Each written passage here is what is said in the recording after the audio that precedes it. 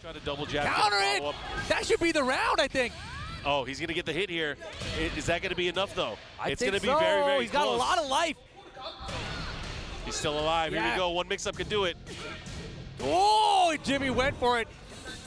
And Jimmy G Chan now chopping away. Yeah, he's like, man, forget this. Forget normal Tekken. I'm going to start swinging. Yep. Bing, bang, boom. There's a follow-up here. Oh, he got a taunt. All right. First taunt of the day.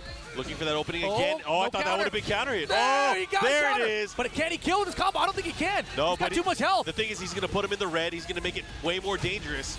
Here's the mix-up. Goes for the low. No. He got it. The down forward once where Jimmy J runs it back. Going for the tracking moves. He is trying to restrict Jimmy J Chan's movement here. Nice 1-2-2. The follow-up, that's going to get punished, yeah? Oh, and here we go. He's still in there. That was big, and that's going to end it. Oh, yeah. Here we go. 2 rounds to 1. Arslan on the board. And more than half of his life gone. The running tackle, he may be trying to move again. Oh, and Jimmy fighting back now. Don't count Jimmy out. He's got the reds up. The blues up denies it. And Arslan with the 3-round comeback. Let's go. Yeah. And oh, my gosh. He gets the air running too. The follow-up here. I don't think Jimmy J Tran was ready for it. Oh, the perfect set point for Arslan. Just like, that was like 20 seconds. You know, but he can't let that get to him. He's got to get it done first. But who has a bigger clutch? That's the question right now. Arslan's got the rage. A rage drive. Here we stick. He got it, but he doesn't go for the wall. He has the wall as well. Oh, the wall. This is big. It's huge. Oh, my gosh. Tiger. Jimmy's off the tackle. The down forward one. Low berry from Jimmy J. He's going to get it. We're still living. We're still living. Chairs are getting flipped over. Jimmy's brought it all the way back. Oh, he got the wall standing one. But what kind of combo are we going to get the wall wall's here? going to break, right? It is. Oh, and my the adjustment. Jimmy J Tran. Final round. He's chipping away. Jimmy's in trouble. Away. Jimmy's in big trouble. Oh, and the whiff. He's not over, though. Last chance. He got it. Arslan over Jimmy J Tran. What an amazing set between these players. Oh, my God. That was crazy. The rollout. Oh, Crouch B. There it is, the first RD confirmed of the year. That's what I'm talking about. M-Dash pulls it out. That far D, the iconic Iori button right there. Look how much that evens up. Off one far D. Oh, yeah, we just applied the pressure on him after that guard cancel roll goes for the DP. You're going to pay dearly for this. You don't want to give ET this door. Oh, man, goes for the climax. We're turning the lights out on him. Pay the electric bill. Boom, headshot. Oh, right between the eyes. That's a critical hit. Oh, but he gets the forward throw. Sound like M-Dash is most definitely still alive. He gets the crouch B max mode. My Lord. Oh, my goodness, the forward D again. You want to whip something on me? Let's get this corner carry, hard knockdown on top of it. Goes with the empty low. Not going to bite, though. All right, ET still battling back. Oh, so that you close deal with C is so good. But again, we talked about it. You get the hit and then you want to hop. Evens it up. Did not get a close enough hit. Oh, he stayed on the same side, but an incredible block. He's going to run it out. No, he does not. Oh, into the climax. That's going to scratch him up. That's a wrap. Incredible confirmed from M-Dash right there. The awareness to block those constantly, whether it be Choi or Blue He Mary. can smell that championship. Oh, and then the empty low doesn't commit, though. If he loses his build, oh, beautiful avoidance on the crouch D. And M-Dash gonna start off beautifully, gonna get full health back. Been putting in overtime for ET this game. Ooh. Oh, but he's relying on a little bit too much now. Taking a lot of damage, ET is. 4 bars to Ken. Oh, that's a wrap from Willie Kane. Yeah, I'm gonna spin the bar, do not hesitate, and now we are on championship point. I think it was against the protege, Lagia. Now he's here against the senpai, M-Dash. Can he pull it off again, or is he gonna get mixed?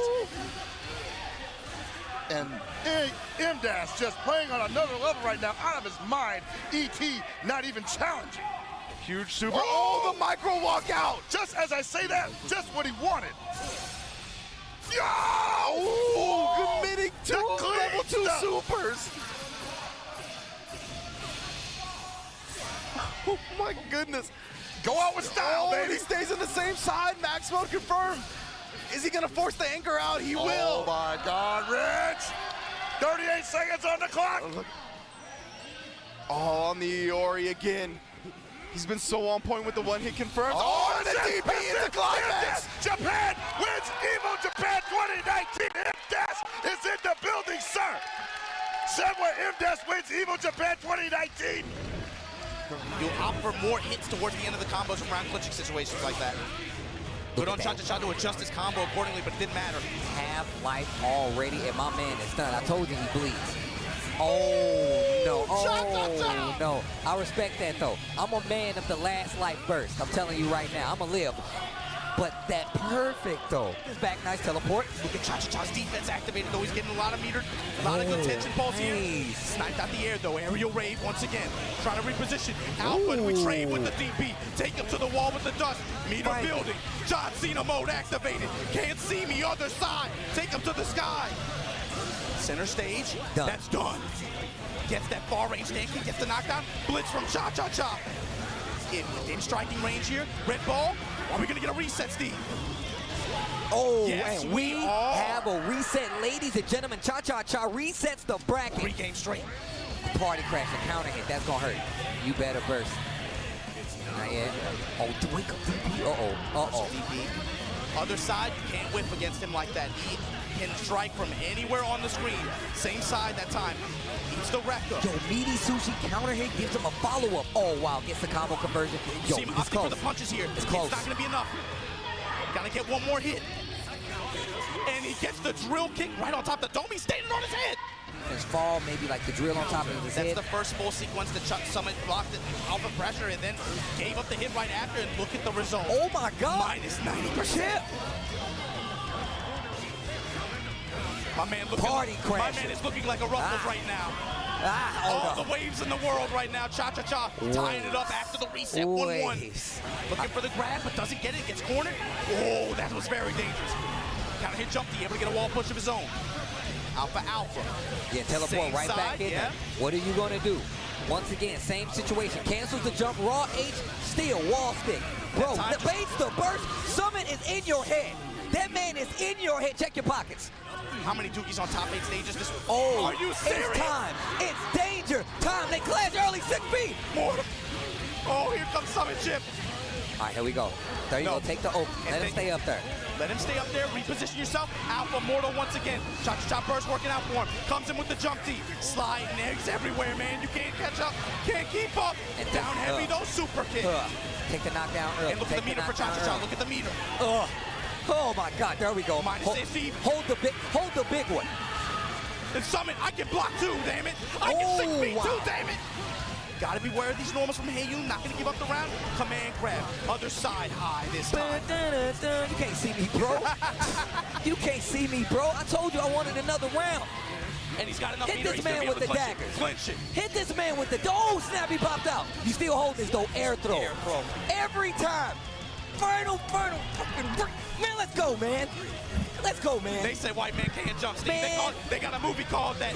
But this Chip character is all over the goddamn screen.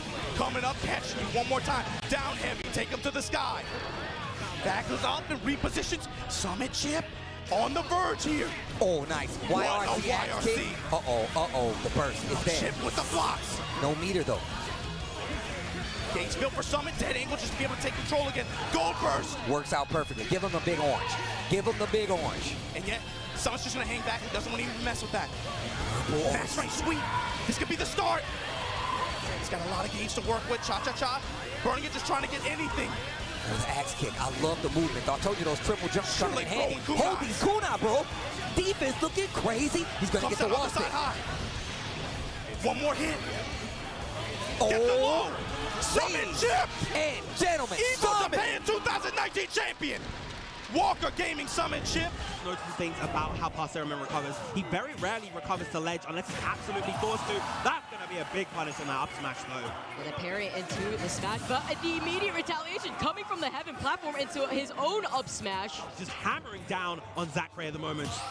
And the patience, seeing that roll out and waiting it out, up tilt into the forward smash. That patience on the ledge, that was absolutely incredible. What a read on that jump right there, Passerman. But Passerman unrelenting so far.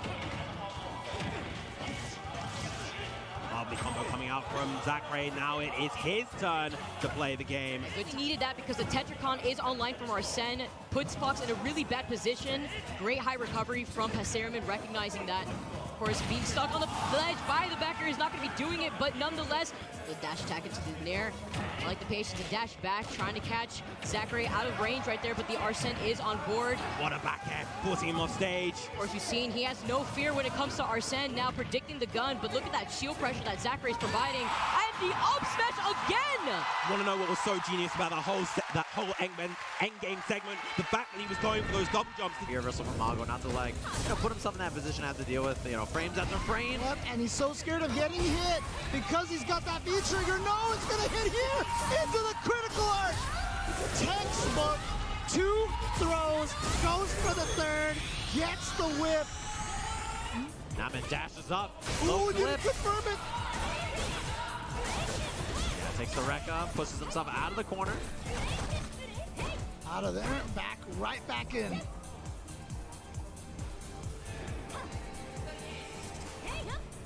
Trying to find a way to get in there. Nauman with the life lead right now. Oh, punish! Confirm! But against Nauman, he's just has these little airs. Wow! And then Oh, this the big reset. damage. Ow! Yeah, it hurts. Uppercut after, that's a lot. Double dash, he was looking for Oh, that. but speaking of hurt, this is gonna hurt as well. Spends 2 of the bars and takes Nauman all the way to the corner. Forward throw, but Nauman has the V-trigger on deck. Doesn't spend any of the gauge just yet. Low medium kick fireball. Yeah, perhaps one more hit from Nauman. Tries to fake the throw. No anti-air. Oh, the low medium kick, and yeah, did not cancel into the critical arc back throw. V-trigger available, now man activates, he's got the fireballs, can't throw him raw because of the Tenko, but it was too far away, the jump. It has anti-air this time, baits off the poke.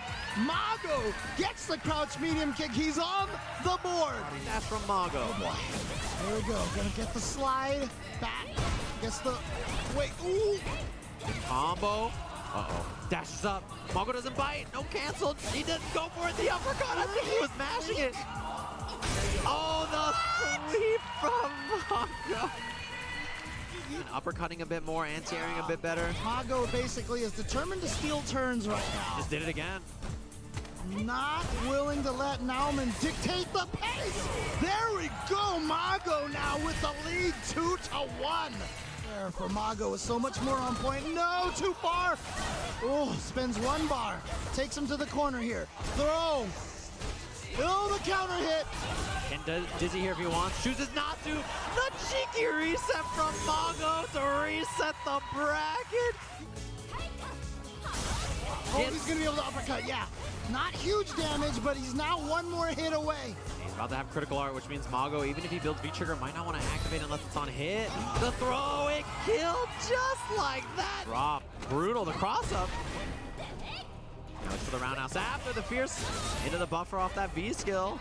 Oh boy, working on stun real soon. Walks up, blocks the jab, activation, the anti-air. Nice, has it, and then he gets the counter hit here. He's dead. Done. Nauman is gonna go up 2-0 over Mago. Oh. I'm surprised he didn't do it there. Yeah, I know. Mago's that kind of guy. Oh, yes. The juggle. Is he gonna do it? Oh, Mago committed. Nauman now. He's on set point, tournament point, Evo Japan point. Oh boy, the jumping missed the uppercut. What a great start. This is how you want to do it. Oh, the counter hit's done. Done. He has 2 bars. Reset how much here. is going to spend? No, he just takes the damage. Mago's in trouble, keeps it plus that. Nauman is your Evo Japan 2020 Street Fighter 5 champion with Sakura over Mago. And here we go. Look at this. Slowly try to make the comeback. What the heck? Ow. And now just they're tied in life. The fake! The fake into the throw! And he normally does fake into knee strikes. Just the basic Jackie stuff. Hey, He's really showing you virtual But when is he doing them? It's the timing, right? Oh, but hang on a second. Schwapo got something to say about it. And there's the low throw out of the tech roll. But that's the fuzzy guard, right? when it looks like they're teabagging each other, yeah. Oh, yeah, it looks like that, right? Yeah, see? Oh, my, the speed of this guy's Really, he's execution. trying to avoid danger. Oh, nice He throw broke it. escape, yep. No punish again on that. Backing up for space. Here we go. Caught him moving forward. Gets a nice launch there. And Schwapo, but it's not over yet. Tonchan, down forward PK into catch. What a side He step. got through the 6P. Oh! Get off! Gets off it. Yep. Still manages to Throw take the escape. throw. Nice And block! guaranteed up forward KK. Just one round now. 1 out of 1 round here to find out. Yeah! Uh-oh. Let's go. We get a reset or a champion. Down back punch mix. Oh, Tonchan with Oh, the lead. He's strike. looking All good. the throws. He can feel it. He can feel it. He can smell punch it right kick. now. But he's getting Oh, real it doesn't aggressive. break the fourth He's throw. running into some buttons. Oh! Another throw. One more Sharp kill. was so close. Not enough to kill. Oh my God! Oh, my we're God, gonna it's gonna PG hurt. throw for the Finally. One more reset. mix up. The What wake about? up kick. The step. Oh, and he gets the my. reset. Schwapo stays alive to fight another day, and Tonchan is beside himself. It's being a little tricky Oh, there. man, no. Oh man. Doesn't escape that. Okay, here we This is go. good. Opportunity for Tonchan right now. Maybe Really big one one. good mix-up here. Oh, good Oh, block there we again. And go. the flip. Another throw. Oh, all man, right, he's all right. throwing all the assortment of throws here. Was that the back canyon kick or back hanging kick? That I was think it back, that one. The Yeah. Oh. the back down PG from Yeah, Pi. it's to establish, hey, before you start fuzzing too much in my face, you gotta respect this little head Right. here. And if you've Okay, got okay. a guard break, if you've got a move that hits them out of their guard, you can use that as All well. right. Okay. Okay. Because it's still fuzzy guard, right? They're Oh, still is that blocking. over the wall? Yeah. Oh, my And just like that, Tonchan goes up 2 games to 0. that's- And his playstyle legitimately is 6 moves, 5 moves, Yeah. something No, like that. but it's how he uses them. Right. Yeah. Of And course, also, of and also, I course. think That's on, why it's so great. Yeah, but the thing is, you know, like when you watch like high-level fighting game players, right? It usually is just like they practiced 1,000 times.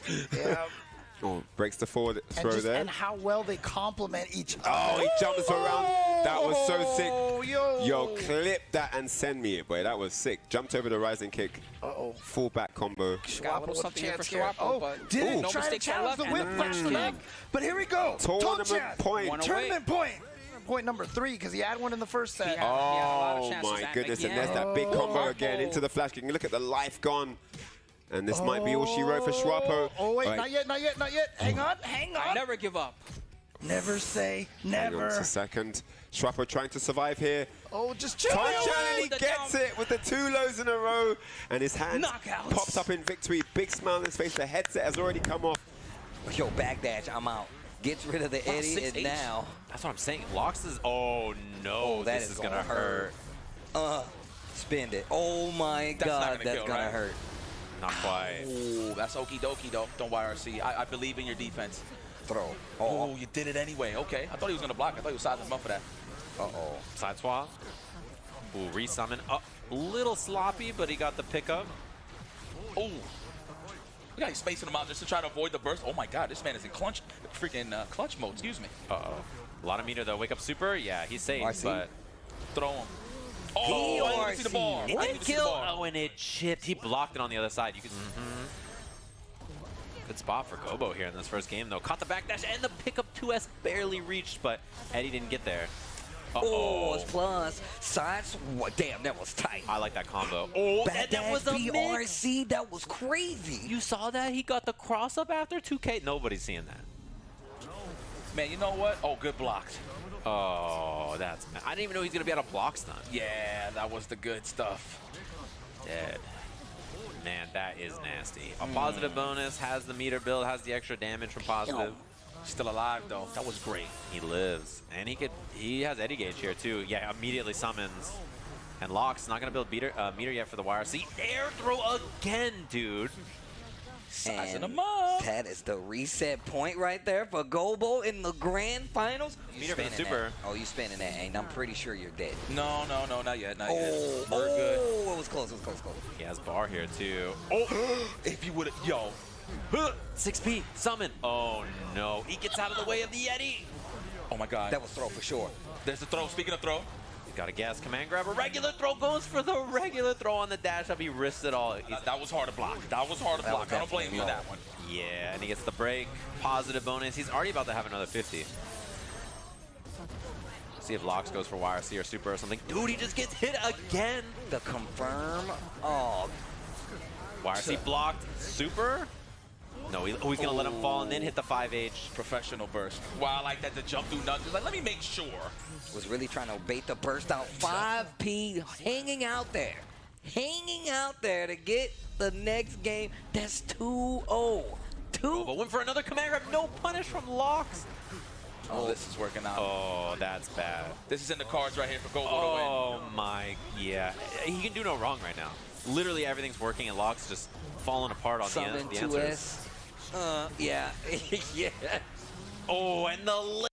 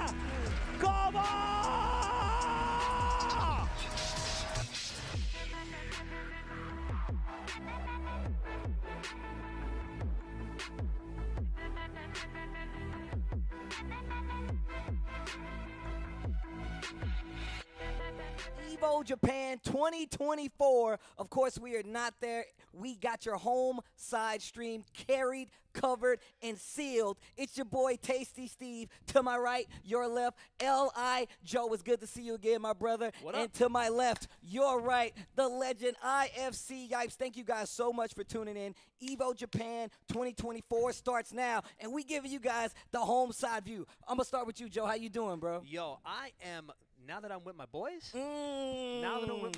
doing what I love, I've never been better. Hey, I that's ain't what I never like to been hear. better. But no, yo, I'm happy to be here. I'm happy to be here commentating some Evo matches. Something I don't do often, but I love when I get to do it, and especially one more time with the boys right here. Man. But yo, and also like the games. Now I'm a big fan. Okay, talk of to the me. fighting game community right now. Correct. I'm gonna keep it a buck. All of us. I really like watching Tekken. I really like playing Tekken. I really like Street Fighter 6. I love everything that's out right now. I feel like we are at a peak. I really do. I feel like we're at a peak on totally different levels, and I'm with it. I'm with it. I made this tweet a while ago before I go to Yipes. I said we're in a midst of a fighting game renaissance. Oh, yes. And we 100% are. Yipes, how you doing, Brody? What's good with you? How are you feeling, man? Look, back on the west side, you know, when I'm in a building like this, I know we're going to put in work. But what makes this more cool for me is just that I'm kicking back. The only difference is my shoes ain't off, all right? Last time we was a bit in the living room there, throw some little tech out there, but I was real comfortable. I was just scared if my feet stink or something, you know what I mean? But other than that, I'm always comfortable, of course. Represent another year of fighting games, celebrating Evo Japan 2024. I mean, it's kind of crazy considering we've been kind of here for a while and we're in 2024. So it's kind of just, you know, looking back and just looking back in the past and now in the present, we still here doing what we love and enjoy and to talk about and to push forward for the culture. I got nothing else to say, man. I'm here. Not only Blessed. are we still here, but we're going up. That's it. Not only are we going here, That's facts. but we're still going up. That's what I like to hear. I love the positivity that we got here right now. Of course, like we said before, Evo Japan 2024 is kicking off. We got 3 days of solid fighting game action for you, and arguably for one of the best regions of fighting games in the world for a very long time, of course. All right, I mean, obviously, we got to leave off somebody like Arslan Ash.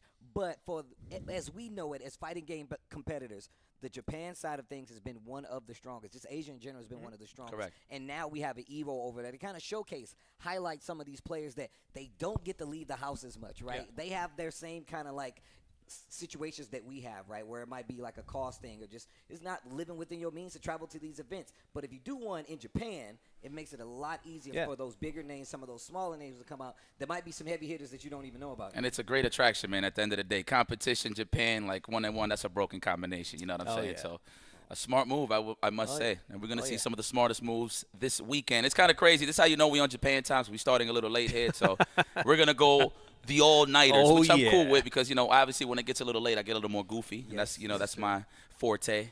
It's just fighting games and being a goofball. That's why I'm here today, baby. With my fellas, though. Hey. Hey. No, No, you're definitely right though, man. Like, look, we used to pulling the all-nighters, especially when it comes Oh, to video yeah. games. I was just watching my man Yipes. You just hit like a 10-hour like 3 days ago. I came in your chat and I was like, bro, you at like 9:59. You had one of the marathons already. So we've actively ruined our sleep schedules for you guys. Oh, at home. yes. For your viewing at home and enjoyment at home, we've screwed up our sleep schedule so you guys can have somebody to talk to and guide you guys along with this action right now. So it's actually pretty cool to be here. And once again, like we said, we did this last year where we had all the homies come out. We had Ryan Hart, James Chen was here, but now we got a couple of new faces in here as well. Jaidlyn is here. I mean, of course, we saw JustASpirit pull up to the building. We got the boy Rynge in the building. So we got you guys covered, as well as we do have a couple of our friends and your friends over there in Japan who actually decided to see it with their own eyes. Oh, so we we might be able to talk to them a little bit too this weekend. So we got some cool surprises for you guys. Yeah, whatever you want, we got you covered. We got you covered this weekend. So make sure you stay locked in here, baby. We're good. We got you. I want to ask you guys, what is one of the games that you are looking forward to the most? Can I go first? Go ahead, Joe. Damn. Can I go first? Go ahead. I know what some of you are going to say. Sips T, hit me with the answers, Joe. What is one of the most exciting games that you think are going to happen this weekend? I have to say it only because I feel like I owe the game a lot. And not only do I owe the game a lot, it's where I was made. And that's Street Fighter 3 Third Strike, and that is Chinatown Fair, New York, 8 Mott Street. 8 Mott Street, the reason I'm in this chair is because of 8 Mott Street and that game. And I can say that without a shadow of a doubt, straight up. So the fact that I get to see it, and again, with the boys. You know, I know about 8 Mott Street. I know about 8 Mott Street. No, but it's so I have to agree with Joe. That's actually what I was going to kick it off with, the fact that we could celebrate a game that has been celebrating Evo for so many years. I mean, you've seen the Daigo parry, you know what I'm saying? And it's so crazy for the hardcore gamers out there that love Third Strike. Joe, we must have seen that like 1,000 times from different players. Hell, I see you do it before. You know what I'm saying? But in a moment to see it, like, you know, you're welcome. But in a moment like that, Daigo in the clutch should do it, you know what I'm saying, to set the tone. It actually, like, not only that, put a stamp on Third Strike, but it's just something that you can always reference to know how hype it was in the Evo stage, right? So the fact that it's back, you know what I mean, to celebrate, I'm more with it, you know what I mean? I'm looking forward for other players to freaking jump in. I haven't seen KO in a while, so maybe KO will pull up. I think he's in the bracket, too. For I'm Evo Japan? pretty sure KO is in the bracket, baby. Throwback, you know what I'm saying? Throwback. I'm pretty sure, if I had to assume, safe to say Daigo's in the building maybe. Justin Wong is in the building maybe when it comes to being part of the tournament, being part of history. And what's pretty cool about this is, you know, obviously this ain't going to be like a year-to-year thing. So this is like the heaviest of bragging rights, because whoever wins this, you got to hold this for like the rest of your life. So I'm pretty sure that everybody's going to put their chips on the table. No, seriously, Joe, are you entering? No, I am not. No, I'm not. I don't think so. Joe, you supposed to be in there, bro. I don't think so. Joe, you don't want to rock the Bodega Ken tactics, you baby? know I want to rock the Bodega Ken. So I've recently tried to play maybe a couple of years ago on Fightcade. And I was pretty good in Third Strike. Okay. I was getting washed. Nah, that's a whole The new game world has certainly That's a new world now, bro. I went and looked. I was watching the kids play. I was like, oh, I'm a stick. I'm a stick. I'll I'll get some popcorn. You know, so I feel you on that one, Joe. It's actually kind of crazy because you kind of seeing like this happen with a lot of games. I remember I was just at Frosty Faustings, and you know, just like a sidebar to it is like, I had stopped playing Guilty Gear like Rev 2 a while ago. We have Strive. We've been playing a lot of that. But seeing how it just recently got rolled back, and that changed the entire infrastructure how people play that game now. So I went to like Frosty's thinking that I'm about to see. I'm like, these guys are going to be sharp. And I'm like, yo, they are actually kind of on point. Wild. And my man was breaking it down for me. He's like, no, Steve, like now that this game has gotten rolled back, this game has gotten a new life. You got a lot of people that are into it who you might not have heard of. Same thing goes for something like Third Strike and Fight, bro. You go on there, that's a completely different world. There's people that sign up just to play exclusively Third Strike. But also, just talking about like the legacy, once again, I remember I was trying to burn one of my DVDs from the Evo exhibition where we had the Third Strike exhibition. I still got that DVD. I can't even rip it anymore. You know why? Because I watched the DVD raw. You can't even, there's literally no data to get off of that bad boy now because I've watched it that much. But we haven't even been talking that much. But we're going to take a quick break. When we come back, we're going to try to get some of these video game action up on the screen. Make sure you guys don't go anywhere. Stay tuned right after this.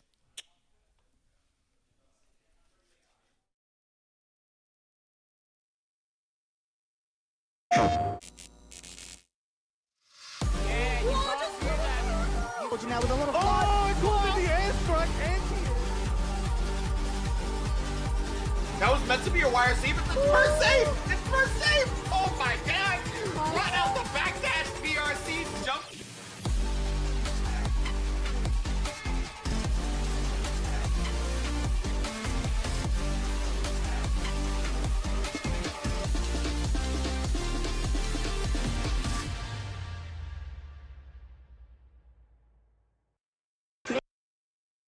Is there a particular aspect of like Colt as a character that's different from you as a person? Yeah, he's way more nicer.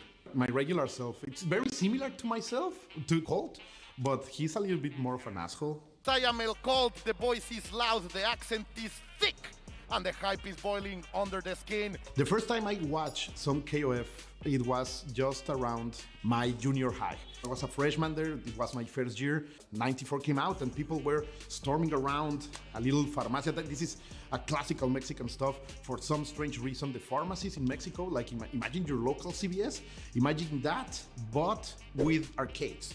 So many of us went to our little bodegas, las tienditas, to these farmacias, and they always had some arcades. I talked with an arcade owner.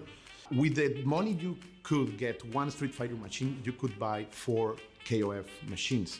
So it was all over the place. And people in Mexico, we didn't have that much money to go and buy a console and buy our games, not even the high-end games like those. So we went to the arcades, we went to the shops at our corners, to the bodeguitas, las tienditas, and all that kind of stuff. For us, it was like a gathering place too. It was a very social experience, and many long-living friendships were born in those places. And that's why this game means so much to many people.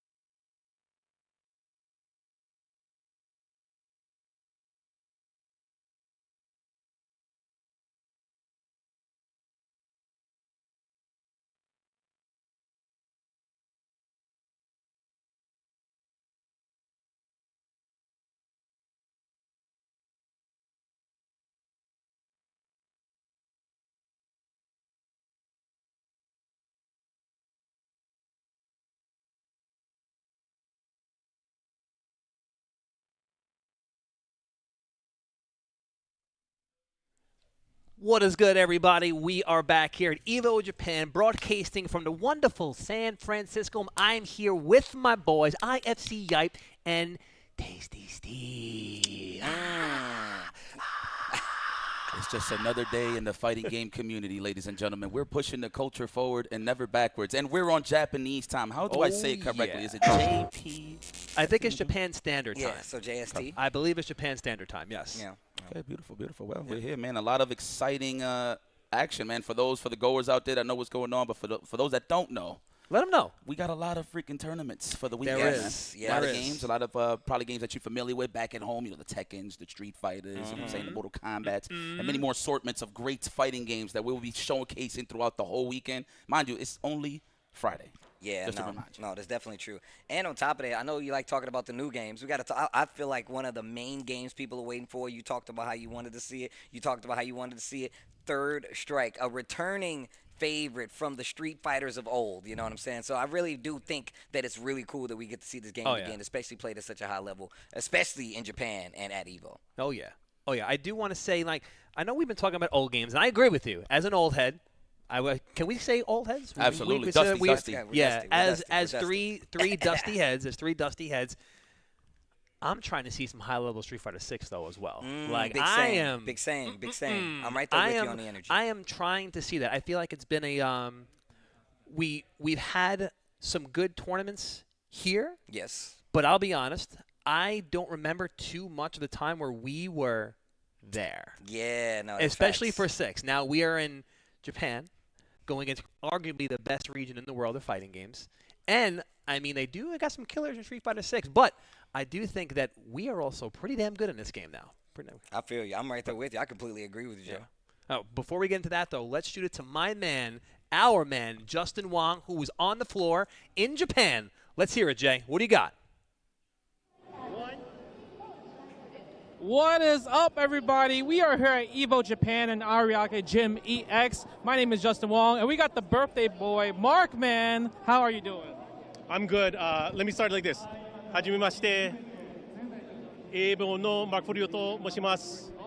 Yoroshiku onegaishimasu. Oh, the Japanese is clean.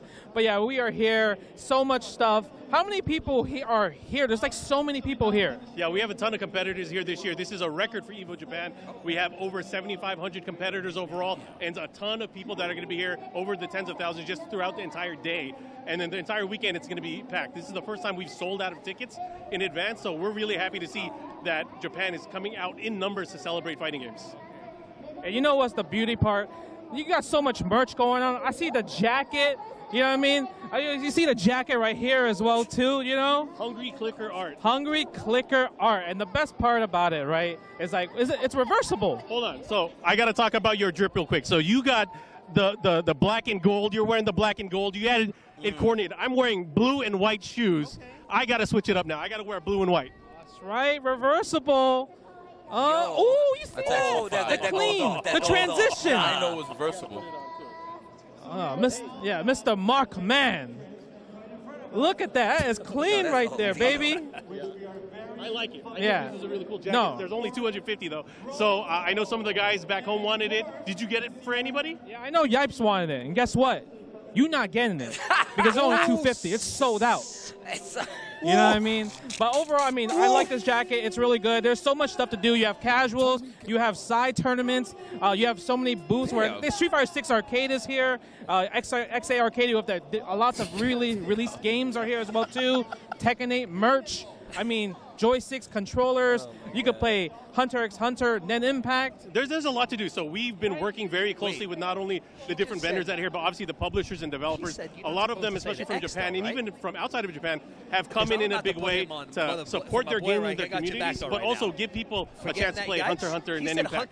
To play 2X KO, right? And then there's just a lot of cool stuff, and I think it's going to be a fun weekend. You know, Evo events, usually publishers, developers, they want to have something special saved up for maybe even the stage. So I hope you guys look forward to the entire weekend. It's going to be a lot of fun for fighting games. Don't forget the matches, right? Obviously, we're at Evo Japan. The best players in the world usually live in Japan, but now things have changed. So many people from outside, like different places around the world, North America, South America, just like Europe, Australia, Southeast Asia. I mean, Street Fighter 6, Mena RD. Like he's one of the favorites to win this tournament. I don't know if he's how high he's seated, but like I mean, he just won a big event a few weeks ago in New York, right? You have Leffen, Evo champion for Guilty Gear Strive as well too. I mean, and the first master event for TWT, it's going to be a bloodbath. Yeah, it's going to be a bloodbath. I mean, the GOAT of Tekken, Ni, he is here to claim that throne. I'm so excited to see Japan versus Korea when it comes down to it. And I mean, what other stuff do you expect for people to play? Third Strike. Right, Third Strike is here. Third Strike is big. It's actually really surreal to be at the event, you know, and they have so many arcade cabs just dedicated to Third Strike. So Third Strike obviously going to happen on day 2 evening for the final, so I'm looking forward to seeing that. Just to see, because you know the crowd for Third Strike here has always been one of those super hyped crowds. But again, just seeing a lot of the Japanese community, but again, the global community come out here, celebrate this is the 5th Evo Japan event. You've been to like almost every single one, right? I've been to just almost every Evo. Like I didn't come last year, but the last time I came out here, it was so fun. But this is a transformation, right? This literally is complete makeover. And I mean, if you're not here, you're really missing out. Yeah, our partners over at SIE and Sony Music really helped level up this event in a big way over the past 2 years. So again, I hope you guys look forward to it. If you guys can't make it out this year, please try to come next year. And make sure you guys stay and watch all the stream, all the matches. Like, it's going to be an impactful weekend, right? I'm pretty sure you're going to see so much content from everybody. I know Sajam is here vlogging, Punk's vlogging. I mean, everybody here is vlogging. Like, so why not, right? And then I see, like, what else can you do, right? There's so much other stuff that you can play here. I know XA Arcadia has a bunch of other stuff, right? And then, you know, I think the also cool part is that they got High School Girl here. So the creator, the mangaka for High School Girl, Oshikiri Sensei, is here. They're going to do a meet and greet. I heard you were the first one in line to get the ticket. I mean, Mark, man, kind of hooked. Mark, you hooked me up with that, right? I came here, I was like, yo, Mark, 7:30 a.m. Did not hook up. No. Where we at? Right? But other than that, I'm glad that you guys are going to be enjoying this weekend of Evo Japan 2024. And I'm glad Yipes is salty because he did not get this jacket. Just kidding. I love you. I got you a jacket, my boy. Hey, love to everyone on the couch. Thanks for just helping out this weekend, and lots of love to the production team back home. And let's send it back to the team. All right, good save, because I was about to like take a dookie on your name right now, bro. First and foremost, he told me, he was like, hey, man, he showed me the merch. They said, hey, you want some of this stuff? And I was like, hell yeah, I want that jacket. You know what I mean? So I actually thought you was faking jacks for a second. Hold up, though. Go talk to me. Hold up, though. What is Hunter X Hunter? I don't know what that is. I've never heard of Hunter X Hunter. I mean, I'm not, by no means am I, you know, any kind of profound, you know, anime manga individual, but Steve, someone that is, Steve, have you ever heard of Hunter X Hunter? I don't know what Hunter X Hunter is. I know Hunter. Oh, okay, yeah, because Justin, he said that. Justin that's the proper way to say it. I've never heard of a Hunter X. Yeah, that's it's just Hunter. Okay. All right. Hunter. I wanted to make sure that I heard Justin correct, and Justin did say Hunter. So what we're saying here is Justin is fraudulent as an anime connoisseur. I'm not saying that. One could. If you only listen to that clip, you could actually make the argument that he could be fraudulent. Just a little bit, just a tad. I didn't say it. I also did not say it. I was just, I heard what he said. I wanted to make sure that is what I heard. That's it. Okay. Well, look, I know we going to think about this in the downtown, but I think we got our first matches starting that we're going to get to from Evo Japan 2024. So let's get to this action right now. That's what I like to see, man. Let me see some people get washed. You know, look, we already talked about how heavy it is, how tough it is to succeed in Japan in fighting games. Street Fighter 6 is already one of those games that, you know, a lot of people are having a hard time trying to keep in a pace with. Don't know. Is that Haitani on the commentator seat right now? Man, listen, shout out to all the legends that are kicking back. You know, now they have kids now. Is that Haitani? That's Haitani, my friend. Is that Haitani or my I don't know. He's probably in there ready to smoke fools. You sure that's not him? It looks like him. No, I'm pretty sure that's him. Yeah. No. Shout outs, man. Listen, he's been on his content grind. I mean, he has a family, started a family and all that. Is that? No, I think I'm very incorrect here. My apologies, but shout out to all the commentators out there that's just stepping up to the plate. I mean, it's been fun. I'm gonna say right now, it's been. Oh, there's Haitani. Okay, thank God. All right. It's been very fortunate to see. Like, I kind of feel like the same thing that happened at Red Bull Kumite, bro. Like, we had Justin up there sitting with us talking games. Like, I love that a lot of the players, especially like these players that are already kind of established, that have done a lot, are actually able to sit down, talk about the game at a high level, especially for something like Evo Japan. You get to see a familiar name. I feel like a Street Fighter household name like Haitani talking about a game. That's a really good intro to a lot of people. That's Frida? That's Frida too, right? Yo, man, some of the old heads that hit Marvel aficionado, man. You know okay, Frida, man? He used to play, was it Zero May Cry? Oh, wait a minute. But I don't think I've ever seen him in person, so I could be wrong. That's probably what it is. But I know what that is. But it's good to see the homies, man, getting involved again. Anybody that, it's two sides of the coin when it comes to commentary, right? You got the people that really do their homework and commentate. And not to say that they wasn't on the field, but like they wasn't heavy, like, competing. But that doesn't mean that you can't commentate. That's what I'm trying to say, right? And in this case, you know what I mean? Like with Haitani, this dude is a freaking professional. He's a legend, bro. So he could break stuff down and be just as analytical, you know what I'm saying, as somebody that has been commentating for a long time. So, yeah, man, that's a killer right there. I have no doubt in my mind. If y'all hear it, if y'all understand his language, I wish I understood Japanese, man, to be freaking honest with you. But I'm pretty sure he's dropping some gems. So it's cool to see him up there, for real, for real. No, that's definitely been one of the best things I feel about going into like this next generation of like games.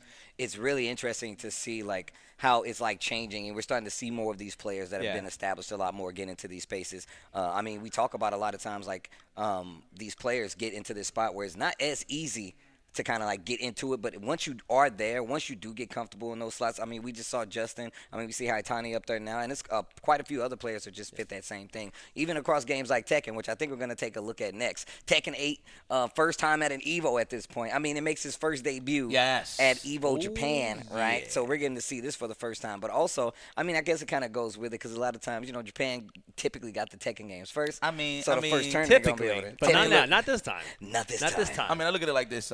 Tekken is just a staple at Evo, so like I'm not surprised when I do see a Tekken up there. It doesn't matter what's the version of the game, right? But you know, as it should be is what I'm trying to say, man. Let's go. Here we go. Yo, this is the first match of Evo Japan 2024 right now. Tekken 8. Yep, that's what the production team. Literally everything that you just said is what he said to the guy that's getting ready for the next battle. Get ready for the next battle. I would love to hear gameplay.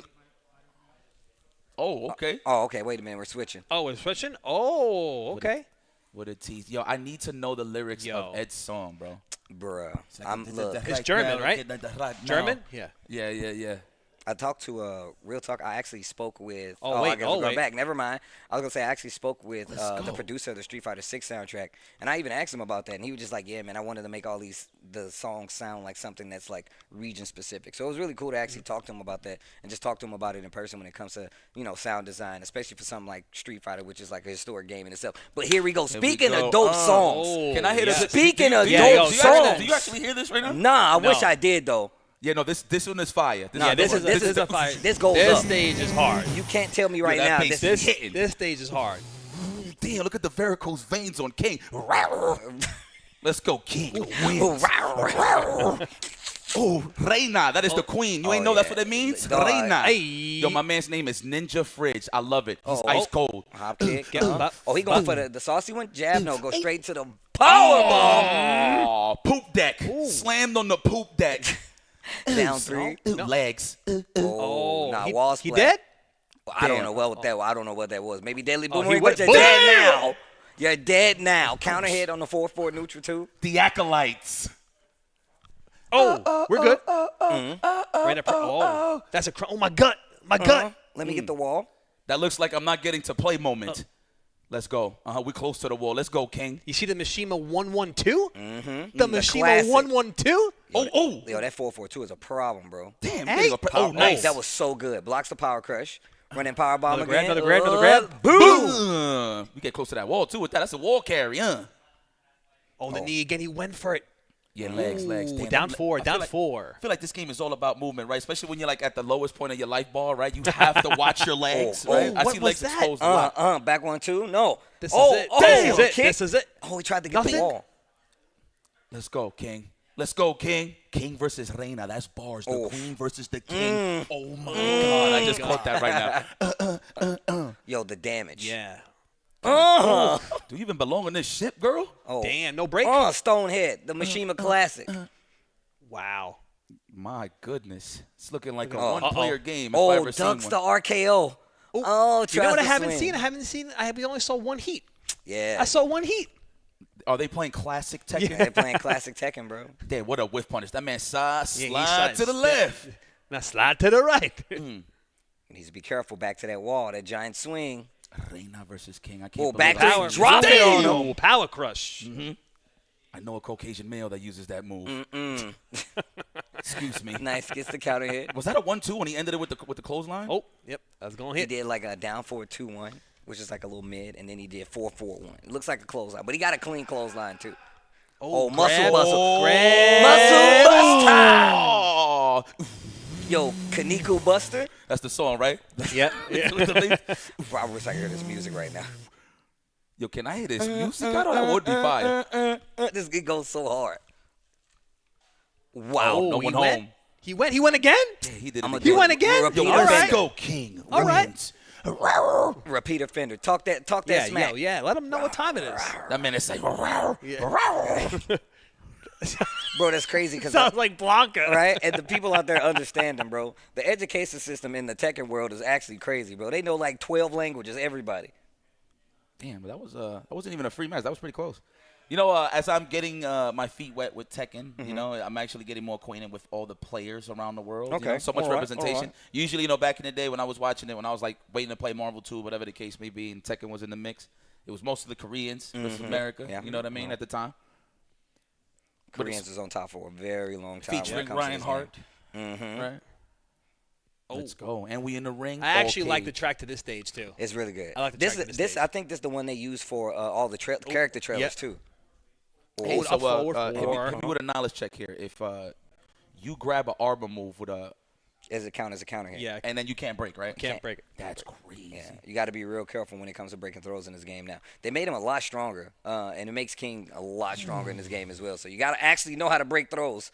Oh, okay. Wake up lows, huh? What was we expecting there? Was we trying to space out the low and it just got clipped? So now that they've made like the get up attacks, certain those get are up all attacks safe, like right? safer now. So now like you, one of your best options is to make it whiff and then just either launch it or just whiff punish it. Naturally, Parried okay. him. That's right. Play possum.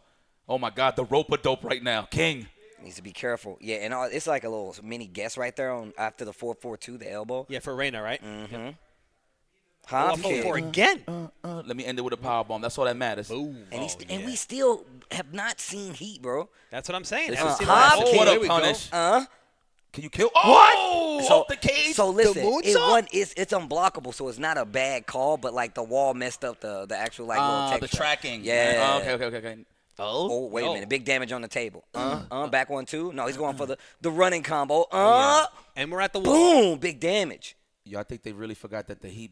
Oh, right there we go. Yeah, There we go. There we they go. heard us, they heard us. Engage. There we go. No. Oh, that hit. Yeah. That's what he wanted last time. Wait a minute. Heat burst. Wait a minute. They playing Tekken 8 now. Yeah. They playing Tekken 8 now. What a hitbox. What? Yeah, the alley kick, bro. He be stretching on that, bro. You said alley kick? It's called the alley kick. That's a down 3+4. Yeah. All ACL meniscus to the mouth. That was the same move. You see how far he go? He be dipping on that bad boy. All right, I see the defense here. The 1-1-2 Mishima special. Oh, there it is. We'll mix him. 4-4-2. Yep. Using Yo, the that's mix. a quick dub right there. Look at that.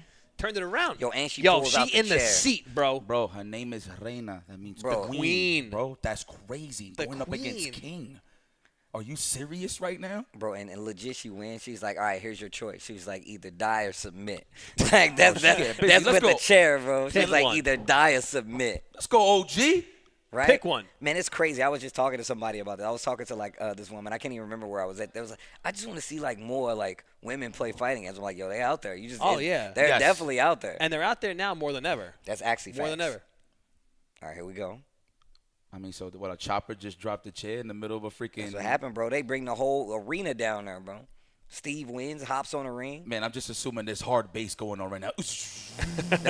Every stage to me just sounds... Let me stop. Bro, you know what's crazy? I literally change all the songs. So when I hear the songs again when I'm at tournaments, I'm legit hype all over again. I'm like, oh, I ain't heard this in a while. So Okay, we're trying to space out, huh? Oh, yeah, nice. launcher. Was that a legit punish? Nah. On hit? Like on hit? Oh, just got hit. Okay.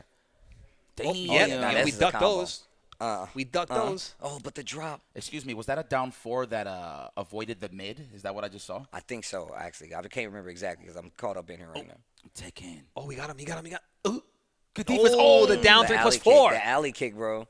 It got so much range. That's a classic round ender, too. So, and a lot of times, like, you see people go for the second hit, but if they do that last punch, it's like launchable all the time. I see. Okay. Oh, speaking of launch. Speaking of launch. 8. Every stage has a wall now, right? Every stage has a wall. Okay. Yeah, no endless stages this time. They don't want you running This forever. one's just mad far, though. Yeah. This is one of the bigger stages. Yeah, in the game. this wall is mad far. Yo, what the hell is she? She's like discombobulated or something. Like, what's going on? Like, it's just mids, whiffs, and then goes lows. Mids, whiffs, go high. So what she does is, like, since she has, like, a lot of Heihachi's moves, her low, she has a hell sweep. But, like, she's mixed in with a lot of, like, new moves, too. So that's why, like, she does, like, she has, like, a special movement. That move is ridiculous. She's got, like, a actual, they call it the war guy kick. It's like a kick that hits you on the ground. Oh, nice full crouch down for 2. Big damage. She also has a pretend wave dash, right? Technically, not technically, but no, it's a wave dash. She has a legit wave dash. It's just, and she has like Kaneko Buster. Yeah, you dead. Kaneko Buster. Kaneko Buster. That's the Japanese. That's how they say it in Japan. Kaneko Buster. Kaneko Buster. But that looks banned in America. Yeah, bro. They don't let you do them no more. Okay. My man Ninja Fridge is like, what's going on? Oh, nice. That was a really good block. They actually had to change that to make it more punishable because of the recovery and stuff like that. That's really good. Boom. Fridge was pretty consistent punishing that. Whatever that gut punch is. Yeah. Hit to the crumple. Oh, nice. The parry. The parry Manilow. It's a mid-move, full crouch. There, down forward 2, you can do it right there. It's really good because it's a full combo starter. Oh, there we go. Heat burst. Heat. Here we go. There we go. Tekken 8. Made it whiff. Tekken 8. Oh, get in there. Okay, the duck. No duck. No Wait duck. a minute. Them legs, bro. I'm telling you. I would have got hit. I'm telling you, I them swung. legs. Yo, King, watch them legs, bro. Oh. So wait a minute. That 3-piece right there could have switched to a low? Yeah, you can actually like switch it up because she goes into like her 4-4-2 stance, but she has a low option out of it as well. But that's the one he's been full crouch, like hitting it with the launcher on too. Okay. All right, gets the down 4-1-2 counter hit. He can still get a combo. Wasn't ready though. That looked a lot of hits done though. The 1-1-2 Mishima. Yeah, there we go. Right there. Bad punish though. Bad punish. Ooh, tried it. Oh. We're getting closer and closer to the mudslide. Yeah, Mishima. Uh-oh. Oh, that was it, too. Ninja Fridge in trouble. Hey. Swings in between on the strings. Yo, she was mad happy. She was mad happy. That's how you do it.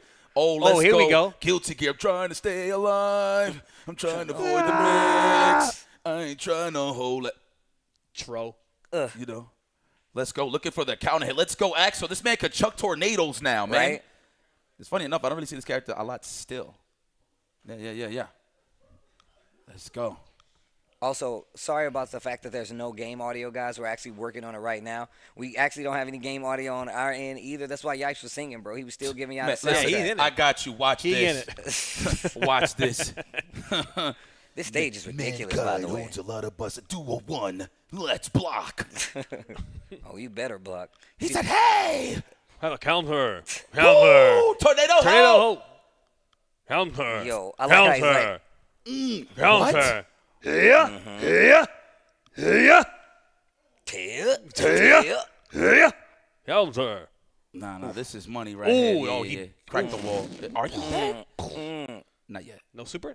Nah, I ain't got that. Watch him roll. Volcanic Viper. Slash. Let's go, man. Wilding? This looks like Zappa's old stage. Am I wilding? Duel 2. Let's block. Actually, you're right. It does kind of look like Zappa's It old looks with like the town Zappa's with the stairs. the stairs. Yeah. This is actually, y'all need to stop playing with me like this. Hold on. Oh, that far slash, boy. My goodness. Look at your health bar, my friend. Yo, Asha. Get out of there. Get out of there. You should read the far slash pressure and 6P in between. Whoa! Rock on. Slash. Headbutt. That was fast. Head the butt to.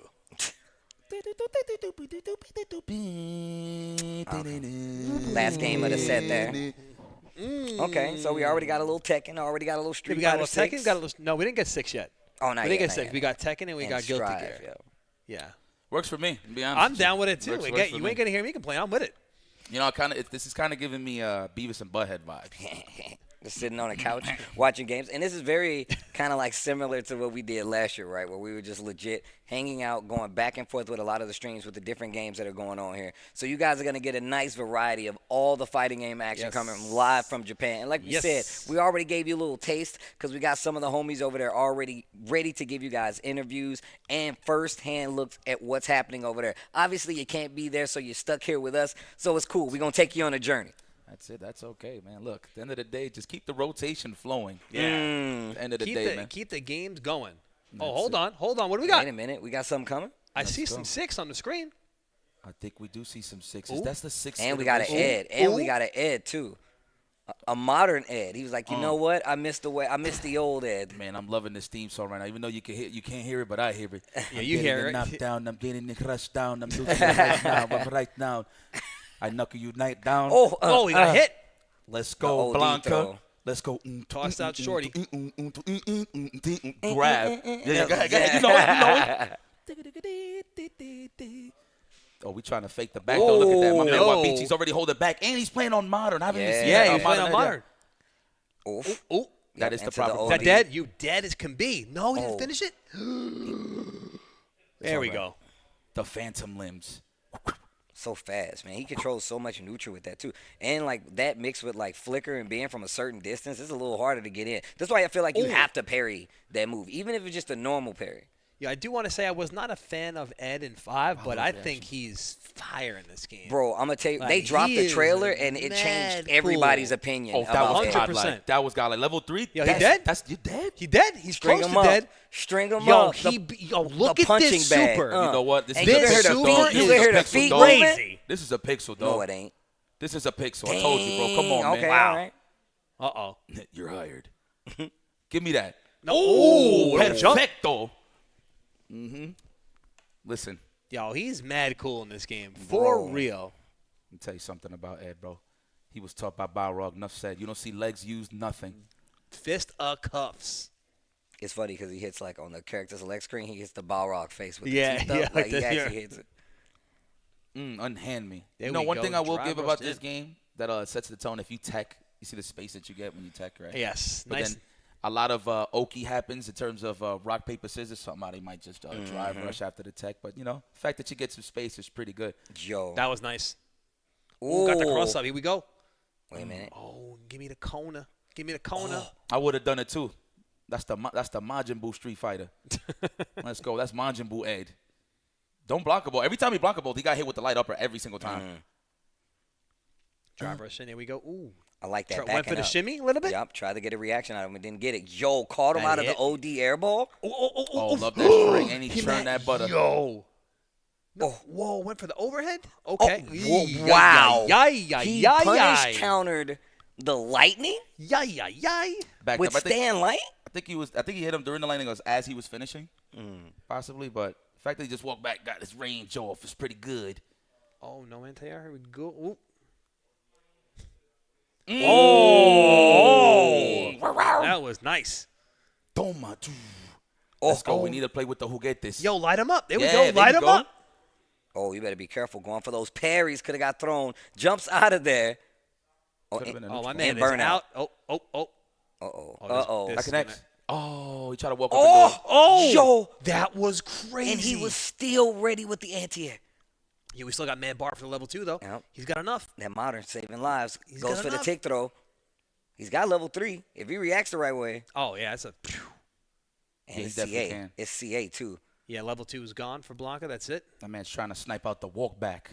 He got to chill out now. Yeah, he spent a lot of drive trying to play that game. Yeah, so busy trying to open him up, lost all of his resources. He was kind of assed out, to be honest. That is one of my favorite parts of this game, though, is the resource management. I think it's such a cool part of this game. I mean, this game, you know, you can kind of snipe out your opponents to see how, like, thirsty they are for a low forward drive rush, and that actually sets the whole tone for the match. You're like, all right, you're that thirsty. You're just going to assume I'm going to just let you burn your drive rush, and I'll take care of the rest. Yeah, putting somebody in burnout in this game, man. But there's some players out there that's gotten really good at being like, you know what, you think I care if I don't have any drive bar? Noah's being one. Noah, the prodigy, young boy does not care. It's like, you think I'm tired? Watch this. Let's go, Blanca. Long arms of the law, the Kawhi Leonards. Oh, my God. Yo, watch it drive. He did it. Sneaky. Oh, and he dead too. Full charge on the Psycho Knuckle. Dead as can be. That's optimal. That was optimal. That was nice. Simple. It's the first time I've seen a Modern Ed. Modern Ed. I actually wonder what it is that he loses in terms of his kit. It looked like he had pretty much everything that he needed, to be honest with you. That's what it felt like anyways. Oh, back to Tekken. Hold on. All right. Dog, what the hell is going on in the Zafina? background? Yeah, All I know is when I see tornadoes, I think about John Kent. Bro, I know these people on this tanker back here like, please stop fighting and help us. We don't have much time. And I think everybody's dead. Wherever they're fighting at right now, I think everybody's finished. Oh, this man's hands is on the table. This is real talk. No, he got the hitbox right there, boy. On the table. Let's go praying to the gods. He's like, I got this. I got this. Let's go. Man, Zafina. yo, Roto got mad freaking combinations. Yeah. Whoa. They had some He's like, assortments up you there. want to clear your eyes in the morning? In the evening, after swimming, when you're done playing the game. Dude, did somebody say Roto? The flame advertisement. Roto, man. That's me. Looking like you're having a hard time seeing over there. Yeah, I got all this stuff in my eyes. Not for long. Roto Z-Man. Ah. Oh, yeah, man. Also, like, Lily now is really annoying to fight against. She got this new back turn low. It's really fast. You can't punish it. Nice mix. I ain't gonna hold you. I've seen Zafina a lot from Tekken 7. She kind of looks the same, like in terms of like her toolkit. So I don't know what she got different. I know she lost some stuff, right, Steve? From She 7 definitely- to 8, yeah, I think she lost quite a few things. And most of the time, it's just like the system that kind of like changes it because like now, since they want you to be a lot more, you got to be a lot more, aggression focused. And typically her game was to like run away. But also another huge part of her kit was the fact that like she can literally like get away from a lot of stuff, right? Like she's a little squirrely. She can move around. Her stances make it so she goes extra low. She's got a low some. She doesn't her low beat some lows or did or something, right? Yeah, it puts her so low to the super ground. low. Like Right? so you saw it earlier, her down 3. It literally puts her so low to the ground, and you really have to be careful on the offensive side. That was a nice mids or whiff and stuff like that. Okay. Okay, rewall splat. Cartwheel. Yo. Big combo to the wall. Go straight for the rage art. I agree. These certainly do less damage in 8 than they did in 7, right? I Yeah. feel like these do a little bit less. You can see people, I feel like certain people, like especially a lot of the older Tekken folk, they don't use rage arts as readily as most people, but tries to catch the movement, not going to work out. Great Hoppa punishment kicku. with the hop kick. But yeah, like even now you see people are, because I feel like people are still really learning how to wrap their head around and completely utilize like heat. And it's kind of like how you were talking about. You got to remember, like a lot of the Tekken players, unless they come from another game, they've never played like where I'm like, man, I got to worry about a bar, and that just throws them right off a bridge. They're like, what do you mean I got to worry about how much I got left? But that's one of the things that they've added to Tekken, and like life bar management now, right? Because you can get great life back now. They great have life recoverable comes back. life. Those are the two things that are introduced to a lot of the Tekken players that have never had to deal with that before. So it's a new resource management that you actually have to pay attention to. Big pickup right here. Hold on. Is that? Rage art. Oh, another wall? Oh, almost there. Oh, he burst. I got one too. Oh, And the mid, goes the for far the mid. Yeah, The it's got far a mid. lot of But you range. said the far mid. Fight. I like that. Tries to go like use the stance to like try to put you on tilt, and was like, no, I know that game. Just checks her with a jab. Oh, yep, that's a punish. Was that a 1-3? Okay. I seen a jab into a kick. I'm okay. I'm learning. I'm learning my Tekken, guys. You know, people getting in on that Tekken. That's how Lee Chan says it. He don't say Tekken. He says Tekken. Enter the Tekken. Enter the Tekken. Good morning. Good morning. Good morning. The legs, I knew it, bro. You know it was coming. You knew it was coming. I feel like You the knew game, it in was this coming. game, I feel like legs is everything, bro. That's why movement is so Yeah, important. because people are trying to move, and it's like, oh, I see you trying to move, but Like, I got you that wanna get leg out of right there? there. You want to get out of there? Come here, hold up. Yeah, so are there moves, like low moves that track? So let's say, for example, if you are trying to sidestep it with punish, are there lows that track? There is not a lot of lows that track, but there are a lot of like mids that track, right? Like, so they know that you want to get up close and try to move around in the mid range, right? So jabs can miss. So if you're not committing to something bigger, that's when you want to like use the sidestep a little more. You start to use tracking moves. A lot of times it's like tracking mids that you have to worry about. So There's like moves that have like almost like a blue animation that come off their That I hand, learned, yeah. and that shows that it's a tracking move. Yeah. Okay. Actually, that moves Zafina into that round with that long track and move the kick. Yeah. That's exactly what it is. It's Yeah, a tracking for mid tracking. move that people already know. They're backdashing a lot. She lunges forward, it clips you, and I think it actually knocks you down on counter hit. So if you get that, then you get the player You get the game. pressure, She gets yeah. to start. So, but no, that's one of the things. I'm glad you brought that up about Street Fighter 6 because there's a lot of people in Tekken that don't even understand how meter management works. So they're Yeah. literally just like, yeah, the game starts, oh, I'll go right in the Yeah. heat. Why? Yeah. I can't fight anymore. What's wrong? I think you said it. Most, especially OG Tekken players, have never had to worry about anything like that. Like, wait, what? I got to go into this mode, and then I get access to something else in this mode? I will say this. Out of all my years watching Tekken, and I'm talking about I've seen Steve Infinites the whole nine till now, okay? One thing that I will say is that this is the most oppressive and offensive Tekken that I've seen, and I don't think that's a bad thing, to be honest. Because that's what gets you hyperactive for like the defense. So, but I mean, it is what it is. I feel like every game got to evolve, and if it has to go the offensive route, I'm with it. I'm about the violence, so it's cool with me. I still think that, like, even with all the changes in Tekken, I still think that this game is going to be more about defense because everybody's going to be able to hit buttons. It's going to be about who can stop those people, who can counterplay those people that are like, oh, you like mashing, oh, you like using heat early. But we'll see. I mean, it's still the first year of the game. There's a lot of learning to get through. But we're going to take a quick break before we get to more Evo Japan action. Stay tuned. You don't want to miss the games.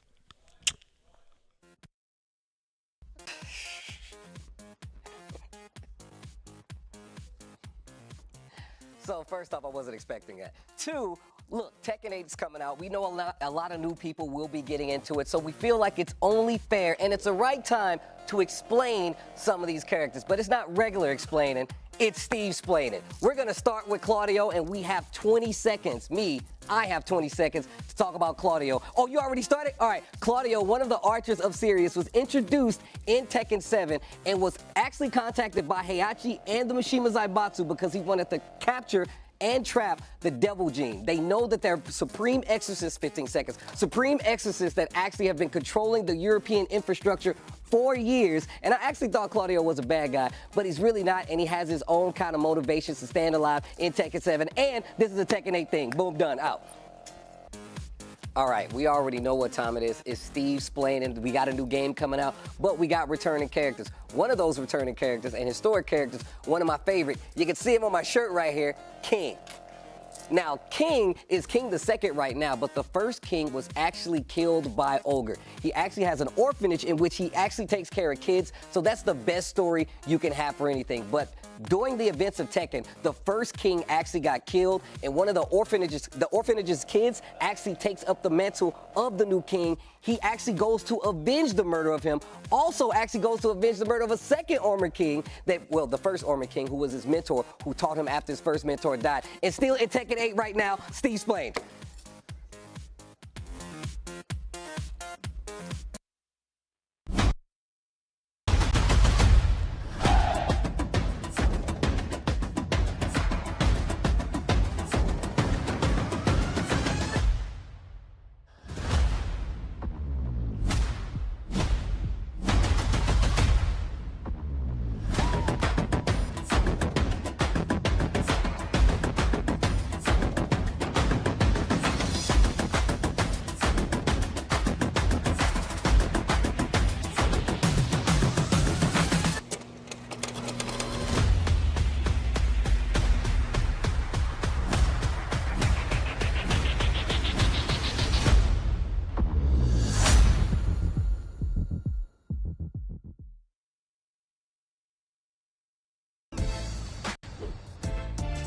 Hadouken!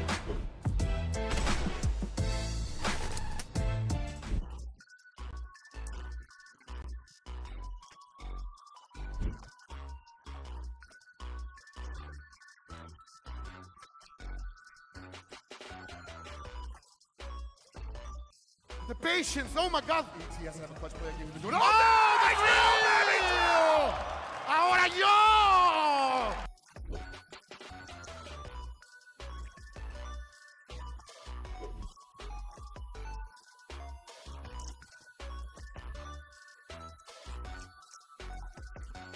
Giancarlo fighting for his life right now in the close A for the win. And Scrubs is your Evolution 2023 Garo Mark of the Wolves champion.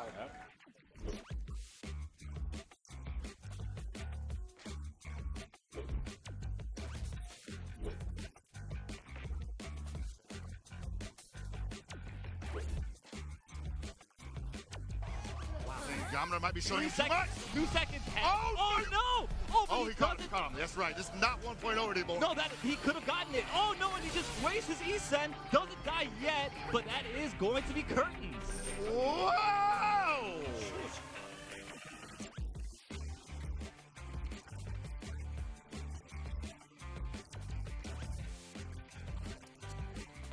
And slowing down what is potentially already depth. If Paco, a dominating performance there after quite the ride.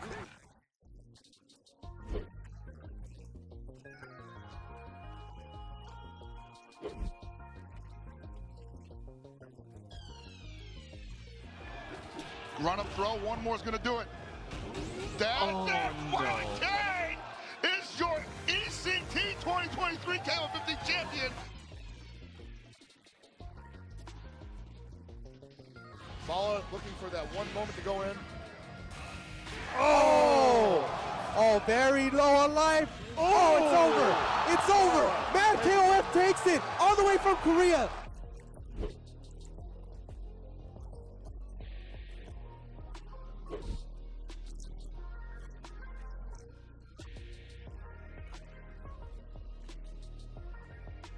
She loves the camera loves her.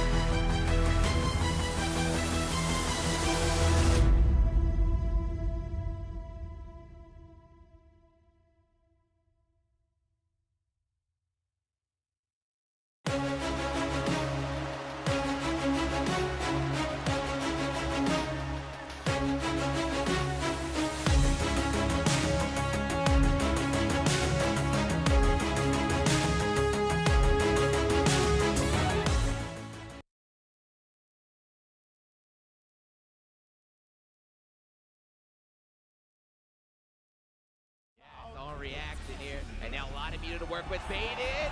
Oh no! Why did you do it like that? Daru taking advantage of moving high.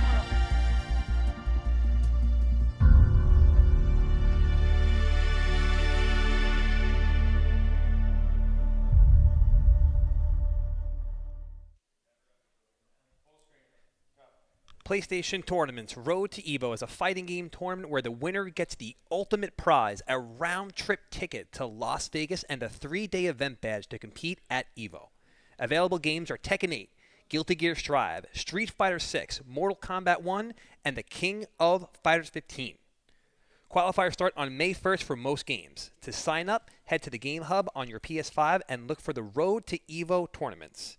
Head to esl.gg for Street Fighter 6 and Mortal Kombat 1 qualifier information. Get more info at the Evo website or the PlayStation Competitor Center. Nice love right there. Shout out. Well, shout outs to the road to Evo, Jeez. man. Jeez, that's a lot of tournaments for sure. Get a lot an of games, opportunity, man. Get an Good, opportunity. great opportunity. Great opportunity. But you know, I want to touch up on something real quick. So, you're that good with your lore in Tekken? Don't think I didn't see the Steve explain. I'm pretty on point with it. I've read, played, talked about a lot of Tekken as well as just a bunch of stuff. I ain't gonna lie, you do it so good. Right, that I thought you was just making it up. I'm like, man, this guy is improvising off the rip. I was like, nah, there's no way that's what King is what he's about. Like, that's not his MO. But that's how good you selling it to me. But nah, I know your lore is intact when it comes to pretty much anything. So credit to you and that that mental of yours. I just don't forget anything. You know, I mean, it's only stuff like that, though. Y'all know how I go. I remember, y'all know how I get really excited about this stuff. So whenever I get the opportunity to talk about, you know, whether it be comics, you know, anime lore, if you're into it, you know, when it comes to, like, just Tekken story, stuff like that, I really try to keep up on it. It makes me care that much more, you know? Like, you got to have some stake in it. You care about what you care about. Exactly. Like, that's it. You really put it in when you want to put it in. I'm with that too. I'm with that. I'm one of those guys. Yeah. I mean, I feel like we're all kind of like that. To some extent. All right, so this is the thing with me, right? This is why I'm a little envious of you, Steve, when it comes to holding this lore. Because there's a lot of stuff that I've remembered and seen in my time in terms of fighting games or just anything, in lore, comic books, but I just forget everything. I'm like, oh, yeah, that was that. But then Steve knows it all, and it be pissing me off sometimes. I'm not even going to hold you. But that's why you're my friend, Steve. That's why I ask That's you why all I'm these here. questions. You know That's what why I'm saying? here. You don't have to remember it. That's why I'm around. I'd be like, bro, what issue with that? I'm like, oh, it's the blah, blah, blah, blah, blah. What's my name again? Right? Look, it happens to us all, man. I mean, look, there's a lot of things that go on for us to forget. Evo Japan, for instance, man, there's a lot of stuff going on out there. This dude Justin actually tagged me in like this new Tekken merch. They got this jean jacket. There? Bro, it's crazy. I need that jacket. Shout outs to Murray. He even said it when they showed the jacket on the Tekken stream. He was like, oh yeah, this is definitely like some tasty stuff. I'm like, it is. And Justin just tagged me in the post. So I definitely got to find a way to get some of those clothes over there. And it's a lot of cool stuff that they actually reveal over there. Just like we do in the States, right? We get like the cool artist alleys, BYOC, of course. But one of the coolest things about having like these Japans that go international, you go over there, you get a lot of exclusive stuff, not including only like, you know, the Evo merch, but a lot of artists over there that actually come out for the first time that you will get to see and stuff like that, man. It's just really cool to see and have an event over there that's kind of like supposed to be kind of like a sister event to something like Evo USA, which is so huge in its own. And I mean, I look at it like this, especially since more artists are getting involved from all forms, like music, just artwork, whatever the case is. Evo at this point, man, every time you celebrate it, whether it's in Japan or here in America, in the States, it's just a festival, man, if you really look at it. You know what I mean? It is. You're right. Every year it grows. You get new artists, more people want to be involved in terms of showing their indie games and stuff like that. There's always something to celebrate every time you go to Evo. So yeah, and it also seems like, oh my bad, sorry. No, you're good, brother. It also seems like Evo has it's more than what it was, which I think is a good thing. Like it's exposing, like you said, so many other avenues where it's not just like, oh yeah, we play fighting games. It's like, no, there's people that are interested in music and interested in art, interested in any kind of form of media or entertainment. Like, it's just, Evo is now like a house to be celebrated in by all these other different kind of avenues and everything else. It's cool. It's really cool to see, and it's glad to be a part of it. Glad to be a part of it. That's for sure. I think the only thing you need for Evo, if you come in person to watch it, just have some stamina. There you go, bro. Yeah. You're going to beat her. You're going to beat her. You're going to That's not a bad thing, because I promise you won't even notice it until the event is actually over. So. Yeah. When you're walking out of the venue, like, my feet hurt. I mean, that's what it is, man. That comes part of the package, you know? Tiptoeing around. Taking your shoes off, walking out of it like the prom. I wouldn't mind rocking some sandals, man. Yo, Evo, get on. Let me get some Evo sandals. Man. Oh, yeah. You know what I mean? I'd rock some Evo sandals. Some Evo flips. Yo, Raven. Yo, I haven't seen this character yet, bro. Like in anything. Like he just came back, bro. He just came back. He's new to 8. We had Master Raven in 7. Okay. Master Raven. Master Raven, yep. Yo, we got Bobby from Oz. I love it. Listen, the one thing that I give credit to Tekken that I am very jealous of is you guys still have access to courtesy duffs. I love it. Like, you could be down like 10, you could be down like 9-1 in a set, but you could just get your rocks off. It's all about that momentum. Nice launch right there. The mix. Yo, ninjas everywhere. Ninjas everywhere. What the hell was that? All right, so please tell me those clones are all mids. They're all mids? Not all the time. Not all of them. So he got shadow clones that got a mix. Yeah, he got... That's... Wow. Yeah, it's stupid, bro. Wow. And like you said, you haven't seen him in a while. Oh! This man Hurricanrana your legs? Yo. Do you remember that used to be quarter circle forward in Tekken 5? They changed it. It was quarter circle forward. Like it was too good. It was actually too good. And then you got a free sweep, and then you got the free up forward. Yeah, that was bad back in the day. That right there, yep. Yo, he that was a free hit. Cool. That was a hatchet kick. Yeah. Oh, countered. Oh, I like the way, yo. No, man. Hold on. Look at the flip, and then he walks off and just disappears. Outie. Yeah, outie. Like, he's mad cool in this game. The bust he's ass mad from cool down under. Straight up. Oh, wait a minute. Who that? Who that? Karu versus Kizumi. Hopefully I'm saying your names right, guys. You know, I have a problem pronouncing a lot of names, especially as a streamer. You know, your chat being there and we coming in with random names. Yeah. There we go. Nice there check. we go. I can hear it. Yep, that's that was Land of the Rising Sun Perfect. reactions. Vulcan Blast. Let's go. Lukey, baby, getting represented from all nations. Let me tell you, that's a strong character. We want to be in a different tax bracket. Oof. Caught you peeking on the tail end. Everybody, I swear, you know, everybody that gets hit with a low forward, I know for a fact assume that they're out of range and they're walking away from 100%. Every single time. 1,000%. It's like there's no way you're that Pringles to the You're low. not that close. Oh my God. Oh, the electric slide on the hip though. Yo. Oh, nice step back. That stand fierce is crazy. Poof. No whiff punish there. That could have been a low forward crouch stroke. Oh, reactions. Bro, check. It ain't even modern. My man did that raw. Yeah, he just seen the screen. Reactions. He did what he needed to do. He believed in his reactions. Oh, my man, it's going in.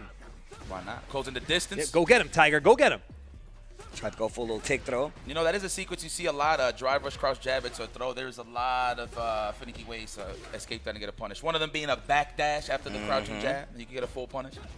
Hold up. We can hold up, too, out of that. We can hold up. Yep. Yeah. Hey. Yo, the OD uppercuts on Wake Up. Yeah. Oh, man ran into that one. Oh, perfect parry. No throw. Okay. Wow, the fact that he was still able to punish with a crouching strong, I thought he was switching I jab. definitely thought the same. Oy. I thought the jump in was deep enough to where he would have to actually commit to something a little I thought lighter. it was going to throw.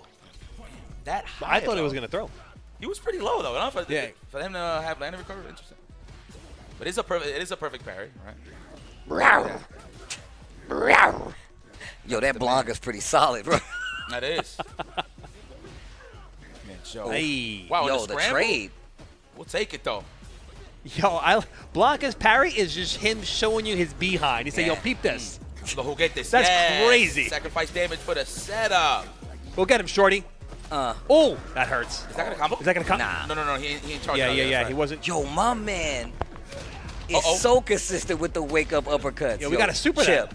Nah, he good. He's just waiting his time. He was just waiting to get that drive gauge back. I agree. He's not even take no risk. He could have supered that, though. That's why I'm not good in this game, because I would have been like, man, I'm super in this. But you got reactions, though, Joe. Yeah. You got reactions. I don't know about Kisui, but we're not taking it away from him. Yo, the slide consistency has been crazy. In the midst of the trade-off, just go crouching strong drive rush. What's in the water over there in Japan? I'm definitely trying to bait something out. Oh, yeah. You're trying to show your hiney. You're trying to show your ass. Hikaru is definitely, yeah, you spinning Oh, you're dead. Man. Going to work. I love seeing igloo kicks in a combo. Nothing but igloos. Roundhouses. Hey. Man, Blanca, you I like the deserve that. CA where he goes like this. No, dog, when he hit the CA and he hit the block, he's and like punch, this. and he hit the X, like, yeah, he does this. He's like, that's my favorite, son. When he does it and he's wearing the old costume, he has the braces, so he's like, he's like, and then he gets That was a nice combo. Woo, this song is hit to the block. Is that what he said? Oh my God, there's go Ram lethal. No, excuse me, Kisk. Ram lethal. Is it not Ram lethal? I mean, you know. Oh man, no burst to escape this. Okay, here we go. Let's Eat get up. that free tension. 50. that free kebab, that Eat pocket kebab. Eat up. 6 Yo. six privilege. That's a good poke. Yo, I can't believe the audacity of Arc System Works to give her a move that has gravel and it's plus and it brings you in. Brings you back in. It's like a cat stretch. That's crazy. And it's plus. You have to guess. It's not your turn. I love the addition to Wild Assault, though. Yeah. The fact that you don't need to spend for like a special. You know what I'm saying? You can spend your burst just to get the hard knockdown. I haven't tried it yet with Millia as much as I wanted to, but I know that's a great option in terms of Oki characters across the board. It's a different way to kind of employ like using, because a lot of times that was tied to like your tension, right? Like you have to use tension to like YRC, move around and do stuff like that just to make the movement. But having Wild Assault actually added in, it actually kind of opens up some of these characters a lot more. I feel like characters like Giovanna and stuff, they get a lot stronger because they have those resources to able to actually keep the pressure going. Or I just go for a mix in some cases. Yeah. Man, Roto, look at the combination of Rotos they got. Man, my eyes are Rojo. Pass me the Rotos. Let's go. Rock. Yo, this Jacko color is base is fire. Yo, so what's homie's name with the sin? Camille? With my wife, Camille. With my wife, Camille. Camille. Uh-oh. Yo, the minions going off. Wow, so let me see if we know how to set up los juguetes. Uh-oh. That's the best way to do it. When you can summon minions raw and neutral and throw them out there behind them, that's the best way to do it. You can't do it into strings, into minions. There's gaps in between.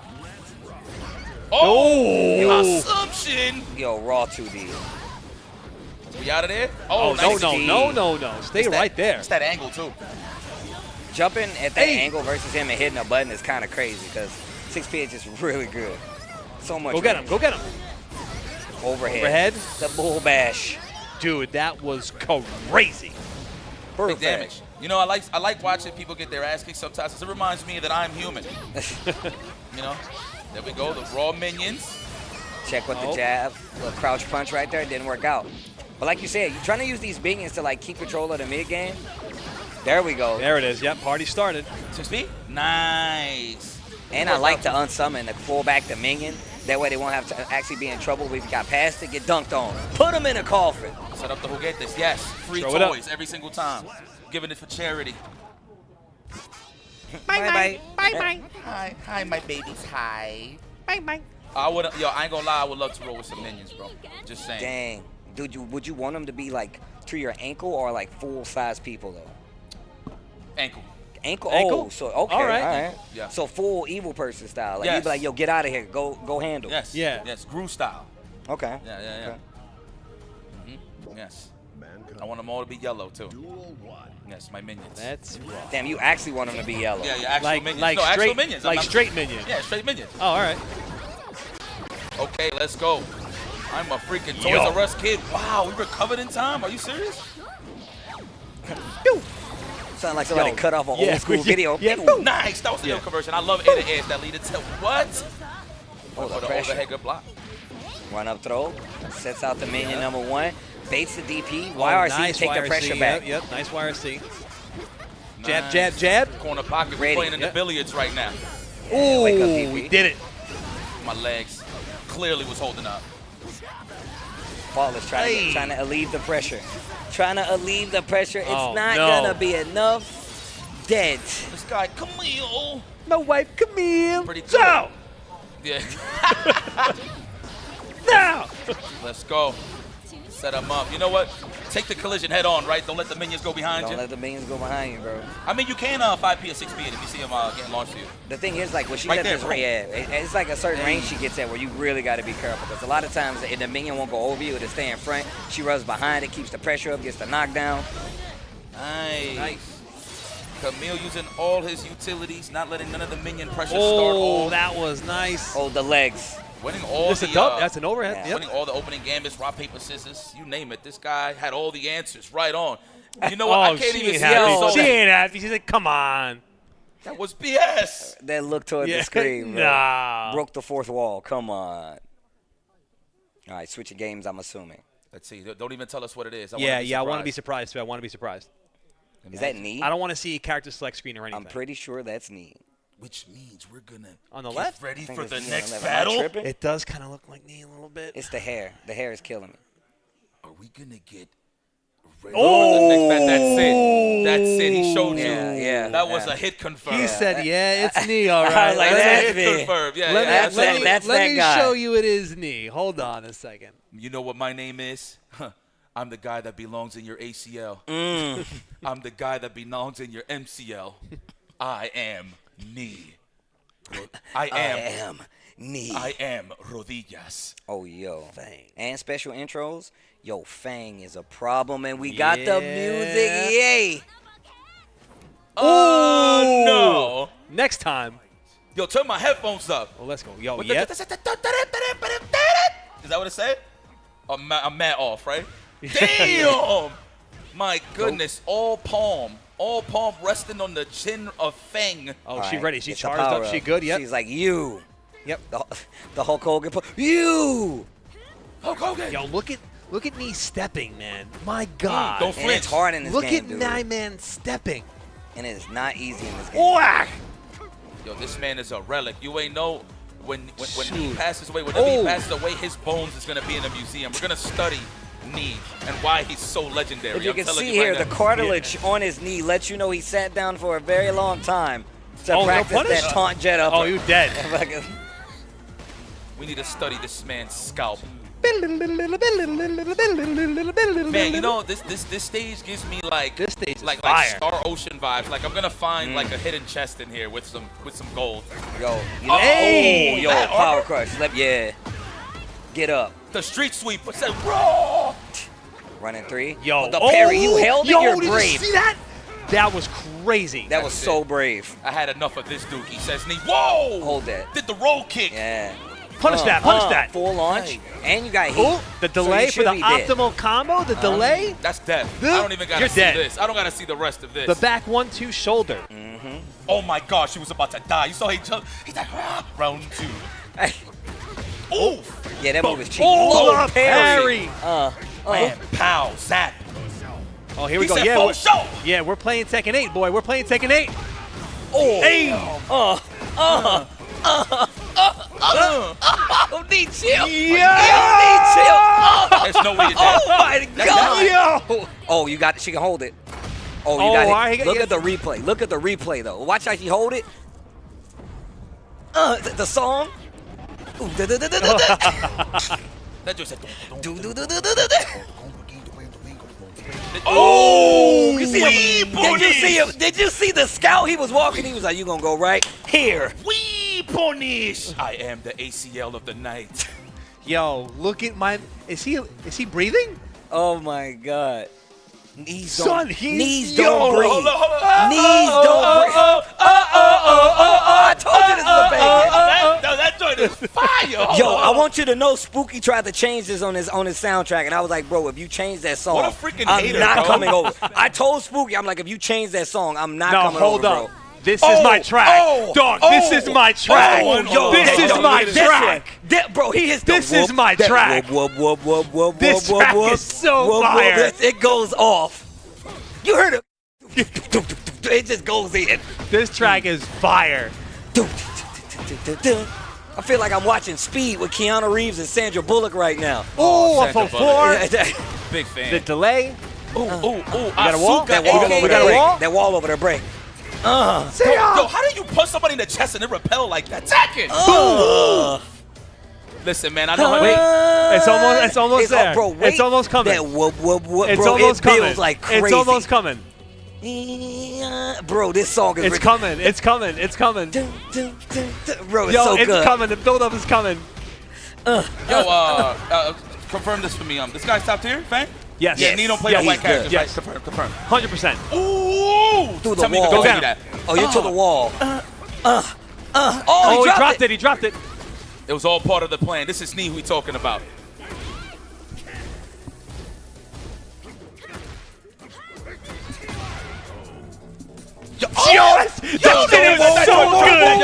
That shit is so tough. Then they go into round 3. Whoa, whoa. It's just still going. It's so good. It goes so hard. It's so good. Pardon the awkward silence, guys, but we were We just literally waiting for the drop. we were waiting for the build-up. We all said, everybody be quiet. I got to hear this drop. No one talk. Let's go. Uh-oh, wait a minute. Baka getting a little, getting down. a little brave. Was that a 3-4 or 3-3? I'm not sure, actually. That is a 3-3. Thank you. That is a 3-3. Thank you. I'm just getting my knowledge up. Oh, let's go. Boom, boom, boom. Ooh! He's a Boom, boom, boom, boom, boom. Boom, boom, boom, boom, boom, boom, boom. And it just keeps building. It's so good. It's so good. Look at It's that. so I'm outta good. here. Another day in the office. Nee, the legend. Get him out of here. Get him out my face. He's pissing me off. Wait, keep the don't come back. No, don't keep the track going. No. Yo, we was done. Yo, I was like, it was like round. It was like, it was going so hard, bro. I'm gonna tell y'all right now. I gotta give props to Harada and crew, cause at the finals for TWT, they had us in the hood listening to Infinite Azure just in a random spot, and the people you could tell they never heard of him. Dude was walking around like, yo, what is this? I was like, oh man, it's Tekken. He's like, yo, this kind of hard, bro. And just random people, bro. Especially Infinite Azure, that's another banger. It's a banger. Anyways. Another banger. Whew, man, we are having a good time here already. Hopefully you are too. We've seen quite a few games already, but this is only the beginning, man. We got a lot of cool people here from around the community that commentate on their respective games. Oh, yeah. So you guys got a full weekend of great Evo Japan action. Back to the Guilty Gear Strive. Azumi going up against Rynge 13. Yep. What's sweet? Every time I see Gold Lewis, I just think of how allergic Hotashi is to this character. I do want to point something out. I want to point out the world representation we've seen so far. Japan, Korea, Brazil, Australia. Yes. Like, come on now, man. Come on. It's Evo, baby. They coming from all over. Yeah, you know, I feel like, in terms of the international side of things, I feel like that is like the midpoint kind of, besides the States. Yeah. Right? So I can see that work when everybody just shows up in Evo Japan. Hell, how many people we got at Evo Japan? I think 7,500, right? Yeah, that's what Mark said. I think that's what Mark said, like 7,500. 73, 75, one of those numbers. One of those, same thing. Yo, the casket, though. Yeah, and the coffin. Yo, the backdash. Once married to Roseanne. Yo. Damn, I cannot believe that it's still unblockable. Unbelievable. I like the patience. Yo, dashing through like the long limbs, yo. Nice throw. Nice throw. That's a big boy. Nice throw. That's a big man. I ain't going front, though. If I do end up at his age, he look like he's pushing 40, 45. Nah, that's 50. That's right 50 there. easy. Yeah, I don't mind a belly like that, bro. Just give me brolic arms. I'm good, man. That man got wild back strength. Do you not see this man holding a casket with an alien in there? Tell me if it makes sense. In there, that's crazy, bro. Yo, he definitely pulling up the suspenders kind of hard also. He pulling up the suspenders for real. Yo, the cross up. Oh, that was dirty. I ain't gonna hold you. I would have took that to the next round. Bitch. Yeah, but I'm gonna tell you right now. You're dead. You're dead. Oh no! You are dead. Look at the when he put the leg up like he's touchdown spiking the ball. That man has. Yo, that wild assault is crazy. That's a wild assault, right? Yeah. I'm about to say that might as well be a regular move. Bro, it's like he's trying to kick you out of the house. It's the bodyguard push. Watch yourself. Oh no. Now you gotta think about it. He can reset if he wants. There you go, just to get the proper damage, more damage. He's gonna set it up again. Yup. Don't crack the wall yet. This is so scummy. Yo. I need help. Please. Need more than help. My counter. The range, the burst would have not hit anyway. That's what's crazy. You had to take that. You had to hold that cock out, my good man. Damn, that was a lot of blocking. It's okay. It's okay. Yeah, think about it. Take your time. We're good. That's a real fan right there, rocking the Bridget jacket. Oh, for real. Got the taxi cap, too. I'm going to send you somewhere, all right. It ain't pretty. Oh, Melia Rage. I know who I am. Definitely does. Okay.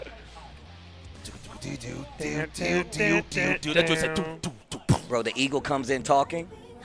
Oh, my God. Can't block. Can't block. Can't block low. Oh, yeah. Hit him with the vinyl records. Let's go. That is so punishable. You can literally delay 5 feet. You can always do that. Yeah, you'll block at the same time, too. Just delay 5 feet. She said, stop playing. Yep. 6H. Okay, it's a get in the car, the Uber app. Yo, the hair card. Oh, it smells good. Yep. Go get him. Oh, wow. The slide through, get big counter. Yeah, you gotta. Wasn't a bad gamble considering he had burst, right? Okay, Yasumi. Damn. And pressure. Wow, to the corner. Set him up. Oh, my God. Yo, my Lord. Oh. Girl, it's all right, girl. Relájate, baby. Relájate, baby. There you go. There you go. Check. Salte de ahí. Relax. Salte de ahí. Relax. Yeah, run. You know, S-Disc is not a bad idea for certain ranges. He's putting himself in danger. Do you not know that you're made out of styrofoam, girl? No, you are dead. Oh, my God. Yeah, he's dead. How do you wipe up with a casket? That's crazy. The window wiper. That's what I'm saying. I will die. Putting yourself in danger. Wow, nice technical. I was about to say ready. Oh, here we go. All right, go to Yo, the set side. him up. Commit first. Yes, commit first. Set him up. Nice Oh, air nice air grab. Big gap Nice between. air Yup, grab. always. Lots of blocks done right there. No 6P. Oh, not the counter. Oh, the confirm. Oh, yeah, you gotta. Oh, I'm out. Through the wild assault? Let's go. I like the patience on both sides, though. Oh, no, you blocked. Oh, no, you blocked. Doing what you were supposed to do. Oh, no, you blocked. Oh, Yo, they clashed with the 6P? clashed? Wow, I never seen that interaction like that. That I don't wake was up. crazy. Uh-oh, disc it. Stay on the same side. Oh my God, it was probably. My man is ready though. He's like, yo, if you get clipped, nice. Yep. I'll see you in the other world. That matchup is doable. It's just, yo, you get in block stun, it's crazy. You have to actively move. Capple's definitely your best friend, but I mean, credit to homie with the gold Lewis, those stand jabs, those 5Ps is pretty good on the His IVs. stand 5P has some pretty good range, but his far S, I feel like, is really one of the tools. But you saw it a lot there, especially when we saw it in the first Bridget half of that match too. So. Yeah, it's all conditioning with close slash in that match, man. You get your throws when you get a chance, but that 1 5P 2P check into the casket is everything that you need. Take. Oh, Take hold with the the Brian. phone. Hold yeah, on. boy, that's another one of those guys. Hold on. Versus the ogre. Ooh, oh my jet God. upper. Yo, that was a NASA launch. Yo, you ain't gonna break that balcony though. My goodness. Oh, yo. Launch Give him him more. some more. Give him more. Yo, are we? Brian just looked like he'd be hurt. Fight. Bro, I love Heat Dash, how they just run up like, no, we're not done. Oh, that's a hell sweep. Hell Yep, sweep. hell sweeps. And her hell sweep reaches mad. But that look kind of diet, though. That was diet, like, hell sweep, right? Nah, like, that leg go far, no, but bro. I'm saying, don't hell sweeps in general launch when you hit? No, not anymore. Not Oh, anymore. okay. That was what I was about to say. Oh, the jab check. This man got the Oh, social back distancing one, that's mask. plus. You know that's plus. Oh, Yep, there we the go. legs long, Oh, that's yeah, gonna stop hit. it. Stop it. Leave me alone. Look how Leave me alone. Yo, get it out. Yo, get the piece out. What? Get the piece out. That's a gun? Get the piece That's out. him. Oh, that's him. I was like, I never seen him with a weapon before. He is the weapon. He is the weapon. I am the weapon. Here we go. He's a dog. Oh, I'm a nice hob kick. I do like the back one. That was actually really smart. Back one has a lot of startup. Probably thought he was going to try to steal the frames. Goes for a quick hob kick. Takes his turn. Ogre. Gets one on the board. Oh, hatchet. Hatchet kick. I just said, coach, cows. That'd be. Do it again. Hatchet kick. Do it Hatchet again. kick. He did it again, too. See it? He did it again. They got stuck. I love games where you can just check them with the 1-2s, 1-1-2s, Yeah. just to fill out how they're going to counter poke and then just go for the legs violently. The pacing of this game is really, really important to that. Like, when somebody catch your rhythm in Tekken, it's really hard to Yeah. like kind of push them off. Was that a 1-3 punish? That was actually, you're right. I think it was a 1-3 or a 2-3. Yo, It was one of those give two. me my You're right. gold star, You're right. yo. You're right. You're right. Come on, Tekken, you think I ain't familiar? I'm assing the game, though. But I know what's going on. Going for the single jabs. Looking Nice for a block. reaction right there. Nice- That was a really good block. Nice blocks by Take, too. Just holding it out. Chilling. Hey, man, are those backdashes Korean? Oh! All Yo, the, let me get all the the launch. good ones are.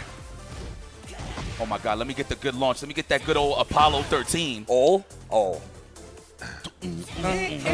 Oh, he pressed. Ooh, need this to be stuff is careful. fire. Yeah, get off me. Don't touch.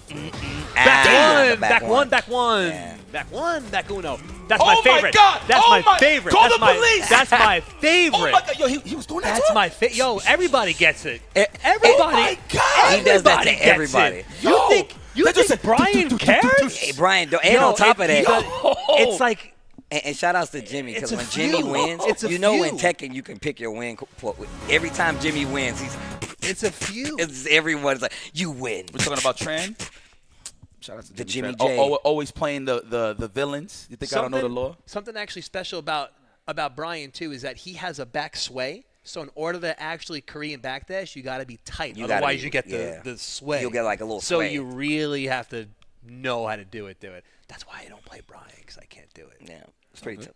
It ain't tough, but once you get used to it, you'll get it though. But sorry to tell you guys, we got to take a quick break. But we got more games. You saw what we're offering. I know you want more. Don't go anywhere. Oh, yeah. We'll be right back after this.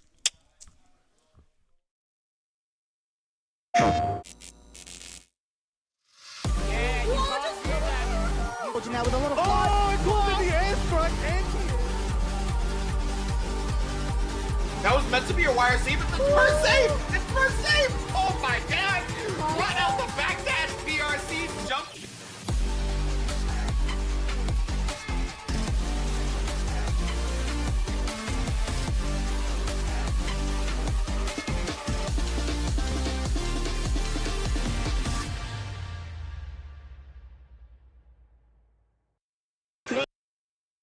Definitely didn't come from the most privileged background, so I like to say I'm from the dirt, you know.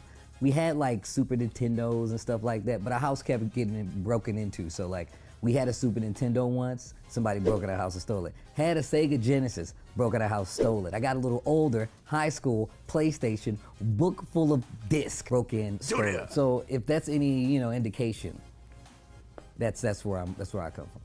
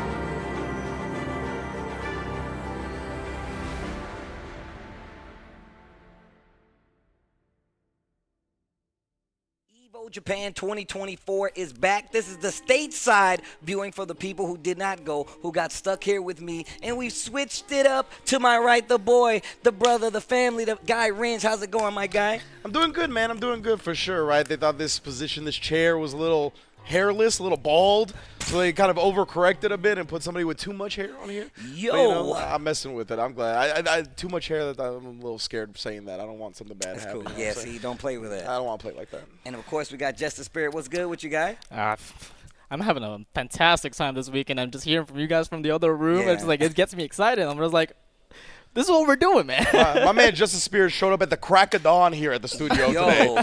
He's been preparing for hours. He was like, I thought we were going on at 6 a.m., not 6 p.m. But, you know, you got mixed with the Evo Japan. It's all right. It's the East Coast time. They got me, man. I'm sorry. Yo, well, look.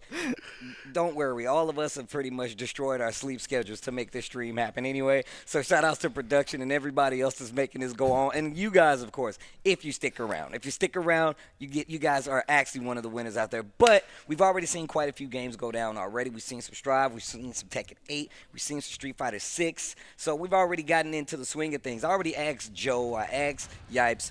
What are some of the games? What is the game that you guys are most excited to see? I'm going to start with JustASpirit. Well, obviously, Tekken 8, man. It's the game right now. Yeah, it's true. The new kid on the block. Yep, the baby.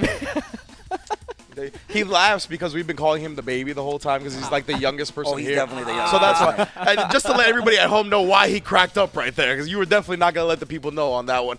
But as for me, Tasty Steve, and the game I'm looking forward to the most, I don't know, man. Street Fighter 6 has really great competition. Obviously, Strive has really great competition. But for me, I don't know, something specific about Uni and Third Strike I'm really looking forward to the most. Speaking of which, I'm hoping we get some action of those games right now. Yo, Sign from Japan versus Debbie Kaz from Japan as well. Wow. Oh, man. Immediate with the PRC, right? He was like, nah, I'm not letting you escape this corner. Take a quick bite out of him. Help me. I was actually just talking about this with Yipes and Joe. Like, seeing people use their meter to move around in Guilty Gear is probably one of the most satisfying things to see in an anime game like this. Absolutely. Like, there's so many different ways to do it in Strive, right? Because of the slowdown, because of the ability to drift RC. There's so many ways to kind of maneuver around the screen, which of course is akin to Guilty Gear as a series. Yeah. Like, that needs to be something that's really prevalent in the game for people to get satisfaction out of it. For sure. As you can see here right there, as we were talking about, Sign finally getting that opening to put Devicaz on the way back, but Devicaz is just responding back immediately. Yeah, I don't know what Sign like tried to jump as soon as he went there. Speaking of jump, tried an air throw. The delay 5D, but no combo. My man was intimate before the dust over his. I'm going to look you in your eyes and let you know. Take a long walk. Devicaz, okay. Taking a second here. He tried the Wild Assault. It's okay. This man had Wild Assault before Wild Assault. It's called Beyblade. You know what I'm saying? That's why they changed that move, so they can give everybody that move. They're like, you know what? It's a little too nice. We got to get this to everybody. That's a good point. Hits low, too. I remember at the start of the game, it did not hit low. It was a mid. Now Beyblade's a low. Come on, bruh. They went through quite a few iterations, right? Yeah. Pressure. Close S in the corner. Trying to get out of there. The dust anti-air. Forever denied. It's like we're seeing repeated sequence all the time. It's like Nine's always just talking on the left side of the corner, and when he tries to go back to the neutral, Devicaz is like, nah, you're going back there. Yeah. I like what he's doing, though. He's really biding his time on getting in, trying to react to some of the projectiles. Devicaz should be able to close out 6H. Yeah, boy. And that all started with, as Tasty Steve likes to call it, the best projectile in the game. Hey, and it is. It is, though. It is, though. I literally been saying this forever. From jump, you always talked about it. I had arguments for S Fireball with Leo, and, you know, I'll still bring that up. But in terms of straight projectile dominance, it's the clone, for My man's like, yo, go over there. Yeah. And keep all your durability. Got that counter hit as well. Caught him flinching at the end. We wake up with it. Same sequence. Again. Now we're going to go back, and Devicaz is going to push that all the way to the wall, and that's going to be it, possibly, and goes in with the low. Did we just watch a replay? Same round, bro. Back to back. The Foudre are going into the Wild Assault. I felt so bad for Kai. Like, you just know. You got plenty of time to see that you're going to die. Like, Get to see it coming. Yeah, you're just like a flipping through the air. Judo chop. Back to back with the judo chop. That S Gatling caught you peeking on the toes. Go straight for the super. This is going to take you to the next stage, though. Let me get that. Maybe able to drain some blood. The ever important. That is sick. What in the world? Yeah. Oh, yeah. Ooh, 2-3 jump man with it, too. Hey. Yeah. I like how he's using that S Gatling. Like, he's literally using it as part of the mix-up. And you haven't really seen too many people do that as much, like, recently. So that's pretty cool. Yeah, for sure. It was kind of a strat that was popular at the beginning, but, you know, it's definitely resource-intensive if you want to use RCs behind it. But the fact that he's just bringing it out, and even that, the deflect shield into the Beyblade, definitely just because of the Beyblade's existence, I think really makes it a threatening situation for the opponent after a deflect shield. No, you're right. Oh, 2P. We're trying to find an opening here, but then because he just isn't having it. Slides on through to get the burst and switches the position, and now putting Devika's finally for the person on the left. Yeah, he tried to switch sides with it. He had the combo hit, which could have led to a setup. The setup probably wouldn't have killed, right? But that situation definitely could have led to a checkmate situation. I mean, you are fighting like a character like Nago, and it's not the easiest, but still. I think Kai does a good job of keeping him at bay, especially when he has him in like far slash range. That is really something you got to pay attention to. Man, we're sticking the tongue out right there. He did have the 23 hit combo, so maybe the Jordan is in the air. But right now, what is this? Kurozukin on the modern Cammy going up against Midnight Poppy on the Guile. I saw y'all was commentating the modern Ed earlier too. That dude was kind of nice. That's what we were saying. That's what y'all was like, yo, what does he not get in modern that he doesn't have? Yeah, I looked it up a little bit. He's kind of interesting because it's like his 5L, it's like 5 light kick, which is the flicker, unless you chain into it. So you can, and then it turns into the 5LP. Yeah, it's mad strange. So I think if you start with like crouch light and then chain into the uppers, then it'll be regular jab. But the fact, it's very strange. But it seems like he has most of his kit. Okay. Yeah, I mean, that's really good, though, because part of his main game is, like, keeping you up close, keeping you in flicker range, and then, like, using his stance to get, like, in and out of that range, because people are really starting to, like, mess with it now. Yeah, so I think the modern Ed is something we're probably going to see explored more going forward. Love seeing the modern representation right here with the Cammy. Think you can Sonic Boom Beat, but what a gutsy call, man. I still am too much of a coward to backdash in the corner. Bro, I mean, look, as a Guilty Gear player, you got to stop me from doing it in the corner. I'm always doing it. You ain't getting me, right? And then they meeting me, and I'm like, See what happened was. Right. Yeah, I was going to say, drain this drive bar. I like the level 1 attack. Even the OD alley-oop to myself. It's here there for the fireball trap. Stop. That took off so much damage. I like him scouting the back fist, too. Burnt out now. Looking thirsty. Get her some water. Nice scout here by Kiro. She was looking for it. Listening for the shooty. And you can see him trying to bait movement with the jabs because he knows he's been using that back fist, so he's trying to get the reaction out of him. Yeah, I love the fact that Poppy wasn't too thirsty during the burnout either, right? Like, didn't try to force the situation, and now the dive kick hitting way too high, easy punish. But yeah, you see stuff like that all the time, right? Where people overexert themselves, get a little bit overzealous, trying to push people to the corner. They get level 1 as soon as the drive impact comes out. Good stuff from Poppy. Okay, gets the corner throw. Situation looking good. Midnight Poppy just staying a little patient here, trying to fight back. Now this time, there we go. Crescent kick all the way to the other side of the corner. Yeah, you already know drive rush it is. Damn, he's gotten a couple of on-point dive kicks to avoid throws. Now we already got the corner again. Tick throws. What we gonna do with it? Straight wake up. X. Shooty. It gets me good, man. Shooty. Dragon suplex. Shout out to Kenny Omega. Hey, coming back soon, I hear. We'll be in Winnipeg next week at Dynamite. Hey. And that is why you saw earlier he was really kind of playing with the idea of throwing the booms because he knew what was going to happen, especially if you're fighting a modern Cammy. That's a modern gamer right there, brother. Right? The supers are going to be easily input in reaction to fireballs, DIs, whatever you try to break out. And Kiro's doing an amazing job on reacting as well. Like, he's just waiting for Poppy to throw out a projectile, and as soon as he hears that, I was like, bang. Shooty. I'm pretty sure that was a crouch-only combo he just did after that situation. Straight to the super, level 3, right out the gate. It's going to put Midnight Poppy in a really great position. Obviously, Guile wants that space, right? Put the booms on the screen. But, again, can't be too, predictable with it because we've seen the quick spin knuckle. We've seen the dive kicks. That time, the OD was too fast. Let me get that drive gauge. Lots of buttons. Bruh, the spinning back fist sailing over her head. Oh, wow. Actually going with the OD dive kick. Burned herself out. Oh, and still caught it. And still caught it, even though he was trying to get the reaction. The spin knuckle. Oh. Good option. Good option. Yeah, I don't like Kuro surrendering some space right there. They kind of walked back into the jump forward. When they had the level 1, they got the modern Kami, right? Like, of course, you can't really react to the projectile with it. It's not inbuilt to projectiles. But nonetheless, I don't like surrendering that space there. Yeah, it's a lot harder for, like, Kami typically does kind of control the screen because of her normals. She has great opportunities to actually like keep you in check with the crouching medium, back fist in this situation. So Gao controlling the screen is something that really is going to work out for him, especially if you can get to this corner. But he's been consistently, Kiddo has been consistently going to this OD dive kick. Side switch. Good defensive options, man. We seen the parry come out, the OD dive kick. Oh, no confirm off the jabs. Here's just absolutely on point towards this Guile matchup. But Poppy, there we go, gets an opening, tries to fight out of the corner now. Both of them have one bar in hand. Which one's going to spend it first once they get that opening? Oh, okay. Recover the timing. And every time going to that dive kick to try to find a way in, jump light not going to find his mark. That's a little ambiguous, too. I wasn't sure what side I was going to land on. And once again, the tick throw owned by the dive kick. But Kuro, left himself open and vulnerable, being in burnout. Side switch, you already know what it is, but no back throw. Oh, how much magic you got in this pixel, dog? Still alive. Don't get touched. And you better be careful shooting. No!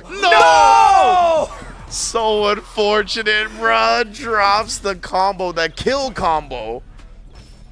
The set point combo. That's that hurts, bruh. And Kiro able to carry on the level 3 as well. She's been so patient. Now we're just going to wait at one mark. Just wait on it.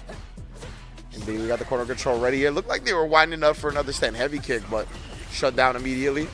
Drive impact off the drive rush. Yo, into level 3. Okay. A little surprising, too, because remember, Kuro's on that modern. No response on the DI. Very surprising. Option here. Still looking for a reaction out of Kiro. Oh, just at the very end, though. That was crazy. Okay, all right, and the flash kick this time. I see what you're talking about giving up that space, too. Yeah. Because he's literally been giving it up the last few rounds, and I think it was just so he could set up the flash kick because we've seen the dive kick coming from Kiro. Yeah. That's what it's looking like now. See it popping, get back into a groove, get a little bit more comfortable. Maybe we can see some more fake sonic booms out. I like him trying to kind of counter the movement here. Oh, OD dive kick. It's going in every time, right? Want to start making a counter of how many times that gets connected. A lot of these situations, too, they all come off of tick pressure where they put the normal on them and then they go for throw or walk back button. Yep. All these things are exposed by the OD dive kick. Walks his way out of this corner. Ooh, I like the breakdown on that track right there. That was cool. We talked about it. Doing that. The modern gamer. You're playing in 2024 now, baby. Finish. Still alive. Indeed, indeed. No. You don't got the hell to survive that one. Kuro Zukin taking a 2-1 over Midnight Poppy. Oh, you see the shakes? Yo. You saw the shakes when they move their hair right there? You love seeing it. The offline environment. These players know it's Evo Japan, baby. Big things are happening. So I always love seeing people wearing their emotions on their sleeves like that, right? You feel the nerves. You get to see it through the screen. Just enhances the experience. You can just tell, I was like, okay, on stage, my time to shine. And you know that every time a player just goes up to the stage, it's like, okay, that was a hard-fought battle, and it'll react no matter what. Yeah, to me, it just shows how much they care, right? You know what I'm saying? So definitely dope stuff. But let's check out some replays from what's been going on at Evo Japan 2024 so far. I think we got to go on. Of course, presented by PlayStation Tournaments, as all of Evo Japan 2024 is. Oh, yeah, this is we were talking about that spacing. Yeah, actually drive rush in, catches the leg, drops the combo. That was the round. And thanks for that replay, man. Once again, shout outs to PlayStation Tournaments. But that was actually pretty pivotal. And that literally puts you on tilt in situations where you know you could have had a round and you literally just dropped the combo. That was the biggest momentum shift ever. Like, that could have changed everything. That could have changed the whole outcome. That could have even gotten the whole set. Ooh. Happens to the worst. Oh, Shadow in the building. Yo, actually, talk to me. North America team kill right now. This is, I was about to say, already? DeMarcus, That's messed up. It'd be like that, though. Okay, here we go. Damn, what a stage transition this is. I haven't seen this yet. Oh, actually, and it becomes like an explosive stage on the third round. Oh, word? So if you hit a ground spike, they literally get relaunched. Oh, nah. Extra 10 damage unscaled, no matter what combo you do. And that's actually a lot. Oh, wow. Divine Cannon. Oh, okay. So there's the Shadow and Marcus match had already happened. So Okay. now we got Jonah versus Might Guy. Oh, okay. That's a man after your heart, Might Steve. That's Guy, what I was gonna say. Might to Guy. Ooh, forget the plus frames. We're gonna disrespect you with the hop kick. It goes for the train to flip. Doesn't go for the floor burst though. Heat burst. Get off of me. Nice break out of the 1+ stood up in catastrophic with the Oh, wall. Extra check damage it. as well. There we go. Nice tech. Oh, nice check too. Cut off at the pass, bruh. Yeah, Jonah just doing the higher shooter stuff. Like, you know I got those. Just you keep that in mind right now because I didn't do it that much in that presentation, but you know I got that threat on me. I like how Nina wins and like she's on the run, so they just come like, there she is, ba ba ba ba ba, and she just runs off. I'm like, yo, action. A lot of cool win screens, and I think that's one of the big pluses of this game, or things that people have been celebrating, the fact that there's so much personality for these Tekken characters, right?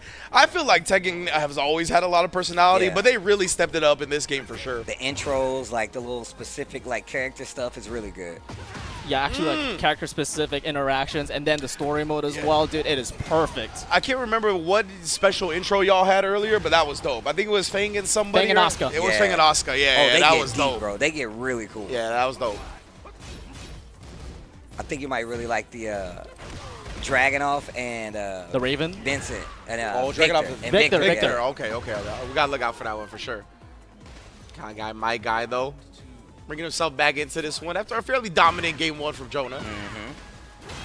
Oh my goodness, bro! Oh, she tried to pop it off, bro. Lots of blocks time.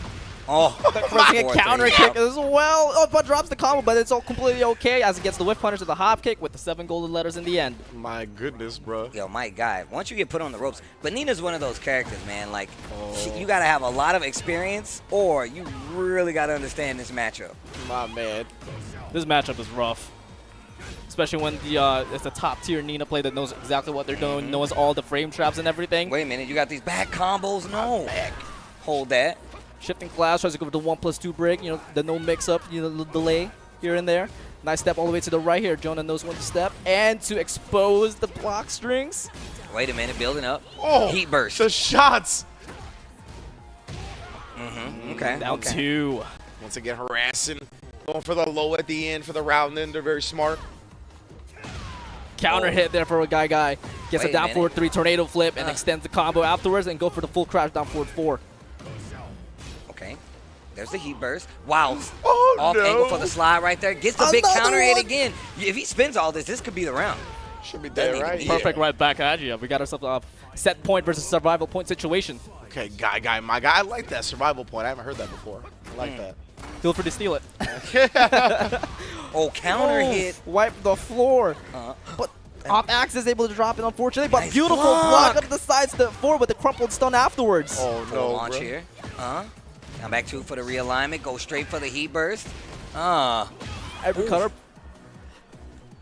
So close. Spends the heat burst, a little plus frames, and goes to the shifting clouds, but the charged up, armored Blonde Bomb denied the mix-up. That was godlike. Blonde Bomb has become significantly more useful now with like the armor properties on it and just the way the system has changed for Tekken 8 actually. Yeah.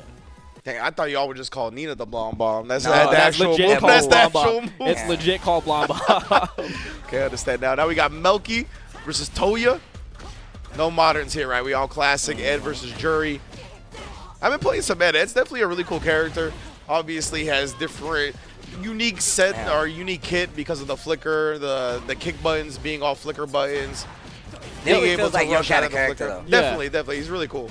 When I saw that trailer, I was like, this doesn't look like Ed, but it also looks like Ed at the same time with all the changes that he's got. Yeah, that fireball is so fast, too, once it actually gets out. Right now, we ain't going to see none of that on display. You know this is the Capcom Cup champion character right here. Get used to seeing her for a long time. Too strong. Too strong.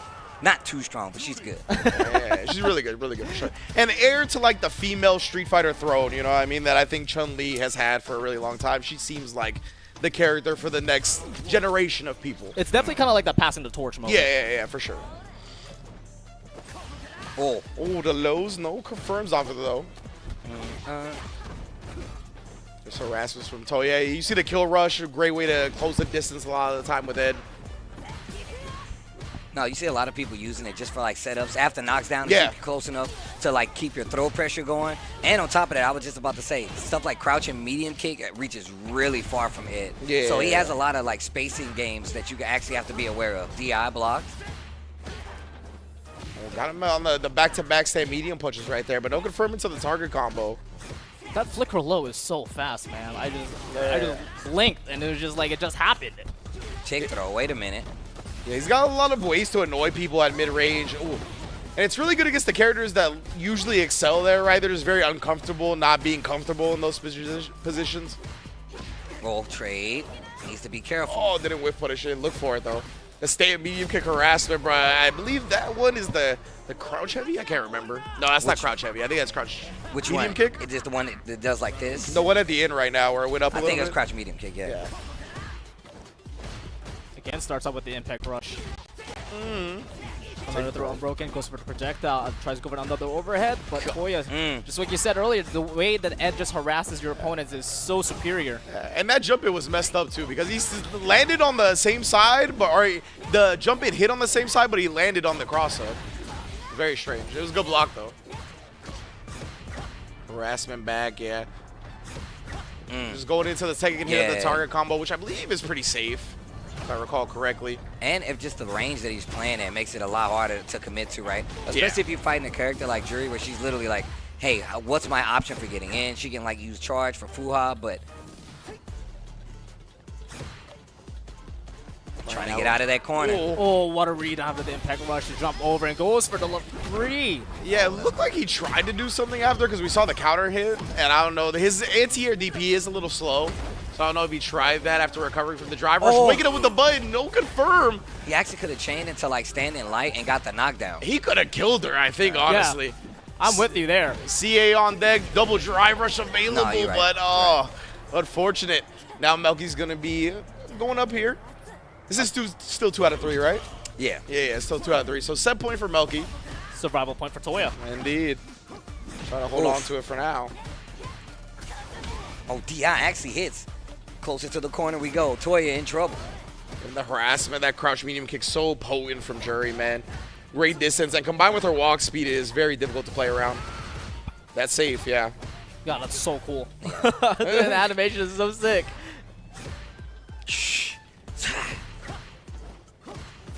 Good pressure right here. Great You can see him abusing like these stand medium punches just to land him a little bit with Ed. Well, Flicker gets the counter and tried to use the drive rush confirm right there. Counter hit Flicker does get you a combo if you can react with drive rush at level 2. No. Nothing. Nice throw escape there by Milky. You're not wrong, Steve. They usually do go into the level 2 after the OD blitz like that. Surprised we haven't seen it from Toya. Maybe just holding on to it for some type of level 3. It actually would have helped him out. He would have got a lot of drive back. Yeah. Oh, that whip punish, but nothing else. Didn't have the OD on deck because of the burnout. Okay, wait a minute.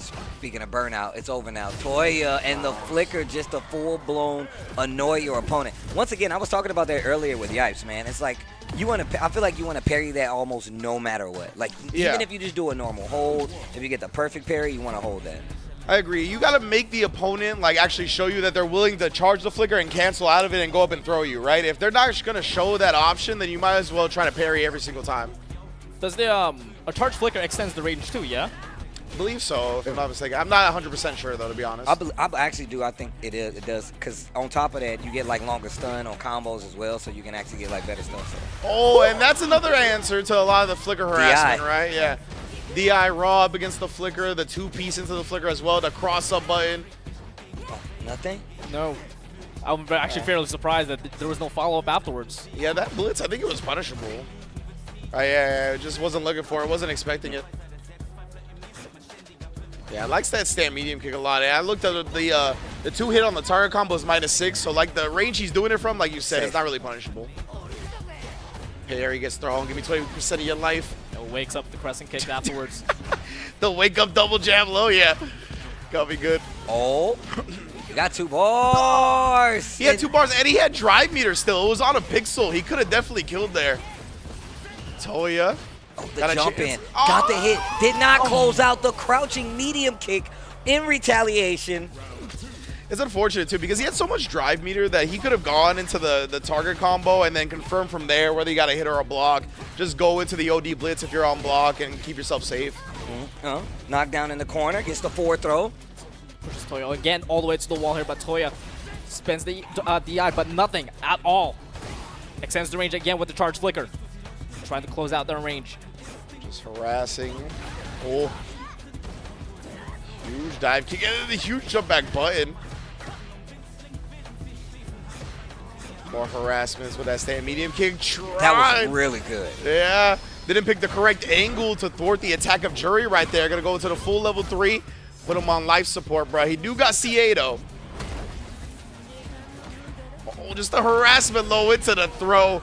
That's all you need to know. Melky, 2-1. Taking it very well done indeed. Oh, she's mad happy. Let's go. Remember how we were talking about the players' reaction every time we win? That's another perfect example right there. Yeah, that's good. She's like, yo, I won on stream. She's like, yo, I won on stream. That is epic, bro. Deservingly, too, because Milky's patience there was phenomenal. But we're going to switch on again to Strive here with Layer and Daiwa. Man, Ed's a cool character. But my favorite character in all the fighting games on the screen right now, Zato in the building. And we got the command grab. Yo, let it feel Eddie Gage again, bro. Why y'all hating? Yo, you need to chill, bro. That's not why you're here. You're not here to make this character better, all right? That's my agenda. My man said 2 lines and instantly, we need to make Eddie better. Yo, Jonathan Tene, I will be your soldier, bro. I got you, son. The flag shield. The throw on fire. Woo. Good block at the end there. Does summon Eddie, sends it a chase down. Good backdash to avoid. What an air throw tech. Wow. And then the air 5K? Yeah. Yo, wow. Oh, yo. Did you see that man actually instantly go up like 0 frame? Check out my suit. Oh, I think this is the Faust player that was at Arc World Tour. I didn't see the name. Honestly, I forgot, but I do remember this. I was like, no Faust player I've ever seen dresses that well. So as soon as I saw Homeboy get up in the suit again, I'm pretty sure it's the same Faust player that qualified from Japan. Regardless, my man's suit was looking frame 0. He's like, I won. Peep the suit. Yeah. Then they got up. Was like, ugh. What you know and about this? And he had the button down too. Yeah. He had the 1 button loose. It's not a business. I think it was real business. That wasn't that was a fun suit. He was off work for sure. Either way. One thing I wanted to touch on during the Ed match is the thing I haven't seen from a lot of Eds today, which if we get Momochi on stream, which we should because it's Evo Japan eventually, and he plays the Ed, one thing he loves to abuse is that jump back, jump medium kick with Ed because it goes so far, and then you can link it to, I believe, stand medium kick and then OD flicker, and you get a full conversion. I want to see that, actually. That's on a jump back. And people love chasing down jump backs in this game, right? It's Whether mad it's annoying because you legit want to get in there. Yeah, and so it's like one of those things that comes out real late. He gets a big conversion from it. It's really good with Ed, so I'm sure we'll see it from Momochi at the very least later.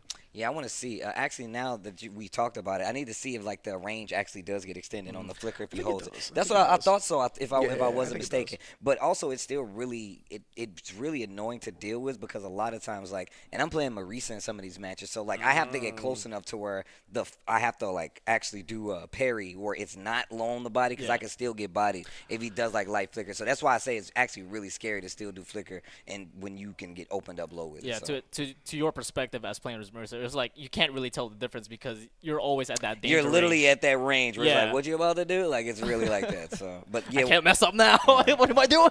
It's really scary, man. And once again, I feel like the further we get in Street Fighter 6, it gets scarier and scarier because it's the game is getting more and more discovered where some of these situations is oh man, this might be a checkpoint for me right here. I might actually be stuck, It's the more we learn about the game, the more dangerous anything becomes, right? Because we know where it can snowball to, and it's now you have to, it's a balancing act of not really worrying about that, but understanding how threatening it could be, right? So yeah, very, very cool stuff the way SF6 is developing so far. Hakayo. Now this guy, a lot of people call him one of the better kings of Japan right now. I actually watch him a lot myself too. Oh, goes for the heat burst, catches you out of the air. Damn. Isn't Hakayo doing so well on these master tournaments in the Africa TV leagues as well? I'm not sure because I haven't seen him play in Africa TV leagues already, but I just watch his stream and I see him play so many different really, really strong players from the region. I saw him Rynge, as well as plenty others. Full crouch down 4-2. Going for the big boy combo. 1-2. And with the jab cancel with afterwards for the 4-2. Oof. Re-wall splat. And the blue spark wall combo in the ender. That is such an amazing touch with what we did with the king. So much. And he got like the blue spark shining wizard as well. Back 3 blocked, no punish. Another forward 4 there. No wall splat, but don't matter as we ended off with the DDT. Okay, Hakayo. Yeah, definitely one of the streamers. I've been watching him for quite some time, especially towards the tail end of Tekken 7.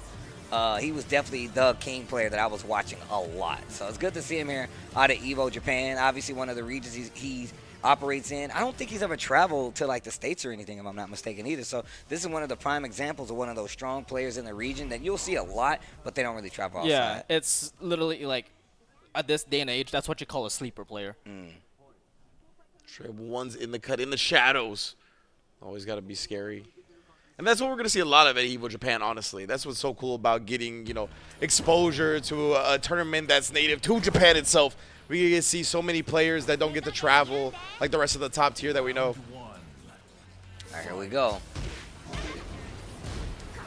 Down 1+2. That move is so menacing. Yeah. Again, tries to do it again, but Hakayo was absolutely ready and gets a launch punish with a full crouch down 4-2. Gonna go take to the wall this time? Yeah. No, not the right wall splat, but don't matter as he gets an instant wizard. No blue sparks with the sparks, but we're good. 2-1 right there, down 4-1 to catch whatever the air moves they were trying to do. Kyokasio? Kyokasio, I feel like. Oh, wow, gets the multi-throw, the arm breaker? Wait. RDC? Get off. Broke No, it. not today. No. Put the wake up, back 3 here by Kyo. Finally gets an opening against Hakayo, but doesn't get the wall splat as he wakes up the wolf while standing 2-2 and gets the sidewall conversion and too. He realigned himself into heat burst. Damage. Liger bombs, bro. Oh, yo, I'm out. The Jaguar sprint, the feint. He's going to do it again. No RKO, just go for the mid. He wants to kill. Pointing at her, bro. The Shining Wizard as well. We're going to end this straight elbow. Bionic elbow. Dusty Road style. This is such a terrible matchup for Asuka because just so Lots many knees in the elbows, but the sidestep hop, that's what I was saying too. You have knee to the back, bruh. Okay. Get your chiropractor bills up.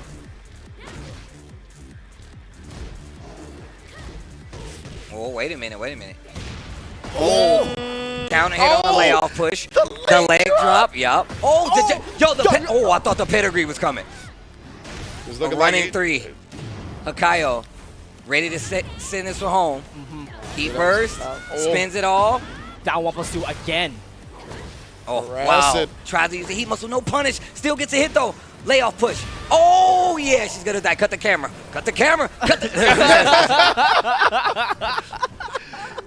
This violence, parental advisory. You really have to be careful. Like, once King goes into heat, like, it's like anything you whiff, Straight up.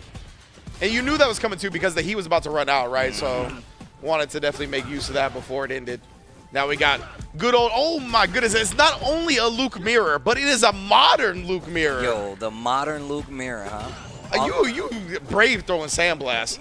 Like you brave throwing sandblast right now. We got modern controls up here. Wait a minute.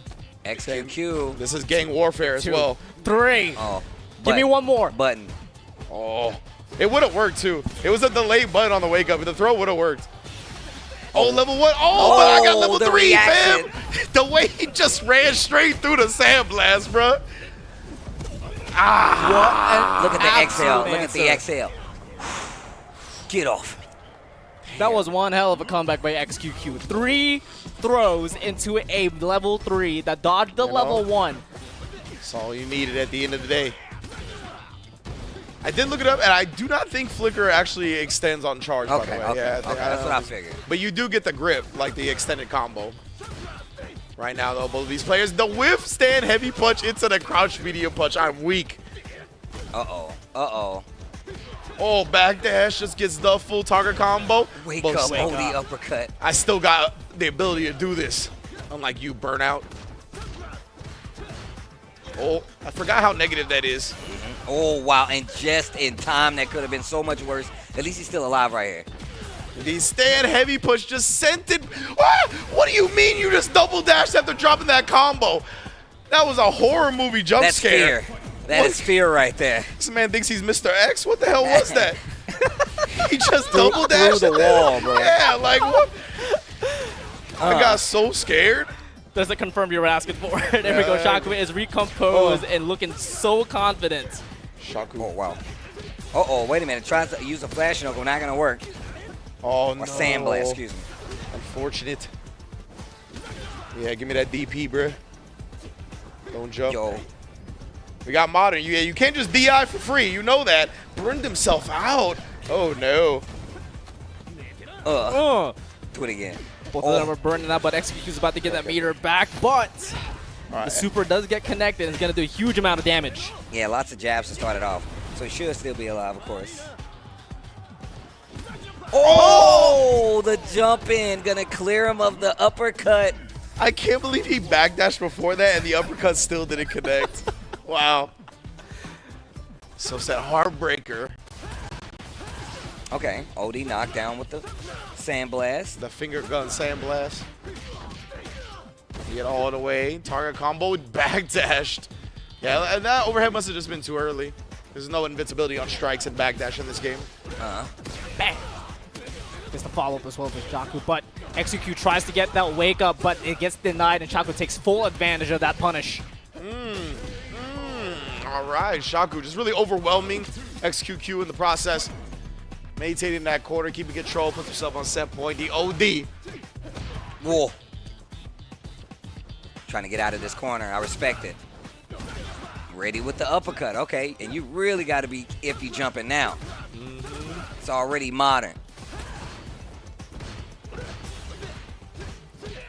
Willing to press afterwards. Both players very low on drive meter at this point. The sandblast meeting in the middle. Who will win, bro? Parry on that side as well. Try not to let his drive meter get bullied. Very well done. But XQQ has honestly built up a lot of drive meter himself.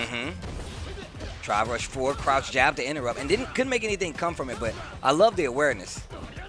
And Shaku's just looking so surgical with these uppercuts. It gets connected every single time that SQQ is trying to approach it, but he just says, nah, you're not getting near me at all. Can't let you get close. Absolutely not. I can't let you get close. I forgot who's that. I forgot which MMA fighter that was.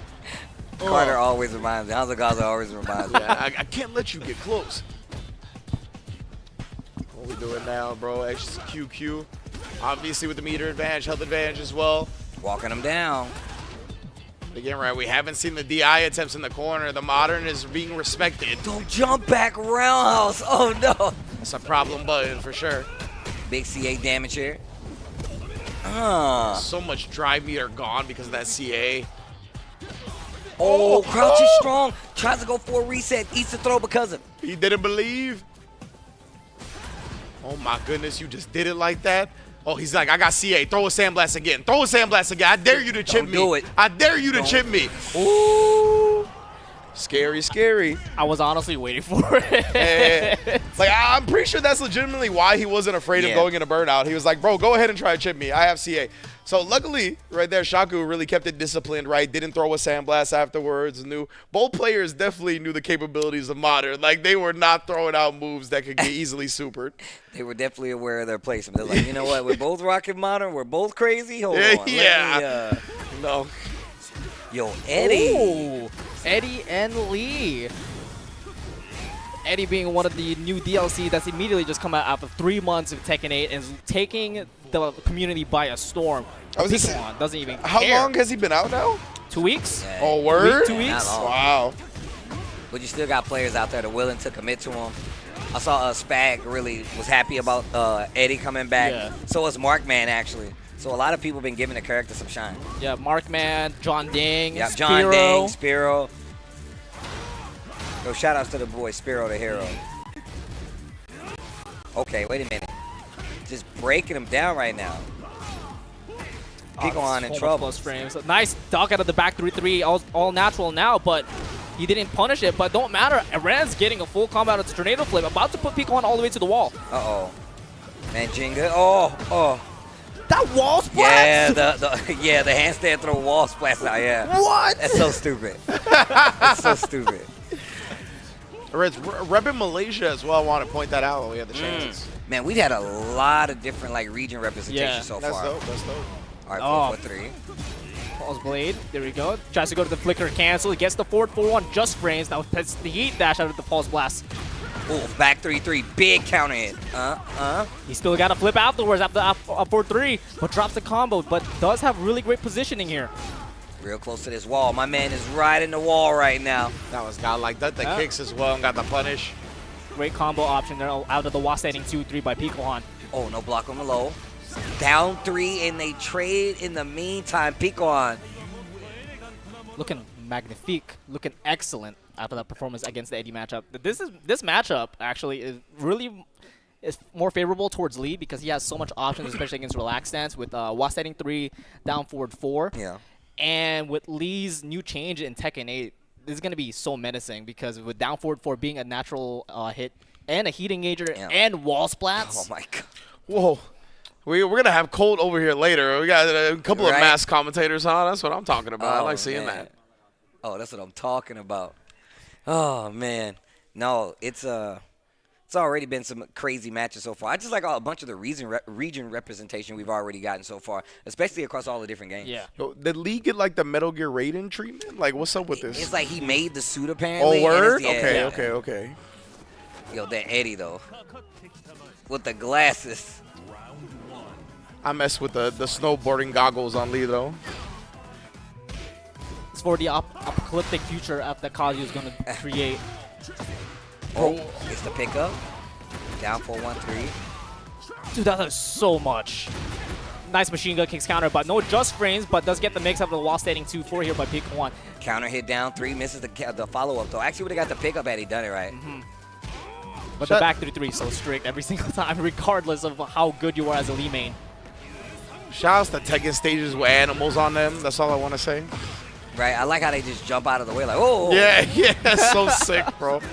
Oh, finish the job. Well done from our ends. Llamas and the aliens in the background. I was like, I'm enjoying Tekken World Tour 2. Let's go. That's cool, Take bro. it away. Whoa. Help. This llama like, yo, what? Oh, the evasion upward to gets the follow-up know afterwards. that. Yeah, I didn't know either. That does so much. Plus range at the forward 4-1. Little back 4 right there. He's on heat, gets the heat dash, gets a full combo after the deadly edge. Doesn't get the up back 3, but Aran's able to get a flow combo out of the wall running 3-4. Spends the terrain to flip early, but doesn't break the balcony break. Needs to be careful. Handstand on deck. Chuck him. Laters. Beautiful. Aran's 1 round away to survive and even up to 1-1. Back 3-3, able to get a float combo and the down forward 1 to extend it. Down 3. Forward. Yes. Just backs away, gets the pulse blade, put him on heat. Reds is so active, bro. He's got to chill out for a second. Goes through. So much pressure. And still has heat left. Tornado flip, and that should do it with the extra 13 damage out of the down 3. Yeah. Well done from Picohan right now. Oh, counter hit back 4. This is going to do a to the wall. Substantious amounts. To the wall. Mercury breaker. To the wall. He still got tornado flip afterwards. Bro. Down 3. No. That's so sick. Oh my. He could have done a lot more after that because he does have a wall break, but the trade. Floor break, no. The heat engager, look how much health he just regained afterwards. Bro, and look how much chip it was doing as well. It breaks the throw, interrupts with the 4-4, not going to work. 4-4-3. Yeah. Lorenz tying up the set right there, going low. Man, his new relax options, I really got to look at him. The way they've changed his stance so much from the other games that it is definitely like a whole new character. It feels like sometimes trying to like find hits and do the right thing. Yeah, there was actually a good amount of feedback. I was like, this doesn't feel like Eddie. This feels like a completely new character. You have like relaxed stance. You got Negativa afterwards. And then you have multiple levels on his aura that does so much change on him. I really do understand where they're coming from. All right, here we go. This man got the EMP grenade? What is that? It's like, so in Oh, that's a rose grenade. And T4, that head was the Ren. You know how they got Mokujin? Yeah. Right? In T4, it was Combat. And that's a mini Combat head. Oh, that's fire. Yeah. Okay. And he created that. And he That's created dope. it. That's dope. Ren's looking really, really good, just crushing all these options. No, that's not -14, unfortunately. Nice low pair out of the back Wow. 3-3. Yo, Eddie. Oi. That's from a low parry. Yeah, that's crazy. And what do the ankle bracelets do? The ankle bracelets? Yeah, when he gets the ankle bracelets, Eddie. No, that's his Majinga like power up. Yeah. I see it's like an install type joint. Yeah. What does it do? So he actually gets more moves while he's in that stance. But Okay, they don't, okay. and they carry over. Oh, so okay, a lot of okay. times with these characters, and 8, even though it is like new, he's one of the few that keeps his power up. Wow. That is so sick. Yeah, like he just like keeps. It's actually kind of crazy. Oh my god. No break on a generic. But down forward 2, able to get the float combo here, but Pico on. And he's this getting could life possibly back. do it, yeah. Recoverable great life back. Double 4-4-3. All right. I was so scared. I don't think that was going to kill. I was like, you have Rage Art. But thankfully, unscaled, able to close it out. Hit confirmable. It's neutral 3. Oh, counter hit 4-4-3. Oh, Terremoto. With that being counter hit, gets him a guaranteed heat engager afterwards. Oh my. Yo, the drum line, the Nick Cannon. Oh, 4-4-3. We call that the Metro Boomin nowadays, Steve. Yo, forever. Yo. Oh my god. Ooh. That was powerful. Oh, tries to go for the heat dash with the 4-4-3, but Arendz challenges and successfully does so, and he's on set points. There we go, doing a great job. Feeling more and more comfortable, it feels like. Oh, Instant misstep 3-4 to get the full launcher. Pikuan is absolutely brave with this character. Oh, low parry. Nah. Let me get the wall. Gets the heat to extend it too. Oh, no. No mix-up afterwards. It's fine. It's fine. And close out with the down 3. We have a final round situation. Pequan, look like a whole new player when they can't drop around anymore. That'll make you straighten up, huh? For real, it looks like it. Gamer lean activated. Oh, challenges there. It's not possible. Great low block. Tries to go for the misstep 3-4 again. Oh, what a side step. But not a big punish. You can actually step that to the right. To the That's right, where his right. weak side is. So even right here does get the big punish this time. Oh, side step left, gets the hop kick, does not work. Rage Art, banana way. Only the strong. They over there jamming while you getting sauced up. Oh, he died? Yeah. Oh, yeah. Unfortunate Arendz making a statement with this character and his play style. That was fantastic. Did it for the ancestors. Oh, is he from the Philippines? Was he He's from Malaysia, I believe. I just saw the Rev Major thing. I just thought it was... That's true. He did have the Rev Major thing on. I think MYS is the Malaysia country code. So either way, now we got Rio versus Jano. Abba in the building as well. Our first Abba on stream, I think. Bro, I haven't even like touched this character much, but I've been seeing a bunch of the jank. Yeah, she's got some cool stuff, man, for sure. We see no jealousy meter built at all right now, though, so she's going to be struggling a little bit. But even in normal, as long as she's close, then she's got some stuff that you're going to have to deal with. That button as well, I believe it's 6K, is very annoying to deal with in this game. Because it makes her airborne, she gets all kinds of shenanigans off of it. I like that air dash S. Just stand hard slash there. The wild assault. 6H in the hair car. Close S knockdown again. Wall break dead. Yes, indeed. One more hair car. Pulling up in the whip. Jano, also from USA. I don't know what TWN is. I'm going to look that up real quick. Oh, Taiwan. Though. Yeah, you're right. Oh, wait a minute. The jealousy. Nah, it's ridiculous. And yeah, exactly. She can go out of it and then in the wall break with the jealousy key again. It's so good, bro. Mad damage. 13 seconds in. Yeah. And she's got some real ignorant moves in that mode as well. Happy this is one of them, honestly. Mad block stun. Yeah, that move is honestly really, really good when she's in Jealousy Rage. Oh, Sprinting. Lord help. Like a 28 days later zombie, bro. She puts everybody at the Columbine to shame. Nobody got a 40-yard dash speed like ABBA. Right. Oh. Put them in the Team Olympics. Forget that. We got Rio though staying alive here. Yeah, we're going back to the other stage again. Jano still got the meter on deck. Oh, that was really good. Burst. But yeah, you see the dash in normal mode, can't close any distance, R-seed and then hit the overhead afterwards. Just doing the quick version. That's what we talked about. That was kind of dirty. Yeah, that was nasty. Yeah. That 6K is a lot of weird stuff with it. I'm glad that ABBA still exists with all the grime, though. Like, she's still. That's one of the things I'm always worried about. Like, when I get these characters that it kind of like retooled, reworked for Strava. I'm like, how much like their old version are they gonna be? And like ABBA still has like the little ignorant like dashes and stuff like that. Lots of block stun, lots of damage. So nothing different, too much in her kit in that regard. They gave her a Donzai equivalent, right? It's not actually Donzai, but it pretty much does what you want Donzai to do. It's exactly what ABBA's players are looking for. They want some ignorant, let's moving hitbox with armor stuff across the screen, right? And that's what that move does.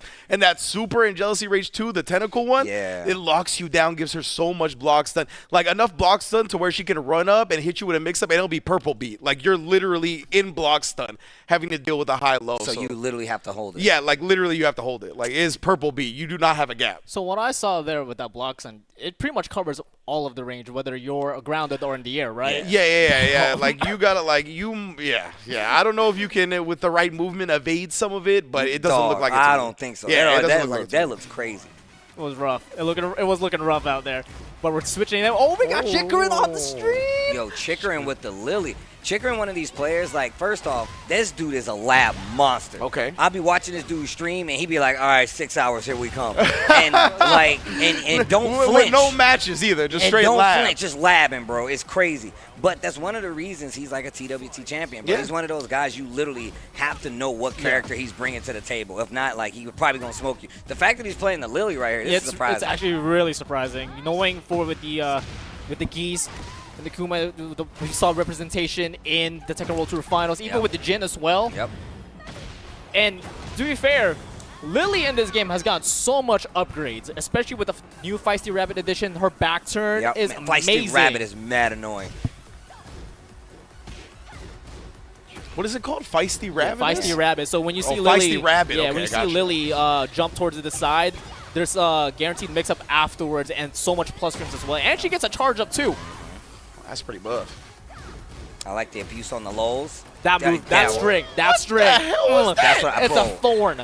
It is a thorn. It's mad annoying. It's so annoying. Yeah, it looks very annoying. It looked like the game didn't even know how to process like the jankiness of that situation. Like, it's mad fast. Yeah, you definitely not reacting so fast. to it, bro. It's crazy. And because of like the opponent being low, it just like went over them. It still hit them. Very, very strange. See, it's kind of like that conversation we just carried on. It's like how this character just feels different, but it still looks the same. This character is a perfect example. Okay. Yeah. So much more annoying to fight. Very cool. Yeah, I feel like I have not seen too much Lily in this game so far. They definitely was just talking about how, like, she's been one of the characters that has better, like, evasion, like, sidestepping and stuff, which is really good for this game. I was going to say, that seems like what people are really thirsty for, right? Getting away from all these attacks that have these properties where they get home or just chase you down in certain ways. Man, great mix-up with using those lows just to be abusive. And counter hit throw. We got 30 seconds left in play. Both of them still got heat on him, but D-Link Wolf does have range, but it all gets extinguished. I like that. God, the soundtrack in this game is amazing. It's ridiculous, bro. It's so good. I love the stage. I'm a big fan of the stages in this game. And look at the movement from Chikarin. That instant whiff punish, though, like backdash to whiff punish immediately, is analytical for Chikarin. Tries to go for it again. Gets the spike. Down by 3. Double it down. Yo. Let me get a little bit of life back. He burst. Oh, wait a minute. Follow up. Hold on here. Hold on. D-Link Wolf, with this amount of damage, gets a good amount of health back, too. That's going to make a huge amount of difference, but the Rage Art does get denied, and Chikarin, when you do a Rage Art and it gets blocked, your grab, no matter what, is guaranteed. Yeah. That's why you see the little spark. That just means it's like a counter hit throw. Was that like a negative into super gambit that he did at the end there? That's what it was? Yeah, it was like okay. they're going to push something. So Okay, I'm like, I figured as much. It could also have been a misinput because with all the Rage Art inputs out of all the characters, it's the same down forward 1+2. Oh, okay, yeah. okay. But just like that, Shikarin looked so confident. Yeah. That last round, I took a water and asked the question, and that last round ended. Oh, okay. Chikarin obviously ain't nobody to play with, as y'all mentioned. Former TWT world champion, right? Oh, look what they got. We got Manon, pretty much the Lily version of Street Fighter. Modern Manon going up against Aki. Got it. Definitely, there's been some Aki noise as of late for sure. Hikaru, Prophet in the U.S., Hikaru in Japan. Definitely putting this character on the map, and she's gotten some love as well, right? Some great quality of life changes with her jabs. Yes. And overall, it seems like it's done a lot of work for the character. I love her design. Yo, it is that was amazing. godlike. Yeah, the drive rush into I forgot what button that is, like the medium kick? Yeah. The forward medium kick is the joint where you can go into the target combo afterwards. Oh my goodness. Wake up jab into confirm level. That's crazy. Stays alive though. Living for now, and then again, just the harassment, staying solid with the pressure. And that's something that you got to do on Manon. I think this character is a little bit underrated when it comes to the footsies and the range on her normals. So that honestly does harass and annoy a lot of people. That's what the overhead we were talking about off the target combo.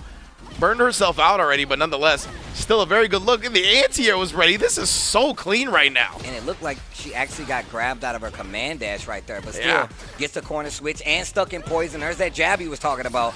Keeps the pressure on strong, but now has a lot of drive bar to keep the mix going. Neutral jump, not going to find anything. There's another throw. Great damage. Look at the health just dwindle down, even with the poison, and that's 3 throws. But Pascal wakes up and just switches position with the super. Oh, that was good. Very, very fortunate timing on the drive rush, right? You get the extra screen freeze to react to the DI because you drive rushed. So really, really good stuff right there from Kenta, putting himself on set point. If I may ask, what's the number and the logo next to those are her medals. Yeah, so every time she lands a command grab or hit grab, that goes up, and then her hit grabs and command grabs from then on do more damage. Ah. Like a lot more damage. Yeah. And it stays throughout the entire set? Yes. What was he at? It's going to go up now to 3. Uh-oh. And now you're getting afraid because he can like reset throw you now, so you got to be even more weary. She's got 4. So, like, if he command grabs her right now, she's dead. Yeah. Like, it's like that. Like, it does a lot of damage. But right now, Kenta has a great situation. Oh, level 2. You testing the modern gamer. I'm about to say, this is a modern gamer. You cannot test the modern gamer. 2024, brother. This is interesting, too. When she has so many medals, you know, you get like a slight damage nerf when you're in modern. But it's very interesting if he just inputs the actual special moves for the command grab, or even with the medals making up the difference. That's still going to be a lot of damage, and that's 5 medals now. Oh, look at this, look at this, look at this, look at it. Oh my God, So 5 is the maximum. Yeah, 5 is the max. That's the most amount, right? That's the most damage, right? He was like, punish. Please don't tell me it goes higher than this. Oh, nice. Empty jump throw. Don't count Kenta out as she is in toxic situation with critical art in hand. But it doesn't even matter. That was godlike. Again, the modern gamer. Showed him the green of the drive rush. You ain't going nowhere. Bro, I'm so dumbfounded after what? No, My mind is blown. Yeah, her command grab at 5 medals is crazy. You'll die in 3 command grabs. Yeah, like, it's actually terrifying. Yeah. You let them get stacked just a little bit. She was like, oh, I got 5 of them? Watch this. And it's one of those things, right, where she's not the best character in the game by any means. She's on the lower end of things. But the fact that her medals build from a hit grab as well makes it so you can't just avoid command grabs. Like, she can still get medals by getting solid hits, too. Yeah, and I feel like one of the best parts, the thing about her game is like you really have to condition people in a lot of these situations. I mean, and just the fact that they were so willing to go to the level 2 and react to some of those situations, even though it is modern, it's still really good. So. Yeah. And it's important. I like people kind of picking modern to make up for the character's lack of defense, right, because of the supers and whatnot. But we do have Strive on the screen now. Tatsuma with the sole bad guy going up against Togu on the Testament. Always love seeing the Testament. Definitely an underrepresented character. Got their own strengths for sure, but right now Tatsuma going to be trying to put this away. Gunflame to put himself on set point. See if Togu can survive. All right. Oh my goodness, the movements on both sides already. Wild assault. Take it to the wall. Give me that splat. Damn, that was a lot of damage. That's half health just like that. I'm 9 seconds in. Just a friendly reminder. Yo, when you switch to Guilty Gear from another game, you catch whiplash real quick, bro. Just reel yourself back to reality. Yo, they are playing some anime. Oh, yeah. We're trying to escape. Togu trying to dish out the damage right back to Tsumo. Oh, nice. Yeah, Togu had the stain on for a second. Now we're going to be able to get the super. It's a really good look right now. Tatsuma, of course, has the burst available, but just gets thrown. Doesn't commit to the burst early. Wanted to see if Togu will put a button on him or something like that first. Instead, just goes for the throw. Perfect decision making. And great response as well after losing so much damage, so much health after 9 seconds in. Great response to stay composed and take the game. 5K gets met with a 4S. That was a Q5K you did to whip punish me. Right? Yeah, great job blocking out the Bandit Revolver, waking up with the Volcanic Viper. My goodness. Wow, what a 6P right there. Yeah, that's like their best button, if I'm not mistaken, the Testament. So you really got to abuse the 6P. It covers great angles. Oh, actually, Night Raid Vortex straight up under the Stain Bird. That was so good. And he still got a combo afterwards? Of course. Of course, RC into the one overhead, fakes the double and goes command grab. Yeah, good luck defending against that. I felt that. Yeah. I felt that pain, man. Yeah, good luck. The wild throw. To the corner you go. No button right there. That could have been danger. Full 4S. Baits out the burst. What a call out. Tatsuma, hold on. Yeah, kept the corner. That might have been intentional. I'm not sure, honestly. Because you most likely die in the next combo from Soul. Oh, Volcanic Viper clean hit. OTG does get that kill that he was looking for. Well done with the 6H. Okay. Looking pretty dominant, too. Just one game down? Nah, don't matter. Yeah, I wonder now. I really wonder if that corner combo was dropped like that intentionally. But now, what we got? Ooh, PKT returns and a kill representing Falcon and Saudi Arabia with the victor, and we're just close it off with a wall running too. Man, this character still beats me up, dude. I am not used to it, bro. Victor be on me, bro. This character's a problem. Doesn't go for the gunshots, just go for the dash pickup, but kill. Just a slow bit of timing, but does go for the up forward one heat engager. Tries to put more plus frames, but PKT ain't having it to activate heats for themselves. Oh, what an answer! Almost had a combo. Yeah, if that combo continued, I was gonna throw my headset. And that's definitely one of the problem moves is his entire kit, bro. Yeah, when he's on heat, Victor just his options just makes it everything so much safer and so much more damage as well. And heat explosion, bro. Uh-oh. Damn. That's a hell of a combo starter. Right. You saw that hurt box with the sword? That was a hell of a combo starter. Yeah, my man be moving too. What the hell? Yeah, he be moving. He be moving, bro. Kuromi gets the guaranteed explosion afterwards as well, and PKT does not answer with heat in hand and a kill. That move seems cheap. Yes. Whatever that move was at the end, it seems very cheap. Explosion, Okay. So normally explosion, if it just does it raw, it's minus 16. Oh, but when you're in heat, minus 9. Yeah, you can't do nothing about it. Bruh, okay. And is it still 10 frame being the fastest moves or fastest normals in Tekken 8? Okay, gotcha. That has not changed. So we got OTD, TW, representing Taiwan, going up against Murakami. Maybe just a fan of the fashion brand. Finally getting some DJ up in the stream as well. We haven't seen a DJ today. Why are you saying finally? Right? You want to see some People DJ? want to see DJ? Yeah. Oh my goodness. Wow. I see what kind of person you are, JustASpirit. I just like the game. No, I'm just playing around. DJ definitely a problem character. Does massive damage for sure. It just really rubs people the wrong way when you play against him because he's so good at preying upon like you playing the game correctly. So you're like, damn, I'm dying for doing things right. All right, that I don't know. Oh, jackknife maximum. Oh, yeah, bro. Oh, wow, caught you peeking. To the corner we go. Let me get that. Drain.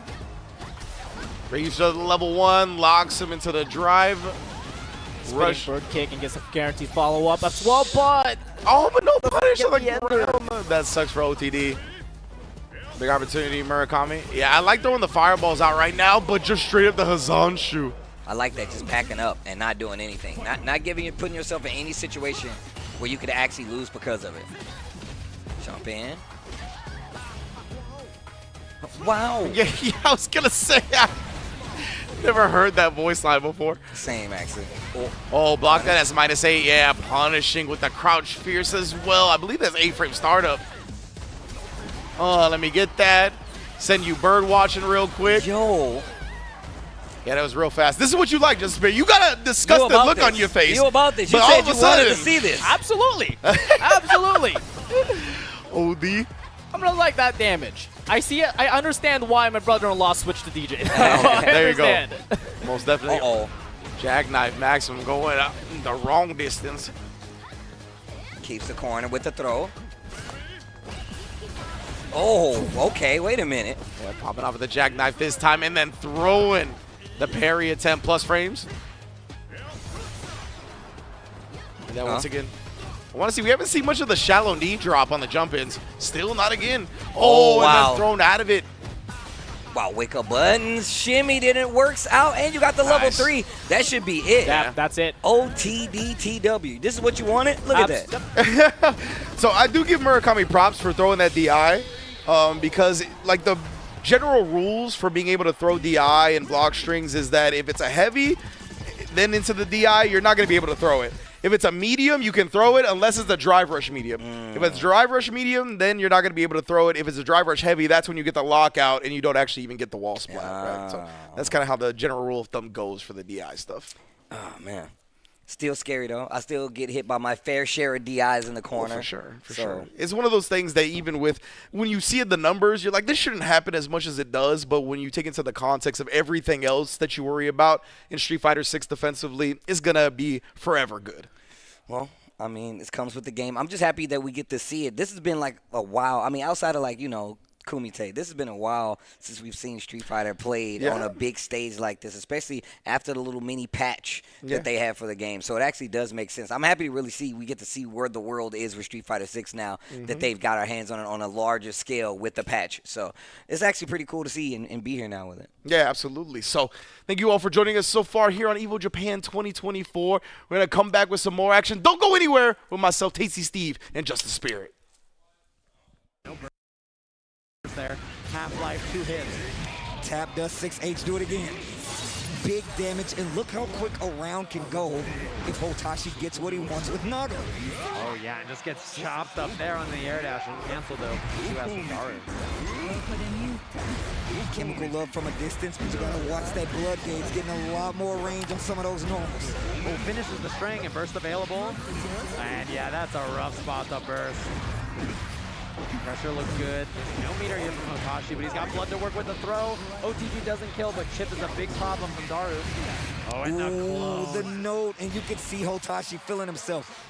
Looking for that burst bait does not work out, and because H-Stroke's not buffed anymore, that burst bait a little bit rough. Look at the stagger pressure.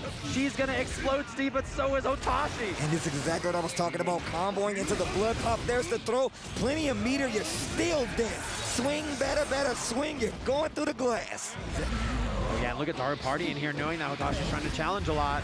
Going for a lot of strokes and then hides the overhead on the note. Surprise Party after the knockdown. Get scooped. Bye-bye. He doing it on the screen. Yeah, Daru pointed at him and said bye-bye, and Hotashi's like, all right, I'll give it up.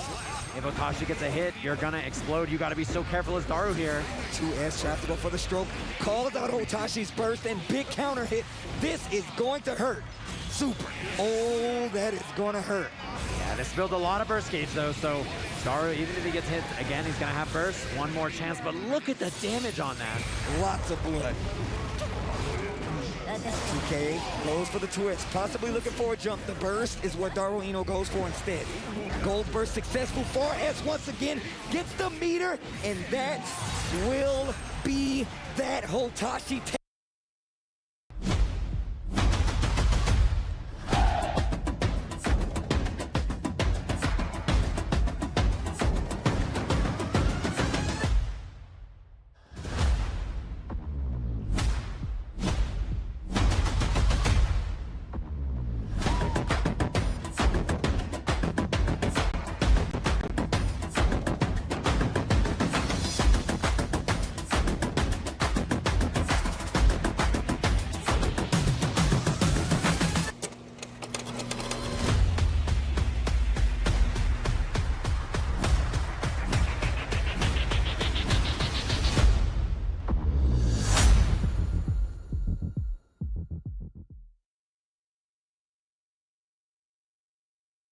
of fighting games. Okay, all right. So this is a question first and foremost.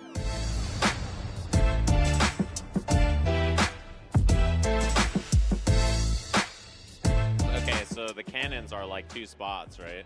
Do they count as one? You combine their heads into one, just like put their features as one? I kind of owe that to them, but also just the lasting impact on the scene. They're the GOATs. They're not only working on the future, the past, the present of fighting games. They've done so much for the scene. They created the lovely netcode you use to play online games with right now. They helped create this event, which we're at right now. They're working on Project L. It's the future. They worked on everything. Everything fighting games, past, present, future. Those two, they're my heroes. The 4 players that would be on my Mount Rushmore of fighting games would definitely be Daigo. Daigo. Probably put Daigo Umehara on that. If you don't say Daigo, you're trying to be special. You got to recognize that Evo Moment 37 was a thing.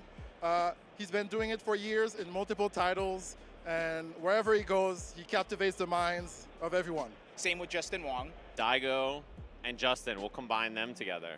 That's slot number 2 right there. I can't think of a good name between them.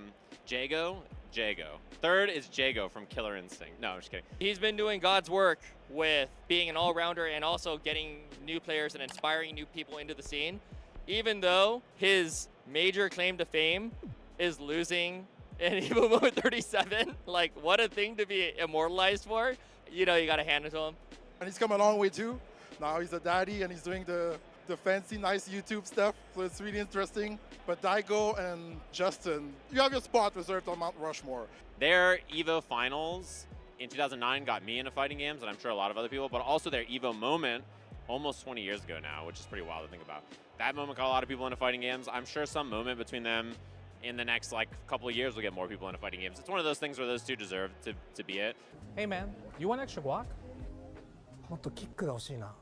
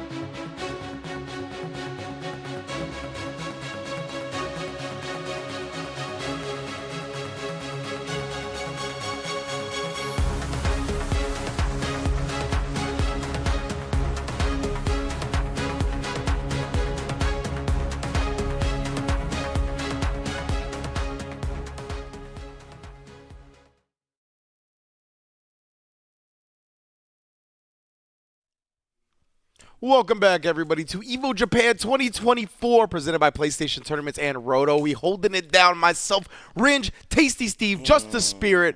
We're here casting all this Guilty Gear, Tekken, Street Fighter, whatever they throw at us. We're ready to talk about, you feel me? How you feeling, Tasty Steve? Been feeling great, man. We opened up the show. We got like a long weekend of games ahead of us, so make sure you guys stay tuned. And it's been cool, man. I mean, you really get to kind of see the story as we switch between the different fighting game channels here to see who's going to make it to the finals on the last day. A lot of these games are getting their second chance or a second look at them on a big level. And first time for, I feel like, Tekken, second time for something like Street Fighter. Guilty Gear, no stranger to it, but it's really cool to be around. Yeah. Absolutely. JustASpirit, talk to me. How you feeling? You know, this is your first Evo Japan 2024 broadcast. You digging the vibes here where we're just chilling out, going through the games, my man? I absolutely love the vibes here. I'm just having an amazing time. Just having a great time and spending the time with you guys. Yeah. Like just laughing, just talking about the game. But also what I really chilling. enjoy about Evo Japan compared with the other commentary gigs that I've had is that the amount of representation from all the different countries that we witness. We got Malaysia, Australia, Taiwan, USA, Japan. There's even going to be more about that. We saw Saudi Arabia. Yeah, we got as Saudi well, Arabia right? as well. And that's just a whole different layer of what I'm experiencing. And it's just like it's so cool that I've seen so much talent that we haven't really exposed. And we know there's still so much more to come, right? We know people like Mena are there. We know people from different places are still there to be shown off as well, right? So it's going to be a great time, a great weekend of fighting games, really celebrating it with Evo 2024 in Japan. It's great to be a part of it as well. And yeah, it's just day one, as you mentioned, Steve, right? We haven't even gotten into any of the top 8s. We're going a long night tonight, though. We are actually going to crown a Uni champion by the end of tonight, so that's going to be a fun one to see. We got Grand Blue tomorrow. We got Tekken, Street Fighter, Third Strike, all kinds of cool stuff going down this weekend. Champion's going to be crowned left and right. Man, I'm really interested because I keep checking like Twitter to see what everybody's doing. I've been seeing like, you know, JDCR, Kudans, congratulations. He just got signed to Liquid today. They made it official. But like those are the kind of things that you like to see. They announced it like today that Kudans got signed. And then the fact that he's going to be already at Evo Japan with the likes of Nee, with the likes of John Ding, with the likes of JDCR, with the likes of Saint. Like there are so many great players there. But then you got Punk, you got Mena RD that is there. You got all of like Japan, Asia playing like Street Fighter at such a high level, which a lot of people have already said that's considered like the strongest territory. There is a lot going there. Some of the strongest Strive players in the world reside in Japan. So there's a lot on the table. Yeah, I wanted to talk about the Strive players because we got to send a good contingent from the U.S. as well, right? I believe Razzo, Umisho, Lord Knight, Leffen not from the U.S., but you know. What I'm getting at here from the West. Jonathan Tene, of course, Super Noon, all kinds of cool players going to be going out. And as you mentioned, the home of Guilty Gear, right? For a long time, nobody else in the world had a chance in Guilty Gear for a long time. For a very, very long time, right? We were celebrating Lost Soul getting third place in Exert because we were like, wow, an American finally getting placings this high, right? And in Strive, it's been a different story. So I'm very interested to see how the Americans do out there in Japan where they have to be the invaders, right? Where they don't get the comfort of playing on their home territory. It's the beauty of something like Evo, right? Everybody talks about being the best in their region, which is, we all know the story of Evo. But I think it's different when you take something like Evo that's historically been, you know, a giant American event where people would travel across the world to come to. Now we get Evo Japan where, you know, if you do live in this region, you don't have to travel as far. You still get exposed to some of the heavy hitters in the region and in the world, and you get an opportunity to make your name count. So it's actually really cool to see no matter what angle you're coming from in like the world of like Evo and fighting games. And I know the rest of the world loves seeing the North Americans have to travel, right? They're like, all the big tournaments always in North America. We got to be the ones with the jet lag adjusting. Nah, y'all have to do it this time. How does it feel? Yeah, I always like seeing that. Yes, indeed. But, of course, you know, these events wouldn't be possible without the lovely partnerships that we've been able to collab with. And I want to talk about Zenny holding it down with the glasses. You don't got yours on. Oh, you do got yours on. JustASpirit. He took mine, by the way. I wanted those. I want y'all to know. I saw those in the box. He's wearing them. It's not fair, but they look good on you, so you can have them. I got another pair that we were looking at that he's going to rock. You're going to rock those this weekend, right? I'm rocking them. Absolutely. I was like, these are going to look good on you. He put them on. Perfect. I got some purple ones that I'm going to break out later, but they do all kinds of stuff. They allow you to customize customize your glasses, whether you want blue blockers, whether you want help sleeping, all kinds of cool stuff at Zenny. And again, they're custom made, so you can go to their website and get all kinds of stuff like that. So whether it be migraines, they got sunglasses, blue light blocking, like I said before, migraine sunglasses, whatever your preference may be. Zenny is all about eye health, education, the eyesight. Like, they're actually educating the people as well, right? Not just trying to design glasses to get you to spend a quick buck on. It's really something to point out because they're making these glasses now for with gamers in mind, right? So that blue light, we're staring at monitors the entire time when we're playing games. Zenny is here to help us with that, and one of the amazing people, one of the amazing sponsors making this happen. So shout out to Zenny. Make sure you check them out, especially if you're looking at video game screens all day like the rest of us here. And I'm telling you right now, it's not only for video gaming. They have ones for migraines. They have ones for sleeping. And I'm telling you right now, as you get older, you will be wanting to take a major notice on that, and me especially because I play a lot of video games. So me and Steve were literally talking about how we were not able to see it as well as we once did the other day. That was actually a comment. We were walking down the street. We were talking about this. So, you know what I mean? So, like Steve said, right, our lives in general are so screen-centric now, whether it be because of video games, whether you're looking at your phone, your computer screen for work, whatever it may be, Zenny can help in all of these situations. So, definitely visit them. They have a couple of stylish designs as well that I'm going to be rocking. I'm going to be rocking some purple joints probably tomorrow. Yeah, you can definitely just customize the way you style yours. And just what you were mentioning earlier, you don't even have to have it prescripted. I'm not prescripted at all. And this is just strictly blue light glasses. And Zenny has this thing called the Blocks Plus. And it's what I like to call the perfect shield for your eyes because it's scratch resistant, it's water resistant. And again, you have multiple customization on the style, whether it's aviators, squares, or the complete circle ones, in which we'll be seeing soon, by the way. And it's absolutely comfortable, and it's super affordable. We were talking about the range of $20 to $50. Oh, that's amazing. The fact that you get to customize them as well, man, it's a lot that comes from that. So shout out to Zenny as we get back to this Guilty Gear Strive action. The clothesline. Veraria? I think that's how something like that. It's Tenson. That name goes hard. I really like that name. Well, the Tenson or the Veraria? Veraria. Veraria? Yeah, Yo, that's nice. Did that catch the dolphin? It did. The dolphin was head first in the concrete, bro. It was like a circus trick, but it was like the fire. Don't go through that one. Dead. Put that in the endangered species. Wow. Nuts, wow. JustASpirit. Wow. You know, the dolphin alley-oop, one dolphin to another. From one dolphin to another. I saw what you did to the other one. It's the Jamal Murray and Nikola Jokic of dolphins. No. And Axel O's just looking like LeBron James. Oh, boy. At the end of the day, it's just fighting games, right? Is it because he's the GOAT, or is it because of the hairline? Which one? Oh, you ain't got to go there. Yo. We're going to see LeBron rock the bandana like Axel one day. Yeah. After retirement, probably. Hey, nah, real talk, though. Like, once my hairline altered from what it once was, you know, we're talking about getting older, I understood everything that I saw from older men. Like, I was like, oh, this is why you wear the bandana. Oh. Like, all the tech immediately made sense. I was like, I get it now. Okay. I understand. I'm so glad they added colors like this, by the way, the one that May has. I really like this color a lot. Dude, we saw one of the Jackos that was on here. It was like the lime. It was this color, too. It looked so cool. Yeah. These colors look really dope. Oh, I forgot about that. The tornado. Yay. Yo, you see that Category 5 joint? Make it as well. Ooh, that's scary, man, it makes me feel like I'm back home in Florida. Right. I'm not about those hurricanes, bro. Right. Even the Dolphins are adding it. It's a Miami Dolphins. Shout out to Miami Dolphins. I don't rock with tornadoes, bro. Look, it's nah. Oh, you weren't out there chasing those bad boys? You didn't want to get a good look? No. You're not one of those Midwesterners? Literally used to stay in the tornado alley. Bro, you trying to go chase a tornado? No, dude. Who wants to do that? Who wants to do that? All right, who wants to? That's dangerous. Honestly, way more people than I would think. Yeah. They had made a whole movie about it. Made a whole movie about it. They got a sequel coming out. That's crazy. Oh, we good. Let's get Rashid in the sequel. Right. We have a professional here. It's just Rashid. Does he see him just start the stream? He just kicks the tornado. Different direction. Get this out of here, bro.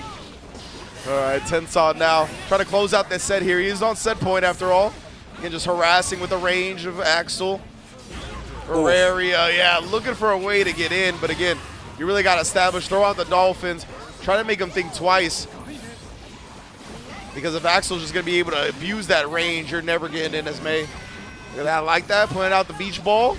Oh, man. And that's why you see all the Dolphins to try to, like, get past it, but it's not working out. The Tencent's keep-out game is pristine. It was so surgical, whether it was going to be off the ground or trying to get that anti-air.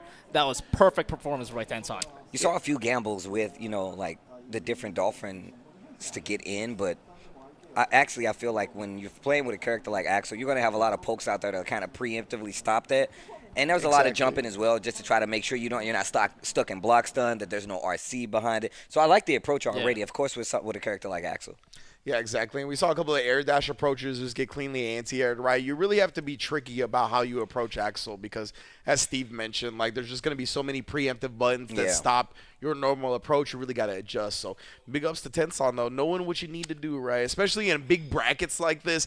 Like, try not to expend a lot of mental energy, a lot of any of that. Like, get through these games as simple as you can so you can really conserve that for when you need it the most.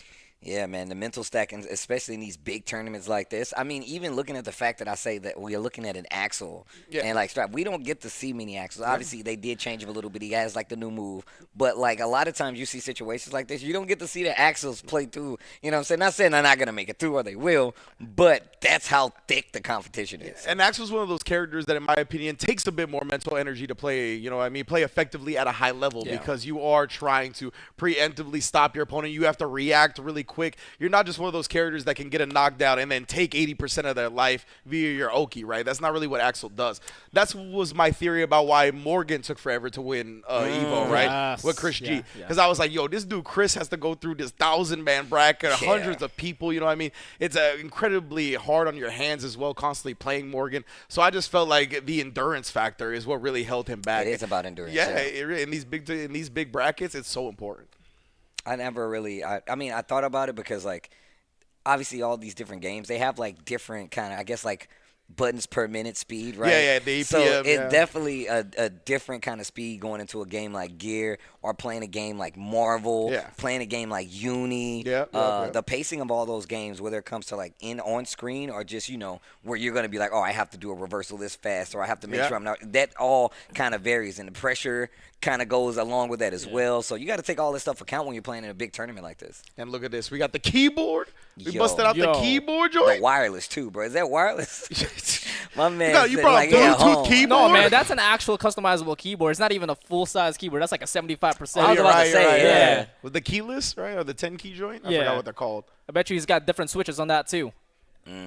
Yeah, but definitely looking like it. I like it a lot, man. Everybody just picking what peripheral they're most comfortable with. You know what I mean? They're going into their bags now, whether it be keyboards, guitars, drum set. We've seen all kinds of steering wheels. Ironing boards. Ironing boards. DDR pads. Pizza boxes. Old brooms, like of the pizza boxes. Yeah. The first Evo Japan I ever went to, I talked to Obama when I was there. It was when I was really into D&D. And he was like, I want to be a D&D character where I have like a broom as my weapon and an ironing board as my shield. And he was like, I just want to be an old crotchety man. And I was like, Obama, you're living your reality. That's really smart, though. Like, ironing boards are they're long. They're light. A lot of angles of protection Side, for sure with you the can hide board. behind it. I'm just saying. Never thought about that one. Obama ahead of the game. Big shout outs to Obama, of course, as well. On the floor at Evo Japan doing his thing. As per usual. So we're about to get into this next match. Morger staying on it. Oh, Ramlethal, why? Oh, wait a minute. Nico Overload. Oh, God. It's two Ramlethals. Oh, the mirror? Oh. It's two Ramlethals. Well, you know what's going to happen here, folks. That's facts. Saryu's a really strong Ramlethal, right? Yeah, historically. I believe they played Exert as well, if I'm not mistaken. I believe so. Obviously, this iteration of the character, pretty different from her Exert incarnation, but nonetheless, very potent, to say the least. She gets her game started. It's very hard to stop her. Yeah, absolutely. The 6P was ready, though. You got to be careful. That air approach. Ooh, set it in just in case he's trying to jump. I like that. Want to keep Saryu locked down in the corner. Now with no sword, still making things happen because of that 6P. Yo, Neko Overlord really working it right now. Yo, the blender. Welcome to it. Then we get the super hard. We're going to see BRC here. Yes, sir. Yep. Slowed him down. Does actually walked away from it. Saryu, great awareness. We still got 100% tension from Neko, though, to the positive bonus. I like the jump up there, like the chicken guard right there. Oh, what is happening? No 6P. This is tough. Neko had 150 meter, and now they're empty, using all of it. Tries to delay, go for a reset or something maybe, but it didn't get it. Oh, jump H. Yeah, that move is so hard to anti-air, man, and all Neko needed was a trade. Found it during the scramble. All right, round 2. Just taking a little breather this time, a little respect, the down back to start off. And blocking these swords taking you straight to the corner. And Nico really does thrive on this offense in the corner. Like, legit was like, oh, you're in the corner? Time for me to hit every button on my keyboard. What a conversion right there from Saryu, juggling with a 5K upon landing. Hit that clean wall break right there. Use the wall to soften a hard knockdown. Oh, there is. Yeah, I don't know what you're waking up with. Maybe a missed input, but the Daro into the RC conversion. Doesn't take to the wall and then blows him up with the Mortabato. Oh. Clean. Absolutely clean. Yeah, well done from Saryu. Because like you said, Steve, right, Neko has really been trying to abuse the corner, really just trying to suffocate his opponent. Saryu was like, all right, if I'm in the corner, I'll let the super rip. Oh, the jump. The Ginsu. That new move. Yeah, the rocks, that's still plus, baby. Bring you close and hold these frames. The gravel. How many glasses have we broke, man? Their world is made of glass. They wouldn't be breaking if they were made out of Zenny glass. Right? You know what I'm saying? Exactly. Yeah, absolutely. Shout out to Zenny. Steve tapped me up for that one. Rightfully so. Rightfully so. RC in the building. YRC back. Get off me. Neko still got the burst as well. Yo, this is simple jump S. Uh-oh, wait a minute. Man, this is... That was so good. This is so scary here. Both players still have burst, but barely any life left. Was that a burst? Oh, it was. They did use that burst. I didn't even notice. Sorry, you able to close it out. Looking for an air dash possibly right there. Yeah, the bursts do be going full screen now, so maybe, I don't know. I don't know what Neko was looking for. Wow, that was kind of scary. Bro, I hate the jumpy. The jumpy, it cranks your guard bar so quick. That's so much flux on even on the air. That's ridiculous. She literally can just jump you to the ground. Staircase, you're all the way to the ground. You got to hold these jabs. Instead of escalating, you're descalating to a possible overhead, I'm guessing, yeah? Oh, the air throw. Well, not necessarily, but it's more about the fact that it's pressure. You can't really get anything out without spinning meter. And with in this game, the higher your guard bar is cranked, the more damage you take once you actually get hit. That's insane. Yeah. So she does do that because, like, when she hits you next, it's more damage than she would have got otherwise. Crank the guard bar, kill the life bar. Indeed. Lessons to live by. Oof. 6P. Close S to keep the pressure. Man, Nico has been living in this corner, though, bro. He's like, oh, you're in the corner? Time to party. Wait a minute. It's my turn now. Well, 6P? So good. Neko 6P usage really impressed with so far. BRC to slow it down. It clashed. That was so strange. Again, the pressure got caught on the second hit of the Rekka. Combos off the 5K, still alive somehow. Uh-oh. Burst is there. Great range option there by Saryu. It's nothing Ram has in abundance for sure. Dash up, tried to make something happen with the 5K. And Neko just got caught committing to the full Rekka string. Thought Saryu would take his turn earlier than that, but just waits it out, gets a huge punish right there. Double beam dream. Another one. Big damage. Give me more. That damage is so high, man. Yeah, cuts it off in the second. You can see, Saryu keeping it much safer right there. Gets the throw afterwards. OTG not going to work. Damn. Oh, it tried to delay and wait for the burst, but not long enough. PRC. Very smart backdash. Neko here. Oh. Yeah, you can tell Neko looking for a bit of a Hail Mary, right? Even sending the sword, just trying to catch Saryu, maybe going to the air so that he can drag him all the way to the corner, start something off that. But Saryu has been so disciplined, honestly. He hasn't really taken a lot of unnecessary risks. Yeah, talk about unnecessary risks, but I love the fact that Neko, even though there's so much life deficit, he still felt confident towards the match. I was like, I got to do something now. Yeah, for sure. Didn't just rest on his laurels. Gets the knockdown. Tries to keep the mix going. Gets out of the corner with the jump. RC to the floor, trying to catch him flinching. Nice. Oh. Oh, wow, the explosion detonated at the exact time they got to the corner. Sorry, you in trouble. That was a big break. Sorry, you know that played it so hard to anti-air, man. Jump H, such a downwards hitbox on it. What in the world is happening? Combo I ain't never seen before. Sorry, you 100% tension. Let's abuse that. Uh-oh. Oh, the overhead block. That was ridiculous. Yo, the defense and then the throw. That was OD. The IB before the throw as well. Neko, how did you survive that? Oh, clash right there. Jump at 6P. That was really, really impressive. The Gensu. Oh, sorry, didn't take that so lightly and was like, nah, let me take the spotlight back. Oh, baited. No. 6H gets the knockdown. Yes. Double Spin super. Oh, not even more the Bato. Make sure you got the super round that was fast enough to get the wall break. Oh, wow. That was kind of tricky. Hell, bruh, the positive bonus as well. Look at the guard bar. Danger. Done. If you get hit, it is going to hurt. Done. Oh, my goodness, bruh. Close S, YRC, BRC to keep the offense, and gets caught trying to move on the ground. Wow.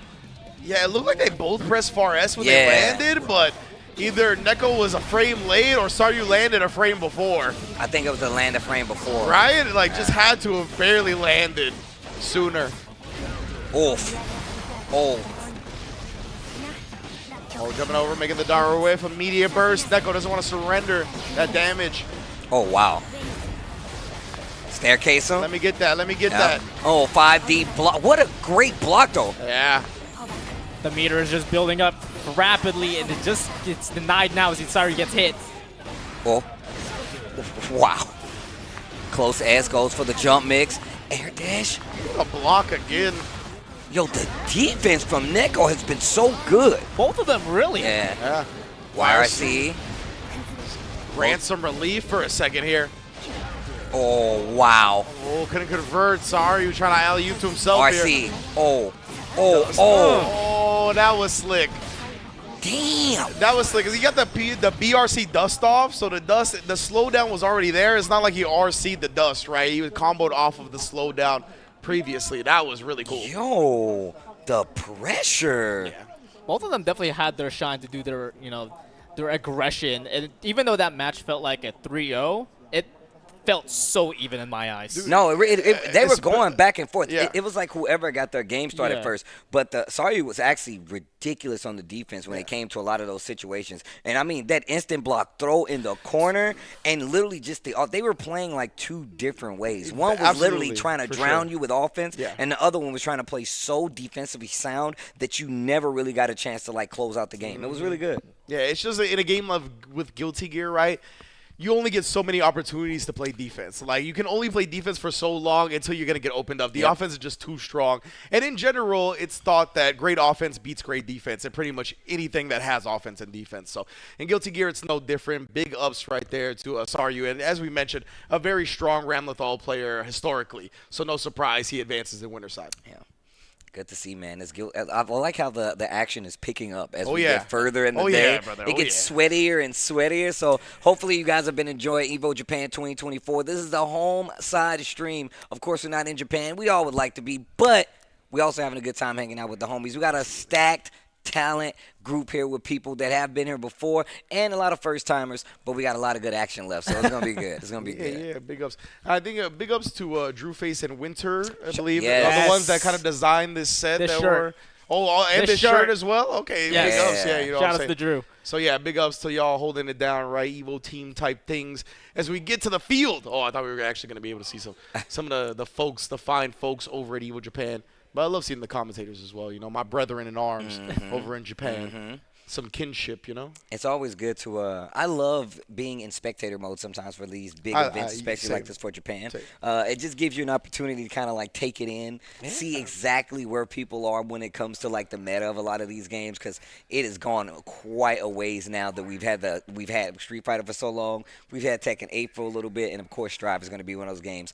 And I mean, obviously we still got Third Strike, which is I'm really excited to hear about it. I'm trying to see it myself. So. For sure. Roll the years back, baby. You've still got them. And the game is still so hype regardless how much time has passed. Yeah, it's just one of those games, right, that's going to forever feel fresh because of the way it's built. Like, it's always going to bring some chaos to the situation because of the parry and the way it works in that game. So, yeah, beautiful stuff. I'm a big Third Strike fan. I know a lot of people are polarizing on it. I'm very excited that Justin said that's his main game that he's focusing on for Evo. Like, I was so excited to hear that. I believe that was at the interview where they announced Third Strike. I believe so, was going to be a part of the Evo lineup where he was like, I'm coming for that Evo championship. Because I think he got second at least twice in Third Strike, at Evo before. So I'm excited to see his run. Obviously, he's doing our thing here at Evo Japan on the ground, being our correspondent. But for Evo out here in Vegas, he's definitely going for that title. I mean, look, obviously one of the legends when it comes to just Third Strike and just fighting games as a whole. I want to see what he's going to do, especially now. Like, there's a whole new field, a whole new basket of online monsters that are like, yo, I play Third Strike now. How are you going to stop me, right? And I feel like this is kind of like the main stage where you're going to see a bunch of this new stuff where you're going to be exposed to it, right? Because a lot of times you don't get exposed to it unless you're really like grinding. But that's one of the beauties of one of these big events like this, especially for a game that's a little older like Third Strike. Absolutely. We take these opportunities to shine lights on things, games, regions, stuff that we don't normally get to shine lights on. Third Strike being a big one of those. So glad to see it, man. Glad to see it at Evo Japan. Yeah, it's a whole new era, and definitely Justin Wong definitely showcased that, especially with his content. When he just posted videos on his Parsec sets. He really showcased, the young players that are just starting this Third Strike and still doing an amazing job with their execution and their reactions. That's what's so wild to me about fighting games, man, is that, like, young people are going back in the archives and playing the old games. Like, I don't know. I mean, that might exist in other genres of competitive games. It might, but I've never heard of it existing anywhere else like that. You know what I mean? It's wild to see. Or maybe we're just getting so deep in with the fighting games that we have that, like, there's no other choice. Like, there's always going to be an audience for those kind of games. But speaking of Sora coming up, Hirokami. TU when? Is that Tunisia? Tunisia, maybe, actually. Yo, that'd be crazy for real. Yeah, for real.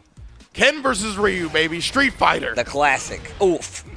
Damn, man. Yeah, what a button to use right there. The stand heavy kick does outrange that crouch medium kick from Ryu. The fact that he recognized how close he was to get the enhanced Genrai. That was actually really good. Oh, damn. Trying to parry into the run right there. I like the ideas we're already seeing from Sora. Damn. Oh, I could have punished that with the -8. But we're seeing too much commitment right now. Punish that with a DI here, trying to get some space back, get the Denjin charge going, but more importantly, build back that drive meter. Oh, my man, just raw DI. So smart, right? Honestly, off of the donkey kick, people love taking their turn after that, and when they're in burnout, they don't got no DI to cancel into. Yeah, Sora did not have any room to breathe at all in Hirokami. It was like, multiple DIs and the perfect range meter to spend that level 1 to get that the kill. But that sweep was ill. Very good spacing right now. I was going to say, off the OD fireball, that's quick recovery. I like that, just jabs. What a parry. No free Dragon Lashes here. Hirokami really on display right now. Deep jumping. Oh, no. We're scrambling a little bit. Oh, no side switch. The Dragon Lashes didn't come out. You hate to see it, bruh.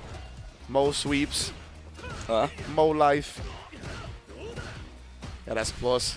Gonna have to hold this. Yo, this man's drive gauge got assassinated. Level 3 while you're trying to hit me with the Dragon Lash? Are you serious? Well, assassinating a life bar is more important than assassinating a drive gauge. Yep. It all looked convincing for Sora. The amount of pressure. Hirokami was burnt out, but what you guys need to forget, he got that level 3, that instant reaction to take it all back. That was really sick. The jump in. No fast recovery on that one. Yeah, most definitely. Fireballs from Ken, and some of the slowest recovery fireballs in the game. What? That just worked 2 times over. This time he gets the combo, though. Reads the jump with the fireball. That was OD. That was super sick. He tried the DP last time, and he did it too late. This time just does the level 1. Just wants to harass him down. As soon as he gets in range of the normal, just pressing it. You see the jab. He's not trying to overstep. He knows he just needs a little bit of life left, and he'll get it with the OD. Hirokami is just thinking, oh, what's going to happen? He's an actual prophet right now. Everything that's thinking is going to go his way, it's going his way. Nice back throw. Oh, my Yo, man. the sweep. Swinging. Switches the sides. Goes for the Tatsu. It adds more damage. And back again, sword to the wall. He's swinging. Doesn't get caught flinching off of the tick attempt. Oof. Okay. This time in burnout. Gotta hold a lot of this if you do it right. Move it around with the back dashes, the jump in, catches a button on recovery. Sora in the corner. Stand fierce into super. He doesn't care. This man knew he was like, I'm just going to buffer this joint. You walking into it. And got him with the quick crouch medium punch. Sora just not ready to take his turn back quickly enough. Hirokami taking it 2-0. Well done. Yo. Dude, what a performance by Hirokami. That was dominating. Convincing for sure. Oh, man. Yeah, I'm going to tell you right now, though. Whew. The swing. Oh, yo. Oh. The burn. Oh, and Cero the hero. UCLA. Cero the hero. Yo, the bear godfist. Kotetsu. 3 seconds in. Cero's got to do something because for shifting clouds, but it doesn't do any extra damage. Just the block frames. And Kotetsu thankfully realizing the time. Oh, gets under the bear jab. 1-1-1. Oh, the G-Clef. And that's a counter hit that gives the tornado flip afterwards. It's Cero the hero looking in trouble, but regardless, looking still pretty confident after the throw break. Gets a back turn down back 3, but no follow-up afterwards. Okay. No big punish there. Get off me. Then you can throw a bear. There we go. That's a big punish right there. Great The punish. 1-1-1, making it minus 15 in this game, and Cero the hero punishes. Run up Rage Run Art? up Rage Art? No, not today. Cero the hero raw shoulder with the heat engager, but Kotetsu answers with the G-Clef again, but doesn't capitalize, and Cero closes it out with a down back 3. Didn't get the kill, got the hit, didn't believe. You got to believe, bruh. Play with the confidence. There we go. Goes hunting bear stance. Not that time. And not even a counter hit throw, but just, you know. Why not, right? What is it? This man Khabib, he wrestling with bears? That's crazy. Okay, gets the hop kick. Wait a minute. Wall for sure. Heat burst. Spends armor right back, just get the turn back. Expends the heat, one of the best heat smash as well. Oh, with punish? With the fish? Got him. Let's Look go. how the fish flops. Oh, wait a minute. Bow. What you know about that? My fish is a rocket. And it's got like anti-devil gen tech. Yo, Bear Boogaloo, hold on.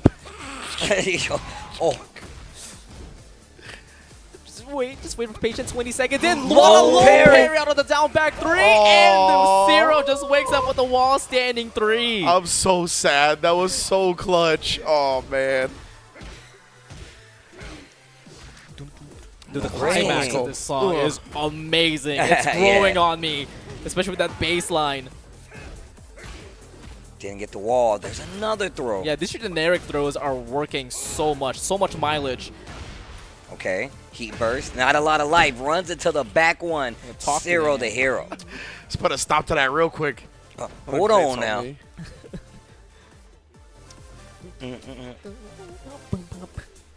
Oh, vibing. Tekken 8 music, bro. It's so good. I'm like, let's take a moment to think about it, you know what I'm saying? Before getting back into it. Definitely thinking about it. I don't blame him. When you're a Kuma player, you don't know what's about to happen, you know? Yo, Kuma in this game has so much tools and has that, when you fight a really good Kuma, that aura, when they utilize hunting stance so much, it is fantastic. Okay, down back 4 right there. Went for the ankles. And these normal throws are doing work. Yeah, he has not been able to break them. Okay. So, okay, let's get it, Kotetsu. Again, starting up the heat. Let's go for the bear electric. Wow, Sarah actually jab challenges, but we got jab challenges right back at you. Oh, he got the side throw on the... That was wild. On the heat burst? That was tight. On the heat smash, excuse me. Oh, okay. We got breaks now. Let's go. I love that from Cero, though, right? Like, keep doing it until the opponent shows that you can stop it. I was just about to say. Do it one more time. Really test them out. Yeah. Nice forward 4-3 to get the launcher. Side step 4, putting the pressure towards the wall. Katetsu enraged, and again, no break. Normal throws. And we talked about it as well, right? In these big brackets, like, take the simplest route to victory possible. That's what Celes doing right now, doing a great job. Oof. Yo, I'm a bear. I'm a bear. That's for you, Heihachi, with this 1+2 Stonehead. Gets the screw afterwards. Bear electric. 3 in a row. Yo, Bear Godfist. Bear Godfist. I remember we used to make jokes. He's like, yo, Kuma needs a Godfist. I was like, that's never going to happen. And it did. And it did. And here we are. Now all he needs is an Omen. Chill, bro. You got chill. What happens next? What if we give him an Omen where he just turns into Heihachi? Like, straight up. Right, just raw. Oh, man. Celes, does close it out, though. 2-0 over Kotetsu. Kuma not enough today. I know this character, Fang, has been terrorizing the streets. Bruh. Not just for Tekken 8, but for all the way from Tekken 5. It stayed the same. Oh, speaking of terrorizing the streets, we got DJ on the screen yet again. Yeah, that's what I like to see. Let's go. That's right. Dawson as well. Look at this Dawson. He's so active right now. I really like what I'm seeing. Again, the activity. When Dawsons can really pilot the character and make him look fast, that's when Dawsons are dangerous players for sure. Oh. How did that whiff? I don't know. He's squirrely. Man, it's squirrely. Man's. Ooh, throws him out of the drive impact. Great recognition right there from Kiku. Yo. Fireball chasing him down. Take a little bit of damage, tack it on.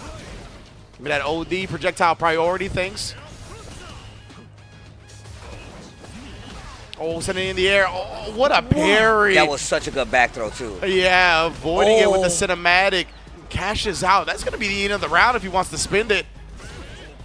Level 1. Level 1. Yeah, he needed at least level 2 there. That's going to bite him, possibly. It goes for the makeup, and it does. GG. Hands out the GG to Kiku. Wow. Yeah, that was rough. I understand wanting to save the meter. You had another round to go, but sometimes you just got to spend it, bruh. Sometimes you got to play it safe. Yeah, he had to deal with a fireball after the tech throw. I can't believe all the angles they gave Dawson to throw fireballs in this game. Man's got a straight one. He's got the bouncing one. He's got the one from the sky. Bro, that bounce one is mad annoying. It is. Again. Yeah, he keeps trying to jackknife the drill, and it's just not working out. Yo, he caught the recovery on the fireball. Damn, that level 1 does nice damage too. OD, let's get to the other side. Willing to spin it, just gets the frame track with the double back medium kick. And ideally here with Dawson, Dawson is usually that type of character to play like a keep out and add the layers, but GGND is just like, nah, I'm gonna go against that, be a rebel, be on range 0, mix Kiku up regardless of what position you are in. Yeah, that's the thing with Dawson, is that they really developed the character to be good at almost all ranges. Yeah. So now when they throw that old just keep away game out the window, this character's got offense for days. Oh, wow. Fireball again. Nice. Finally catches a drill. Oh, yeah, this is really bad now. Does press. Yeah, you got to be known. You got to know about the light meta in this game. Lots of lights are negative, so you know the crouch mediums are coming out afterwards. Double dash up. Now he should recover, right? No, he did a jab. Oh, yeah, he was already committed to the option afterwards. Look at this fireball coming back. I thought he was about to combo off of that. Me too, bro. Nice block on the slide, but the crush comes in for Kiku. He's got level 3 on deck, and he decides to spend it. Gets some drive bar back as well. This is huge, and GG just went into burnout, so keeping him really stunted. Gonna try to get to the corner, but yeah, that's the thing that Dawson has, right? He can cancel those moves into teleport, get away from the wall, doesn't have to worry about DI. Oh, but he put himself back there just to get the hit, though. Very smart. I'm surprised he didn't wake up with a DI right there. Uh-oh, wait a minute. We'll wake up with the drill, though. Oh, I'm out. Yeah, he wants to get away from the fireball. He still has to respect it, though. GG's burnt out. Kiku's damn close. Oh, no jab check on the teleport. He could have killed with the forced knockdown juggle as well. Oh my God! Oh, he tried to jab that time. That's why he went away. I didn't know which way he was gonna go. You said he was mobile. Oh, you man. said he was super mobile. That's how he looked right there. As soon as we got our taste of the way this dude was playing Dawson, it was so fast, so active, constantly. Look at, he's enjoying himself right now for sure. That was wild to play. Yo, the mind game. Yeah. Yo. When you're able to overwhelm the opponent like that, you could do things like he did where you could sneak in the teleports and get away with them, right? And he did such a good job not abusing that. When he got away with it the first time, the next time he did it, he teleported away, right? And we saw the jab instantly come out for the DJ. He was looking to check it. So I love the way that Dawson played. Big ups to him, man. Yeah, not just that. With the way he got away, he made sure he was safe because he layered it as well with the fireball, whether it's going to bounce up or if he was trying to predict with the DJ when if he's going to go for the anti-air because as you saw when he teleported all the way there, he wanted to throw out the heavy punch all the way to top of the sky. Yeah, for sure. The OD fireball usage, I was a big fan of in general, right? Like we saw the up OD fireball, even just the straight horizontal OD fireball. That's where a lot of his drive meter actually was dedicated to. But being able to cover yourself in so many different angles, you can approach different ways and keep yourself safe. Like you highlighted JustASpirit. It goes a long way with just abusing and making the opponent uncomfortable. Well, I mean, I'm going to tell you right now, Dawson is one of those characters I feel like you still kind of typically fight him the same way. Yeah. But since you get so many movement options in his games, and including like the way the fireballs work and all the angles like you talked about, the fact that he can jump, he can delay that fall. And on top of that, we actually saw where he was literally just neutral jumping and falling with buttons. Yeah. And some of that was actually working out. So you really got to pay attention to all those things. And a lot of those OD fireballs, they're 2 hits as well, right? So if you try to DI through them, a lot of the time Dawson was already putting a normal behind those fireballs. So that's like 3 hits to break the armor of the DI anyway. So yeah, he's got a lot of answers in this game. He's going to take some time to develop and really shine, I think, like he always does. But this character, this iteration of him is a problem, and we just getting it started. I didn't even know this fireball was multi-hit. Yeah. This character is a problem, trust me. Oh, yo. We got this got to be Tekken 8 right here. Tekken 8? Why? Yeah. Why you say that? Because of the shirt? This is the homie Kuro. Oh, okay. Yeah, on the right. And I'm not sure who this is on the left. So on the right, the chocolate milk cow. Yeah, that's what the shirt is, right? Yeah, that's Kuro. They did even zoomed in on the shirt before too. Yeah, we had a straight shot for the move. How y'all feel about? Saint.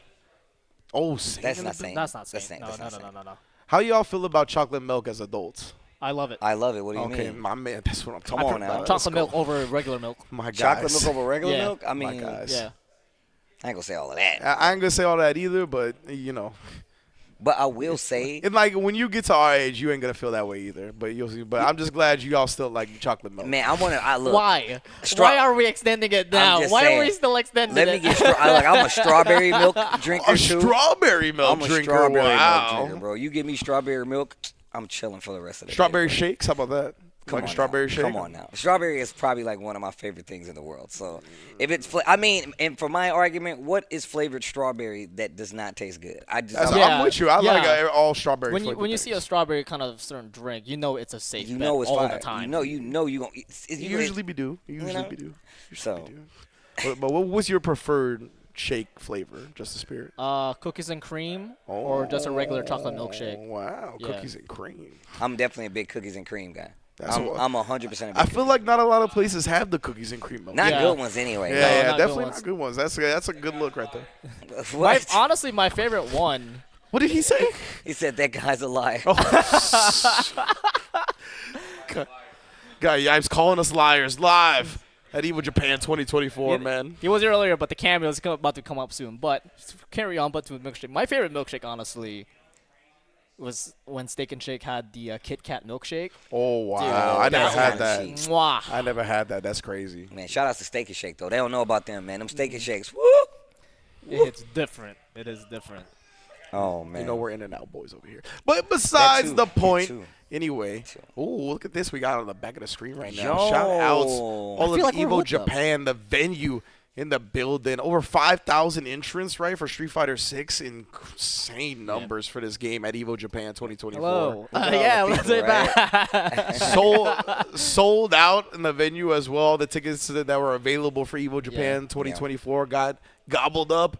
So it was great to see, man, this tournament growing glad to see the expansion going well. And it's crazy because every year the attendees just keeps increasing. Yeah. And I've said it earlier, but I really do believe that 2024 is the year for fighting games to take over the esports industry. Okay. Let's go Lancelot versus Steven. Wow, my man just went up there. WIP Steven, huh? That's why from Japan. Right. It's a work in progress, guys. It's a work in progress. do you think he's like Gachikun, where he's a big fan of Western culture? He's got the Simpsons stick. Yes. He's like absolutely. He's a big Even Stevens guy. Oh, yo. Shia LaBeouf fan. Yo. Oof. Ooh. Oof. Oh, Lancelot, though. Doesn't care what you're a fan of, brother. He plays soul bad guy. That is true. You think I care about you having fun? Yeah. Immediately just stay with immediate overwhelming pressure as well. Tried the judo chop, just went low on him with a 2D. Very smart. Uh-oh. Pressure. What a trade combo. Shout out to Goriyuki. Damn, the conversion off the wall belt. Side switch? Okay. Not one you see every day. Yeah, YRC immediately. Let me get some space. Oh, yo. Burst. What a great burst to take the control back. And exposes Steven. Puts him on the blaze. That's unfortunate, bro. Yeah, you got to keep the eye on the blood gauge, right? Two times he popped in that round. Two times. Yeah, that's the thing about it. The dangers of playing Nagoriyuki. Got to keep it under control. Judo chop. Wonder if he thought the burst was coming. Now we see it. White Wild assault right there, just putting the pressure on him.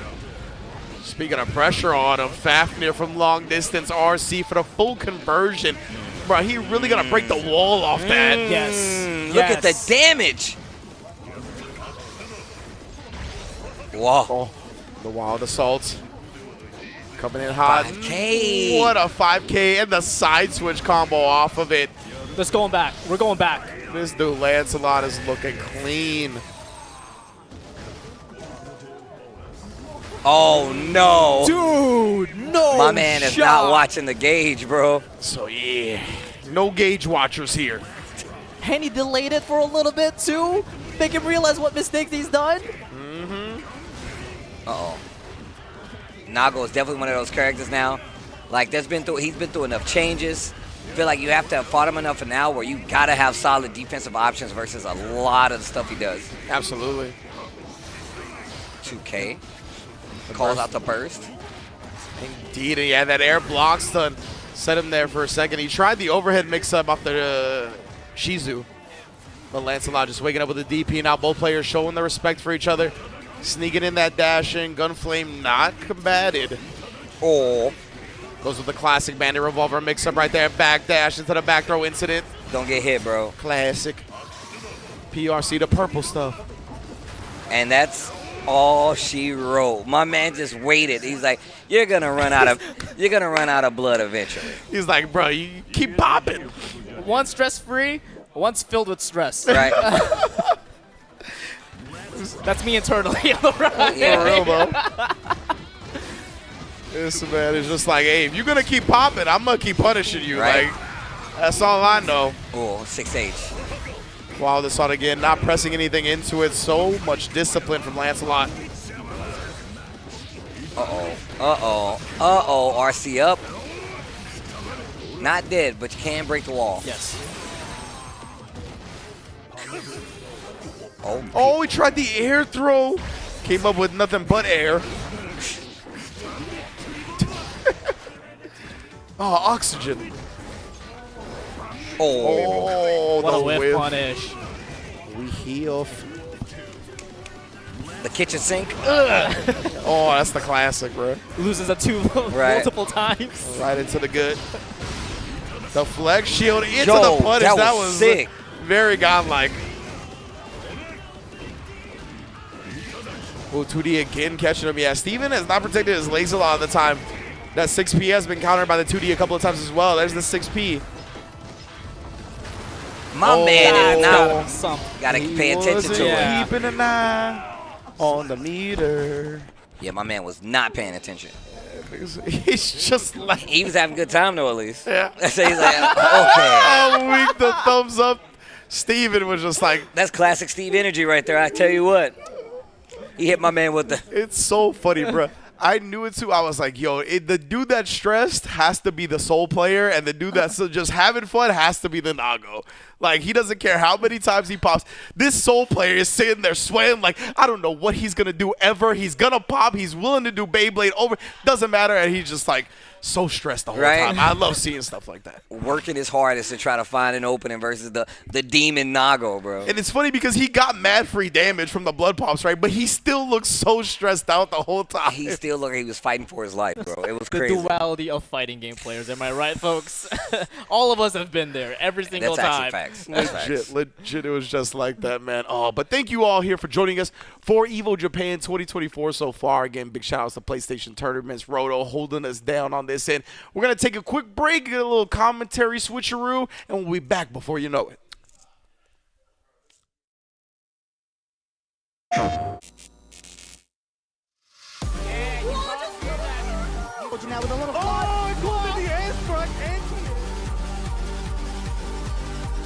That was meant to be a wire save. It's the first save. It's first save. Oh my God! Run out the backdash. VRC jump.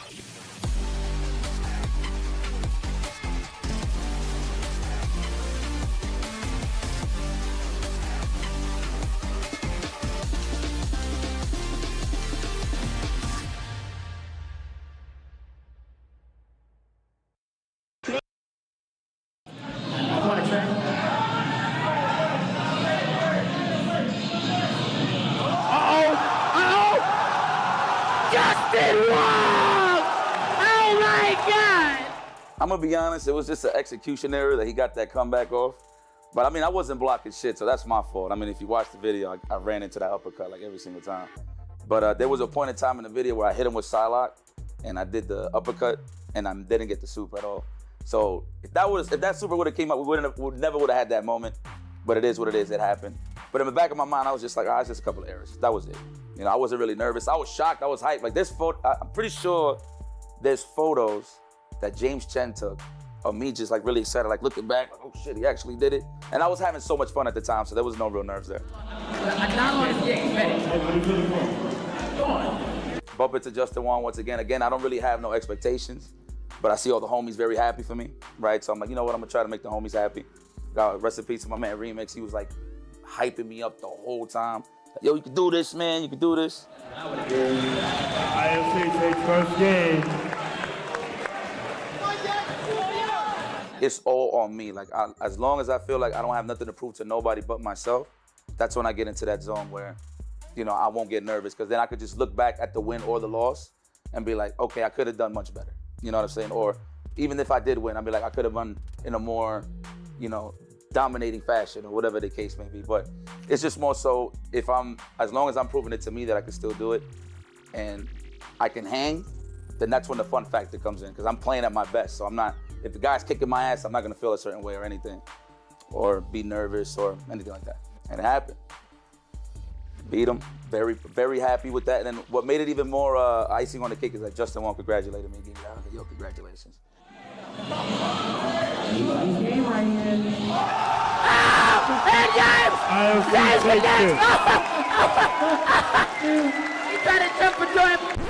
But what people don't know is I actually twisted my kneecap when I won the championship. So I'm pretty sure people are wondering why there was never no footage of some celebration or whatever the case is. And I get it. You know what I mean? It's not a good look. But after I won, I jumped very, very high. Like, I'm talking like Michael Jordan. What game was that when he made the shot? Was it against the Cavs? Yeah, I kind of jumped that high. And I landed and I twisted my ACL. And then I was getting carried off. Shout out to Mike Ross. You know, for a minute, people thought I twisted my ankle. No, I just caught a football injury playing Marvel.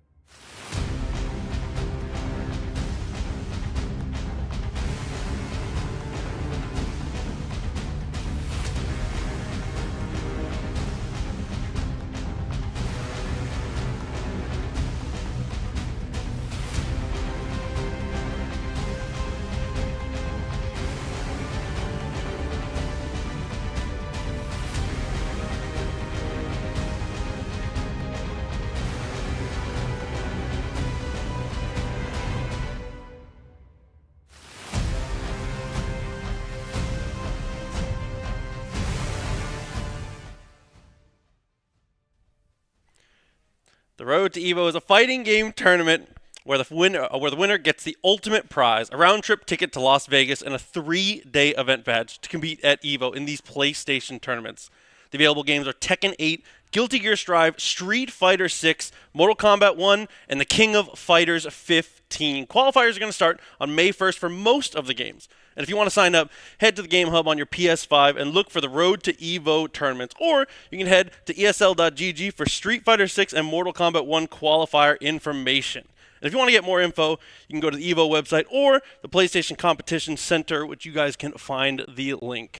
So, however, PlayStation does not provide any health care, so if you do manage to make it the Road to Evo and you win, don't be like Yipes, right? Damn. Definitely don't be me. I feel like he didn't see where I was going with that. Dude, look, hold on, though. Listen, I'm still standing, okay? So it's all right to get hype. Right? It is. Most definitely. I'm sorry. I'm just trying to wake it up. Wake it up. Listen, it's cool. I love morbid sense of humor. It's okay. You know, it's all right. But yes, we've talked about that. We've talked about the dark humor before. Absolutely. Evo Japan 2024 and counting. Man, we are here. This is only day one. Just a friendly reminder, guys. And I don't even think we're in the halfway of the tournament, right? Nah, most definitely not. And I believe we have Justin Wong, correspondent, on the floor with us. What's good, Justin? What is up, everybody? We are here back at Evo Japan 2024. My man Markman is right here. And you know what? This is a lot of history right here because we've been going to B5. Since B5, right? Before Evo was called Evo. And we are here at the Stick Museum and the history. And I need you, Mark, to tell me all about it because you are a huge part of this whole thing. Talk to me. You know, it's funny because, like you mentioned, we've been going to these events for a long time. This is a curation from the perspective of, of Evo Japan, of the history of Evo since the B Series. We talk a little bit about Evo Japan. We also have the history of Evo-related arcade sticks for all the Evo branded ones, but there's a lot of here that we want to talk about. We also highlight all the different champions from the Evo Japan events and from the Evo events in the past. But it's just really cool to see a trip down memory lane, talking about all the B events, starting off with B3, B4, B5, then eventually the Evo series of events, all the way up to where we are now, and then of course all the other events that happen in between. And that's a lot of history, Justin. You've been a big part of it on the competitive side. Oh my God. Yeah, I've been playing since B5. I won Mario's Capcom 2 at B5, fighting against Duck, who was the defending champion at B4. But the cool thing is you have all these sticks that are all Evo brand related. And there's just so many of these. And you are a stick connoisseur. I'm a stick collector. Talk to me. We both like arcade sticks, but it's all started off here with the 2010 Mad Cats. This is the first Evo branded arcade stick that we had. We did it for the 2010 finals. This is a gold stick. Then eventually we sold this to the public with the Fight Stick Pro. Kwanba came out with the Q2 in 2014, and then from there on, you just see so many Evo branded sticks, and it's really grown over the years. And it's not just arcade sticks. We have leverless controllers from our different partners, whether it's Victrix or Junk Food Customs Arcades, and of course, we brought back the trophy sticks starting in 2022 with the Victrix Gold Fight Stick, and it goes to the gold, silver, bronze of last year, and then eventually, again, just more and more different cool things that we've had throughout the years.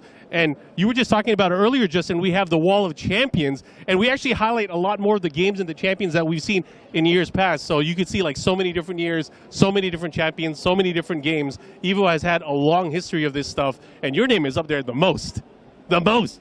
Oh, I mean, I was blessed to go and travel to all these events, and I appreciate Evo just having this wall of champions. It's crazy that my name is up there. I just love video games, but I really do appreciate that Evo brought the B Series, showing that off, because I did not know Alex Valle won 3 of the B Series, bro. He is now a 3-time Evo champion, and that is the best part. I really, really love that. And I mean, I hope there's going to be more. It's going to keep growing. We're going to bring this to every single Evo event that we have. We're going to have something that talks about the history, whether it's the Wall of Champions, whether it's the history of Evo, the Arcade Controller Museum. We're going to be doing that. Of course, you guys can look forward to Vegas, July 19th through 21st. But we're definitely going to be showcasing the history of our community more and more. Okay, but that's so much history. And what's up with the guys back at home, the English broadcast team? How are you guys doing? You guys are enjoying the Evo experience? Oh, most definitely, my man. It's been fun. Yeah, I know, love you it. know, Yipes is jealous, and yeah, but talk to me. Wow, you're still gonna just drop some bombs on me? Listen, Justin, I'm gonna tell you this, bro. You're lucky that I wasn't there to take all those Evos away from you, buddy. It's all right. What's up, Yipes? Nothing, Bro, man. Nothing. You know, like you did beat me in 2000. I'm kind of sad, actually. You did beat me in those 2 years, huh? I that kinda did. Sucks. But Don't guess worry. what? Nobody cared. Nobody cares about your win because I made the comeback on you. That's an Evo moment, so you got to hold that L. He's not lying. Oh, no. He's not lying. He's not lying. I can't even front, Right, bro. I'm not lying, He's bro. not Mark, lying. please make a jacket of me just doing optic blast to Yipes, please. I beg of you. A whole jacket? They know. Hey, Justin, They you're a know, but piece other of than turd, that, bro. You know, we're gonna keep, you know, going around, shopping around, and checking out every match and all the stuff. So make sure you guys stay tuned. Keep watching Evo. Shout out to the English broadcast team. We'll see you in a bit. Yeah, thank you, Justin. But what's up? Is this a theme? Am I just the butt of everybody's jokes? You know, that's my bad. I can't catch a break. What's going on here, Justin? Damn. But yo, like for real though, Justin, and he had a flex on us at the end too. He was like, you know, we're gonna do some shopping. I was like, yo, stop bragging about being at Evo Japan and getting all this dope merch, bro. Listen, I don't appreciate my name getting slandered out there. But you know what, Jay? You get a pass from me since I caught that jacket. So it's pretty fire. Yeah, Okay, money has been sent to the PayPal. Yes. Immediately sent over. Oh man, hey, catch your W's where you can. That's what's up. We know where our bread is buttered, you feel me? But I also didn't introduce the new cast of characters at the beginning. We were too busy cracking jokes, going to Justin Wong. Of course, Rynge still holding it down here. Proxy in the building, joining us for the first time, as well as Yipes coming back on the couch. You already know what it is. Going to be a good one. We're going to be going over the same games, I believe, Street Fighter 6, Tekken 8, Guilty Gear Strive, but we're starting right now with Unsung and Shirashi, I believe, on the Honda. Works for me. Yeah, Shirashi. Shirashi. You actually pronounced it better than I did. Shirashi. It just feels animated. Wow, what a trade. I definitely like that. I mean, if you're charging butt stomp at that point, if you're going to get the perfect parry, you might as well let it rip. Yeah, no, facts. Proxy talked to me about it earlier. He was like, you know, I love Honda, but I don't play him in this game. You gonna put me on like that? Yeah, listen, bro. That's my boy. I love him, but no, I'm feeling the power now. We're Blanket boys now. I'm trying to win, Yipes. I'm trying to win. I understand. If it's that flavor, to be honest, you know, it's kind of up your alley since, you know, you play other mix-up heavy games, you know. I just like playing charged characters, you know what I'm saying? But that charged character is a little different, a little more sazon, you know what I'm saying? Yeah, most definitely. Oh, overhead? No, raw throw. Straight up, right? There's your overhead that you were looking for. Counter hit, full conversion off that. But yeah, if he was able to combo it off the Yasar, yo, that does so much damage. When it's overhead into Yasar, it's actually ridiculous. Oh, dude, and trapping a perfect spacing with the fireball too, but stomp out of the corner. We got some room and a little bit of, you know, command throw. Oicho, bro, that did mad damage because he tried to parry it. Oh, give me the rest of your drive gauge as well. Oh, not dead, but this is a lot. Yeah, it's a CA. He's just going to go straight into it, conserve all the drive meter. I don't agree with this, actually. Well, he gets the drive gauge back, right? Let me see. Yes, he does. He definitely did splat because he wall splatted, yeah. So Angsung's going to get his drive meter. Okay, that was great. Great play. I like that. Drifting on in. That boy, Honda, really be drifting in this game. Yep, diapers on chest. Diapers on chest. That's what Honda does best. Oh, Sweet. man. No. Oh, good check. That was definitely a command throw. Definitely looking for it. I mean, doing a better job now. Level 2. Sorry, yet again I here. like that a lot. Oh, yeah. Just showed him the enhanced dash. Shirashi was looking for the parry. Now he does get the back throw. The fact that he caught 2 punish counters, look at that. He got a level 2 again if he really wants to use it. Yeah, I'm telling you, now having a powerful level 2 in this game is so good, man. You get to get it off so many times in a set. I'm surprised he didn't do it off of that knockdown. For real, he's confident. Look at that perfect parry. No dice. Do it. No. Oh, he didn't even try that time. Just bust out with the OD to end it. Take a 1-game lead. Now, I mean, that early into that set, you see how many command throws he's going for. It's time to start mashing. You saw immediately just 2L like crazy. Most definitely. Well done. And you see Unsung, he's been trying to parry a lot of the butt slams, but looks like he's using the heavier version, so it goes down a little bit slower.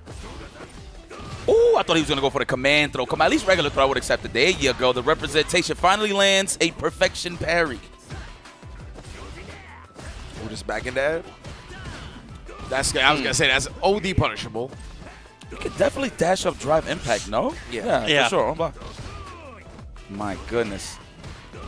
Ow, look at the drive gauge bleeding off of every headbutt. There you go. No back throw. We take it. All right. Hey, back to mid-screen. Nice tech. Oh, no, you thought. I mean, good reaction, wrong reaction. Yeah, wrong choice. Yeah. Oh, hell nah. I'd be so pissed, bro. My anti-air got punish counter. You got a full combo off of it. Damn, what a carry. He's got a real chance, though. We got level 2 on deck. And he actually, no reactions. I thought he was waiting for it. Give me that. Spinning the OD here. Are you going to be able to get the kill off? Level 1's not going to do it. Yeah. Oh, my God. EX headbutt. Oh! The cheeks, bro. Them cheeks got too much protein. Oh, my God. What a catch. It's straight up overhead just to answer a drive rush, but there we go. Got the anti-air. My goodness. I can't believe those cheeks. Man, you got to love it. Sweep that, no? There you go. Trying to get the proper combo. Has level 2 again. Yeah, Still gonna hold it, huh? Yeah, Unsung has definitely been holding a lot of the Asars. I'm pretty surprised by it. Yeah, seriously. No parry, huh? Oh, as soon as Sarashi starts going neutral jump heavy punch, this is gonna be way different because he's got him jumping. Ow. Oh, or not. And then when you decide to block, there's the command throw. Oh, we tried to parry it. He would have died if he actually committed to the throw again. Yo, the ODDP, that was... Holy smokes. It goes the wrong way. It loses no matter what. What's happening? What's happening? You're dying for making the correct choice. It's just Twice. the game, it wasn't in your favor. You were so right. Yeah, you were so right. Yeah. You were so right. You were wrong. Oh, nice punish though. Okay, to the corner. The altitude of the glutes was just too strong for the angle of the reversal. The OD, pardon me. Oh, okay, but yeah. No, we're jumping. Overhead? No, not even. I love the delayed stuff. Snipe out the tech. Jump medium. Well, sneaking that one in. F4 doesn't get much. Unfortunately, headbutt not too good on startup there and gets checked on the legs for the second time. Crouching medium kick into a drive rush, all you need. Yeah, and the drive rush light kick, like the raw, the crouch light kick from Rashid is really good too. That's what caught the first headbutt startup. It just goes so fast, so far. There you go. That got to be like one of the greatest corner carries in the game. Seriously. Oh, yeah. Eagle spike? Set him up into the throw? No. Thought he was going to hit him with the whiff roundhouse throw on the parry. Same. Alley-oop, he says. The mean stuff. Overhead comboing off of it all day, Unsung. Oh, OD real late that time. And he sized it up, too, with the backdash. That was pretty nice. Shiraishi. Level 2. The Unsung. Okay. Oh, no. He just walked into the tornado after. The John Kent, bro. I miss her. Oh, my God. Sweep actually ends up okay. Weird situation. Yeah, but no drive gauge really to do anything with. Sarashi felt like they needed to do something to take the turn back, but you can't mash in those types of strings. There are places where there's gaps, but you gotta know. He was healthy too, so I don't get why he was really panicking for real. Yeah. All right. Ooh, Samito in the building. Versus Oyster Man. Oh, it is Summit. Wow. Yo, my man got the oyster sauce color and everything. Oyster Man. Oh, this is Summit right here. This is the class. This is God shit right here. Yeah, 100%. He's like, I've been part of the glass my whole life. Oh, dude, and with that starter too, look at the damage on this, bro. 6P as the starter straight into Rekkas. I'm one with the fragility. Yeah, take that burst to the next round. You already know. Part of the script. Yo, you are getting hit with overdrives. This man really took him back to that part of the stage after busting him through. Otters and ass. That's an otter, right? Yeah. Okay, otters and ass. 6P. Woo! Okay, he's even mixing in a little 6K action too. You don't see it as often, but it still works out. You know that otter abandoned May to become a ninja? Oh, serious? That's the lore? His dream is becoming a ninja, so he went with Chip to learn how to be a ninja. That's self-love right there, man. Don't let nobody hold you back. Yeah. Get money. Facts. Oh. Let's go. That is Bikin, a.k.a. my neighbor next door, a.k.a. she makes the greatest coffee in the morning. That is Bikin. Yep. What? You know I would date a girl with one eye like that. For real? 100%. I don't hold the eye count against people when, just like that. Romanticizing I will hold her hand. The claw hand, I will hold that hand. I don't know about Kamari, dog, hold up. I'm with that. I don't know about the Kamari. I'm with that. Oh, my Hi, God. girl. Hi, girl. Hey, okay. I feel like you were hesitant to go to the Muscle Mommy bar in Japan, but you down to hold a claw hand? All day. I love playing. Hey, he knows what he's about, though. I I respect that. He knows what he's No about. hesitation all day. Listen. I love playing crane games. I was about to ask, bro, how much money you put in? I'm weak. You know? Oh my God, the Chinese finger trap is applied. Let's go. But that's what Summit wants. He wants to be close. Oh, six privilege. He do. Let me get out as an ass. No? Damn it. Not just yet. Summit holding on to that for now. No BRCs on either side. Just bagdash into the 6P. What you know about it? Telling you, man, I smell the coffee right now. This is great. Yo, Summit, this guy is a legend. You ain't know? For real. Oh my God, that's a lot of bucks. Yeah, if y'all don't know, now you do. Summit, it's actually 1-1 though. It looked like Oysterman actually took the first game. Yeah, I mean, that's kind of how biking goes, right? I mean, the damage is very high, as you can see. A little parry action coming through right away. Joe Johnson! Yeah, that's a good point. It's real easy to lose your life up against biking as Chip. And look at this again, coming down with a drill, whiffing it. You barely got any life left to work with in this round.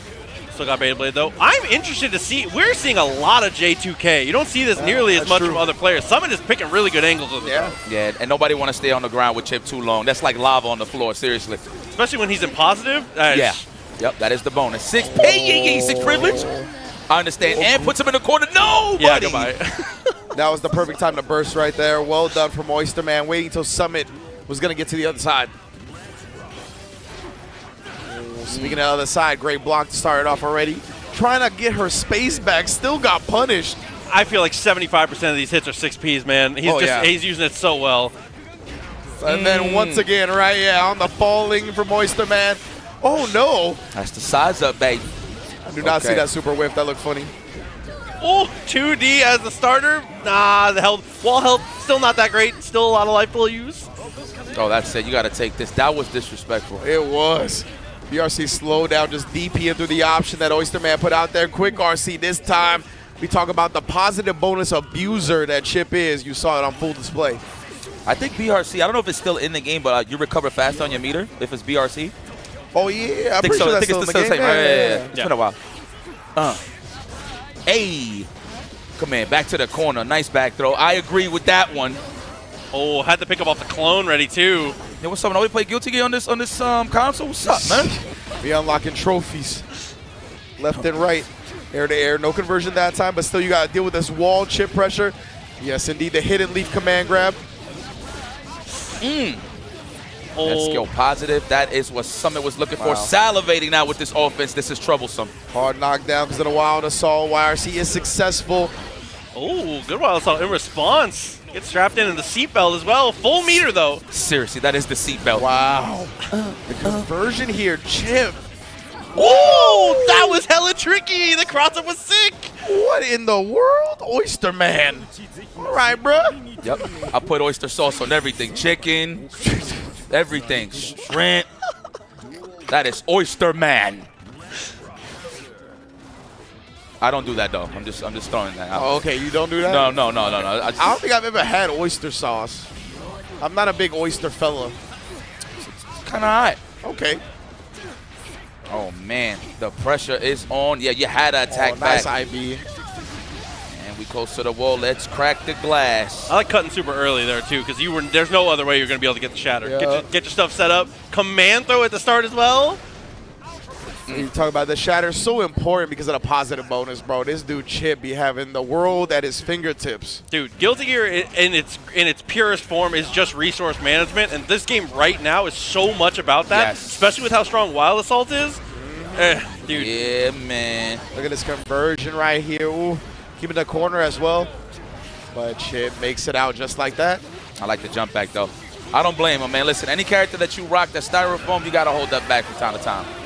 I'm gonna be honest. That risk meter is just too much on low health characters. Nice whip. Oh, okay. Okay. Oh, the parry again here. Very even on the life now, YRC. Ooh, the air block, and then another parry. You're dead. If there's a burst, you're gonna hold it. That was a professional hold. Yeah. God. Professional hold.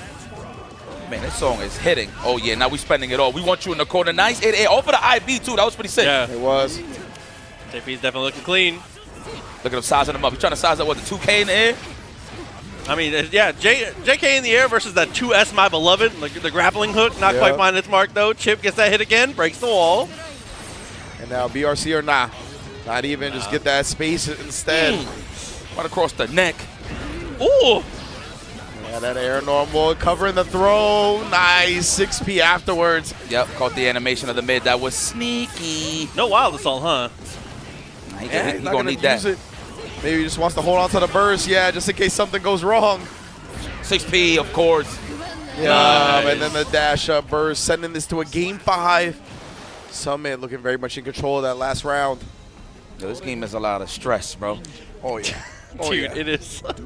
My man right here playing with no headphones. He's trying to hear all of that. He's trying to hear the dubstep on the counter. Damn. Let's go. Doña Bikin. Let's go.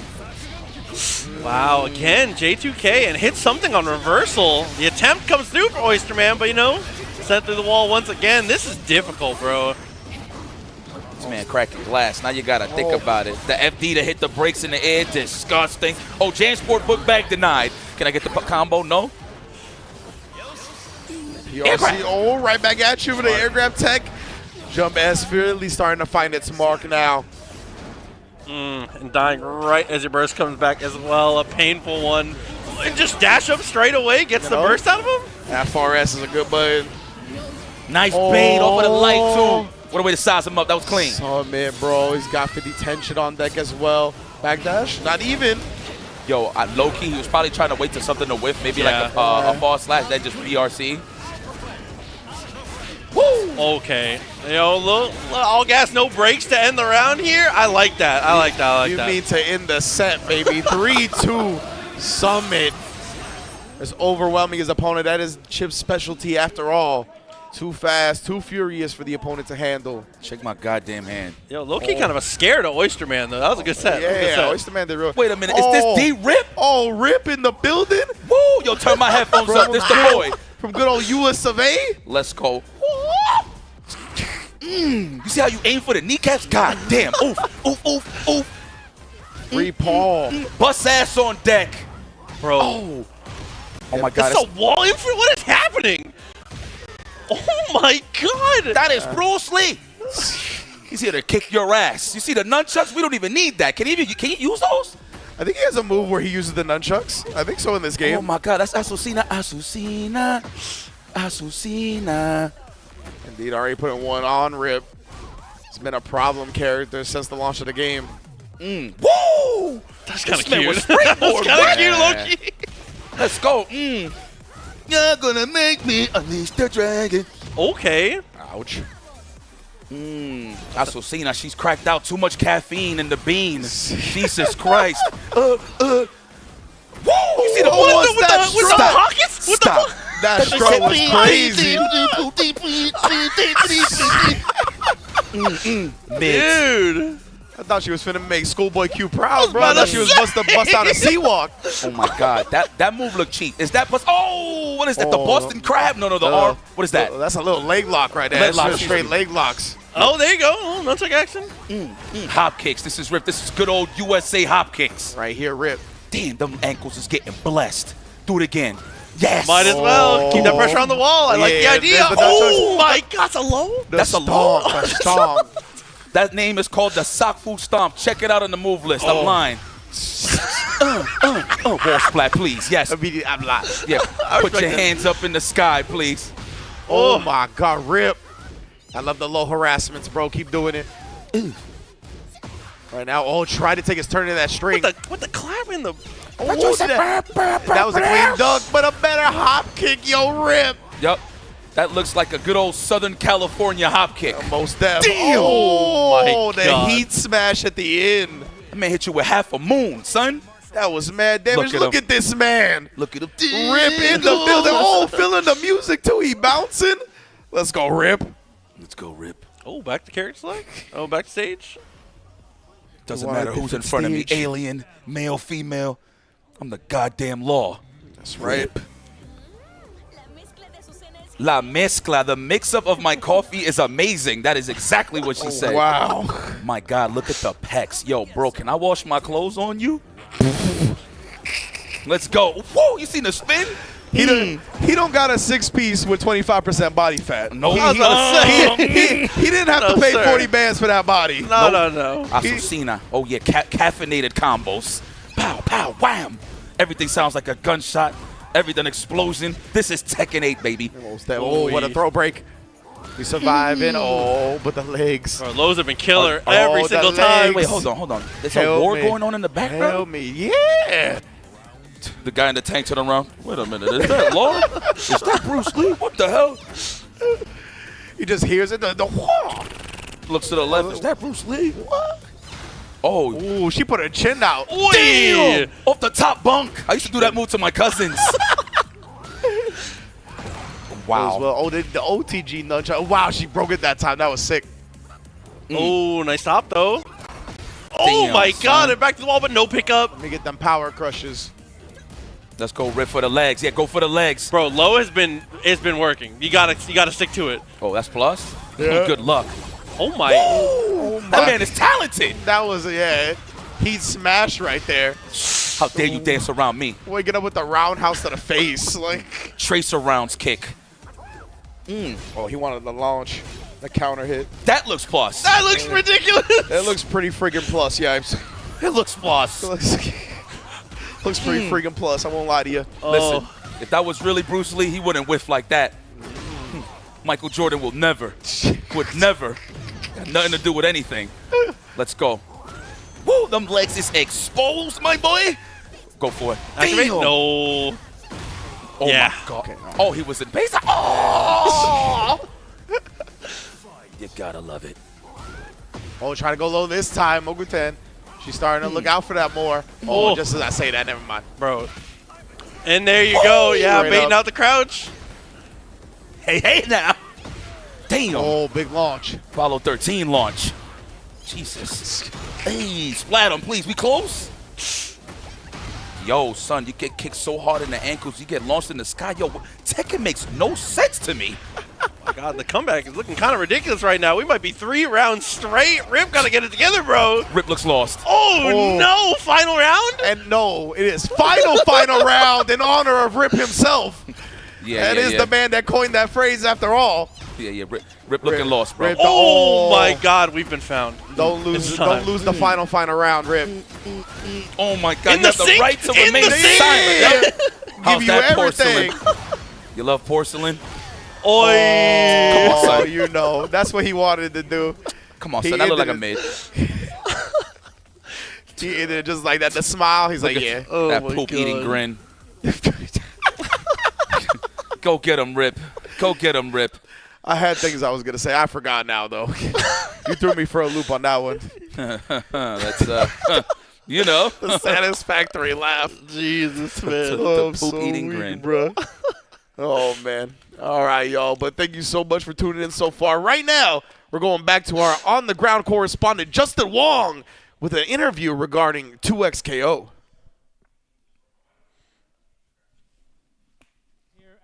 XKO booth in Evo Japan 2024. I'm here with Mark Henry. Like, this game, it's beautiful. Like, from Evo USA all the way to Evo Japan, we got a new build. Like, tell me the differences. There's a lot of little differences. The biggest thing that we wanted to do was when we first showed the game at Evo last year, we were kind of bringing it out warts and all. We're very proud of what we did, but we want to build this with the community. So the whole thing was about getting it to players, no matter what state it was in. And now it's like a polishing process of just going through everything, making the anims better, tweaking just literally everything about it. And so there's a bunch of small stuff throughout it. There's HUD changes, there's things with the characters, there's stages, and new characters like Alawi. I just played Yali earlier, and oh my God, that like she has so many different mechanics. She has like, I don't know what's the name for it, but I just call it the tentacle mechanic, right? The tentacle mechanic. You obviously do your S2, hit it with it, and it just leaves a tentacle on the floor. The fact that it just can combo, that's like your combo extender. And the best part though, because most games usually once you tag out of like the main puppet character, you kind of don't see that tentacle anymore. But in this version, in 2XKO, I tag out to my secondary character, so I'm using Ari, and I can combo with the tentacle with Ari, even without Yaoli on the screen. That's beautiful. Like, what made you guys, like, go in that direction? Well, I think that game design had a lot of ideas around the opportunities of play that could be around that. I think also from like a creative perspective, she put it down there. Why would we get rid of it? It exists in the world, right? And so I think that persistence also adds to the play you can do with another player when it's the 2v2 situation. And so it just adds a lot of opportunities. So why not just leave it there so people can have fun with it, kind of thing. Is Alawi broken? I like her a lot, so I'm going to say no. So that's how you don't get the character nerf. But you know what's really beautiful about Alawi? The super, the level 2. Like, talk to me about the level 2. Like, how did you guys decide to go this route where you have like that giant sea monster all the way in the bottom, open the eyes up, and you just get cooked? Like, that is beautiful. Awesome. Thank you so much. We actually worked really hard on that super, and it was kind of a risk for us because the other supers are all action-packed, and this one has like this pause and all this drama. It also has a lot of lore baked into it because that creature is Nagakeboros, like it's a representation of it, which is her god that she worships, right? So like the big thing was we wanted to really hone in on that Cthulhu moment, because like her whole background is that stuff. We wanted that sense of dread, that cosmic horror vibe kind of, and so just the idea of having the opponent hang there and feel the drama of like being in that endless abyss. We just wanted that dark moment there to really emphasize her test that she puts people through. Nice. I mean, you definitely show that off completely well. It really shows in like the graphic arts, like just everything, just so beautiful. And I think the one thing I really love the most is, like you said, the aesthetics of everything. It's just so clean. Like, do you think like this is the final, or are we going to get more polished up in the future? I think that what you're looking at is broadly the look that we're always going to have, but we will always be looking for opportunities to just crank it up a notch even more. And as more characters start coming into the roster, it'll give us more ideas that might trickle back to older characters in terms of just polish and look and feel and all that. But what you see today, I think, is what we've been aiming for a while now. So you've been here for a few hours. You know, this is day one. What is the feedback? Like, what are people playing? Are people enjoying this new version? Because this is the first time for a lot of people, and even returning, people that came from Evo Vegas, they probably playing the second time. Like, what's the feedback so far? I got to say the feedback's been extremely positive. We're very happy right now. Everybody who returned are the opinions that are particularly unique to us because they've seen it as it's gone through these evolutions. And we've been really trying to listen to players and incorporate anything that people say, weigh it, put it in, see how it works, and having those changes go in and then people get a second round with it and they like are happy with those changes is very validating that we're like listening and that's working and building something people care about.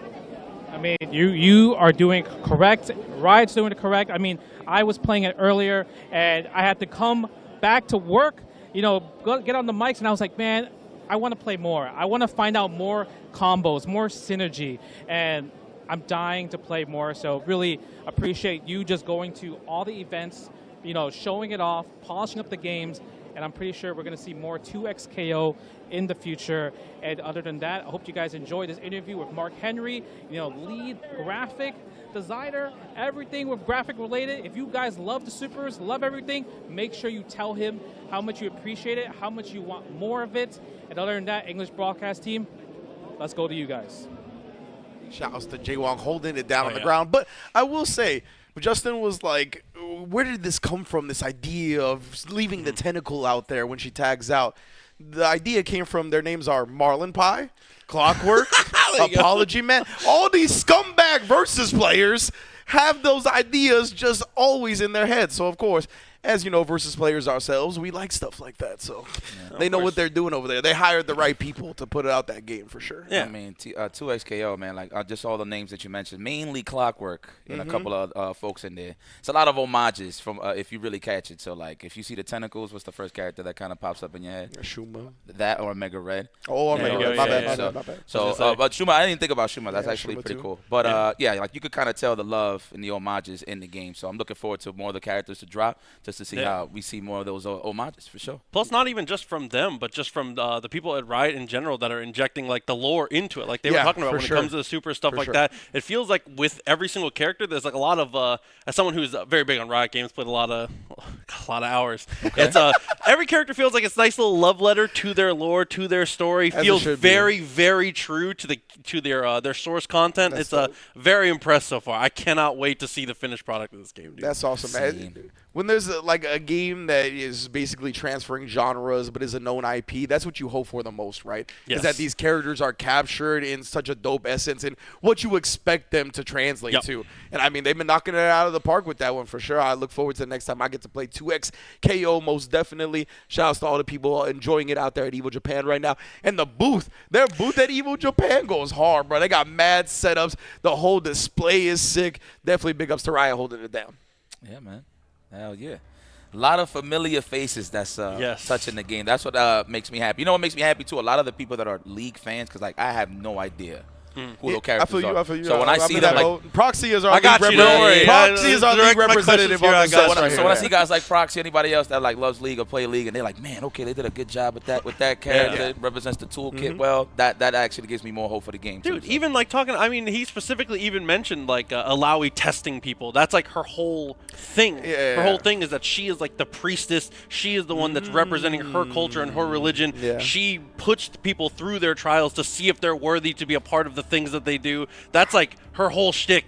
That's perfect that's wrapped in, bro. Perfect. And that's what you hope for to hear from people. Like, he's lead graphic designer, right? Yes. But the fact that he's in tune with the lore like that, 100%. like, that's what you hope to see. Like, the people, the whole team knows. They got the singular vision. So that's really dope to see 100%. And I can't wait to see. I like the fact that he said testing. Because, like, that definitely, like you said, is a key word, key verbiage to use. That's how you know this man is tapping into the lore. So, because I haven't actually seen that super yet.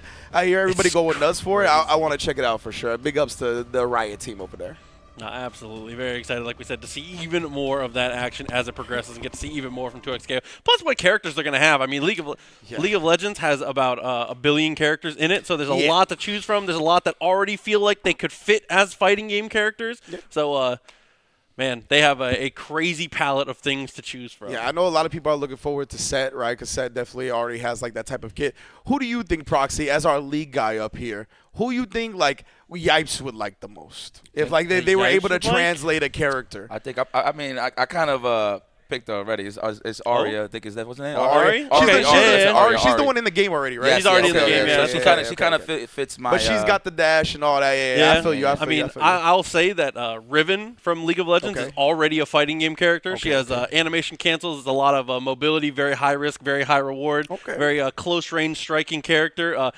Basically, you're already playing a fighting game when you're executing her combos in League of Legends, so really cool. It would translate pretty well over. That'd be a very high on my list if I had to pick someone for myself. Okay. I feel that. Yeah, I'm looking forward to what's on the horizon, man. Especially like just the first taste of all these characters, because I like the fact that they're going wild with them at first. You know what I mean? Let's blow the roof. Go off. Yeah, blow the roof off of them. Let them go off. Let's see how we can tone them down from there if we need to at all, you know? See, the one thing that I'm looking forward to in the game, because I did have a chance to test the game, which is pretty cool. So the game was kind of in its early stages, but one thing that I'm looking for when it comes to tag games is how the assists are going to be. So that's ultimately what I'm looking at. The game looks fluid enough in terms of I can be confident in the gameplay, but in terms of, the assists and the synergy, that's what I'm looking for the most too when the game drops. Yeah, we were talking a little bit about this earlier as well, right? One of the big things for me and Proxy that we like about the game is the fact that you're able to kind of select your specific tag mechanic.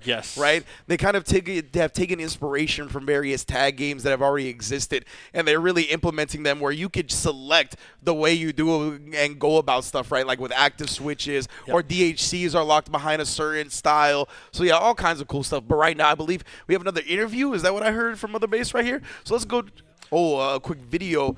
So let's go. One of my favorite videos, actually. Definitely. If you've seen the Evo FGC channel, you might have caught this one already. But let's check out Food Trucks with Fudo. I forgot what the actual title was. Food Fight with Fudo, I believe is what it is. My man Sajam also in that video. Let's go to it.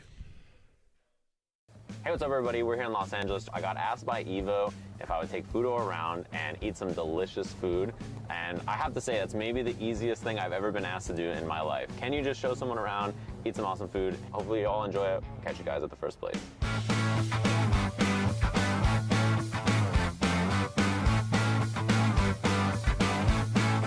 We're gonna grab birria tacos, which I was explaining is kind of like Sukemen ramen, but for tacos, you dip them in consomme, which is really, really, really delicious. It's like kind of become trendy here. So yeah, and it's also very, very good. So let's go eat, eat, eat.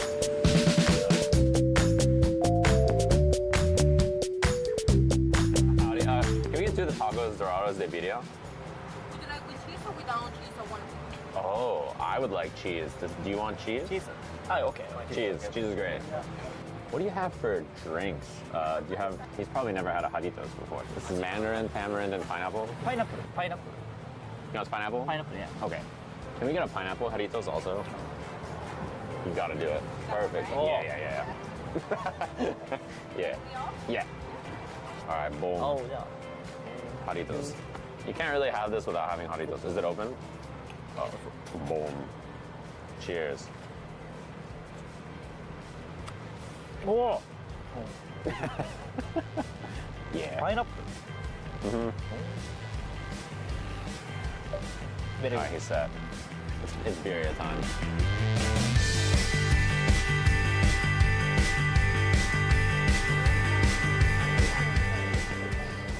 Thank you very much. Oh. Boom. Yeah, okay, we got some sauces, green guy. This looks like chili, something spicy, something this. Okay, I'll grab this guy. A little, ooh, it smells so. It's gonna be spicy a little bit, a little lime action. Boom, boom, boom, boom, boom. Okay. Kanpai. Kanpai. Yeah, and then dip in that. Oh, see? Boom. Oh. Boom. Okay. Ready? Yeah. Mm-hmm. Yeah. I'm gonna get some of that salsa. Yeah. Part of birria, for those of you at home, it's a messy meal. This is how we get down. It's a little messy. It's a little wild. Let me. Oh yeah. Wild. Mm-hmm. I love everything about that. You can't go wrong. Literally one of the greatest foods of all time. Can't get any better. Saucy, delicious. Oh. Wet wipes after this. It's okay. Boom. Last bite for me. Oh. Right. That's good. Look at him go. Mm-hmm. Boom. Oh yeah. Get in there, Fudo. This is your time. Yeah. Little radish action for the palate for the one time. No.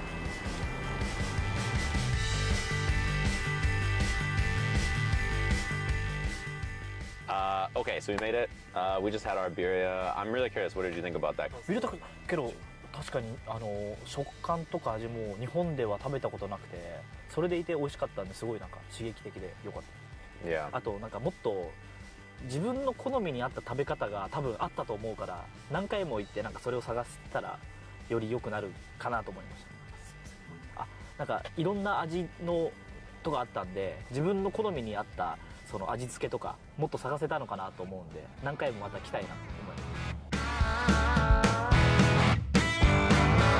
Okay, so something about In-N-Out is that if you've ever been here as a SoCal resident, you're familiar with the spiel. When you come here, they ask you like, hi, well, you know, what would you like? And then you say like, oh, I would like this burger or whatever. And they say, do you want onions on that? You want this? But like once you have been here many times, you speak In-N-Out. So like when I show up, they like ask me, you know, what do you want today? Like, what are you gonna do and stuff like that? You pull up and you say, hey, I'd like a double with grilled onions and no tomato with an animal style fry. And then you pull up to the window and you get 2 spread on the side. So I speak In-N-Out. Me and the person here, we speak the same language. So Fudo's new, so I'll have to order for him so that, you know, they don't know that he's an outsider, like a rookie, you know, like I got him covered. Are you familiar with a 4x4? だけどもったいない感じちゃうけど、だけどどうなんだろう。まあけどそっちの方がせっかくだから見た目がいいのかもしれないから、そうですね、せっかくなんで。Oh, he'll do the 4. I think about 4x4 as like high school food. Like as I got older, like my body no longer handle it. You know what I mean? Like it's one of those things that when I was young in high school in sports, a 4x4 was no problem. But as an adult, looking at a 4x4 makes me think like I'm too old for this. そうだね、それはもう。Alrighty, so as usual with In-N-Out, there's a very long line, but we made it through, and it's time for the reveal on our burgers. One of SoCal's finest establishments in the Southwest. Let's get it. You got that right. No problem. Okay, no problem. Yeah, you got that. He's gonna eat the whole thing in one bite. Wow, I haven't seen a 4x4 in so long. Yeah, you got this. Oh yeah, classic. Yeah, there you go. Okay, I'll scoop up mine. You want to cheers? Kanpai. Kanpai? Kanpai. Okay. Itadakimasu. That's what I'm talking about right there. ああ、これやっぱ美味しいですね。多分俺すぐ食べれちゃうこれ。Oh, did you want to try the spread maybe? お、かけてみます。はい。 Yeah, sauce. I'll spread for you. Boom. Okay. Okay.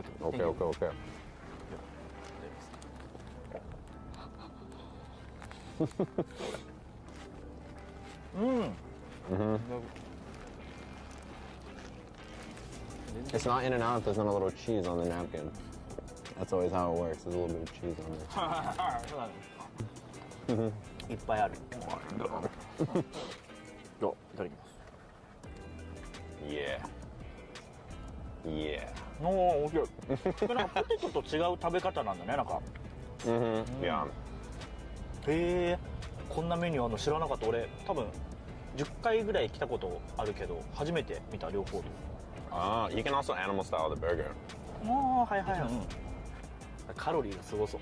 Yeah. We don't think about the calories. We just eat. It's like you know frame data in fighting games. There's a saying that you're only minus if you're a coward. Calories, they don't exist unless you're a coward.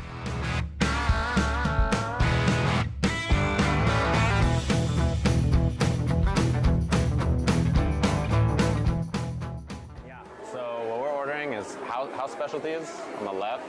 Hidari, potato ball on the first one, and then cheese and pepper potato ball. But one of the best things about being here, which we're doing now, is like when you stand in line, the lines are so long, you do a lot of window shopping, and then you end up buying things you don't even plan to buy. You're just like, oh, I think I need that.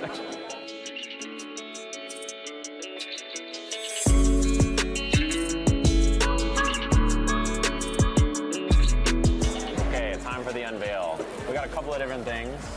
First, this is a meat pie. Meat pie. So they're just pastries with meat inside. You can't go wrong. And then these are your specialties. So this is going to be, which way? Okay, I'll open it towards you. Whoa! So these are potato balls, spicy pepper potato balls, and then these are croquettes. So we got a couple of different options here. And then we can dig in.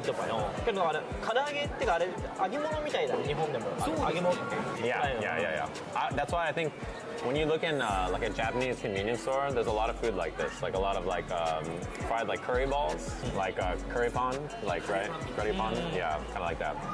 Are you ready to dig in? Which first, potato ball, spicy potato ball, croquette? Okay. Your choice. Okay. Potato ball. Potato ball. Okay. Boom. Oh.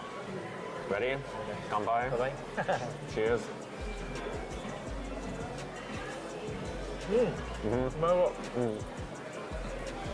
No. Little meat inside, little pepper. けど結構コロッケ日本でもすごい馴染みのある。It's peppers. It's ooey gooey, delicious meat, savory, fried dough. All the things like a growing human needs, to be honest with you. Like you can't go wrong. This is like the perfect food. Like it's fried, it's got meat, it's got peppers. It's good.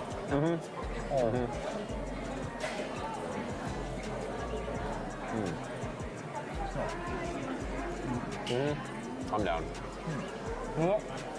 This is, I think, ham croquette.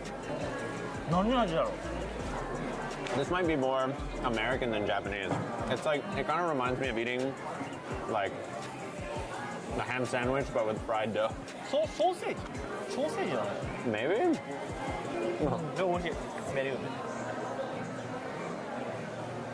So the potato ball is the most famous, but honestly, I think a lot of people like the spicy potato ball more, depending on who you ask. I'm a fan, so. This is the spicy cheese and pepper. Trying to get in there.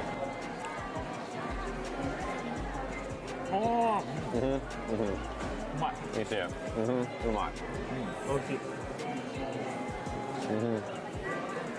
Super good.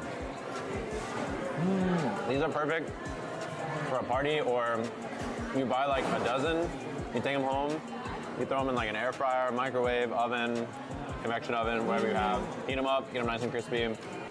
確かに温かい方が美味しそう。なんか出来たての方がね美味しい。You're right. Absolutely right. And boom. Are you guys gonna dig into the meat pie? Oh crap. 結構量多くなってきたよ。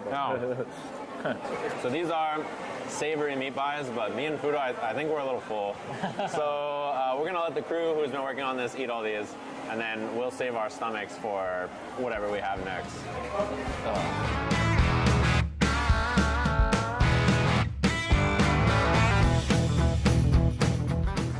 So this is Pink's. Oh, chili dog, chili cheese dog, 9-inch stretch chili dog. Oh my God, there's so many stuff.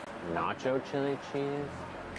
I haven't been here in forever. I think of Pink's as like a classic LA thing. Particularly people who are like slightly older than me love Pink's. Like all of my older family members, my older siblings, like parents, everybody loves Pink's. It's like a classic LA establishment. And what we should get, I feel like we're both so full. Let's think. Can't go wrong with a chili dog, but I don't know. Chili's a little heavy. What do you think you want on your hot dog? ホットドッグはオニオン、レタス、マスタード、シブ。Yeah. あと、Relish? Relish. Okay. We can make that happen. Howdy. Good, how are you? Yeah, can we get 2 of the Chicago Polish dogs? Spicy or mild? I'll take 1 spicy, 1 mild. Okay, what else for you? I think that's it. Okay, you can wait over here, please. Thank you. おお、すごい。Whoa. おお、日本人多い。MJ の横にジャパニーズアイド。いや、すごい。すごい日本の写真が多いんですけど、日本がすごい人気がある場所なんですかね。I think it's just really famous in general. Like if you come to Los Angeles, like Pink's is just, it's a famous place to go. And like obviously so many celebrities have come.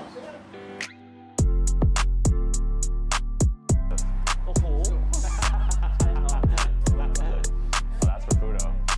Okay. Are you ready? Okay. Oh. Mm-hmm.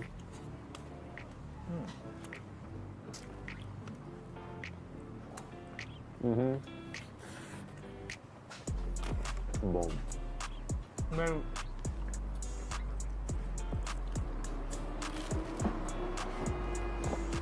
Oh yeah. What are we thinking? なんかすごい落ちちゃった。手で食べてもいいのかな? Yeah. Yeah. You know, the fact that he asked that, I'm a fan forever. You're so right. I'll use my hands too. Yeah. Classic LA staple. You can't go wrong. If you're in town, eat all these delicious things. Not in one day. Don't do it all in one day. But you should definitely check them all out. No, I'm curious though. Having Pink's, what do you think? Are you a fan? Does it have a nice snap? 美味しい。日本ってもっとこの半分ぐらいの大きさで、なんかこんなにジューシーじゃないんで、本当なんか来てよかったなっていうか、なんかアメリカのホットドッグをなんか初めて食べたっていう感じがします。美味しい。Mm-hmm. Well, I'm curious. Is this your favorite thing today? You're really digging in. けどそうかも。一番なんか日本とギャップがあった食べ物かもしれない。なんか全部日本でもなんかなんか似たようなの食べたことあるんですけど、なんか一番なんだろうな、なんかそう攻撃力の高さがねすごくいいなと思いましたね。Okay. Wow. What a beast. He did it. Oh, they said he's a really famous guy and so it's free. They said they're big fans of Fudo and they love virtual fighters, so the food's free. They said they saw him win the Sega World Championship and they're like, there you go.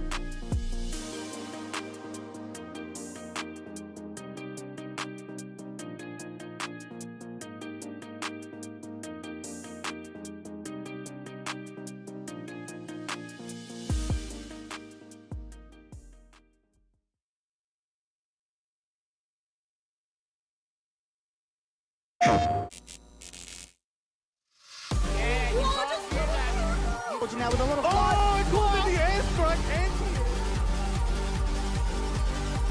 that was meant to be a wire save. It's the first save! It's first save! Oh my god! Right out the backdash, BRC jump.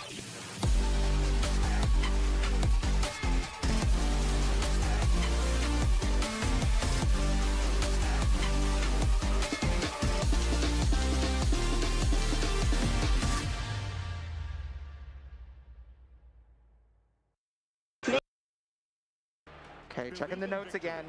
Has decided that, you know, whatever information that he's gleaned from that is good as he's getting back into it. So we are on tournament game here for Gamera. There's going to need to be a 3-0 sweep if Totoro wants it. Yeah. And again, these EX Vorpal Blades just catching the moments where Totoro wants to move. Right, finally introduces the DP on defense to relieve that pressure. I mean, at this point, you're not doing it, so you got to start bringing out the new stuff. And there it is again, that EX Lord. And that's the first exit, but it gets blocked. The follow-up, unfortunately, missing the timing. Yeah, I think Totoro recognized that, hey, like, I've not been doing DP on defense, I've not been doing X Seal, I've not been jumping out, and now they're seeing everything that is new come out. All the stops are being pulled right now from Totoro. Gamera's game plan is just so solid, though, that, like, even when new stuff is introduced, it seems like you can just continue doing similar things. But full conversion into the SBA. I'm not sure if it was close enough. No, it was close enough for the cinematic. Still not going to get the KO, though. And regardless, probably trying to just roll out of there. I'm not sure. Ended up getting hit by the JU. Too high, though, to get a full confirm. And now Rush is available to confirm off of anything for Gamera. So yeah, you know that Totoro can't press too much. Yeah, he's got to be very, very careful here, even with this life lead. Good dodge on the fireball. Yeah, the far medium's coming out just as pensive as possible, not trying to do it too many, conserving. And there it is, the Rush. And you were talking about the endgame nature of Rush and how strong it can be, but jumps over the throw. Wow, what a jump right there. And look, the clock was only at 15 seconds left. And now Gamera one single round away from becoming your Evo champion. And having to do so from losers as well. All right, but that's a good start for Totoro. Finally gets the corner control, has the pressure situation, but the 2M answer from Gamera. He is a man possessed right now. Yeah, this is a different Gamera than we've seen an entire time. Wow, is able to confirm off of anything. Right into the Rush. The throw is going to get tagged here again. He tries to jump out. Big jump out from Totoro. Finally blocks the Vorpal Blade, gets a full block. No punish either. Uncharacteristic drops coming out from Totoro right now. You can tell the nerves are hitting hard right now for Totoro. Is able to get the far medium into Rush, though. That's important. Very, very much so. Again, the 2M. Is that going to do it? There it is. And Gamera is your Evolution 2022 champion from the losers bracket.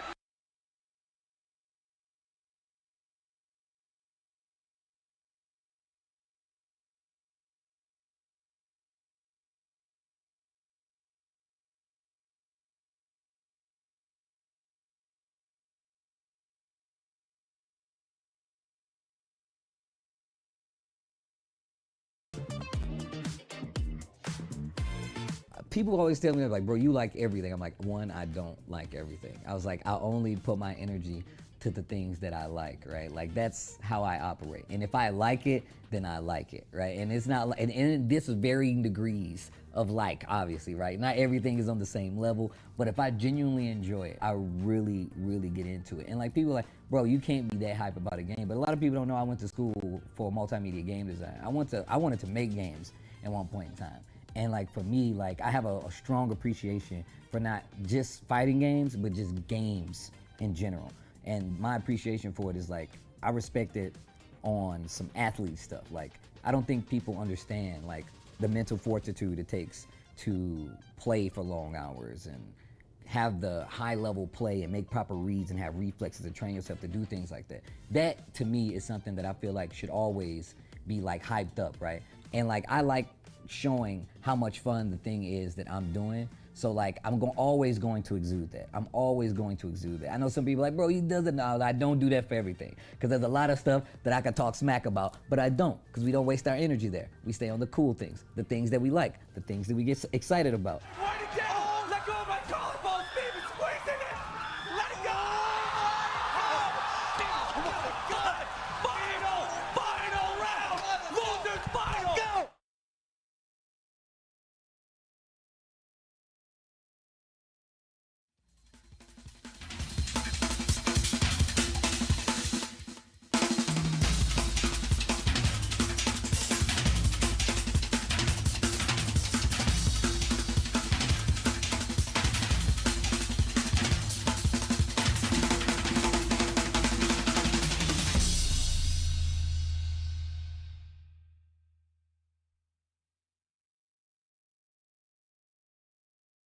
To Evo Japan 2024. I am Rynge, joined by Proxy, and now joining us for the first time here at Evo Japan 2024, Jaidlyn in the building. How you doing, Jaidlyn?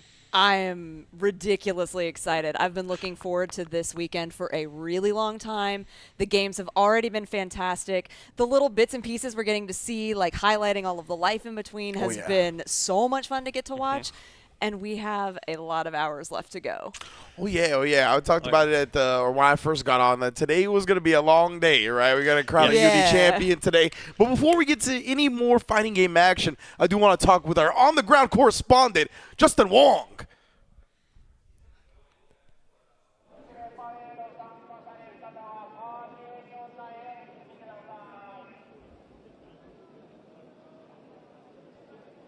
You hear me still, Paul? You just, like, I stopped hearing the commentators.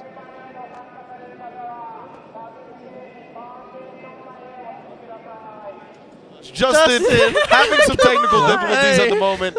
Can't quite hear Mother Bass in his ear. But we'll get back to him in a moment when he's got it all fixed up. That Marisa cosplayer behind them, though, I was like, yo, are they gonna duff Justin or what? That's what I do want to say, by the way, huge shout outs to Justin, who's doing boots on the ground, doing an amazing job so far, getting to highlight a lot of the cool stuff that we get to see. And it's definitely been it's been a very effective tour guide for us to get our little sneaks in to see what we can see. It really has. Like, just getting to see everything that, like, him being on the ground and showcasing all the different things, and then the interviews that we've been able to get to see have been a huge highlight for me so far. Justin really loves this stuff, you know what I mean? He really loves this community. He loves fighting games. So you can see it come across when he's on the ground, right? He's not like a broadcast school polished interview. 100%. He's like, bro, no, I'm a fighting game person, and I'm talking to these people. And what's cool about that is he asked a lot of the questions that we would ask, that we want to know, right? Where he was like, he talked to the 2XKO person. He was like, yo, is this character broken? Like, that's how we would ask them. You feel me? Like, that's what we want to know. So it's really dope just to see Justin on the ground, most definitely.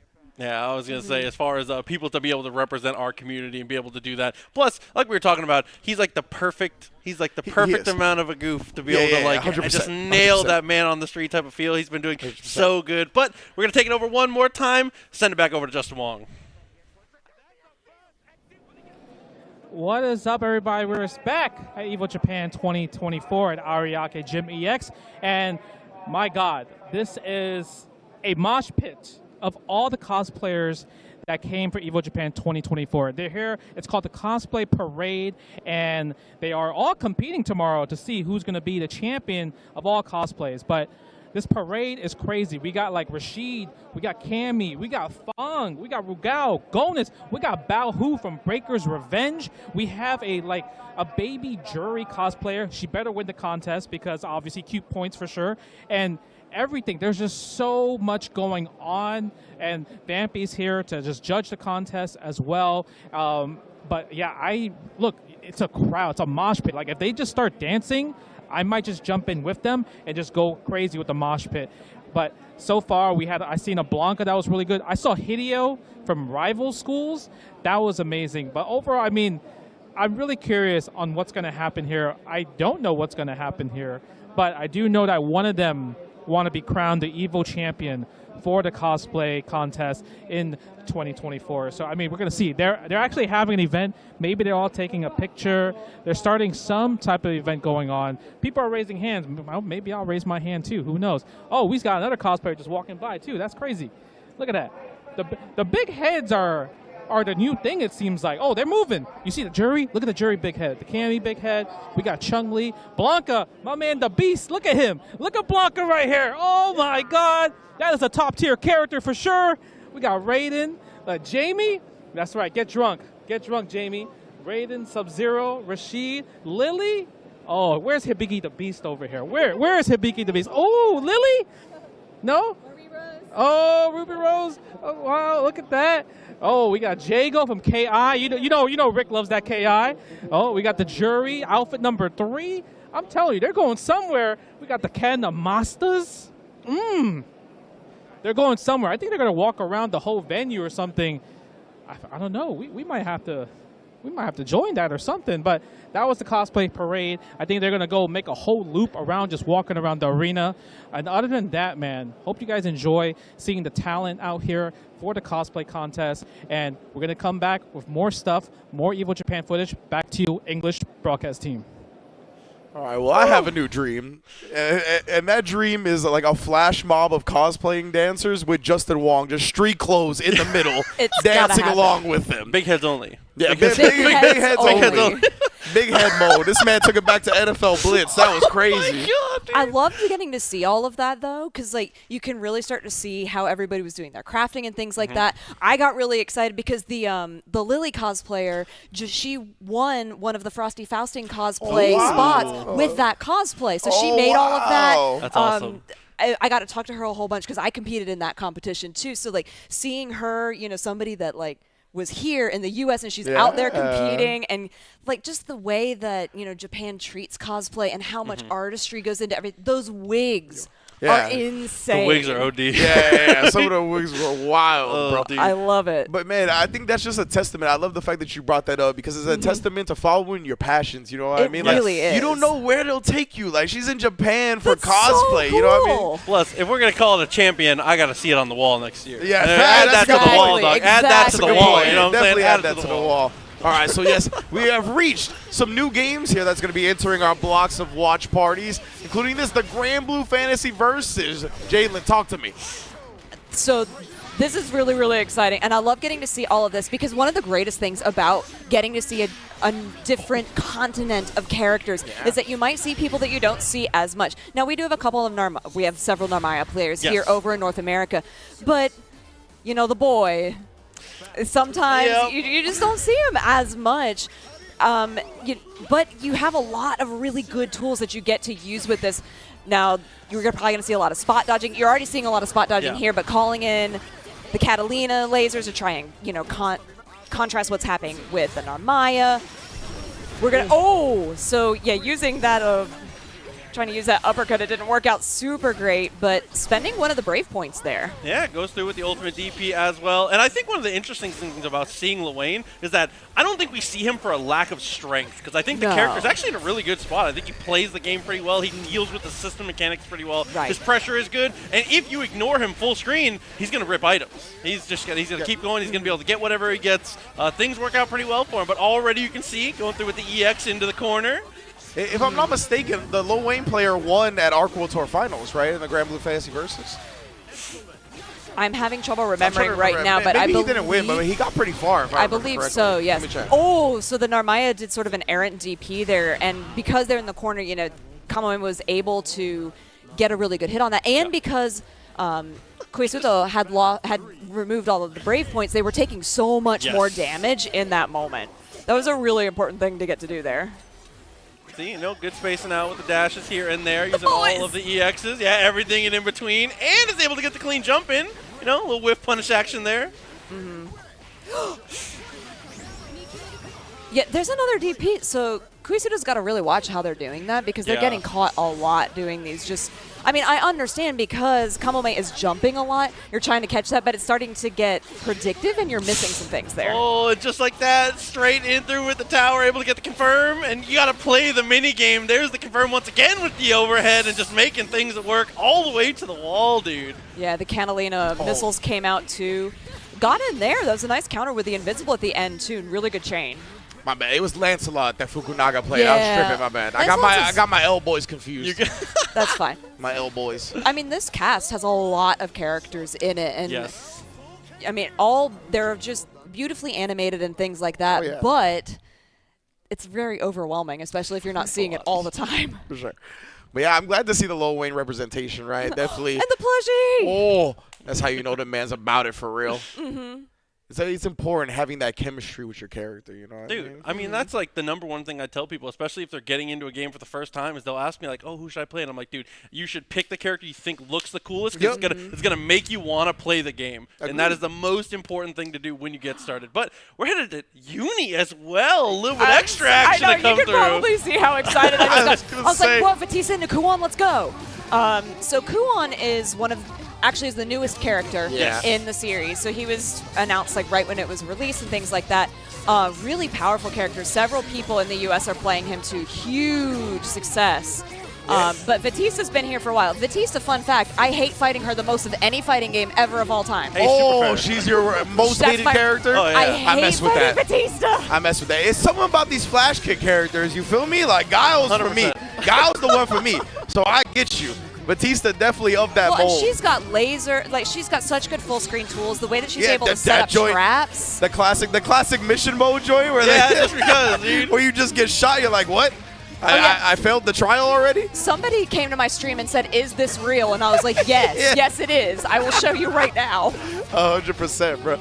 And you mentioned the Kuon players. A lot of people from NA playing the character. And look, this is Shiken right here from USA as well, So really cool to see it.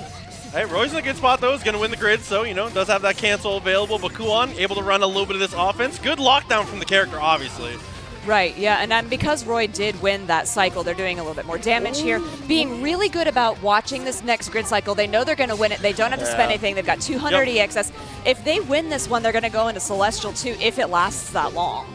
I was going to say, this is like a nearing checkmate situation. Things are getting super messy. And, dude, the crystal she lays out when she activates them, those multi-hits are absolutely ridiculous for lockdown.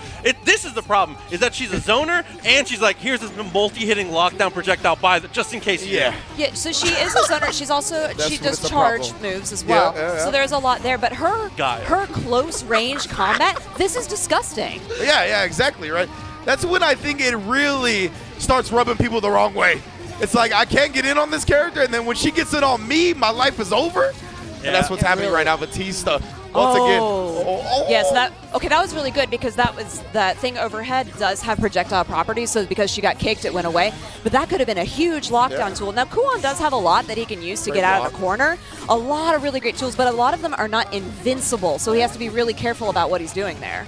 Right now, Roy just continuing the business, wins the grid yet again, trying to sneak it in. Shiken trying to get it back, but gets counter hit. That should be the game. Roy taking game one, looking very in control of Batista. I like that. I just love these player cams because you can really see, they're totally in control, and you zoom out to them, and they're just like, oh, thank God I won. But you stop stressing me out. Yeah, for real. I love seeing that. That's one of my favorite parts about offline play. Well, there's so many cool stories that you get to witness during these. There's nearly 7,000 players at Evo Japan. That's huge. Ridiculous amount of people. The biggest Evo Japan there's ever been. See, we're trying to go for some tricky flight stuff. Not quite going to work against Batista. How to approach a small girl down backing is tough. Yeah. Batista. Oh, and no. in Celestial too. So Celestial is new to Uni 2. Yes. So instead of doing a 10% extra damage, you're doing 20% more damage when you have this. And because of the way that it works, if you do a chain shift, you're going to get a ton right here. All of that EXS. That's crazy. So much meter now at the disposal for Roy. Doing it at a good time as well. The grid trying to sneak some grid gain back in. No. Oh. I mean, all Shiken is doing is down backing, and that's such a disadvantageous position to be in, especially as Kuon. Kuon wants to be there. Oh, that flash kick. I'm hurt. I love hearing the stress in her voice. I love hearing the genuine. The PTSD. You're so real for that. You're so real for that. The trauma. I'm just like, I'm not going to lie. I got taken out by a couple Batistas, not just in Uni, but in BB Tag too. Oh, yeah. Early. She's a menace Tekken. And so I've been traumatized. I was going to say, you see this character in your nightmares. I do. Yeah. I do. Legitimately. Hey, we find a throw from the pinwheel, though, and we block a flash kick. Make her use grid. That's good. The high-low, though, there was really nice. Good catch there from Roy. Being able to carry this. Again, the bits, the way that you're able to reset the bounce counter so that you can continue the combo, extend it as far as you can. Because a lot of things about Uni is that you're using your EXS to extend combos rather than end them. Because there's certain properties that will make things go longer, and that's all what this game is about. Good long, beautiful combos. Yeah, most definitely. Loving the way Roy's playing right now. Does get sniped in the process though. This is big. Yeah, that BDP worked really well. There's just enough time to be able to use that invisible, not invincible period to get in the wall bounce and continue the combo. It's a really nice setup for Kuon. Nice little setup afterwards as well to put the round on the board. Shiken looking to stay alive here. Like that little charge sneaking in where you can, especially when you have the pinwheel in front of you. Definitely good. But that's a good use of shield. We're going to win the cycle because of it. That was really sick. Yeah. All the shields from Roy still in the grid back. That was huge, man. That's a big part of Uni right now. Oh, what a counter into the chain shift. Let me get that. Now, Shiken is going to win the cycle, but it's like it doesn't even matter because you're not going to get much of an opportunity to use it. So Kuon has a flash kick as well, tried to use it there, and there's a startup period, and Batista can just hit you right out of it. So now you're on the back foot the entire time now. Trying to chain shift at the end to make something happen, just eating damage for it. Roy cleaning it up in the process. That was clean, bruh. I feel like you're just looking at me the whole time. He keeps looking back and forth like, can you believe what's happening on screen right now? I know. Proxy, that's what Proxy's saying with his eyes. It's just I believe it. Did you see this thing? Like, what's happening, bro? Oh, my God. What is happening? Oh, my man Beelzebub? With 2B as well. Yeah, 2B in the building. Yeah, 2B taking some changes with the most recent patch as well. A lot of people thought that was really necessary, but I really like the character. She's got some interesting tools. The way she can get in is very cool. The lasers are great. Also, the way, I'm sorry, like, this is the musician in me, the way they remixed her song for this game, the Weight of the World of this version is so good. It's still, like, it's bonkers to me that she's even in this game.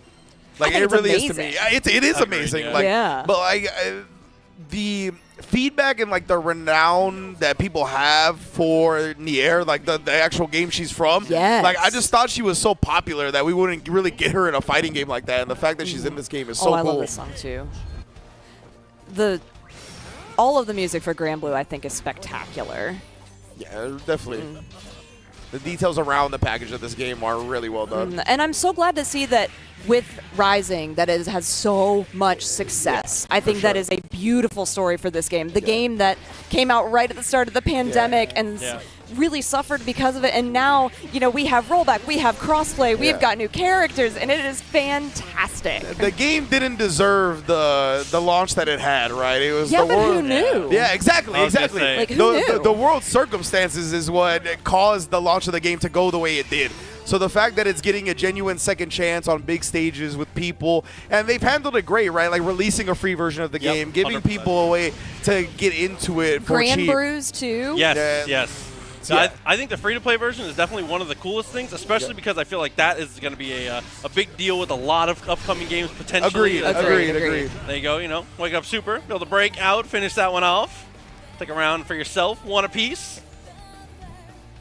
Oh, she's so cool, bro. That Her smile. face, She's so the cool. way that they incorporated, you know, the original design and Yeah. just made it so aesthetically pleasing for Granblue is. We Shout talk- outs to the designers.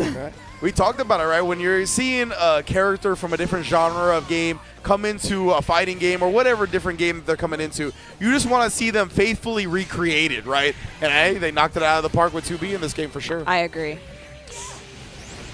you go against Yeah. the wall.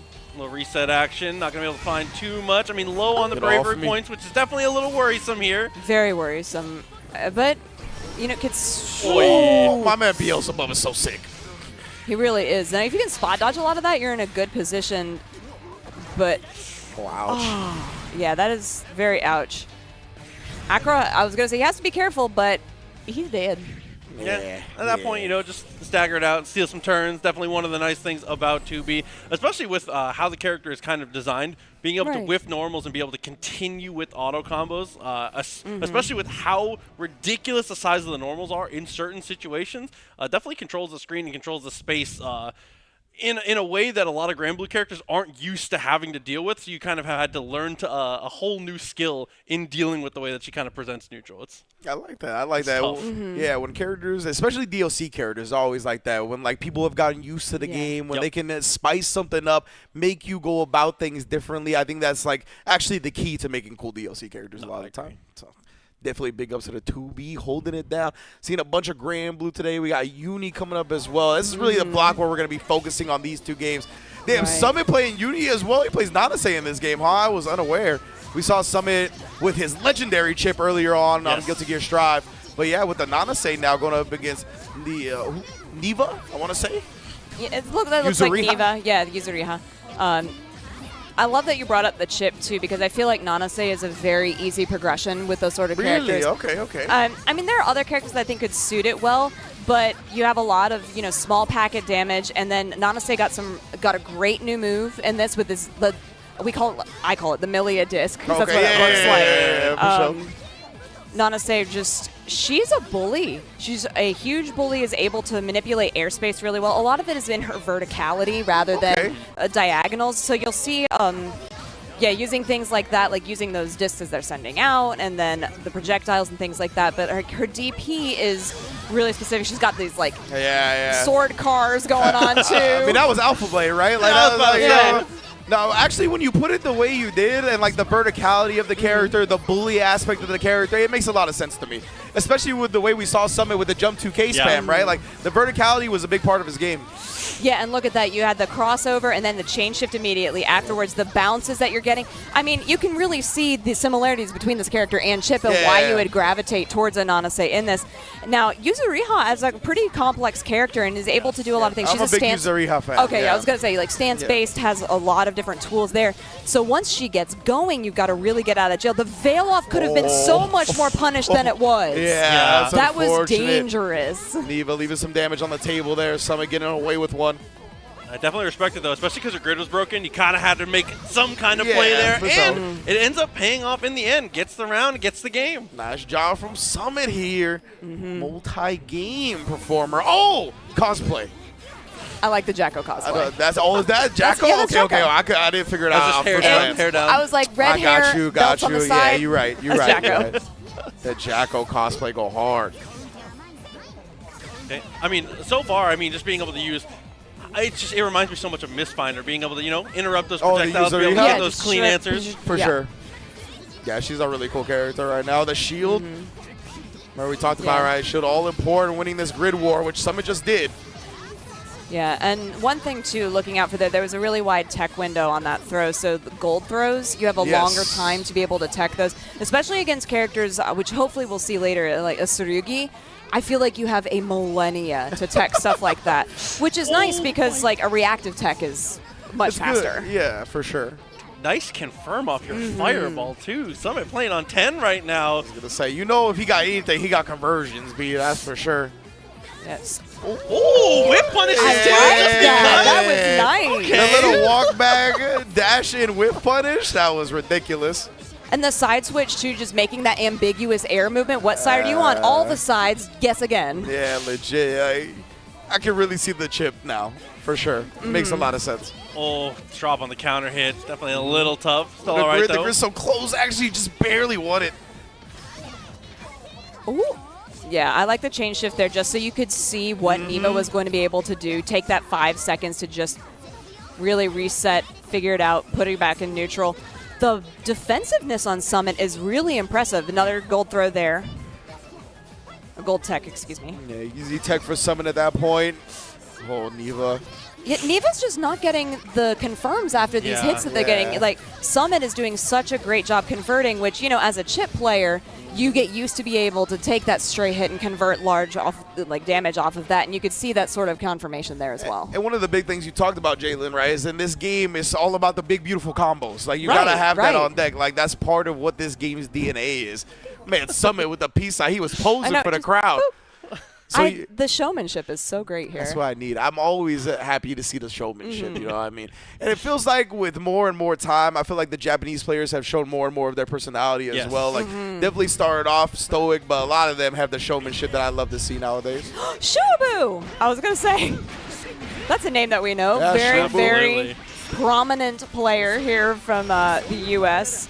Yeah, switching over to the top tier matchup between the two. Sig and Six, obviously, two very strong characters in the current state of the game. Extremely strong. Sig is the esports, is what we've been saying. Right now. Boy, well, nice clash and then Tekken immediately afterwards. That's great. Yeah, Sig, he does an unbelievable amount of damage with so little tools. I played him the other day, and I was like, how do I play this character? They're like, Fireball. And I went, really? That's it? And then EX Fireball? Yeah, Ultimate Fireball are both unbelievable tools, bro. Because Ultimate Fireball, when it hits you, it always knocks down no matter what, so it puts you in the most terrible situation. Okay. It's Vanilla Akuma Tatsu. Yes, sir. Soft knockdown no matter what. Yep, and the thing is, though, Six is still so powerful in this version of the game, and you're seeing that now. Like, the way he's able to IAD in the corner like that, that's crazy. Yeah. I really like this character. He's just I like it when he has the glow sticks, I'm not going to lie. Yeah, I like the glow stick one. The festival energy, not quite there, though. Dude, 6-6L, I mean, just taking up a little too much space there in the mid-screen. It's going to happen here and there. Caught out. Man, the damage, baby. Let's go. It's like you said, simple too. It is simple, but I like the way that Shuabu is creating this guessing game. The defensive options are so difficult to follow up on because he's being so tricky about it. Brace that Shuabu. Oh, perfect on the board. Okay then. Dude. Call it 2.5 touches, makes it to the wall, and it is a wrap at that point. And that's all off of really just a complete snowball off one good 6-6L. But, maybe on the other side here, Six able to get that first touch all the way to the corner already. Exactly. But the damage differential is so huge. Like, Sig did one touch, and it was half of Sakuma's health. Yeah. He did one touch, and it was like, that was it. About it. A sound effect's worth of damage. I was going to say. That's really what it was. Okay, Nitty's the fireball on the wall. Kling doesn't find much. Does get the punish on the spot dodge. Not going to get too much else, though. Strike throw initiated in the mid-screen. Yeah, we scrambling. Straight overheads. Bro, the boot, bro. The boot Grand boot fantasy. That's what it is. There's some powerful boot moves in this game. There really are. This is a game Several of Tims. them. Oh, yeah, get him off me. Oh. Some back throw. Dodge the I love projectile. using that move from Six to dodge. That was really smart. Holy. Oh, dude, no points for either player, and then the ultimate fireball just because. Put it onto the reactions there, see if they have what it takes to go. I mean, spot dodging there would be super brave because that's a tough reaction. Yeah. You got to put the onus on the opponent, you know what I mean? Especially when you have something you could just throw at them like that from distance. Like it a lot. Oh. Looks like they're taking a second. We got the stage manager was on there having a moment with them. Yeah. Making sure everything prim and proper before we continue here on this gray and blue versus set. Yeah, it's always cool to get to C6. It was one of those things where it was a little tough in the beginning because the character was so absolutely strong. I feel like most people had him second only to Nier for a pretty significant portion of the game. And now he feels obviously still incredibly strong, like you said, but he's he feels like much more fun and fair to play against. It feels much more normalized than it once was.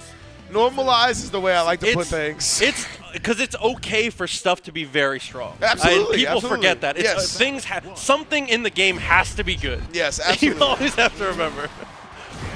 You know what's really good? Sig's EX Fireball. True. It's like, damn, that's good. Hey, listen, the dash low as well. Both the dashing normals, L and M, both ridiculous. So I can go on. And Dash, I was going to say Dash H is also really viable on several characters as well. This is the damage output that Shubu is able to do in so few touches is really impressive. And I just feel like Sakuma has no chance. That was the most active normal I've ever seen. Me and Proxy are like, bro, why is this jump move outside? This joint is running the block. Why did it stay active that whole time? Looked at each other like, bruh. Oh. Nice. Hey, back though, seal the deal. The alpha counters in this game, they're plus on block, right? Or no?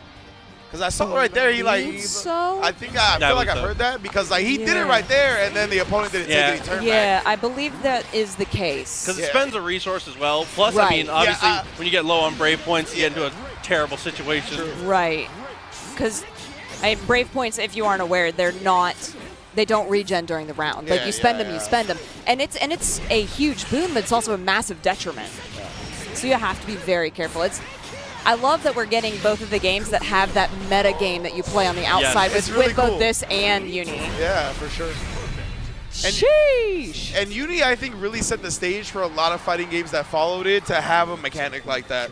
Like, go ahead. No, I mean, I think it's a really good point because, you know, Uni, it seems on the surface extremely complex because on one hand you're playing a fighting game, on the other hand you're playing Uni. But once you get into it and you really understand that it's not that complex, yes, there's a lot of, you know, nomenclature that goes with it, but it did, you're right, it inspired things, you know, to have, you know, the drive system in Street Fighter and to have the Brave system in here. And we're seeing that, and now you're getting this new meta game, and it's so exciting for fighting games. Yeah, and big ups to the Uni team because what they did was implement it so well in terms of the actual game, right? Like, they made it very important. Yeah. Like, all of the things that happen in-game affect the grid meter. And that's really, I think, set the stage and the foundation for all the stuff that we saw to follow it.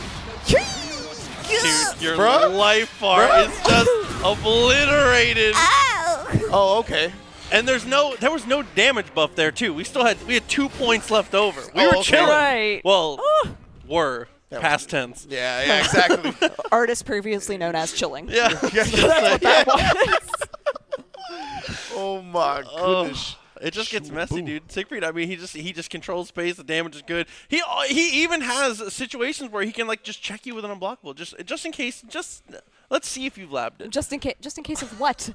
In case of what? Just in case of what? In case of emergency. I was gonna say break glass. The 1%, you know. Yeah, the 1%. The 1%. Oh, weak. All right, y'all. Let's take a look at this replay presented by PlayStation Tournaments. I think it was from that last match that we just saw. Yes, indeed. Grand Blue Fantasy versus with Shuabu and Sakuma. Dude, see the ultimate wall skill, the ultimate skill to jump off the wall to be able to get around the fireball is definitely such a good idea. That but was really then cool. You just get put in such a terrible spot. Ultimate fireball too quick. Shuabu just so incredibly powerful. You know, both we've seen them competing for such a long period of time now, and love, you know, seeing that they're going and they're traveling and they're experiencing success not just in US-based tournaments or North American-based tournaments, but in these international competitions.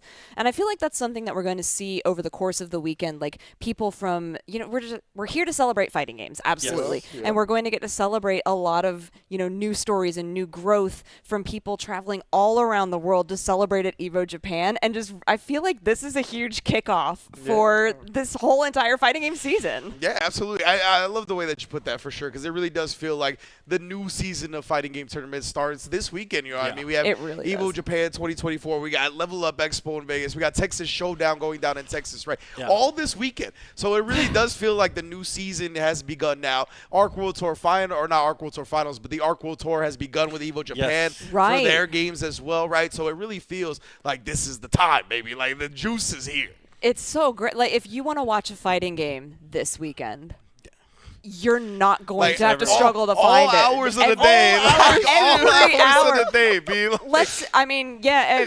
Talk about that. We have, several more hours here coming Yeah. up, just like culminating in the Uni 2 finals that we're going to have Yes. tonight. That's gonna be hot, I'm bruh. so That's excited. gonna be I was hot. looking through the brackets earlier and I'm starstruck by the number of just French bred players who have entered this tournament. It's going to be ridiculous. We have former Evo champion Jing has entered. okay. I have not seen them play Uni, but obviously their Hisui and Melty Blood is legendary. The way that they're able to do it, they won that PlayStation Road to Evo series for 2022, and that's how they got there, and then won Evo. Man, that is like the dream scenario, right? That's what we wanted to see. And the even better thing about that is kind of showing that it's one of those situations where, like, you could do it too. You win an online qualifier, you make it to that point, you get to the big show, and you knock it out of the park. That is like the ultimate way to showcase what the point of those types of tournaments are. You couldn't have written it better. Exactly. And like the thing, I'm like really passionate about the Road to Evo Talk stuff. to us, Jaidlyn. Please, please. Talk to us. I am so. It's so cool because those tournaments are free to enter. Yep. Yes. There's the stakes are monetarily, like, there's just nothing there for you to enter them, and you see people like Daru Ino, who got to Evo last year, a legendary Guilty Gear player, and we had Korean Wrestling Man from Melty Blood this past year. There were so many people from the EU who qualified as well, and it was just like, sometimes these players don't get opportunities to travel because the cost is inhibitive, and they're being enabled to show off everything they worked for, and you get to show it off on this incredible international stage in front of thousands, hundreds of thousands of people, and then you get these beautiful like climax moments in these games. Yeah, it's been great to see. I'm so glad that they brought the Road to Evo series back, right? Me too. So sick, just because of that one story alone. Jing was enough to justify it coming back. But like in general, as you mentioned, it's just such a good boon to everybody. Everybody that wins those tournaments, getting that trip to Evo, courtesy of PlayStation. Big ups. But let's go. Tomio versus Kubo. Going at it. Kubo, a very dangerous man, to say the least. Yes, extremely dangerous. I know. Byakuya, very, very popular character, has a great setup potential. But speaking of setup potential, Seth is like king of setups on the screen. If you're not paying attention to where those orbs are, you are in so much trouble. But this is the Byakuya special. And now with his Down Down X series, with the spikes that come up from the ground, you have such incredible high-low potential on Byakuya. I mean, you saw that hit right there was able to come off the chain shift straight through with the low, sets up everything with the web. Where are you going to stand up? You can't. Yeah, exactly. Because you use that, so the one on the ground is a DP input, so you have that. You get to jump over because you have the cancels that go with it. You can cancel those series. So Seth just has a really difficult time, and he's very fragile as well. He has a big damage output potential. Oh, with a grid break, this is big trouble because you're not able to shield as well as you could have, and you're just, again, this is a system thing. You're playing Uni. And it's really interesting, like especially around when the grid cycle is when the grid cycle is faster, it's 2 seconds faster in Uni 2, or the 4-pull cycle. So you have to pay attention really closely to what happens right around that 11-second mark.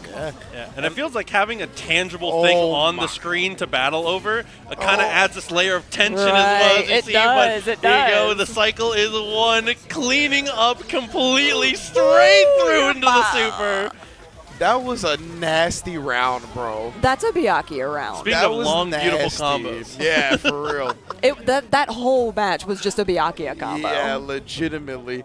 Starting it again, we saw he definitely honed in on the fact that Kubo wanted to shield a lot, get away, you know what I mean, win the grid cycle. He threw grid break through him very early on in that last round and just rode the momentum. That was such a good thing to call out Rynge, like because he was shielding so much with that throw, because that will get you a grid break. It just was like exponential in combo potential after that. Yeah, the momentum just completely got away from Kubo here.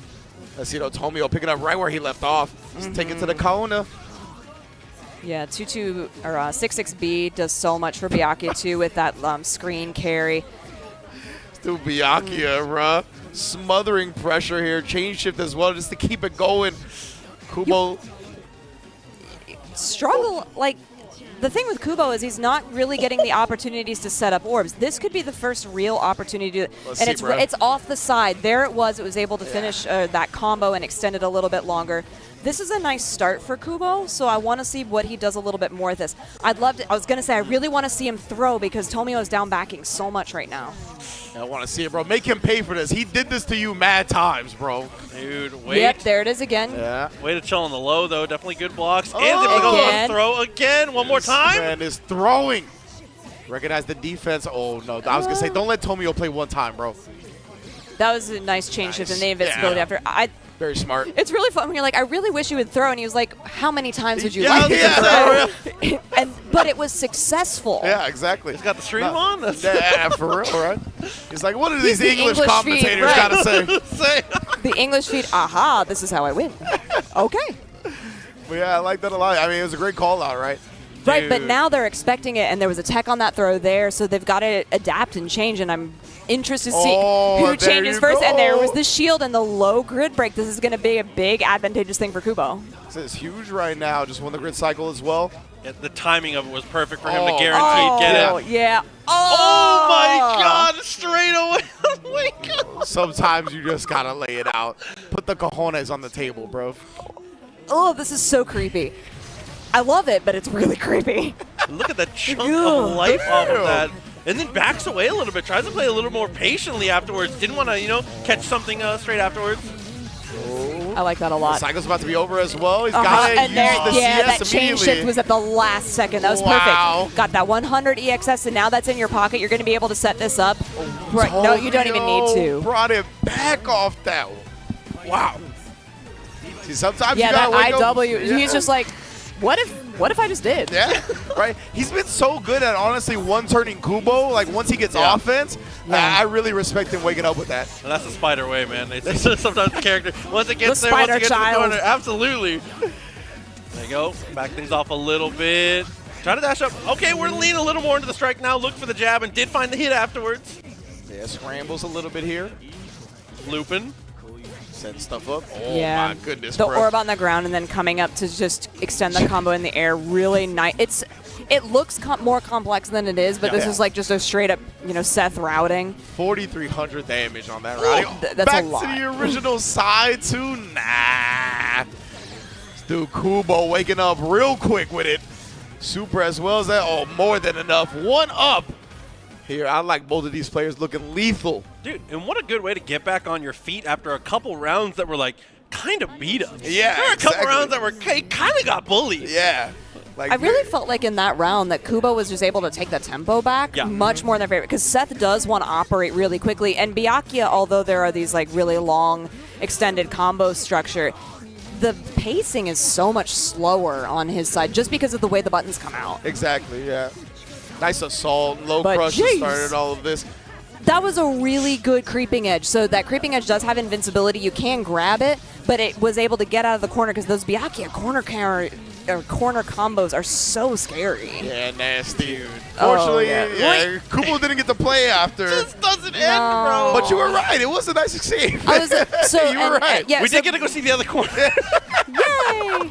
Well, creeping edge is new with this game. It's a universal mechanic that every character has. So it's the 3D button. So you just go meow. Yeah. And like I said, there is invincibility on it, but you can like throw it and things like that. But at least it gives you another option. Absolutely, absolutely, for sure.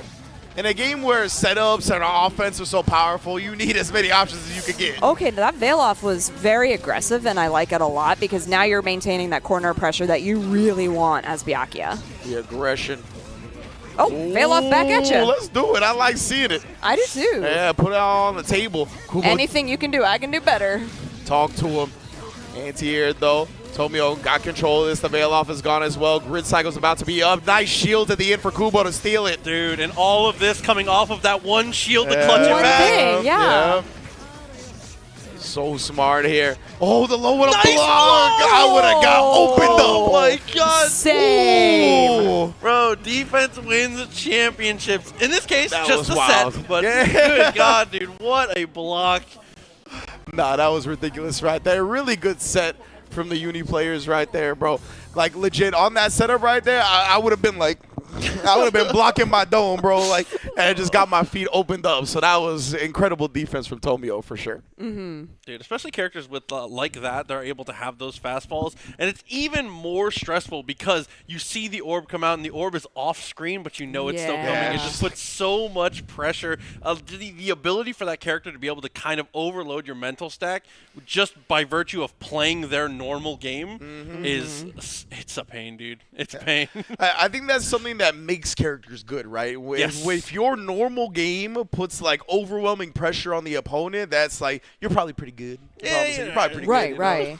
Just saying. Yeah, and something I really love about Uni in this iteration of the game with Uni 2 is so many people, were maintaining their gameplay through COVID and things like that, and those like really the online era. And now that we have good crossplay in the game, you jump into online. Like the first time I went on online in this game, I was like, I have a legitimate problem because I cannot press a button against any of these players because there was just so much people invested that much time, and now you're able, just sort of how like Strive did for the Guilty Gear series and for fighting games in general.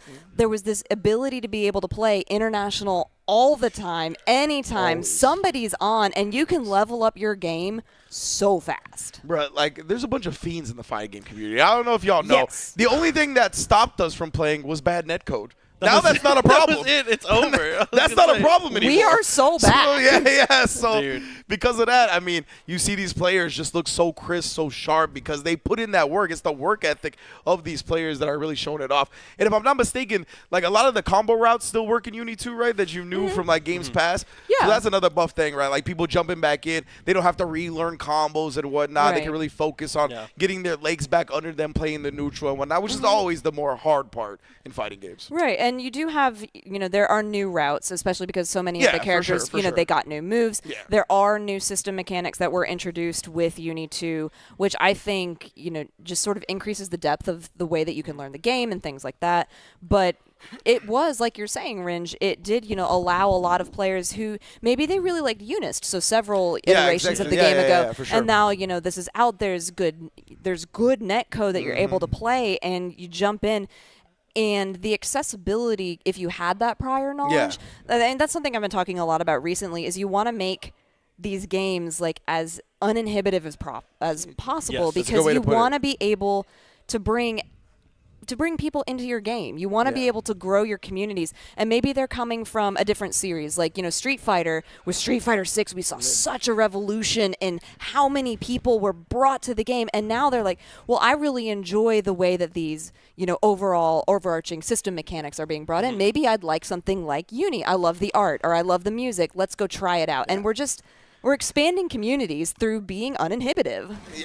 Man, I love that you ended it with uninhibitive again, because I wanted to give you props and be like, you're a real wordsmith for using that word. Because I think like a lot of people in that situation would have said accessible, and accessible has kind of gotten like a negative connotation in the community a little bit. Yeah. People want to say like that's kind of associated with dumbing down and whatnot, but that's not the case like in a lot of situations. And I think uninhibitive is a better way to put it, because that's what they're actually trying to do. Right. I was going to say, because at this point, people, I feel like they hear accessibility and they almost think simplicity. And while I think I think that's incorrect, that's definitely where their brains go. Exactly, yeah. Okay. So yeah, well done, Jaidlyn. Thank you. I appreciate that. Six kind of cooking in the mirror, though. Yeah. This guy. But which one? I was gonna say. Yo, is this man's name Robert Ronio? That's a wild name. I don't understand it at all, but I've just never seen something like that. But I do like it. Yeah, I like it though. Yeah. I like it though. I do too. And then we got Kyo on the other side. I'm gonna just keep that one nice and short. Fake off the wall, jump in. A little too high, though. Wasn't quite deep enough, though. Way too far. Yeah. I understand the intention, because right there you could see it working. But, yeah, this is, Grand Blue's not a game that when you go for a throw, it's going to, like, step you forward or things like that. So you have to just be really careful with the way that you're using that. That's so smart to use the guard cancel when you see the ultimate skill come out, because that is a situation that you are not willing to block, and you cannot get put in that spot against Six. Even in the mirror, they both try to go for it. Bruh. I'm uncomfortable. Yeah, exactly. That was disturbing. That's how I felt. Oh, my God. A good getaway, though, and a good closeout After a sticky situation, potentially, with the 2 ultimate skills, especially with, at the end of that, actually ended up cornering himself. Yeah. So that was... But when the screen got like that, I thought like my sleep paralysis demon was about to like pop out. Like, what to be fair, 6... Yeah, I've seen him once or twice. Yeah, I've seen him once or twice. I've seen him once or twice. Oh my god, dude. Him and the hat, man, they be hanging out. They be hanging out. Oh, Speaking man. of hats, look at that hat. Look at that hat. True, actually. It's beautiful. Look at that hat. I know we were talking about a little bit earlier, like the showmanship that we're starting to see now, and I feel like we're just really seeing so many more personalities on stage for now. sure, for sure. Everybody's starting to embrace their personality, the showmanship aspect of all this. I think it's very smart, honestly. I want to say a huge shout out to a lot of just people in the fighting game community overall, like organizers and stuff as well, that have just made it feel a lot more welcoming. Yeah. Which has made a lot more people feel like they can do that, can be more themselves, can kind of do what they want to do. So, I don't know. It's nice to see more people doing what they want to do just because of that. Proxy.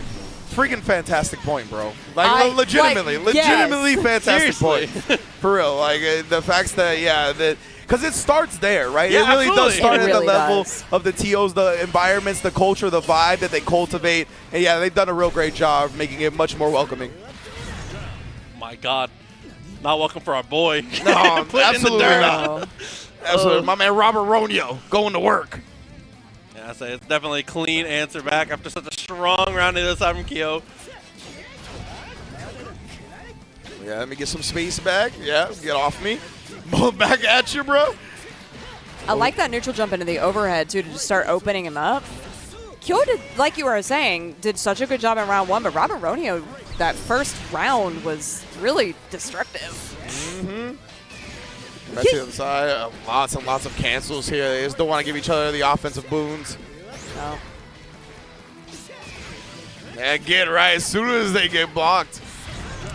Dude, and just almost every single situation, you can see both of them are willing to spend all 6 of the bravery points every single round just for guard cancels. Yeah. Get away from me. Yeah, like, bro. Get away from me. I know how dangerous this character is. I play it too. Like, I'm not trying to let you play. I know what you do. Yeah, exactly. Like, Don't, come on. don't touch me. There you go. Give me that space. Let's stop to the wall. Dude, and what a bait, especially because strike throw has been so crucial in these last couple interactions. That was so good. Blowing up the timing. Almost got him again. He did. These guys just, I love how you can see so many similarities in their gameplay, like when they're jumping at the exact same time, and they're just, it's this face-off, and that just shows how much they know the character and how much they know the other person, how they're playing. Nice job, Robert Ronio. Lots of momentum in that last round. Ended up riding it here to another dub. I'm enamored by that hat. It is. There's Okay, a now I lot gotta that go went look at into it. it. I was enamored by that hat. I'm gonna keep it a buck. When y'all said nice hat, I did not see it at first. I was like, what the hell are they talking about? But now I see it. It does. It does. Yeah. Blocking things. Just Oh my God. see a black box there. Like, my mind's protecting me. He said, yes, the hat. Yeah. Very good. Oh, yeah, cool hat, guys. Oh Totally. my God. That is a nice little fancy hat, though. I dig it now that I saw it. It's really there, I promise. Yeah, I see it now. I see it now. All right. Jeez. Oh my God. Nice jump away. Oh, good whiff punish. Doing a nice confirm straight into EX swipes. The Oda corner as well. This timing that Robert Ronio is really structuring his offense in, blowing up Kyo's defensive decisions now. Perfect, bruh. Damn, son. You dead? Oh, yeah. The supers in this game are some of the best of any fighting game franchise I've seen. Oh, they're ridiculous. Like, undisputed. Skybound arts, bro. Actually ridiculous. And I love the different degrees of, like, serious to ridiculous that you Yeah. can get. Yeah, for sure. Like, I'm an Anila player. I will throw sheep at you at every opportunity. Yeah, exactly. Because they are beautifully animated sheep. Siegfried having flashbacks to his Oh, friends. And then we have Lil It Wayne. made me feel things the first time I saw that. Meanwhile, Lil Wayne is building a human pyramid. Yeah, just Lil Wayne's so sick. I love Lil Wayne supers, bro. Oh, or they dude. call out God. Yeah, just Like- because. Put you in chance time for the one time. Oh, good answer, though. Kyo's still in this. Round apiece. Most definitely, Kyo not going quietly into the night whatsoever. Looking like Robert's game to run away with. Oh. And in the back, the big lady. Oh. Really good start there. EX swipes, full confirm. Are you going to end it? Yeah, the high-low. I like the idea. Yeah, that was a nice idea. He is missing out his boots, dodges that as well, gets the punish. Yeah, that's it. Woo! Keo. This man, once he figured it out, he really figured it out. Wow, but he felt relieved about that. You could see. Yeah, he was like, thank goodness I got out of that one winners. Let's go. Pop I off. love it. Dude, Love good to see energy. the celebrations, bro. Oh, KO at 15. Okay, so a little SNK action. And a little Sylvie, too? They hit us out of nowhere with this joint. Sylvie? Dinosaur Antonov. This team on the right is my so exciting. Right, what is happening with this team? I'm a dinosaur enthusiast. Yeah, myself, Dinosaur's the man. I'm messing with King of Absolutely. Dinosaurs 100%. I remember the first time I saw KOF as a series, and I was like, wait, the king of dinosaurs? That's right. And then and he's just Wait till so you meet cool. T-Zog. We'll see. Yo, the fact that he be denying that joint in the story mode, you couldn't be me. Couldn't be me, fam. Okay, King of Dinosaurs. Well, and then Ash on the other side. Ash, obviously. Ash, I really like Ash, though. Super high execution. Yeah. You know, obviously has a super that for anybody that has played Street Fighter but hasn't quite delved into the SNK world, basically has a very similar mechanic to Ganasian. Yes, which is exactly, Very, yeah. very fun to get to watch. Super high execution, incredibly high damage, and explosive one-touch potential with 2.5 bars. Yeah, which is why you see her on the anchor position, right? You want to Yeah, give her as right. many resources as possible to get her rocks off, and then, you just die from the combos. Yuri always been an annoying character in KOF as well. Let's see how this point war goes. Just harass it with the 2D. I love the cancels as well. The hard part for Dinosaur is that he kind of needs half a bar. EX Swipes is the party starter for him. He's going to be looking for jabs, looking to play defensively, see what he can get when it comes to anti-airs, because he does have good armor. But the key is finding jab and EX Swipes, as you can see right there. I love how you called that out, too. You're like, jabbing the EX swipe, and he's like, let me demonstrate for you. That's really the biggest mileage. I mean, when you look at the... Oh, such a nice punish on the fireball. Just the overhead right into it. The way he hit the brakes on that bad boy to jump over the fire, that was perfect timing. Oh my god, and where's the jump D? I love that back corner. Jump the leg! The empty low into the command grab, Azuna drop. Why does a Dinosaur have an Azuna drop? Don't ask questions. I don't know, but it's a good idea. Look for the hop. Was trying to sneak something and kind of showed his hand on that one. Scary stuff as we dash up. Yuri, she's in there now.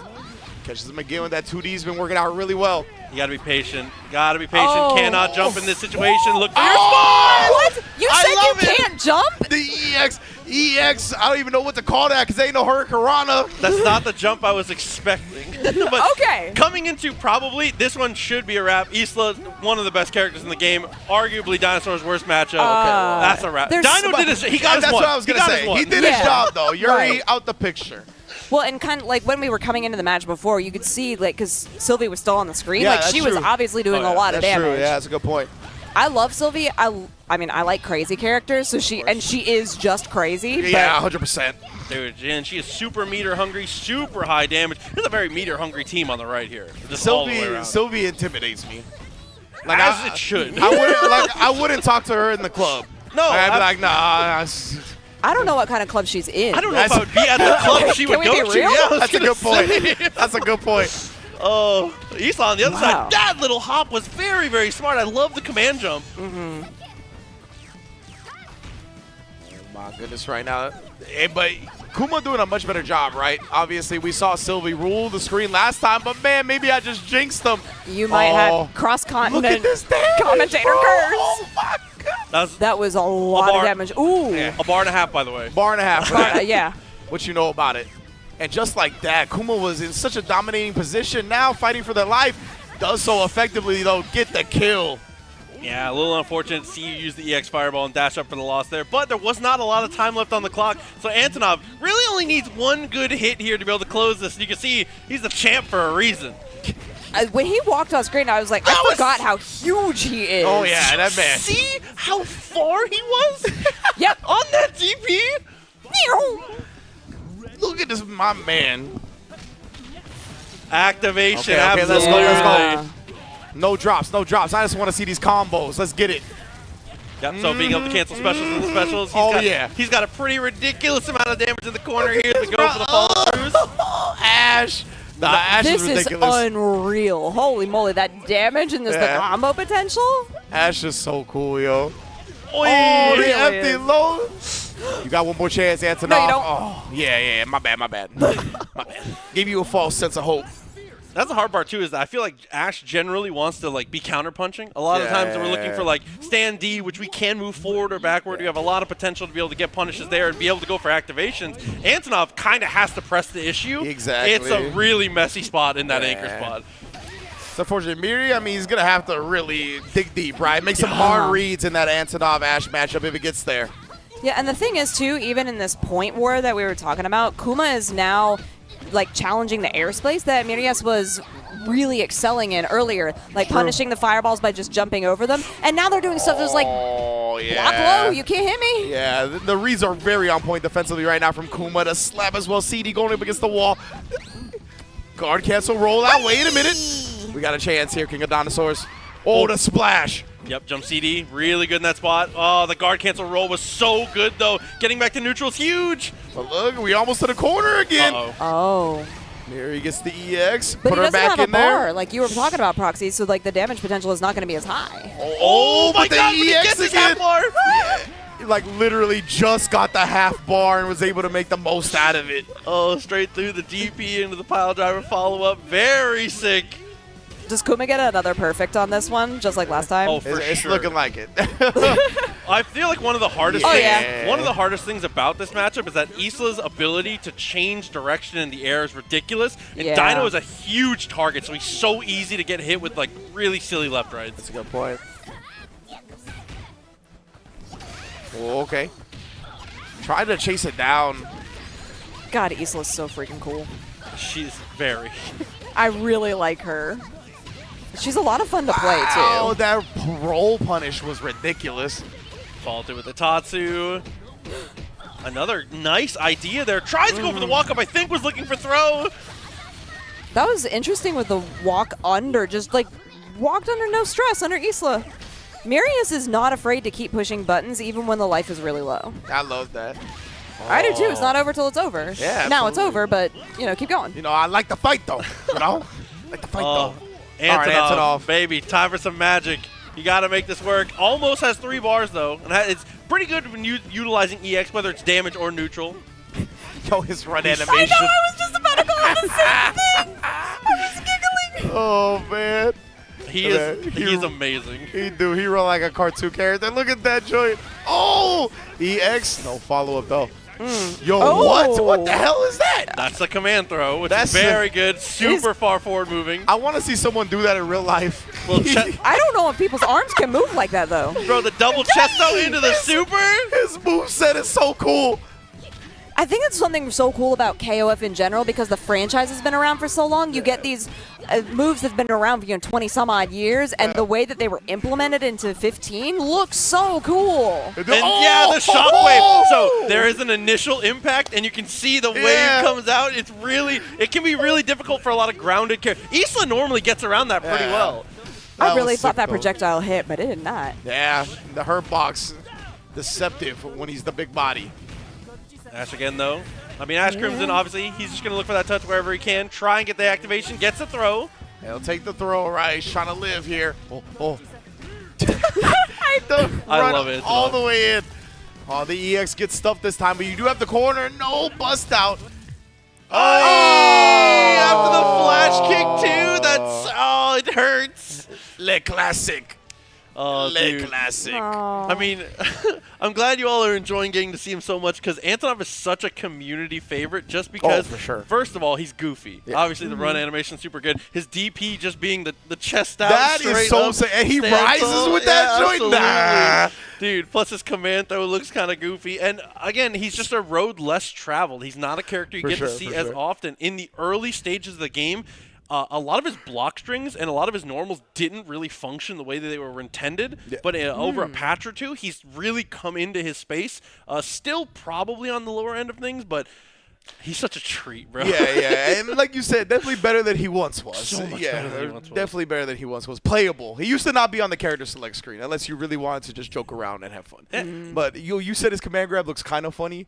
It's more than kind of funny, B. Like, it's really funny. Like, what do you mean? What do you mean, it was bro? all back. Yeah, like, and then like they flips forward. Nah, that's crazy. He's got the traps for it, you know. So the definition is there, so he can make it work for that himself. was actually something I did notice. That, like the way that they animated the muscles in there, I was like, this was. Like, that was a thoughtful process. Oh, okay. We know. I mean, that's one thing that I feel. That's one thing I feel like SNK has gotten right for a very long time. It's just, pixel art, everything in between. But for now, we are going to toss it over to a very quick break. We'll be back just a little bit with even more of Evo Japan.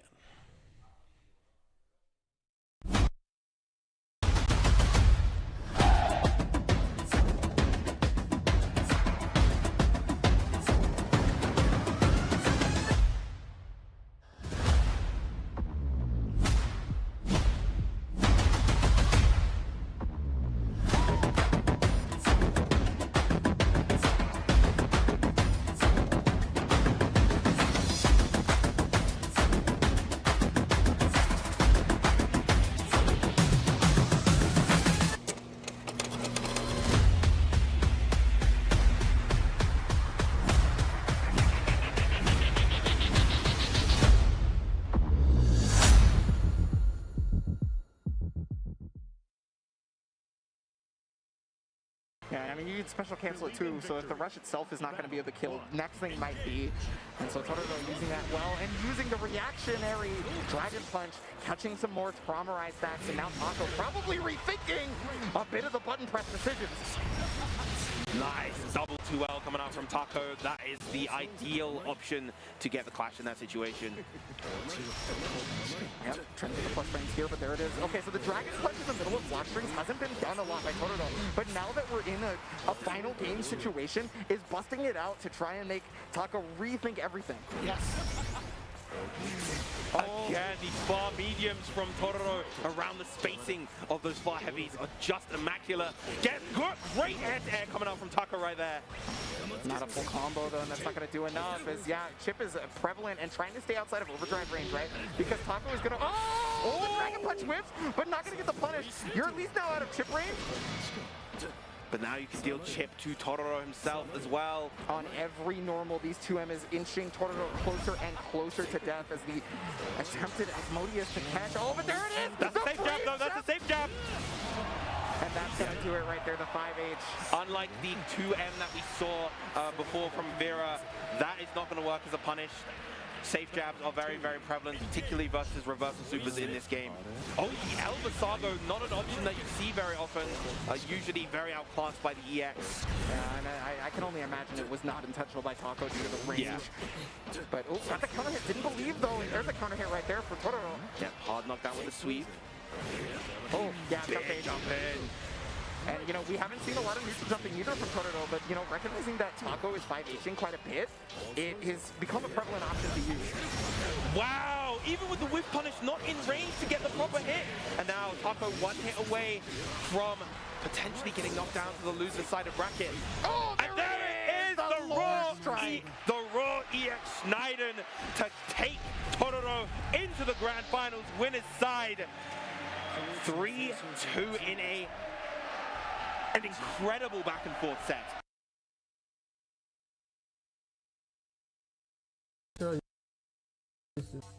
Just the sky.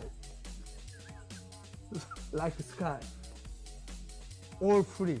Your jag is like air. My jag is air? I can't feel anything.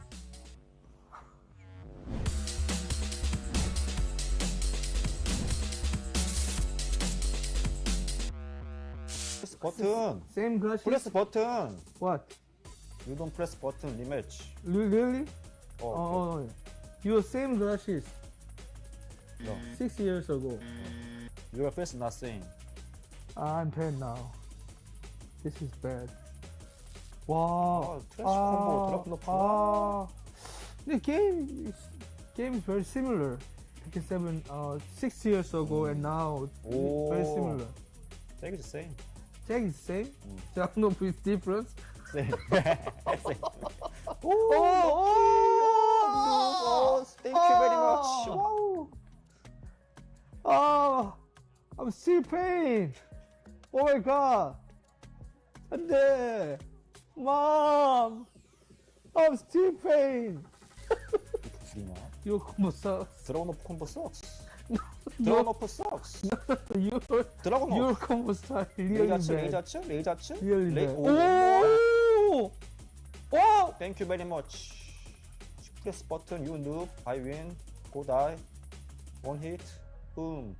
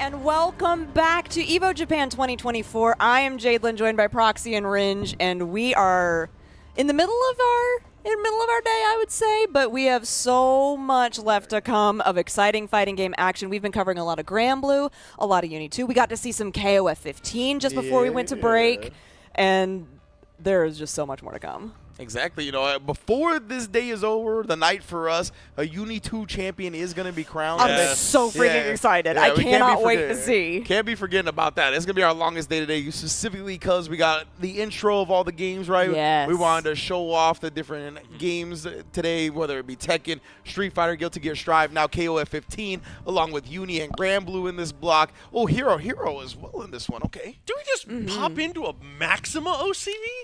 Was that what it was? Tell me more, Proxy. Oh my God, it Robot is. Master. All right, so I mean, it's a character that I feel like he is the best character that doesn't get talked about. Not a super top tier, but a lot of people don't recognize how powerful the character is because he doesn't have a lot of rep, is very slow, is very committal in a lot of spots, but there's some armor points that are unbelievably difficult to deal with. I'm very surprised, though, looking at this other team that he got the OCV off. Like Yuri, Menten-kun, and Shizuru, like they feel like me, they would give Maxima a lot of problems. It feels like he would do okay against Yuri and he might run out of gas afterwards, but Yeah. dude, otherwise I 100% agree, but look at the damage on that. One more touch. That's fair. That was ridiculous damage. Katsuji is putting out so much damage. Great defense right now as well, like trying to close out this round. He hasn't given up any health. Oh, just beams. At that point, because you've gotten that far away, all you can really do is roll. Yeah. But if you're at that distance already, rolling, even that won't be effective. Exactly. That is just a good sleepy recognition. boy. Yeah, Menten-kun's a sleepy boy. I love Yeah. it. The pillow, like you create an entire character that is like what he's about, and the pillow is there with him, blocks with the pillow.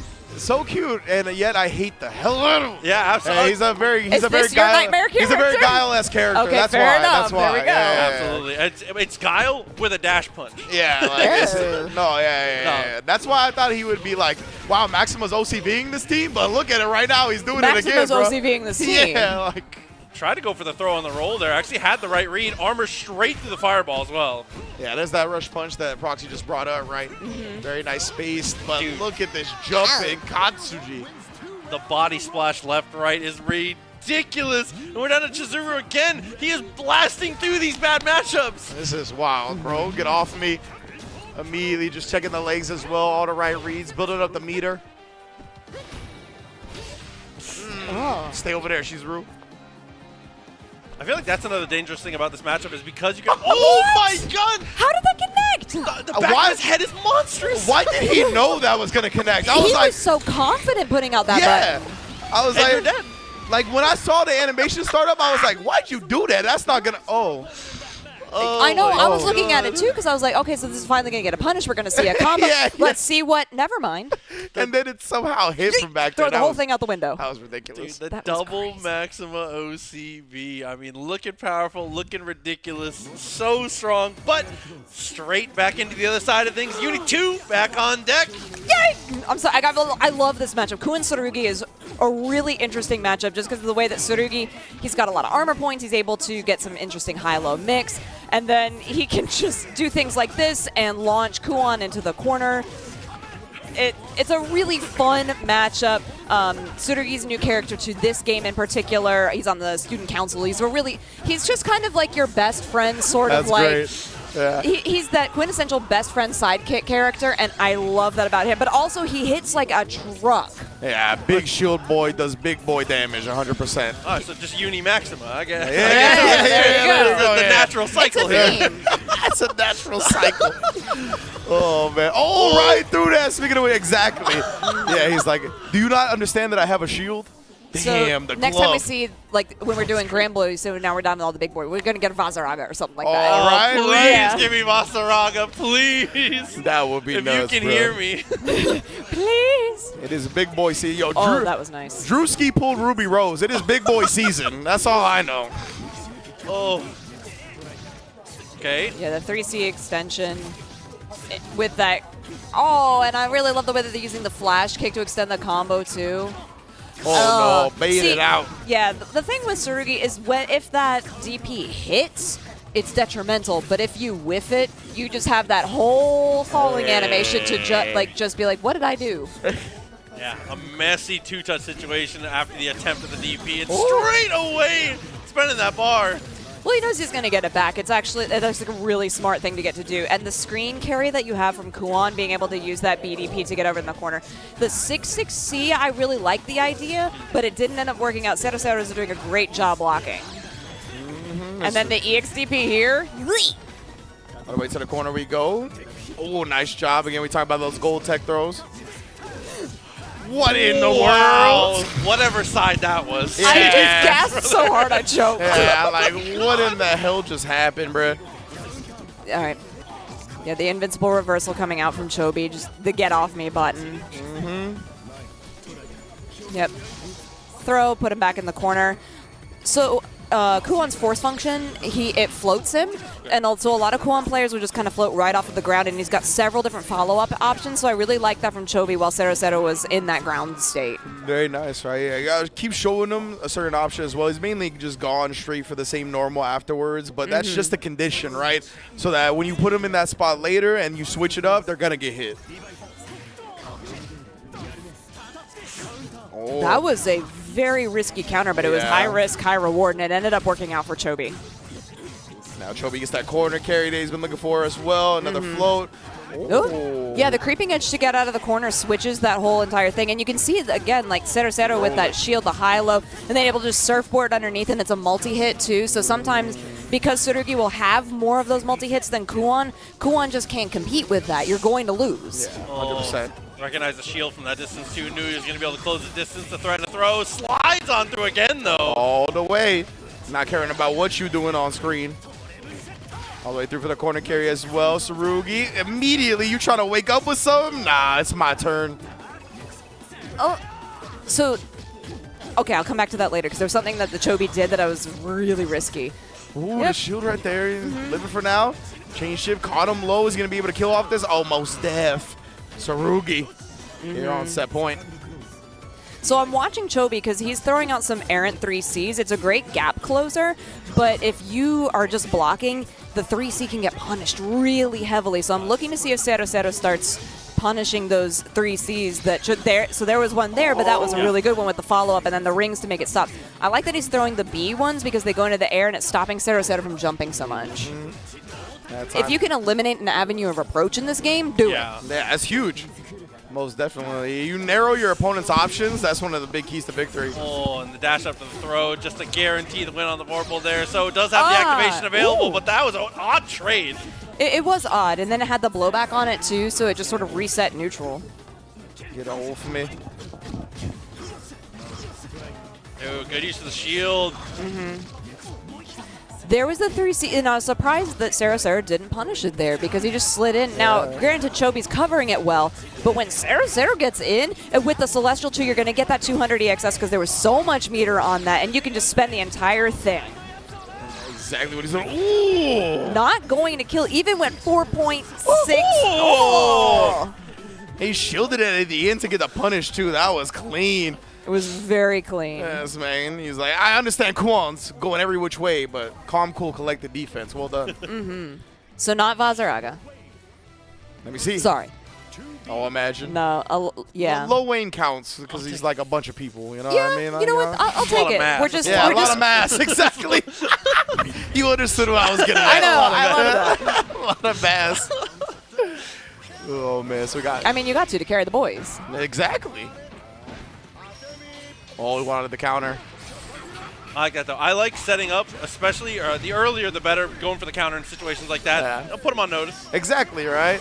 Especially, I mean, you're setting the game up. Yeah, man, make them think about it going forward. Yeah, the Raging Chain here, carrying it, like the confidence in knowing that that was going to work too. It's such a great tool. Ooh, and the butt. Yeah, this is a lot of confidence right now from Mekon. Oh, but the boys! Oh. The boys! You ain't just fighting one of us. Whole ass handicap match. Oh, there it is again, right? The counter working out this time, Katarina bot. Oh my! Especially with the homies coming through behind it. Yeah. Not much to really do to answer at that point. This is the power of friendship. I forgot about the windscreen. It's so I good. love it It's so good. much. We can't take him anywhere. No, you can take him everywhere. Yeah, you know, maybe you're right. Look, I just don't want to be a place where Lil Wayne's not. I won't lie. That's fair. I respect that. All the homies and the Katarina bot. This is not fair. Look, I mean, 2B has her own like entourage. It's fine. I was It's fine. thining about that. I was like, 2B I got a could robot. tell you were like, wait, hold on. I was like, I'm not doing the math. The math is mathing today. Yeah, it's more even than I thought. Oh, another situation where the boys come through, doesn't quite answer, and the counter's at a missed timing, so 2B able to get that little touch afterwards. Sky trying to get a chance here. Oldest splash on the other side. Wake it up with it. It's a little bit more damage. Oh, it connected. Yeah. Okay, big break for Sky right there. Blowing through the offensive sequence for Mekon. Staying alive. Yeah, staying alive in the process. Just barely. Especially with no BP on either side. Oh, that was terrifying. But back into it again. Find around between the two. Gotta keep this one here from Sky. Gotta stay alive. Nice little swing out of the park for the boy.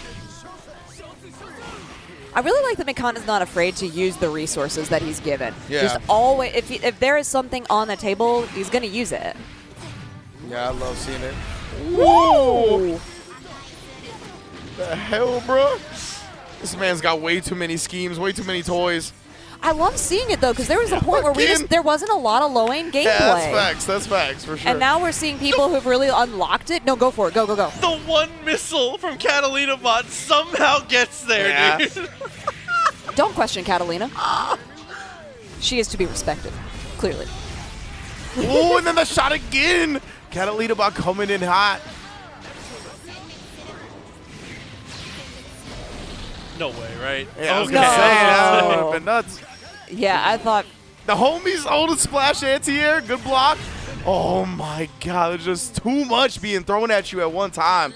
Yeah. I feel like Mekon did a great job of not only representing like super solid offense in those spots, but also kind of showing you up as we see too. Clean with the cosplay. Definitely sick. I love that. Yeah. Kind of showing off why you need to be using the block button in this game. Those left rights are dastardly, and being able to just nullify a lot, having one less thing to think about when Lil Wayne is flying around the screen is such a blessing. Yeah, it's a lifesaver, 100%. You know what I mean, like managing that mental stack is something huge in fighting games, and like definitely doing whatever you can to mitigate that when you have an overwhelming character. Super important. Yeah. It's just another one of the situations, dude, get him away from me. Yeah. It's just, oh, dude. The six mirror though, when they just kept guard canceling each other was so funny. They was just like, no, bro, I know your offense is deadly. Get away from me. Because it's so tough to deal with because you kind of have to. Because it's just like, it's one of those situations where, I mean, coming from anime and versus games, you can't, first of all, you can't block forever. Nope. And second of all, generally in spots like that, it's less about what do I do to get out of this situation and more what problem did what happened for me to even be in this spot to be blocking. Exactly. That's really where you need to go when it comes to reflecting on matches. Is like, how did I get in this spot in the first place? Yeah, exactly. Because a lot of the time, when you're in that spot, like even the best player in the world is not going to get out of it. Speaking of not getting out of it, Hyde Hyde, like the main character of this game. I do. Wow. They just have. He has so many tools. I was listening to Sammy Fish talking about Hyde the other day, and he was like, why does this character have everything? And Enkidu has to really work hard to get in. And unfortunately, is grid broken too, so Satohiro is just not having a good time right now. Not only just having everything, something to make sure that we mention on the list, the damage on that was unbelievable. Ridiculous. I was like 2.5 touches, a little bit of neutral, and 2 hits.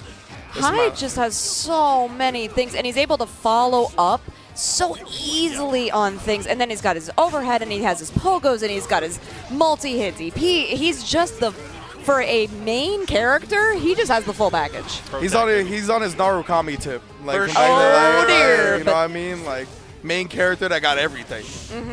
Oh, speaking of damage, though, the counter hit. This is a little painful here. Reset in the corner.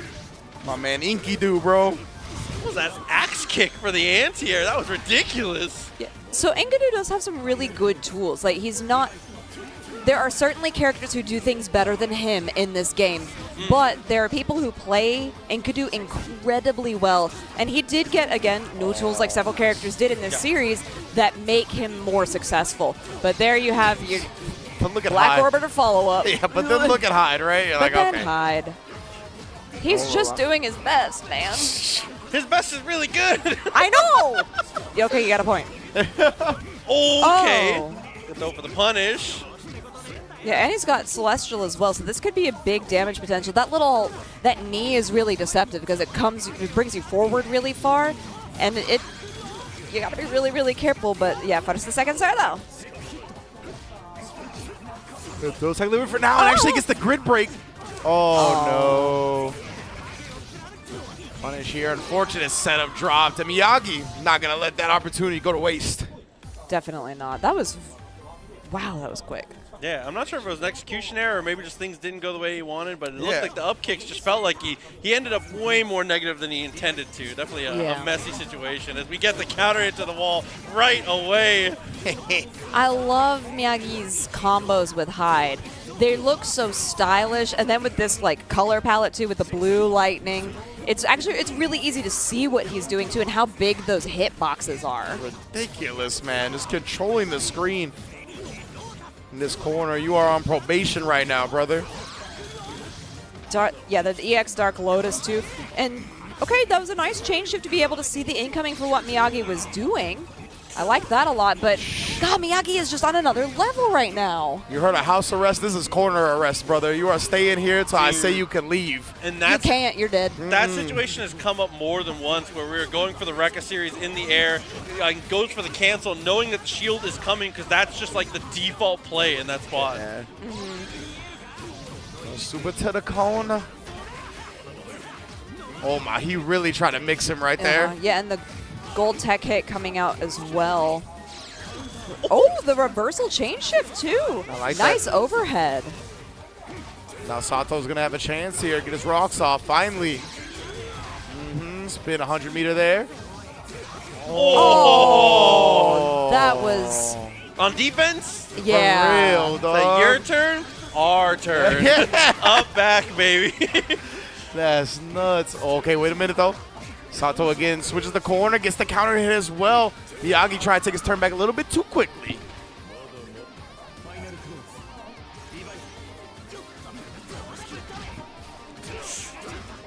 Dude, that's nice so shield. scary. That's so scary. It is really scary. Round start was very interesting too because of the way that they're just like dashing. They're not really committing to any buttons. A lot of respect, but Miyagi with that like first round Celestial, well, second round I think for Vorpal, but that's a big advantage to be able to have. Like first and second Vorpal cycles, winning those is very important in this game. Yeah, he snuck it in at the end too to get that Celestial. Like he charged it right before the Vorpal cycle was ending. It's so sneaky. Yeah. It's dirty, and I like it. Oh my God, I love the shimmy, the backdash from both players, looking so clean. 200 bar available. How much do we spend? All of it.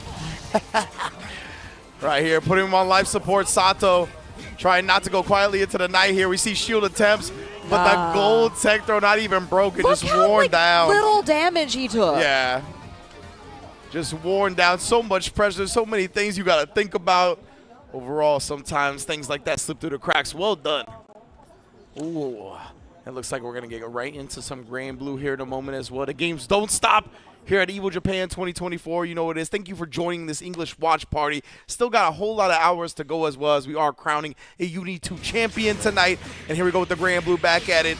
YK Inc. going up against Chapter. He's got another Japan versus USA battle as well.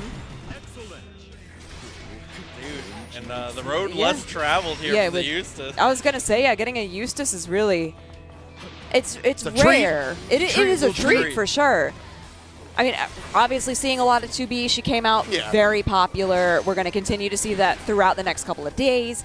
But Eustace, I like seeing him here because the people who do play him get a lot of success out of him. That's what I want to see. Hopefully we get to see a little bit more action here in this next game. I feel like one of the biggest things about why you don't see him as much is just because his game plan isn't super straightforward. So it can be difficult sometimes against other characters. If they can just brute force their game plan on you, it can be a little difficult to navigate sometimes. So a lot of finesse required to be successful with the character for sure. I like the way you described all of that, right? Because then it really falls on the onus of the player playing that finesse character to make some hard reads and like really these confident decisions to turn the game in their favor in the first place. Yeah, I mean, 2Bs, Lancelots, 6s lying around, you know that these characters can kind of impose their will. So you've selected to live this life. Exactly, right? Yeah. Yeah, you chose this. And you do get the benefit, right? Is usually when you get your offense, they're not used to blocking it a lot. So a lot of the time, you do get your rocks off like we're seeing here, but the defense is where it all starts. Yeah, character's a menace in the corner, too, with all the traps, all the grenades, everything in between. We're really getting to see that this round, too. And I like that because we've seen some really dominant 2B play, but to see this really powerful Eustace gameplay, especially because he's just coming in with those slides, being able to open up, because a lot of what 2B does is these like mid-range grabs when you're far away, and you're able to slide right underneath it and take her out. I like that a lot. You can see the range he's playing at, right? He's like playing right outside that range that 2B really excels at. And then either it's outside that range or point blank where he can get his rocks off. Yeah, it's definitely, for characters that have good projectile games and good like jump scare gap closers, a lot of the time you want to be just far enough away to like dare her to use chain. Yes, exactly. Like, please use chain. I wish you would. Ink's anti-airs are super on point, though. He's been getting a lot of damage up because like he gets that and his follow-ups are really clean. Grenade as well. Trying to keep locked down. Yeah, that was a good punish. I respect it, and this is going to do a decent amount of damage. Ink still is going to have the upper hand coming into this in terms of the life, but he's got no bravery points. He's got nothing. He's taking a lot of damage. Literally zero, so you got to firm up here. I'll try your best to be disciplined. Earn your way out, which he has. Ooh, the fadeaway. That was nice. Extremely clean on that one. And I feel like had kind of earned those spots from, like you said, doing really well in the anti-airs. A lot of those times was able to stop all those things that 2B was trying to go for in the air, kind of forces her to the ground, makes her lean into chain a little more often. Those opportunities we saw in that end game were all earned, again, off of those anti-airs. Super sick establishment. The way to play it afterwards, very nice as well. Let's get it now. One up here. Oh, that was really interesting. So I like the way that they both started with those those down backs because Ink was looking for that slide that opened up both times. Did still manage to get it there, but the anticipation and the adaptation from Chapter was so clear around start. Yeah. He had to alter his rhythm to get it to connect, right? Like it wasn't going to be the same as the previous rounds. Scoots on there for the back throw, though. Nice jump away! Oh, that was ridiculous. Dude, and an extremely clean confirm off of that as well. My, yeah. This man's played this matchup a couple of times, you know? A couple of 12. You know? Oh, that was nice. Yeah, that was ridiculous, catching the fall. But a good punish on that from Chapter. Yep, the parry, definitely putting in overtime. Tech puts us in a weird spot here as we chain our way in. We've got to force the issue here. I love that. Yeah, mess with that negative frames into invincible moves. Fantastic defense on Ink's side right now. Like, being in the corner against 2B is very difficult. And he, like you said, earning his way out. Oh, great job right there, busting out. YK Ink here, back on set point. You know, even if you're in a spot as the finesse character in this finesse versus brute force, you know, sometimes you can bring the sledgehammer out. You know, You have ultimate to, DP yeah. just because. That's right, you have to. Nice roll! That was such a good I know. roll! Oh, dude. Ridiculous. Right past the chain. Now we got this corner. Tech throw, but yeah, you see the walk back into the and anti-air. again, anti-air, it's so important for his gameplay. He's doing a great job putting himself in a space where you're not going to easily escape the corner. That was great setup. Oh my God. So Yeah, that, look at this. I mean, I know you pointed out earlier, Proxy, how good the animations are, but like sometimes you just feel them in your soul. I really like that Ink is not getting caught by those chains anymore. Yeah. There was one time where he was in a recovery animation that was really detrimental, and that was like the one time Chapter could really get in. Nice. Oh! I thought I saw the throw I thought animation I saw coming too. out, but oh, man. YK Ink closing out the set. 2-1 over Chapter. A treat for sure. Definitely. I like seeing that character. I do too, especially because in that first round, or in the first game, you know, it was the dominant 2B gameplay that Yeah. we saw, and then Oh, there yeah. was just such good adaptations. I mean, in particular with those slide lows, and then we got to really see it in that third game where they were both just, you know, down, back, figure out the spacing. Yeah.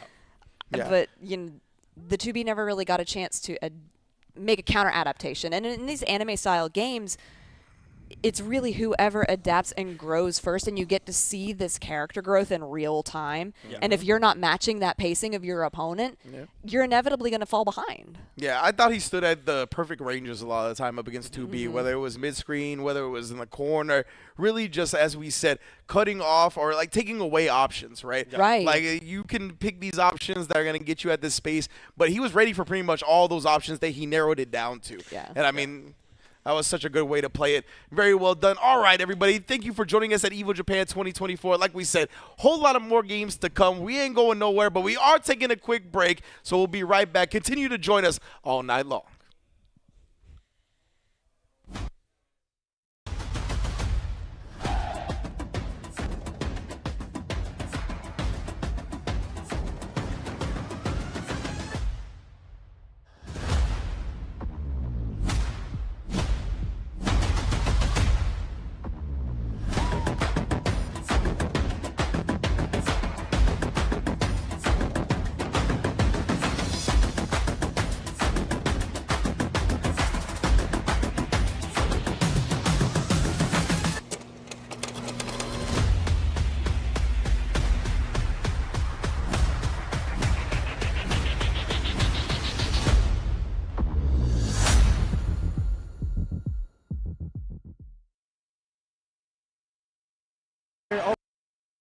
Okay, here we go. He's got some momentum going. Nice. Got enough for the cancel. Bam. He's got some It's momentum now- going. it's Let's see his if he game. can make it happen. Oh, good roll. Good roll. Wow. Amazing. Amazing comeback from Bala. Yeah, Takuma was a problem for the last two matches that he's lost. Uh-oh. Oh, very nice confirmation on that. That's not gonna be enough. Ooh, oh, wow. Not enough. Oh, use the Nice invincibility. going. Genius. Whoa, but he's still got a good amount of life. Got a good amount of life, and you know Shinwoo can do more with even less of that kind of life. Oh, big punish. Dude.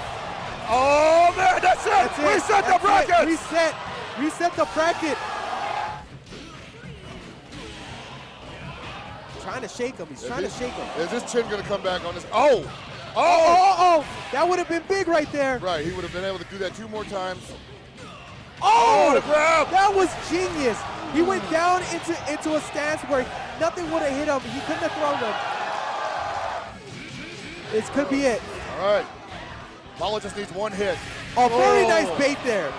Very nice bait. Bala looking for that one moment to go in.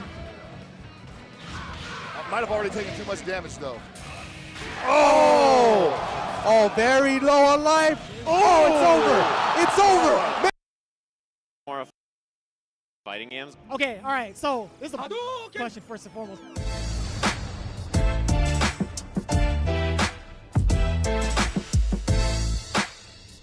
Okay, so the cannons are like 2 spots, right? Do they count as one? You combine their heads into one, just like put their features as one? I kind of owe that to them, but also just the lasting impact on the scene. They're the GOATs. They're not only working on the future, the past, the present of fighting games. They've done so much for the scene. They created the lovely netcode you use to play online games with right now. They helped create this event, which we're at right now. They're working on Project L. It's the future. They worked on everything. Everything fighting games, past, present, future. Those two, they're my heroes. The 4 players that would be on my Mount Rushmore of fighting games would definitely be Daigo. Daigo. Probably put Daigo Umehara on that. If you don't say Daigo, you're trying to be special. You got to recognize that Evo Moment 37 was a thing. He's been doing it for years in multiple titles, and wherever he goes, he captivates the minds of everyone. Same with Justin Wong. Daigo and Justin, we'll combine them together. That's slot number 2 right there. I can't think of a good name between them. Jago. Third is Jago from Killer Instinct. No, I'm just kidding. He's been doing God's work with being an all-rounder and also getting new players and inspiring new people into the scene. Even though his major claim to fame is losing in Evo Moment 37, like what a thing to be immortalized for. You know, you got to hand it to him. And he's come a long way too.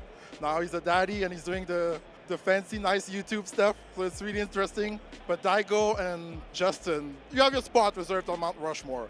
Their Evo Finals in 2009 got me into fighting games, and I'm sure a lot of other people, but also their Evo moment almost 20 years ago now, which is pretty wild to think about.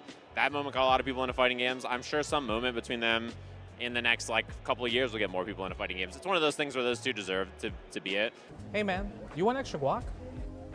もっとキックが欲しいな。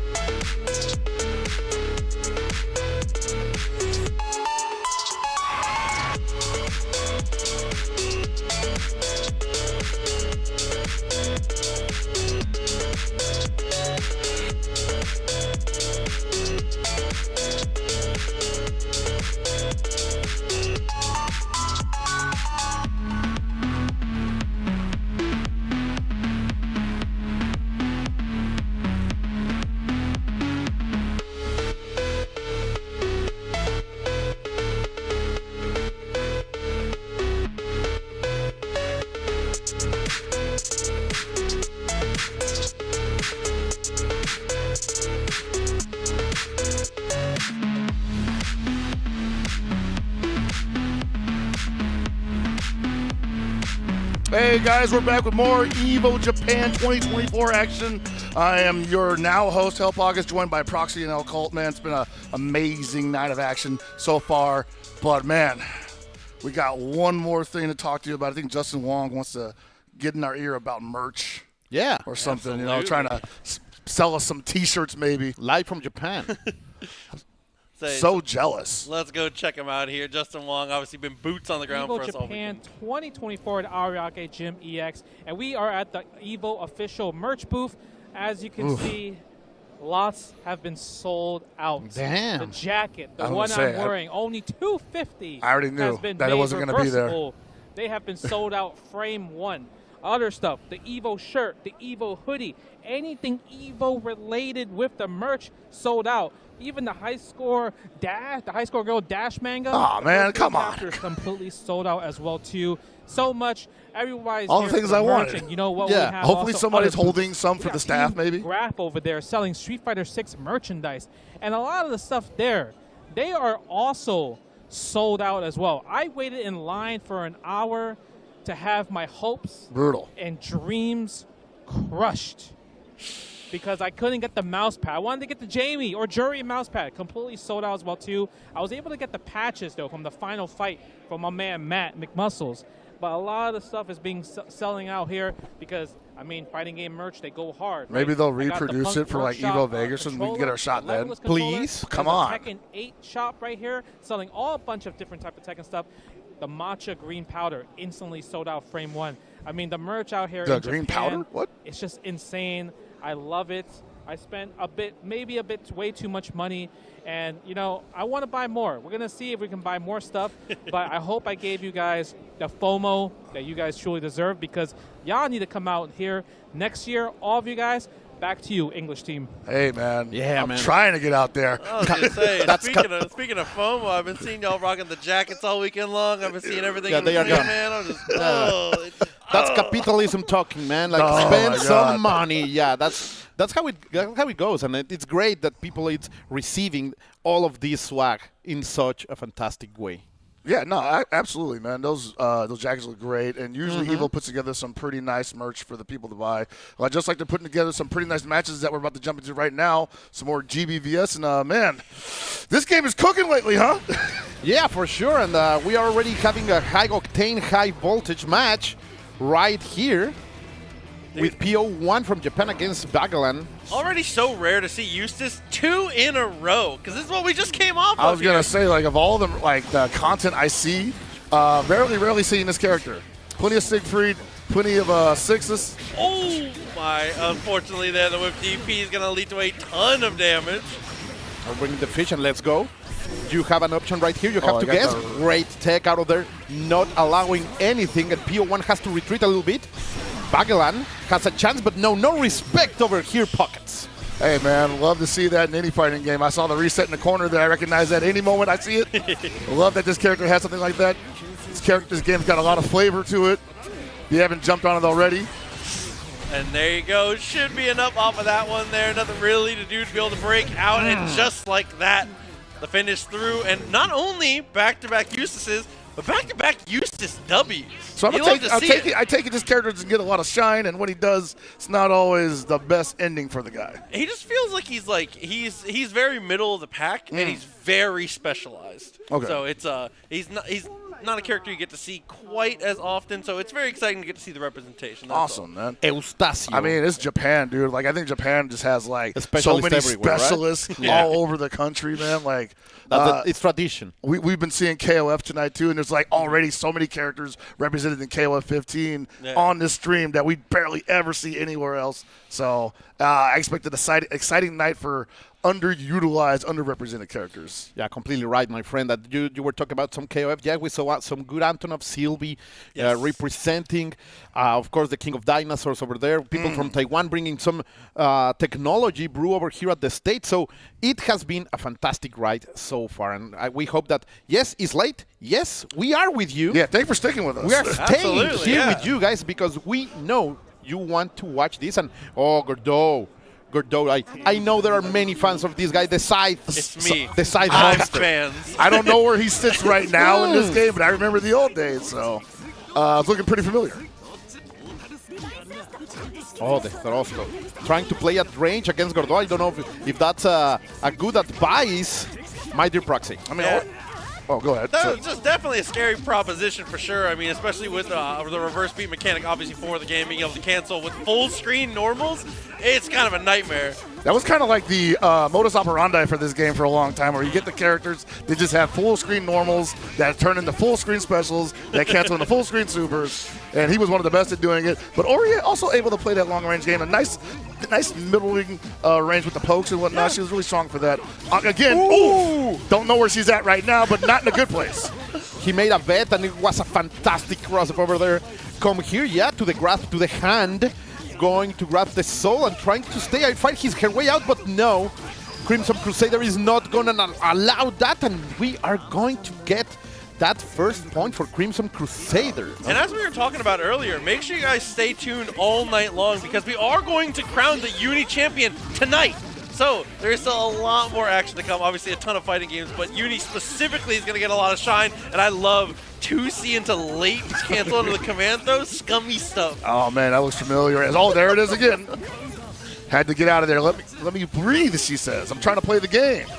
Oh, but he knows. He knows that he's in his mind. Like, he is able to provoke all of these mistakes. And look at that. The confirm is right there. We're gonna go the Gordo route. This is the damage. This is the oppression. And finally, a little bit of peace, but no buttons are pressed in the right way, Proxy. Sometimes you just chain sift to get the oxygen in your lungs, but you still got to block. I was going to say, oh man, had the opportunity, had the meter too. It's just, you know, sometimes it's a deer in the headlight situation. You only have that little freeze frame to like make a guess for your whole life. And you have to guess like, man, like, is he high enough for the DP or not? I don't know, man. Nishin is smelling the fear, right? That man was, you're going to press any button, I'm going to do my stuff. Oh, that slide is still absolutely menacing. Ooh, big overhead. Got good break too. Oh, dude, and look at the meter. That just counter like that. hit. Oh, she was working on possibly a 4K combo there.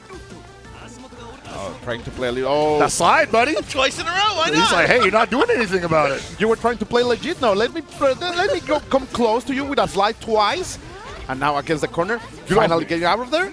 And yeah, he got some real estate to play now, but we need some offensive options right here by Nishine because so far the Crimson Crusader is simply playing his game. Yeah, man, that was a frustrated veil off. I think he was just like, I could have blocked, but hey, I want you out of my area. Ow. Dude, and I feel like he has earned so much, like, I'm going to call it social credit. He's going 2C and he's letting it rock, goes 5B that time just because, he said, just because I can. Like, now, what a choice. Oh, my God. Now he's trying to go for it after being punished, but Nishine looks like ready. Maybe some learning is happening. Finding the punish, yes. Extending the combo. Going forward, this is the route, going to pressure on and maintaining the corner on his favor. No, Gordo says no. Stop it, Pockets. Hey, man, he's about to win that cycle yet again. He's going to have Vorpal for the next 70, or not 70 seconds, but rather the next 5 seconds possibly. And he's already on the offense again. Everything coming up Crimson Crusader right now. Oh, dude. How do you stop it, dude? How do you stop it? That chases him back. I actually had no idea that it would be able to catch that back. That was ridiculous. He's like, I just did it, bro. Yeah, I know I'm cheap. Like, I know. I know that he doesn't know that. Yeah. Like, I respect that. good energy. What you gonna do? Yeah, like, you just did that. You're on stream. Let's go. Oh. Hey, moving down to the next one. Obviously, non-stop action here. Straight into Grand Blue. And straight into Zoe, another character you don't get to see quite as often as I would like. Getting some screen time here. And a fantastic color for that, to be honest. This is one of my favorite Zoes. But she's fighting MTAC with the most beautiful of men, trying to place some fashion show right here, but Zoe is not allowing that. The little pets are coming out, not yet. Trying to set up something with the voltage. The lightnings are falling and nothing yet, Proxy. I do believe that Iru is overextending a little bit. Yeah, maybe a little bit there. Looking for the 2B for the low. Nice anti-air. Oh. I know when momentum gets stopped whenever I see it, man. Dude, that's the scariest thing about this character too from Zoe is you see she goes for her DP and it is very good on the way up, but the follow-up on the way down it's gonna get punished. It's actually plus. So if you end up messing up and getting into a bad situation, she can just use that from like a character length to just apply pressure. Your DP is your pressure starter. That's a little funky. gotta be honest here. Not sure about that. An MTAC bringing the fight back. I'm not going to complain, obviously, because I don't mess with the game like that. But damn. Hey, man, listen, bring in the unique stuff.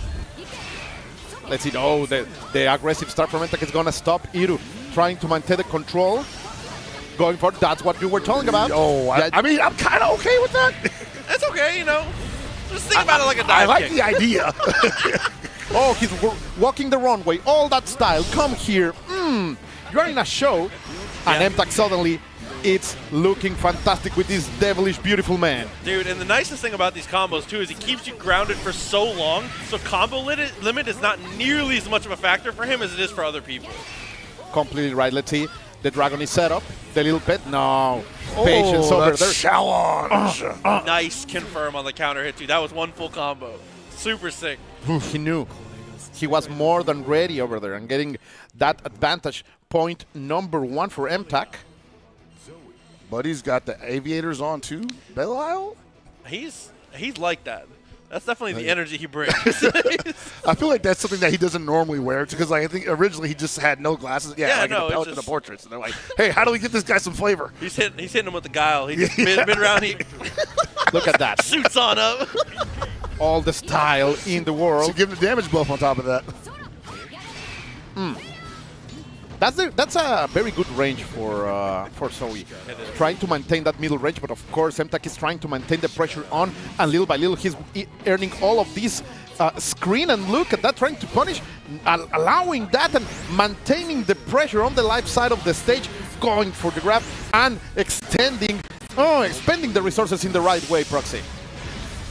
Oh, dude, with the Skybound art, this is going to be a mess here. Should survive it, and does, but one more guess. Dude. Charge it in. There it is again. I actually kind of okay with that now. I see it more often. Seen it 3 times now, and she hasn't really gotten a ton of pressure off of it. Yeah, plus, I mean, I feel like Belial just is so good at being able to not only just be able to it puts you exactly where he wants you. So you do get advantage in that moment, but if that advantage doesn't turn into something tangible immediately, you are in CQC with one of the scariest characters to be there with. Yuck. Ooh. He said, nah, not this time, buddy. You don't have the turn yet. Let's see, a little bit of a grab.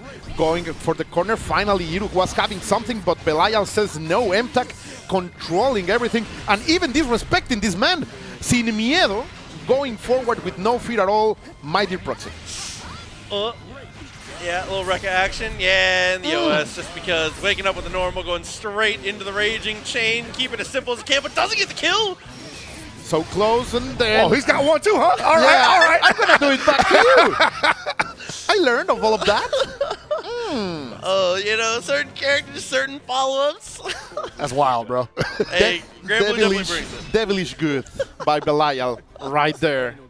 Oh, dude, that's one of the coolest things I feel like from seeing some of this stuff from Granblue is that characters have pretty unique ways to interact and stuff like that. It's not often, like you said, getting to see characters go for things that normally would feel very high committal, and it's like, not just kidding, it's also a dive kick. Hey, man, like, Granblue is a fairly new IP in the fighting game market, so I say, hey, it's a perfect place to try out some weird ideas like that, right? Agreed. And it's working. It's working for good. It's a great game, also very welcoming for new players because you can do a lot of cool stuff without, the hard parts of a regular fighting game. So there is a lot to love about this new step in the Granblue series with Rising. It's in a fantastic place, so it's great to have it here on the late night stream at Evo Japan. It's early day. What are you talking about? Yeah, it is currently like 4 p.m. over there or something. I will say also another really nice thing about Granblue, and especially being able to get new players integrated, which we were talking about a little bit earlier, is one of the most important things we can do in this situation for just keeping the ecosystem of fighting games healthy and having more players to get to play with, and having more people to be able to connect with. More friends? Yeah, absolutely. Is them going with their free-to-play model. I think they're doing a really good job of how they're implementing it. They rotate characters, so there's multiple characters you're able to try for free. So it's a really good way to be able to dip your toes in, play the game, get a feel for it, and see if you like it as much as you would before being able to go for the full commitment of buying it, which is just, I think, an amazing way to be able to show you're so confident in your product that it's like, I'll give you this, a little taste test before you indulge. Before you check it out, and if you like what you taste, then you go buy the full game and learn the character that you liked the most in the previous rotation, right? Yeah, absolutely. That is a very, it's a gamble, but I think it's worthwhile. Like you build at least at the very least you get that goodwill with the community. You know. And there is a lot of knowledge already around the game. You have the original Granblue fantasy game. You have now also Rynge, who is bringing a lot of players into the Granblue contact, and you have, of course, Rising to keep the love for these characters going. So it's a solid strategy, as you say. You can get into by the mobile game, you can get into by the regular RPG on PC and consoles, and of course you have the fighting game right there. So they are thinking forward. It's wild though, because it's a mobile game. It's got such a huge roster of characters. Like, how do you actually fan out that whole character list? Because we know Rynge just added some new characters in, right? So obviously GBVRS, you can look at the character select screen. There is space on that character select screen. I'm thinking at least like 9 new characters. Like, but which one is it gonna be, right? I heard there's a character in the game that's like Andy Bogard. There's a character like Rock Howard. The Terry Bogard girl finally showed up, right? Anila, I need to jump on that girl. Oh, dude, it's very fun to get to see, and it was nice to get to see the the little overview of everything going on at Evo Japan as well. Obviously, we are here doing our thing on the our nice little watch party, nice and comfy here. But getting to see the actual event and getting to interact, and especially, I do want to say once again, we've been giving him his flowers all weekend long. But I want to say again, huge shout out to Justin for doing a great job. Boots on the ground is doing. Getting a lot of cool interviews and showing us a lot of the intricacies and the cool things you'll get to see if you do get to attend yourself. Which next year I gotta figure it out. All right. So as someone who's done it before, I definitely say you gotta at least try it out once. Evo Japan is. Like, it's everything you think it is and more, honestly. I've always had a great time going to Evo Japan, whether it to be to work or to just have fun and hang out. Japan, obviously, a very fun country to just exist in for any amount of time that you're there. It's kind of just like the perfect vacation for me. Completely right. Like a dream-like destination for many of us who have grown with this kind of media and everything about those games. And we are watching. Oh, look, Celes back. Been seeing a lot of this character lately. Yeah, he's very strong right now. Yeah, for good reason. I mean, there was a point in this game's life where this was with 100% certainty 1 versus 2 on the tier list. Whoa! Between these two playing with 100% certainty, and I think some people would definitely still say that Nier is approaching the top of that list at this point, even with the changes. Yeah, well. She has a great kid control and everything, and the offensive is also fantastic. But let's see, because right now Rynge is on the rollout and the oppression is on. Left side of the stage yet again, going for the reset. Yes, he's going to land it with the grab and maintaining the pressure. You're pressing buttons over there, Pockets. What are you doing? I don't know, man. I feel like he ain't seen that before, but Rynge's like, hey, now you'll know. You got to learn one way or the other. I think that's one of the funniest things about playing this game, especially with its free-to-play model and the rotating of characters, is when you see a character is on its free week, you know you're going to run into them a lot on ladder. Like time to grind, huh? You get into this spot where you're like, oh, it's near free week. I think I have enough experience in the match. It's so cool to get to see that, man. Oh, opening up with the low kick, going forward, the reset, and he was ready this time. Good stop over here by Rafi, learning and adapting, trying to go for the doll, but she gets hit. No, the pressure. Like, Rynge is really not allowing Rafi to do a lot. Now, Rafi look uncomfortable right now. Oof, just like picking the wrong spots everywhere. You can just kind of see from a universal fighting game instinct point of view that it's just not working out for them right now. But at least getting some momentum out of the corner. Don't know how to. Ooh, never mind. Yeah, back though. Puts a big stint in that one. EX slashes, of course. Guard cancel, definitely the right call. Guard cancel is your lifeblood against this character. You have to push 6 away. If he's able to get you to the corner, he will absolutely maul you. When you see the claws and you think Wolverine, it's for good reason. I was going to say, that looks like it's just so oppressive that you have to do whatever you can to keep him in a neutral position at least. Immediately spending the bar to get the super and getting again into the corner. That was a big mistake. And of course, Rynge is going to try to use that good block on the overhead, but not allowing anything to move yet. From the end, from the top, the chip damage is back. Yeah. I have heard a lot about that lately. That has been a discussion. That has been a discussion. Those are good news in my notebook at least. Say we're all team chip damage, right? Absolutely, Absolutely. We are old guys. I'm definitely like, hey, you blocked this 18-hit move. That's your fault. You blocked it. Exactly, right?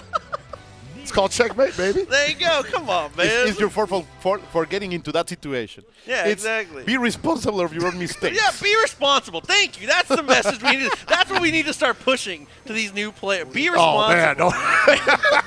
Commit. Oh, my take some personal responsibility for your actions and think about what you did. All right, now block this mix. Try again next time, kid. Oh man, like, it's a life lesson, to be honest. Like there are moments in life when you really get a mix-up and you are going to get it, and you're gonna deal with that damage, and you will have to struggle and move forward. Life lessons here. Oh yeah, man. That's what fighting games do, man. They teach you about yourself. They teach you about other people. Teach you about life. And life ain't fair, baby. You learn a lot about yourself on defense against 6. Oh, I will say certainly. 100%. Like how you deal with you kind of find out if you're a fight or flight kind of guy when this character is mauling you. I don't want to block anymore, man. Rynge has been so precise in hitting those buttons, making those challenges. When Rafi allows it, and he has been able to control the match just because of that. The exact moment where the challenge comes, finally a little bit of oxygen by Rafi, but no, it's not gonna get allowed. The resources are being spent, and Rynge now in match point pockets. Now, I ain't no Grand Blue versus expert or nothing, but it's looking like she's kind of lacking in the defensive department. Which is crazy because I was just about to highlight, she has a very good DP. Rynge's doing such a good job of playing around it that it's not even looking like a factor. That's she has right. a great DP, bro. Absolutely devastating. Okay, patience over there by Rynge, but Rafi finds the spot.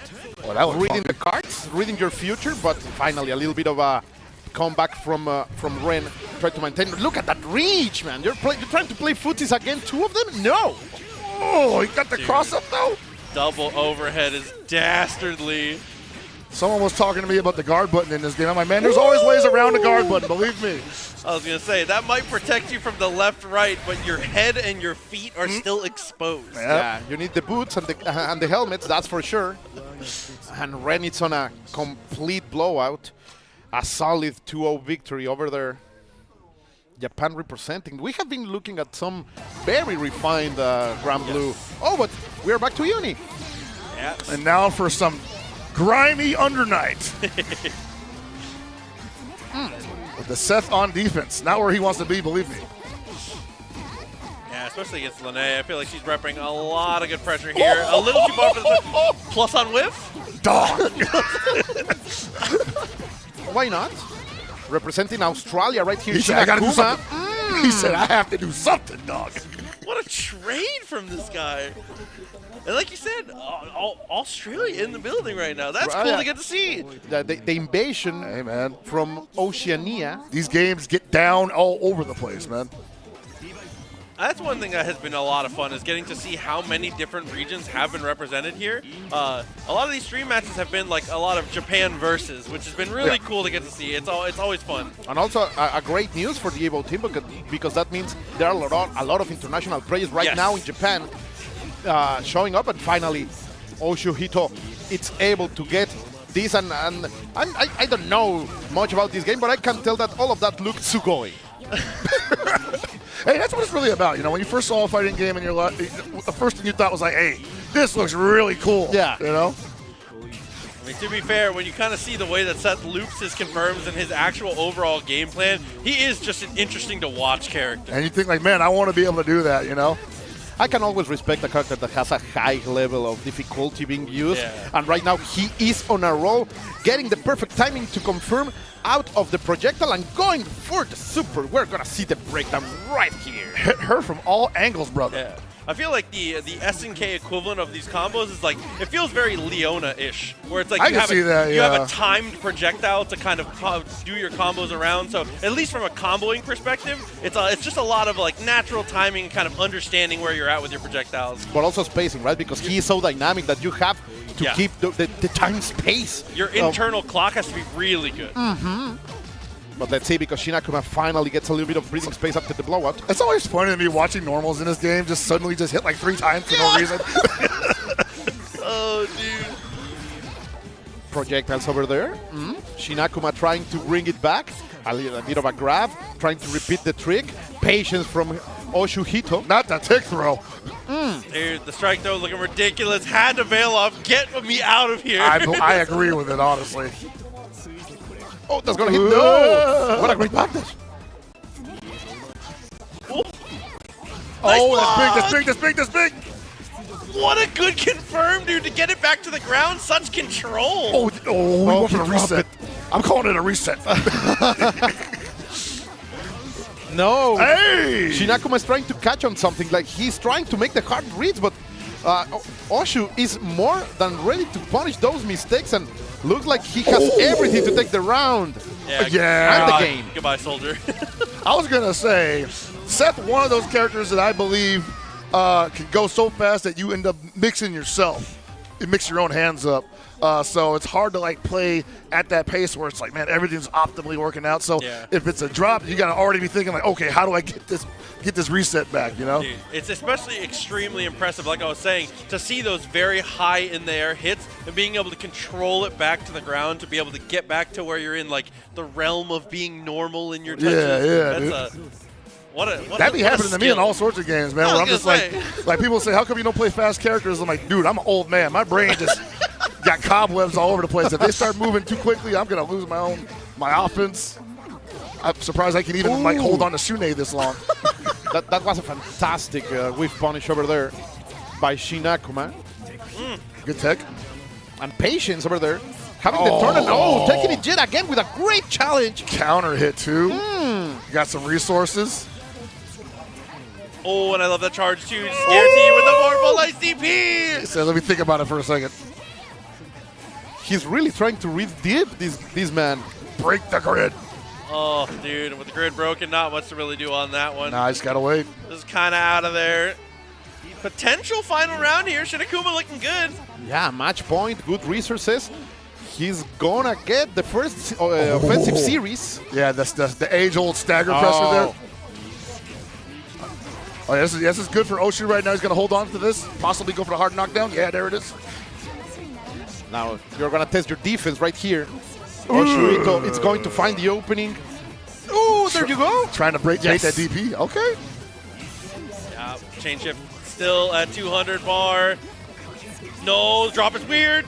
Chain shift in response, kind of a scramble between the two. Seth is getting the better of it, though. Yeah, I think this might, oh my God, this is what I'm saying. It might be moving a little too fast for Oshu right now, but it worked out in the end.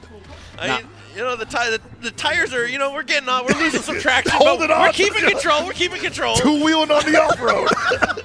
Let's see match point for both players. You can see that the pressure has been getting into Shinakuma, forced to block and maintaining the position over here, but he gets away fighting, and now he is the owner of the whole stage. The patience on Shinakuma just to stay back, he's like, I know what's coming. I know what's coming.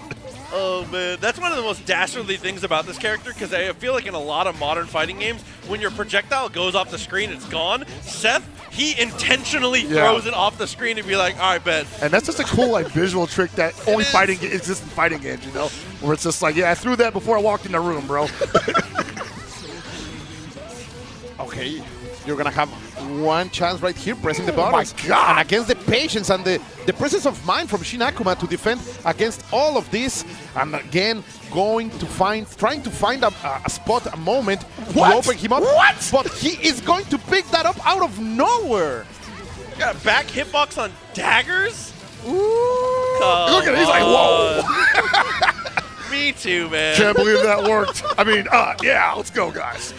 But I have to give a clap to that confirm, man. Like picking it up from something that looked like anything. You know what? I'm gonna give the man his flowers. That was probably by design. You know, I got at this level of the game, I'd say he wouldn't do it on accident, and he had the perfect response afterwards. It had to be by design. That had to be the game plan. Still, shout outs to Shinakuma showing us that Uni is played in every part of the world, even Australia. And that's one of the great things about Evo Japan, right? Like people from Australia has a way easier travel to go to the Nihon country and try some experience in the FGC world stage. Yeah, I actually see more people from worldwide FGC at Evo Japan than I do at Evo Vegas. Not necessarily in sheer numbers, but just like faces, individuals and whatnot. So that's always really cool to see a unique spread of players coming out to Evo Japan that may not make it out to Evo Vegas. Absolutely. I mean, it has just become like one of the ultimate proving grounds when it comes to these international tournaments for sure.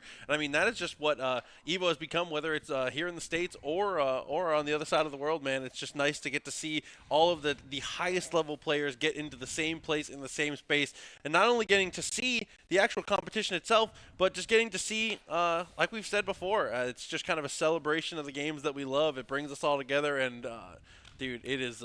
There's never been a better time to be involved, man. Yeah, man. Like I'll tell you this much: when you walk into like an Evo venue and you hear like the noises of the broadcast stations and the stages just playing like fighting games all over the place, it's overwhelming. Yeah. It could be absolutely overwhelming. You think like, oh man, like which am I gonna watch first? I got to play my pools match, but I kind of want to watch this. It's being displayed right now. It's so much to look at. Evo Japan is just like a hyper realization of that. It's much more laser focused, and since it's Japan, I'm gonna say it, guys. There's a lot of godlike players in Japan, so some of these pool matches can be absolutely insane. Yeah, because you have been there, Puck. Like you walk around and you see so many legends.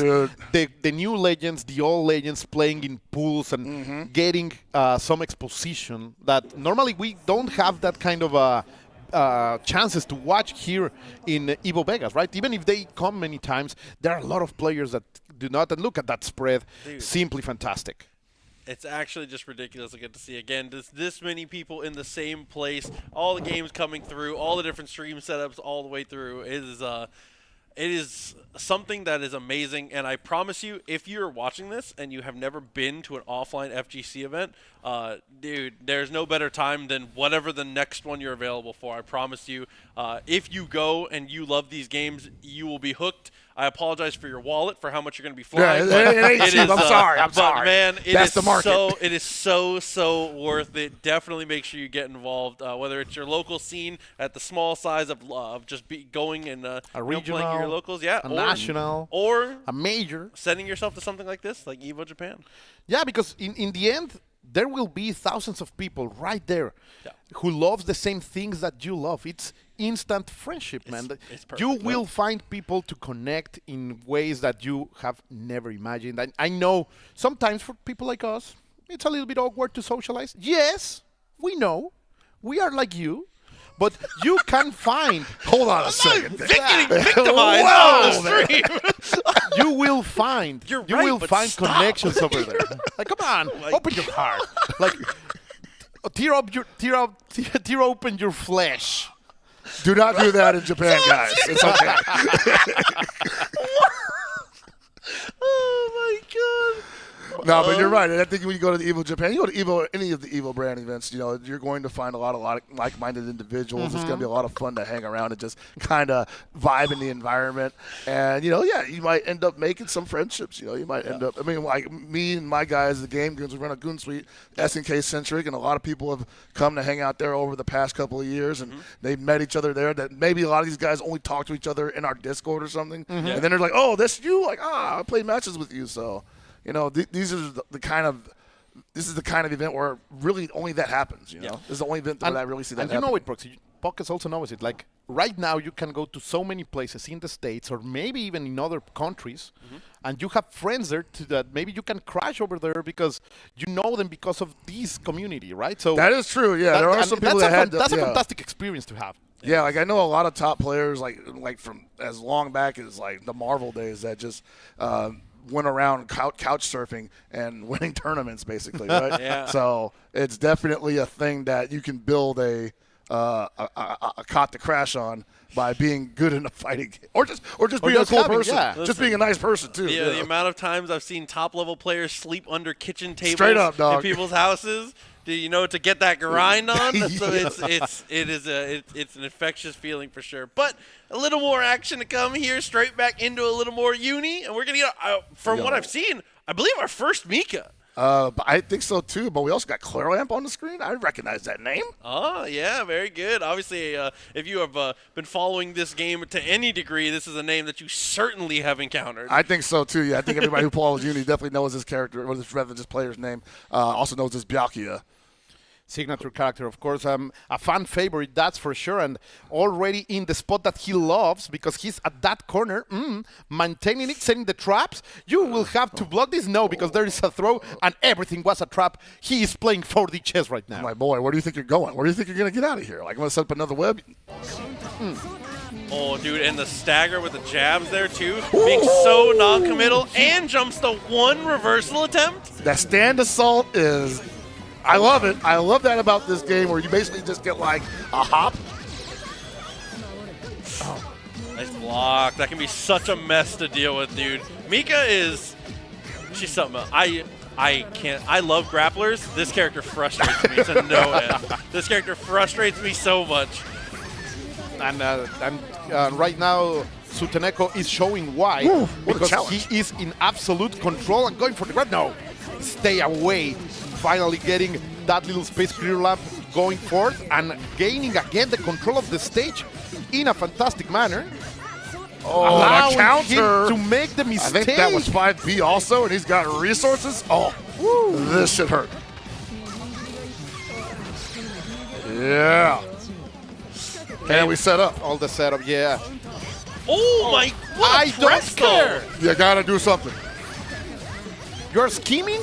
You are planning? I don't care. I have big fists. I got a big hand. Oh my god, and a good track down there on the attempt too. Using your grid there, going for the cancel to try and get the escape. Oh my god. And instead,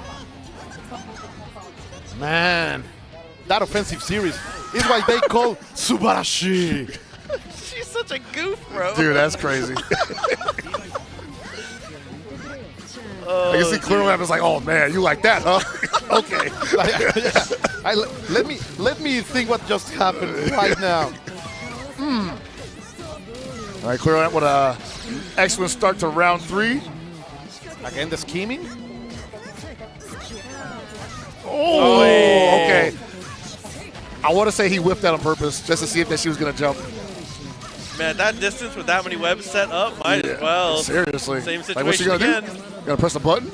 Ooh, again with the big challenge! Just love that kind of courage over there. El hombre sin miedo. Cero miedo. Right here by Suteneko. Nice routing, too. Let's go. Wow. That sucks. A little user error on the super there, unfortunate. That's rough, buddy. Oh, dude, that's going to spell your demise. Nah, you have to do that. Come on, brother. Hey, just because. For the fans. For the culture, buddy. Hey, there you go. I mean, good add up there. I mean, a super competitive back and forth. Clear Lamp, though, clutching up. And I like the personality that Suteneko is showing. Like in the first round, he got completely overwhelmed, but he is fighting by little. Sadly, of course, Clear Lamp is more than ready to fight back. And you know that with a character like Byakuya, it's so hard sometimes to start your own game. And it's rough. You saw that combo sequence start from a low counter hit that put Suteneko back in the corner. And big punish on Clear Lamp's side. Yeah! Dude. Clear Lamp is getting a ridiculous amount of value out of Assault, like you were talking about, dude. Assault is working great for him right now. Woof. I like that, too, leaning into the throw. We're headed back to the well a little bit on that one. Yeah, I think that was... He has mashed so many times in that spot. That's a great throw. Yeah, I think he was like, okay, are you going to do it this time? Okay. Ooh, I wonder if he meant to do that last time. Yeah. Dude. It's all plus. Bro, get her away from me. No way! No. How did you forget about that? Keep falling to that. After proving that being negative in fighting games is a state of mind. Not the banana peel. He falls into the banana peel indeed. Oh my god. All right, so Veil off. How much can you get from it though? Hey, the answer is unfortunately nothing there. Clear Lamp with a very stable answer. Stability is what I feel the most when I watch this guy play. It's actually ridiculous how in control he is. Incredibly consistent too, you know, like just able to just run the game plan, any point on the screen, doesn't abandon it, using that assault in all the right places, and forcing Suteneko to take some really big risks just to get out of the corner. And always ready to deliver the exact perfect punish and get you back into the terrible situation you just were. Like, this is your life. You have to deal with this. This is messed up, man. Yeah, you gotta block all that. You still got one more. No! Oh, no! Dude, I mean, was just at the absolute perfect distance to whiff punish there. And if there was ever a character to be able to get that kind of whiff punish, man, Byakuya, between how big the crouching normals are and how ridiculous the dash normals are, he's built for that. Yeah, I saw a method right there. That's the man with a method. The plan worked in a perfect way, and he was always ready. That's a man who is dedicated to his craft. Oh, absolutely, man. I love to see Clear Lamp do his thing with Byakuya. Suteneko with the Mika, unfortunately, not going to put much of a dent in the man's momentum going into the next round of that pool. But wow, man, some of the challenges that he was making, I would be shook. Because one of those challenges literally just turned into a win sequence. Yeah, absolutely. I mean, Mika can definitely snowball like that, especially with the corner carry and with the way the offense is potentially able to go when you're able to get that thing rolling. It's she's kind of ridiculous in that, at least in that way. Yeah, in that way, yeah. I think and the matchups are obviously a thing in all fighting games, and I'm not sure what the matchup is there or whatnot, but it looked like it was pretty good for Byakuya's side. For sure. Like, proving that you can display the math, you can display your numbers on screen. You are the one who knows the most about that game, I think. But indeed, like over there, Clear Lamp showing that why he's very recognized when he gets behind that back. When you think about it that way, with so many fighting games that have like robust training modes these days, that like give you frame data, some of them give you hitboxes as well. Even with all the information, you still gotta make the right decisions in a split second, man. So. Yeah, you can't practice for every single one of the situations that are going to happen. Even less in a game like Uni. Like Uni is super dynamic, so many things happen, and you have to adapt. And it shows that he's more than ready. Yeah, no, it was incredible to watch that play. Especially in games where breaking the rules are a part of the rules. Like in that is true. Like in Guilty Gear when it comes to RC, in this game when it comes to chain shifting and using veil off, in these spots where conventional wisdom should apply, and you can kind of just decide to flip a coin. It's not only is it fun to get to watch and fun to get to play, but it is a hell of a rush and a hell of a scramble. When everything goes in your favor, right? You feel that I'm connecting. You're like, I am so in that nice. zone. Yeah, you're like, I'm so nice. I've definitely felt that before. Where I'm like, oh yeah, everything's coming up perfect right now. Start looking at my opponent like, oh dude, like. You didn't know you could block that? You're like, sucks to be you. Oh, dude. Were you ready? Am I cooking? Oh, man. That's one of those feelings you got to chase. I mean, that's I feel like one of the downfalls for a lot of people, me as a player, is it's like when you're right once, you're like, I can't be wrong again.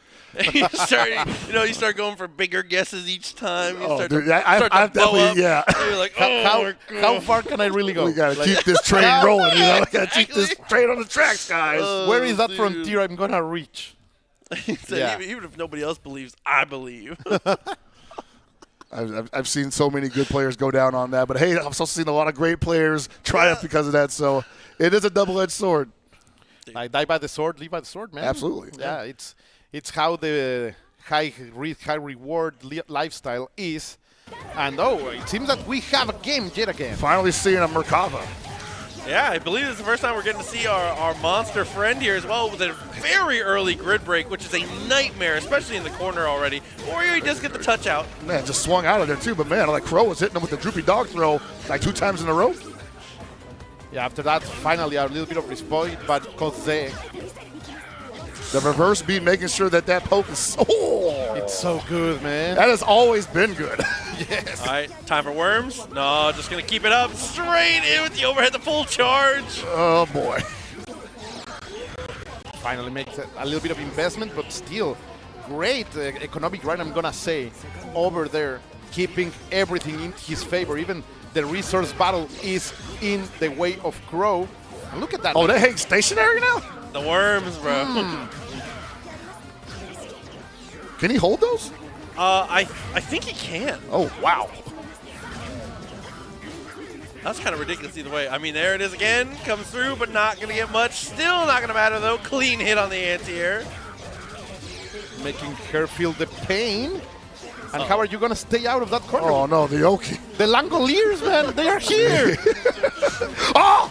Wow, and again, that jump scare overhead. Clean confirms again and again from Crow. It should be able to get the kill here, especially with the veil off. Oh, disgusting. Wacky waving, inflatable arm flailing too, man. Oh, baby, man, the classic. Sheesh. Just takes the oxygen out of your lungs getting hit by something like that. Oh, no. No. Not the troll. Nice, hit over there by Jose, but Crow doesn't matter. Like, he knows that he has all of that momentum. He's not going to leave Shake the baby. That's what I used to call it. Sorry. What an extremely funny move. That's just so crazy, man. It's just so perfect. No way, man. No DP at all. Oh my god, and just look at the grid here, maxed out, goes to the activation, No! nice DP, not high to confirm though. I was going to say that might have got baited.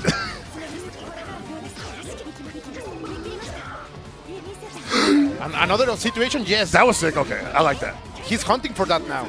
You can feel that he thinks, like Jose thinks that that's the opening that he needs. So Koze's been playing it slow the entire time, and I think now he's kind of playing it a little analytical. Crow was showing him a couple of, overcommitted openings. Yeah. Because obviously Crow wants to set up his offense as quickly as possible as well. Ooh, nice. Dude, not only to get underneath for the potential anti-air, but it cancels all of the worms as well. That was such a clean way to close the distance. I got some adaptation learning over here by Kose. Ooh. Party time. But not a lot of gain over there obtained by Crow. And staying always below Droopy Dog Merkava, but so far Crow is getting the best out of it. Getting that rhythm that we saw in the last game. It's rough though, man. Like I don't know if this is strictly a Merkava and Aurier thing, but Aurier just not able to get right in this situation. Oof. Dude, it comes through again. Just a pixel of life left. I like that little dash backwards there. No reason to commit. Look at the life differential. So Koze mad lead-footed here too. Just kind of letting Crow run up on him. It feels in control. Nice block over there by Kose. I think Koze got to do some wild stuff, man. It's about time. No, but I mean, that round that we saw, he was being the aggressor at every stage. That's why I liked. I was like, man, 100%. DP, you gotta make him think you're gonna do it at least. But instead, party time once again, blocking everything from the worms, and we still have meter. I respect that defense, man. To be honest, showing that he can go. Oh, great hit big over there.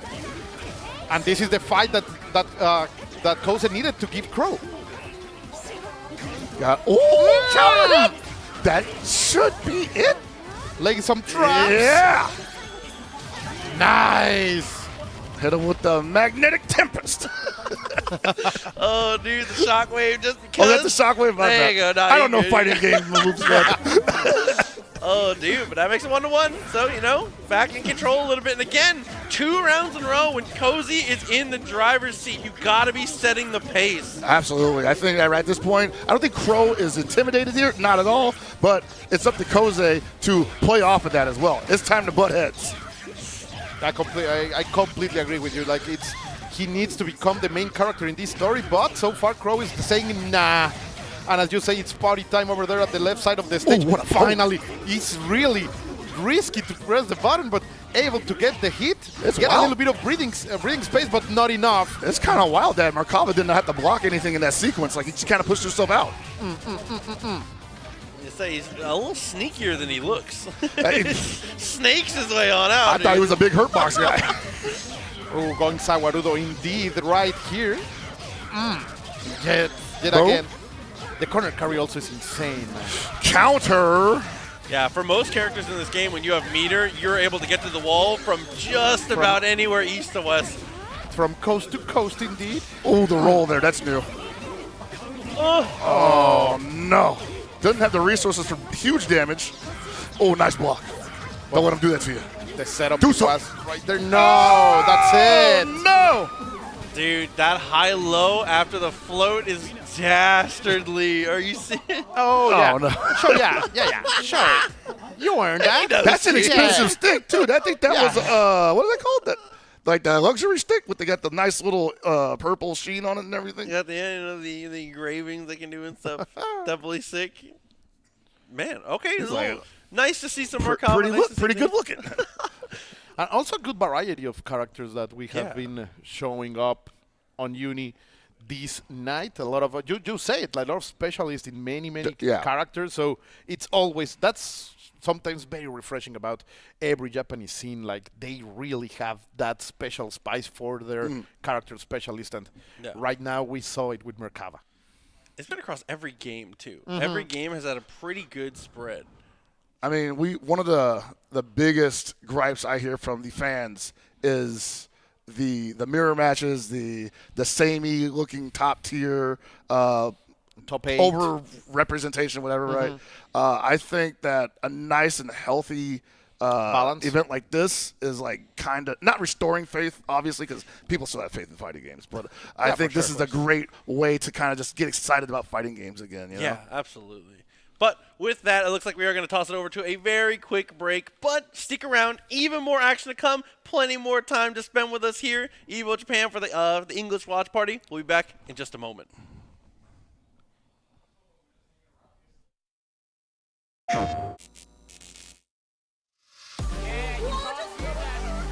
Now with a little including the airstrike and That was meant to be a wire save. It's first save. It's first save. Oh my god. Run out the backdash. BRC jump.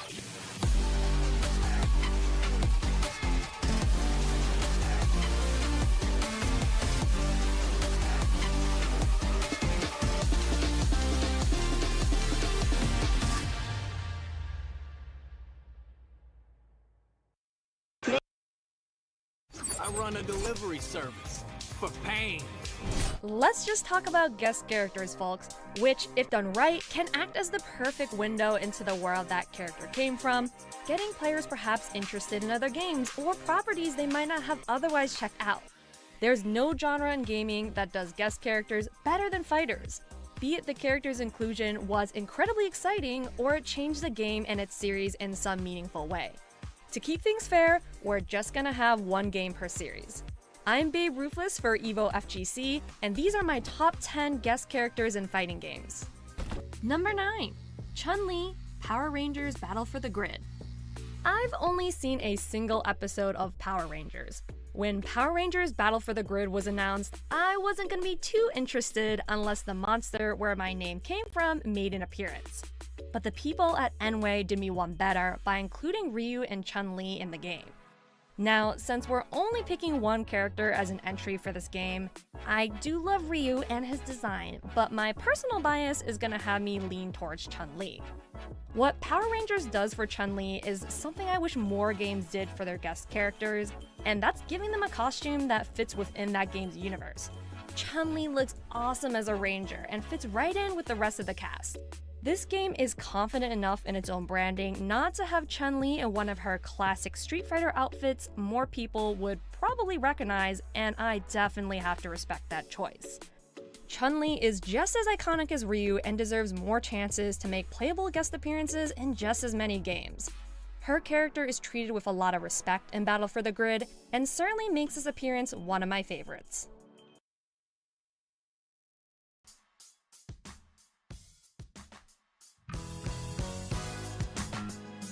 Hello, my name is Kuraran from Osaka, Japan. I was Evo 2019 champion from Under 9. Under 9, invert, champion! Here is my top 5 list of strong Under 9 players. 5位、セナル。 Scenario, you can hear the crowd. They love Scenario. The crowd loves Scenario. You can hear the giant reload. 個人的にかなり好きなプレイヤーで、関東でも実際に結果が出ているプレイヤーなので、セナルを置かせていただきました。4位、京くん。それグラブル。おい、グラブルの話はやめろ。大阪のプレイヤーなんですけれども、あまり大きな大会には出場はしていないんですが、本当に爆発力があって、凶暴性もあるプレイヤーで、個人的に激推しです。3位、菱形。 When you get called out for shielding, there's the middle! He can do whatever he wants here. He might be able to. Oh my god! He got it with the 2A! He just pressed it 2A! キャラの最大限特徴を出しつつ、本当にプレイヤーとしてのバランスがいいプレイヤーで、僕もかなりよくやるプレイヤーなんですけれども、本当に強くてうまい、兼ね備えたプレイヤーかなと思っています。2位、クレ。 You have no meter. Using Kendo to do anything. The reversal low sweep, catching Neji, trying to run forward. Yep, switch spins meter, nice and clean. キャラの扱いもそうなんですけれども、本当に判断力も素晴らしくて、で、あと何よりも、守りが本当にうまい、硬いプレイヤーですね。彼は本当に強いと思います。1位、僕 Misses to keep him in the corner. There it is, Oh, the rising normal to keep him out of the air. The エボジャンプだからよろしくお願いします Wait for it. He doesn't drop this. He got it. Your 2019 Iron Knight Inverse Champion.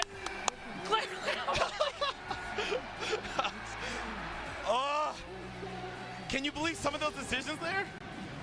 That set was God. Like, I cannot believe it. 以上がアンダーナイトコミュニティの強力なプレイヤーのトップ5リストです。私はアンダーナイトエボチャンピオンのランポです。エボ2024でお会いしましょう。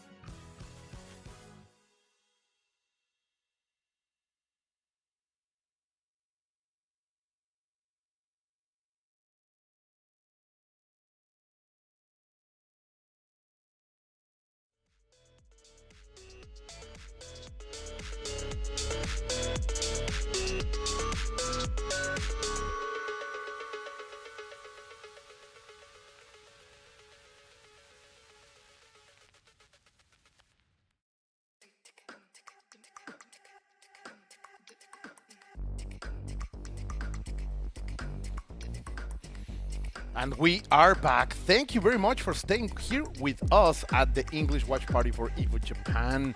It has been a fantastic time over here watching the cream of the crop about fighting games of all flavors and kinds.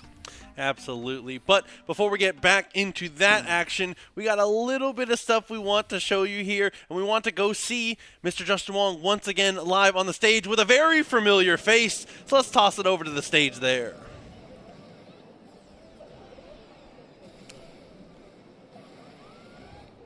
Let's go, Justin. Let's go.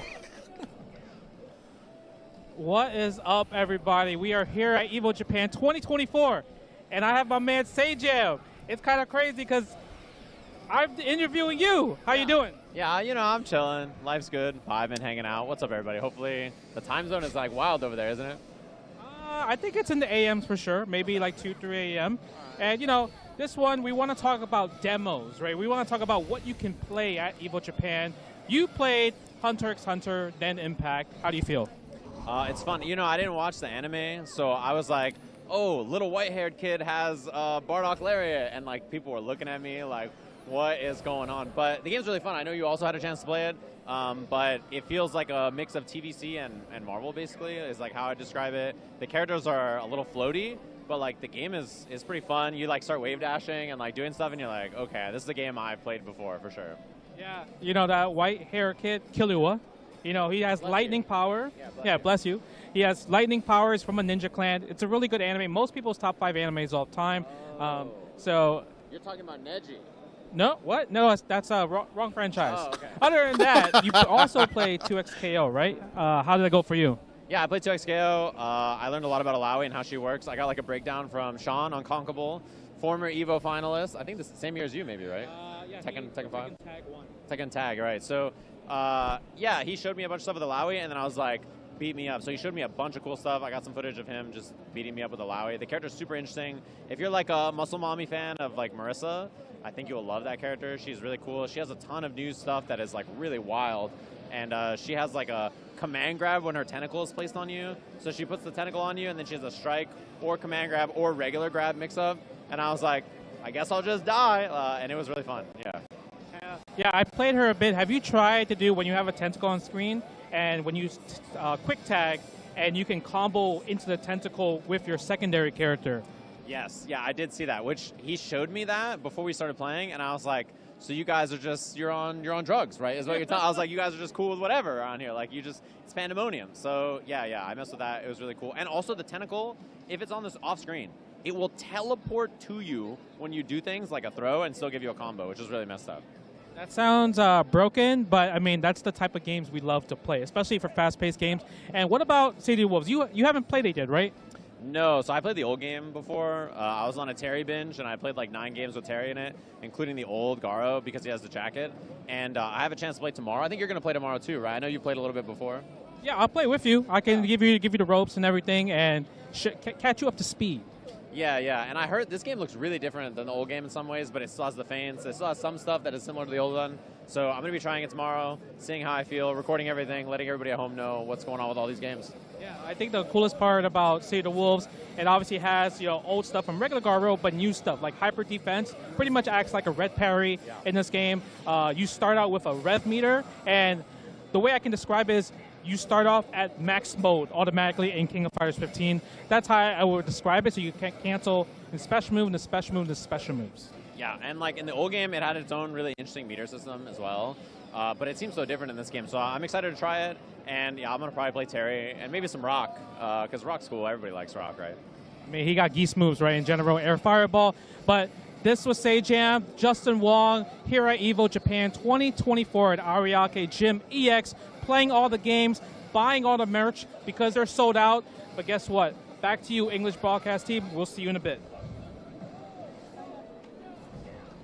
Bruh, I'm just sitting there like, why am I not there? Yeah, I want to play the game. Getting to see those demos, getting to see all the gameplay that has been like put out and just out in the sphere is ridiculous. I cannot wait to get my hands on all of these different games and get involved. It is, I'm jealous. I'm just jealous. Dude, they did the interview in front of the City of the Wolves booth just I'm just sitting there like to make fun of us. Yeah, that's for sure. That's for sure. And also talking about el 2X KO, 2X Swagger.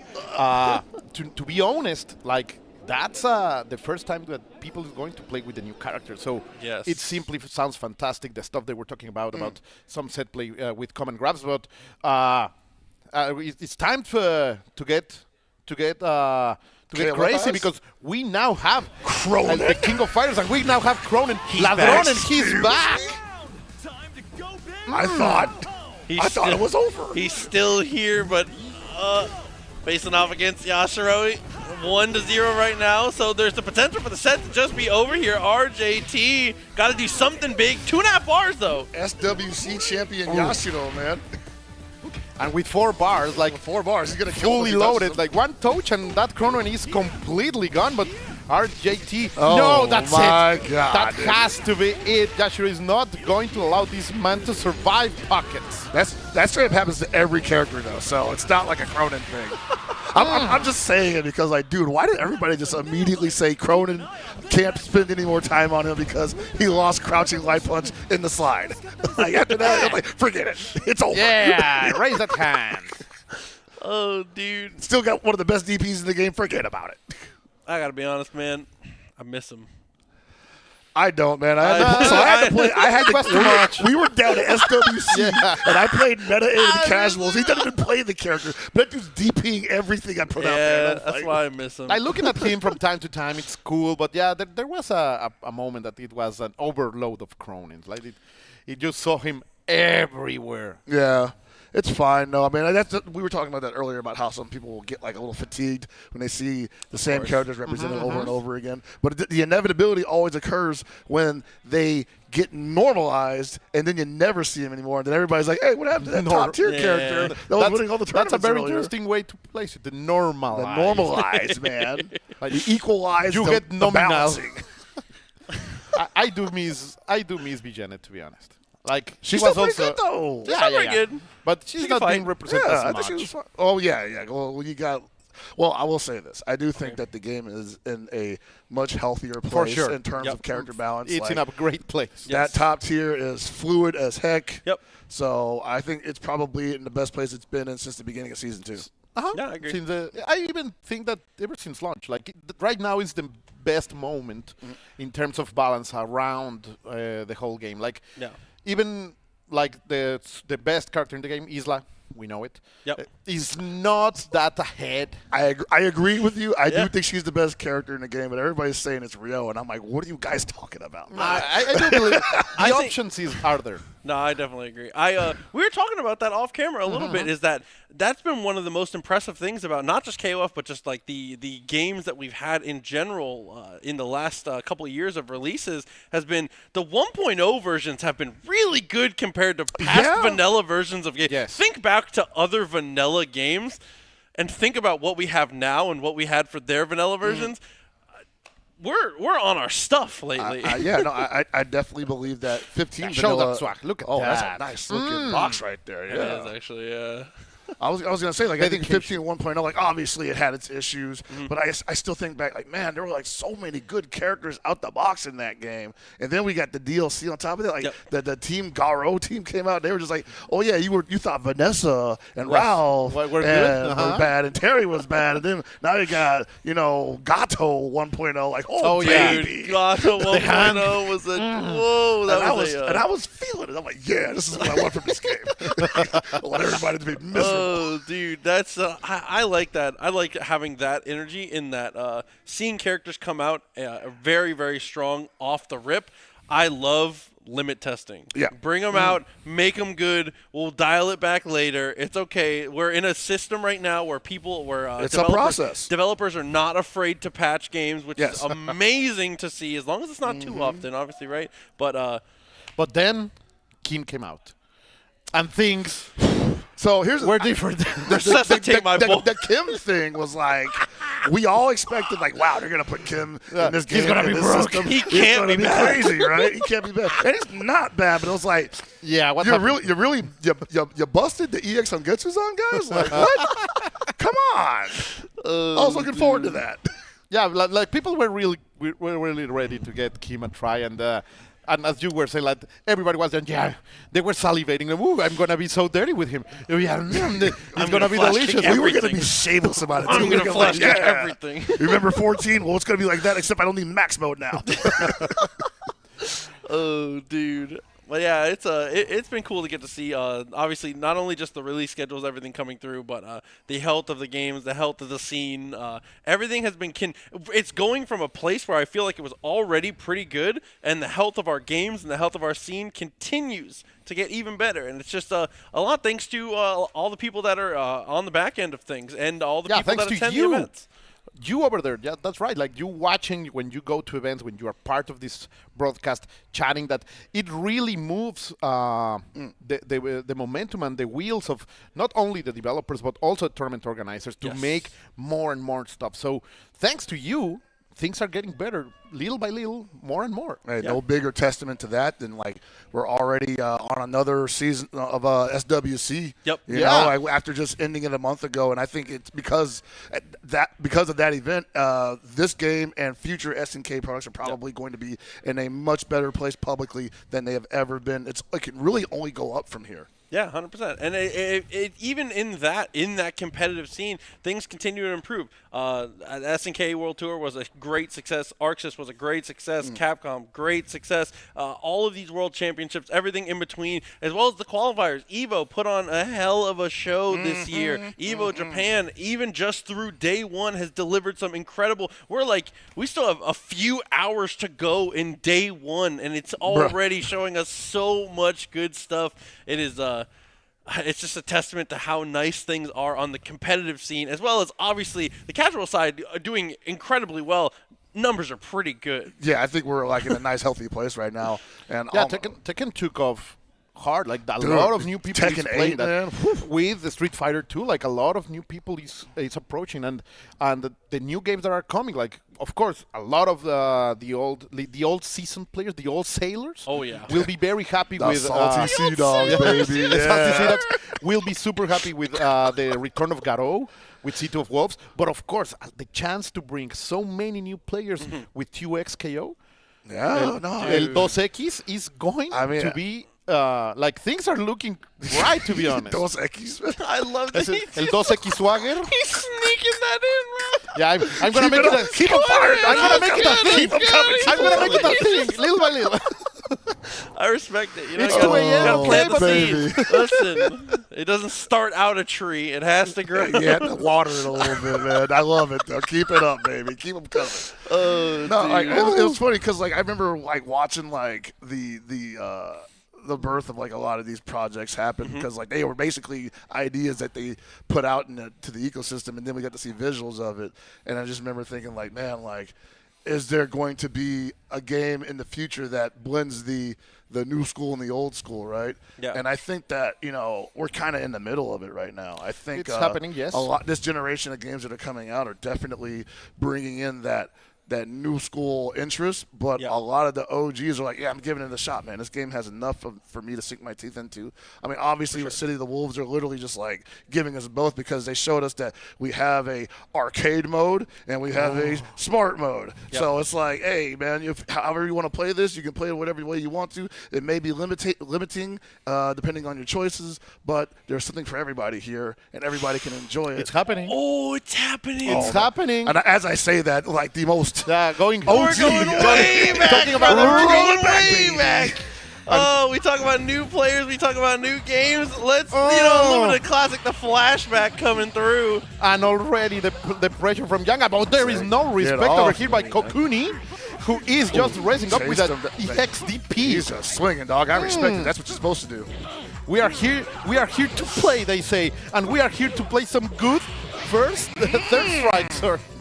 So definitely clean parry as you try to go through. Looking for the palm strike. Trading with Dudley, not in your best interest. Oh, thing there, no. No, you're going to jump with the big hit. KO. Was that jump some hard kick or something? I was like, what was he looking for there? I miss that man, that's for sure. The palm? It's so good to see him yet again. Yeah. Doing palm is scary in this game. If they parry it, it's like, ugh. Again. I was going to say, stun was definitely starting to build up there. Nice confirm into the super, all the way to the wall. From coast to coast, they're like crossing it immediately, but great jump out there by Atsuo. Trying to maintain a little bit of offense. 1-2, going forward, KO. You were saying it, you can't swing against this man. No, that's way technique, a very classic gotcha. Dude, this is... there's something unreal about getting to see the cab out here, getting to see the players back to character select after every single game. This is the energy. Because for all of us, again, we'll say the salty sailors that came through. Everybody, I started playing first at a bowling alley. I know a lot of people have a similar story. Absolutely. This is wow, what an energy to bring, man. The in-game narrator just said, welcome to the world of Street Fighter 3. Let's go. Nice parry. Let's get that corner pressure. No EX. Oh, swinging over there. Getting a little bit of hold on to it. Oh, instant torque. Good stuff over there. Atsuo fighting back. It didn't even combo, baby. Oh, he really is willing to swing. Now you can see Kokuni trying to be a little bit more cautious, like he's trying to play something. Oh, great parry over there. The throw into the corner, the anti-air, and the pressure is on. Oh, his cape over there. He really could have paid with blood, but it didn't happen. Okay, nice tech. Oh, and another good anti-air again. The trade's not really going in your favor here. Just pound for pound, hit for hit. Dudley going to take the better of those as we get the air-to-air. Looking for anything, huh? Where are you going, baby? Oh, he got him on the roll. Let's go. Oh, he didn't respect. Letting rip. Not enough to kill you, but one more touch to do it. No chip. So close, so close. Oh, I was expecting maybe a DP, maybe a parry. In a lot of those timings, it has been the parry he's been going for on the jump in, but maybe just kind of leaning off of it to not feel predictable, because obviously you don't want to, if you start leaning to that parry on every single jump in, you're going to start getting absolutely obliterated in those spots. Yeah, that's one of the things about this game. Like you never can feel safe with the same option. You have to mix it even in the defensive side of stuff. But let's see, because we are back into London, listening to the old classics. Nah, man, I just keep doing it until he blocks it. Yo. Hey. What? He stopped the dive kick and then the parry afterwards? And right back at him. Trying to go out for the corkscrew. Not today, buddy. Dude, these super aggressive defensive choices coming out from Dudley are ridiculous. Smashing on the parry in the most perfect of spots. And even holding the advantage right now in terms of resources. Trying to pressure on. Yeah. Good approach for Atsuo. Got the catch. Maintaining here. Going up through the stars. Very worried over there with the stun bar, but things just come back into it. Oh yeah, Atsuo got this one, baby. My God, was that a cross-up on the dive kick? Actually ridiculous. Nicely done, man. Round now. Dominant. Oh, the slap over here. Great anti-air. Good reaction going for the reset. Yeah, we're going to get it. Yeah, we get them links, baby. Oh, the dance. Oh! Yeah. There's a lot of whips going on here. I mean, I'm not used to it, but I'm also just like, dang, I've never really seen that many whips. Nice parry. Almost had the full punish. Still opportunities. Max meter here, so we're definitely in this. There have been 2 moments where Kokuni have failed in delivering the right punish, and that's not going to be enough, but the chip damage is going to be a problem. Corkscrew. Big. Oh, make it happen. Yeah. One more, baby. Overhead again. Ah! Yeah! Dude, clutch. Just grabs him by the ankles and throws him into the air, bro. We are so back. Third strike. Oh, dude. I don't know how, but I knew it was coming. I was like, what has he done all around? He hasn't done. Raise your hands. Because it's such a scare, man. As someone who grew up playing more of other games and not really getting into Third Strike, I didn't really get to interact with the game or watch it until we were already kind of moving into Street Fighter 4. So what an awesome opportunity to get to walk back into this world a little bit for me as someone who didn't get to experience it right at the time, dude. So sick. And we saw this is a fantastic way to start. It's just a treat, a little bit of the tastiness that we are going to enjoy all this weekend, because today is only the beginning for Third Strike. Like tomorrow, we will have a little bit more with, of course, the ending at the top 8. Yeah. But man, just like that, a heart-stopping match just to start is just a fantastic omen. I was gonna say, like, you know, Third Strike probably in the most unique position at the event. Yeah. Having been a game that has been around for so long, a craft honed over a decade now. Yes. By many strong players all over the world, none more powerful than in Japan itself. Like, this is definitely the event for Third Strike, I think, right For now. sure. Absolutely. And honestly, just looking to the future with, obviously, we got our flowers last year. Marvel 3 as a throwback game was amazing to get to see. Third Strike getting to do its thing this year.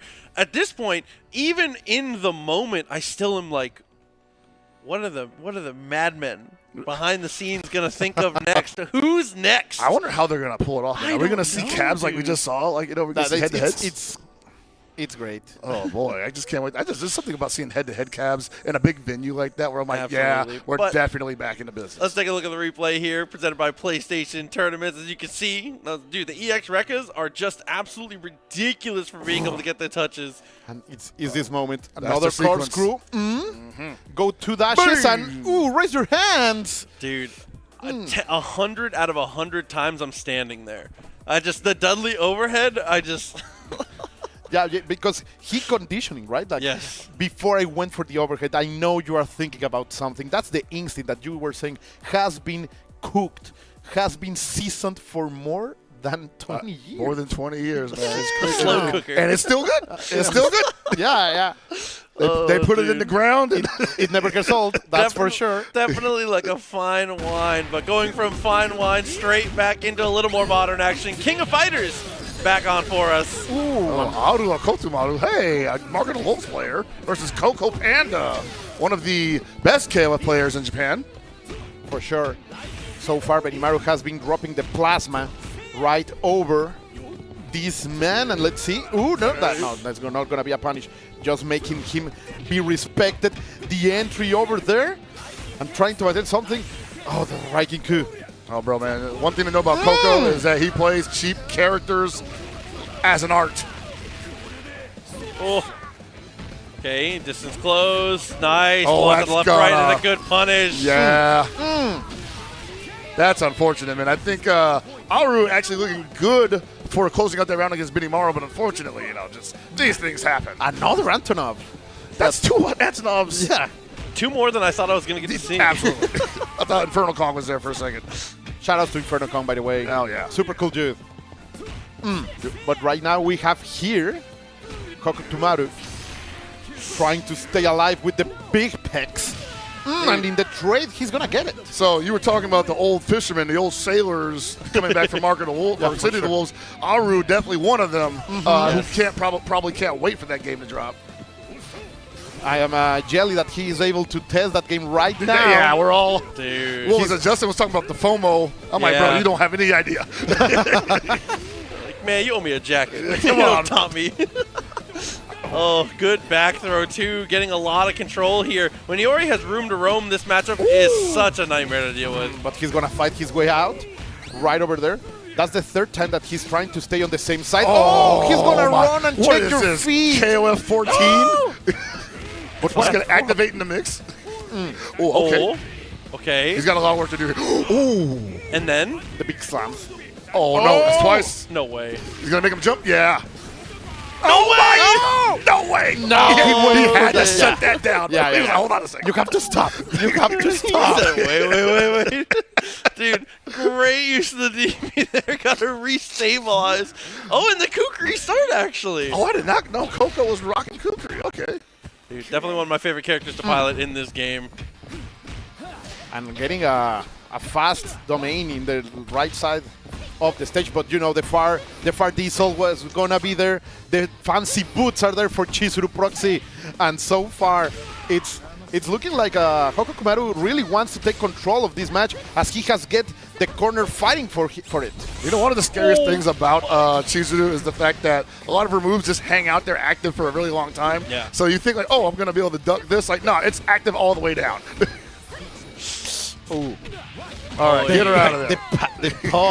The pause, the stare down. You want to make sure, like, hold on, I do not want to deal with this anymore. Dude, him being able to find that touch, I mean, even when his hits don't quite go the way that they're planned, this character just drowns you in plus frames. Yeah, man. extremely safe pressure, which is almost like, I don't want to say unfair, but it can kind of seem that way, especially when the Kukris want to get kind of wild with like the overhead and just like point blank. That forward A especially, always cancelable. Ooh. But the perfect range over there by whoa. Bro, that I thought he was gonna like full charge it and like reveal like, hey, it's unblockable with full charge. Like what? OTG with the sand though. Nice jump in, and again, I mean that's one of the nice things about Kukri is that in a lot of situations your block string is your combo. Yeah. So you can kind of just dial it in. It kind of pisses me off. Honestly. It's really nice. And he's also a humble character. Ideal to play as an opener. Yes. Because you can do a lot with few resources, and so far he's controlling Aru Hokokumaru team in a fantastic manner. Let's see if Antonov with 4 bars. That's a lot of money to spend. So this Antonov was definitely making Coco real nervous towards the end there. I wonder if he can do 2 characters though. But so far, Kukri is really working extra hours, delivering as much damage as it can and trying to control the Beast of Man. And finally, spending 50% to get him out, but that's the first step that he needed. Interesting thing there was like, you need a DP character to challenge that uppercut from Antonov. And I'm like, man, what if Aru had put Antonov on point against the Kukri? I don't think Kukri's got a challenge without meters. That's true, yeah. Or he just has to go for the biggest guess with like an early sand clone just because. Something, right? Yeah. Wow. Boy. As you were saying, like the best that we have seen from Hokokumaru has been this Antonov, but he has to be very careful because each one of these hits is going to be super dangerous, but he's going to get the big damage. Yeah. That should do it. Dude. Oh, boy. I think my favorite thing about Antonov, I said it earlier, is that he does this all with the belt on. He has to keep the strap. He has to let you know, dude. Oh, and the only bummer is not a humidor anymore, man. Can't get the cigars. True. He's gonna hit like a truck, but still Hokokumaru is going to have a great chance of hitting the wake up. Let's see if he can survive it. Oh, wow. Fireworks, yep. So that was interesting because I think he thought like, hey, I'm just going to wake up DP, or he might thought wake up DP. So he delayed his pressure, and Aru just hit a button. Oh, he went forward with the big headbutt, and then the DP. That speaks a lot of how much self-confidence a player has to close like that in such aggressive fashion. No, if he really wanted to mess with him, he'd just do like Okizeme forward B overhead with the. I'm like, dang, when you hit by that, it's over. Send it. Just like, dang, let's see what he thinks about that. I want to finish my food. Oh man, that's one of those. That's definitely the ultimate vibe check, just to see if you're still awake. Yeah, right. Bro. Oh, dude. But back into it again with a little Uni, and coming with the Uni, it's gonna be our first wall. Our first wall. I mean, I've always thought that this wow. I remember a time when this character was definitely on everybody's sub list. Yeah, like there were so many sub walls on the pockets, right? Yeah. You would know about that. A little bit.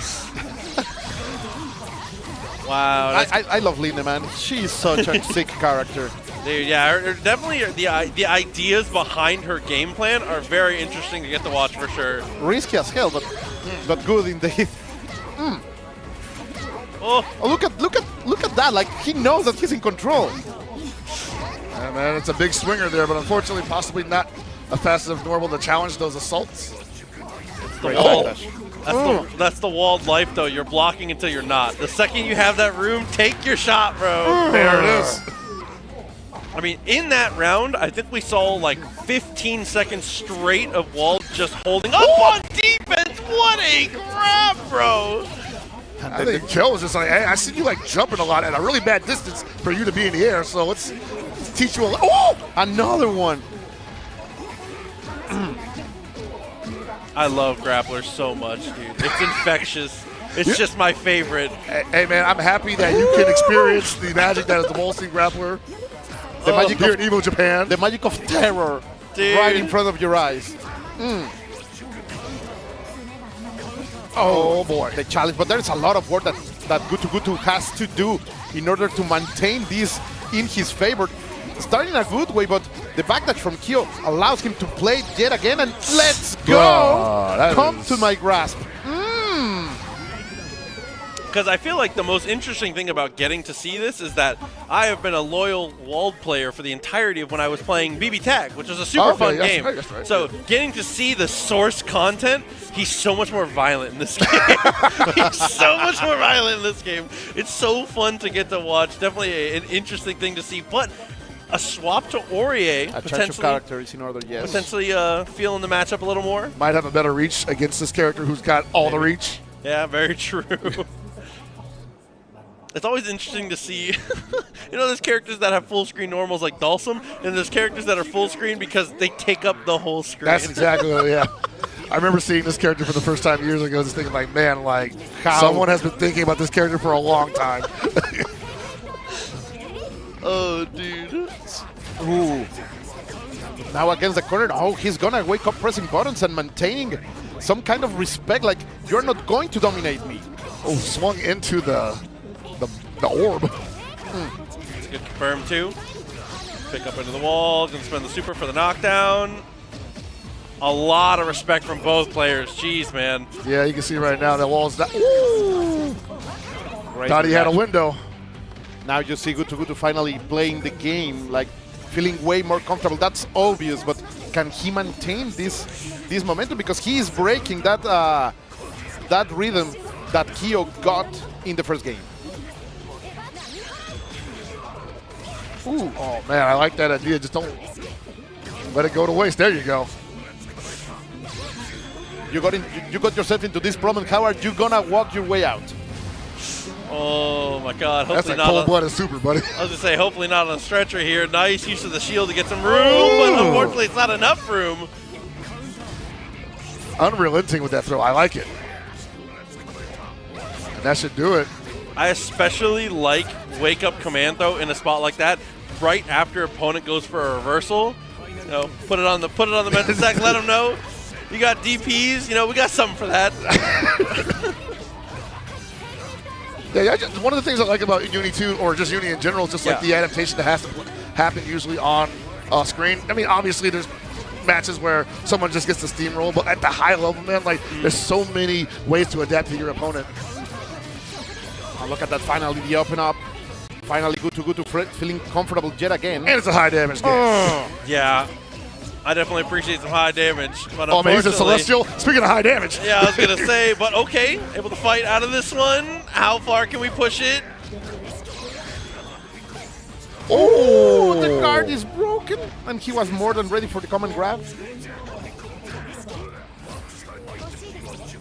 get back to work, he says. Oh, okay. No with money there. Sneaky idea that didn't quite pan out. Good Nice defense. block! Crazy block! That was wild. But Whoa, still got not behind enough. him. Only human, some would say. Oh, yeah, He breathe. was feeling Breathe. You himself need, after that block. He was like, oh, yeah, I got this, man. you need that self-confidence back into it. My defenses are impregnable.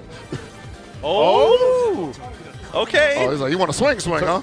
We're playing chess right here? Like we're switching characters?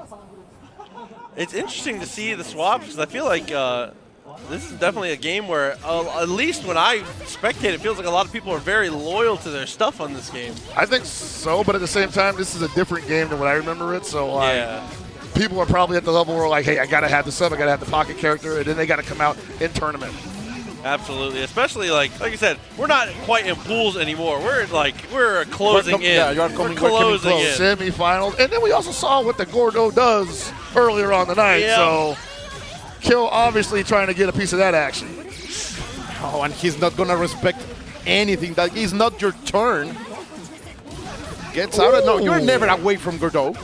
You're always in this close quarter combat against the man with the scythe. Come back here, he said. Wow, the wall bounce, the tackle. He's so sick. How can you watch this game and disgusting. think any other character is like, oh, I want to play this? No, look at him. He's always been cool, but like, yeah, there's a lot of stuff they added to them in this game that just looks a lot more exciting.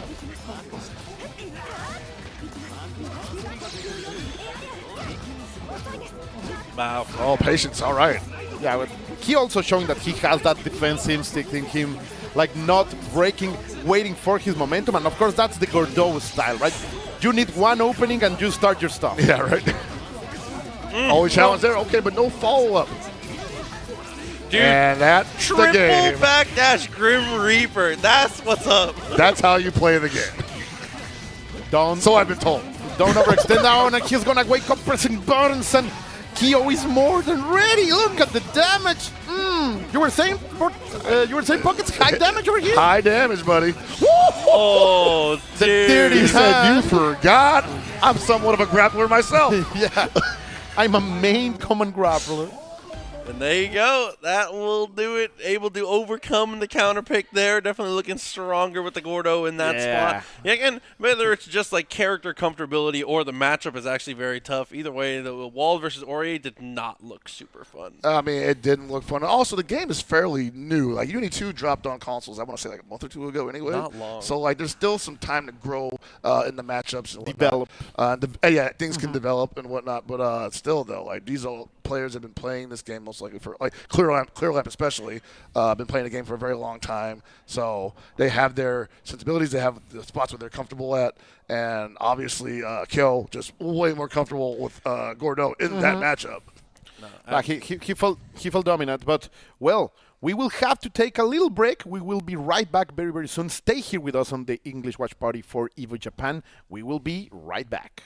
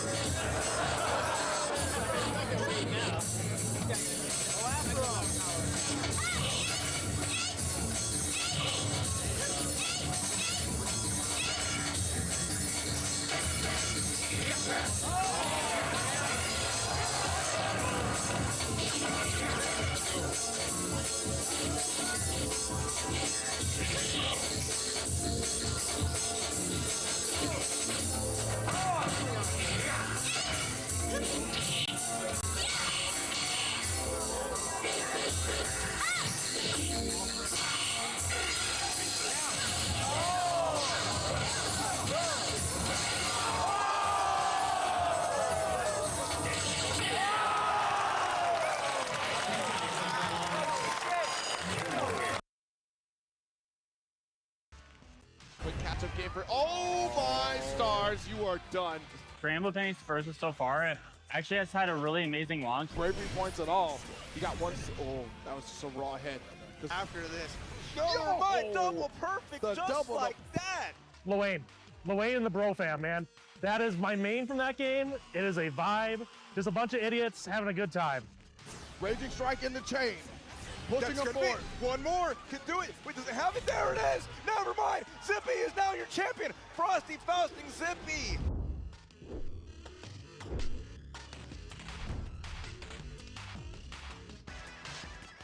I think they really got the recipe just right with Granblue. I know that a lot of footsies enthusiasts are really happy because there's a place for them. A lot of Rushdowns enthusiasts are really happy because there's a place for them. There's a little bit of everything that they've got tackled in this roster. Scramble Penny's versus so far actually has had a really amazing launch, and that's really rare for a fighting game because the game has really good rollback, really nice matchmaking, really nice lobbies. So far, I think Granblue is a pretty solid game. There's a couple things that do need a little bit of adjusting.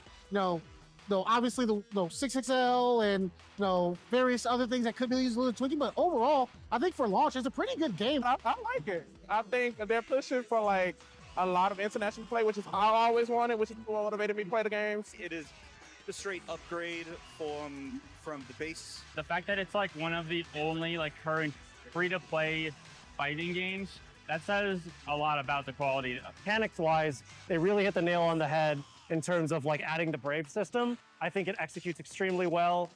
Newer players can come in and have an easy time understanding it, and veteran players can come in and really explore their creativity as well as their uniqueness on a character. I'm having a great time with it. It's the fighting game I'm playing the most, and I hope it continues to develop. I'm really excited to see how it goes.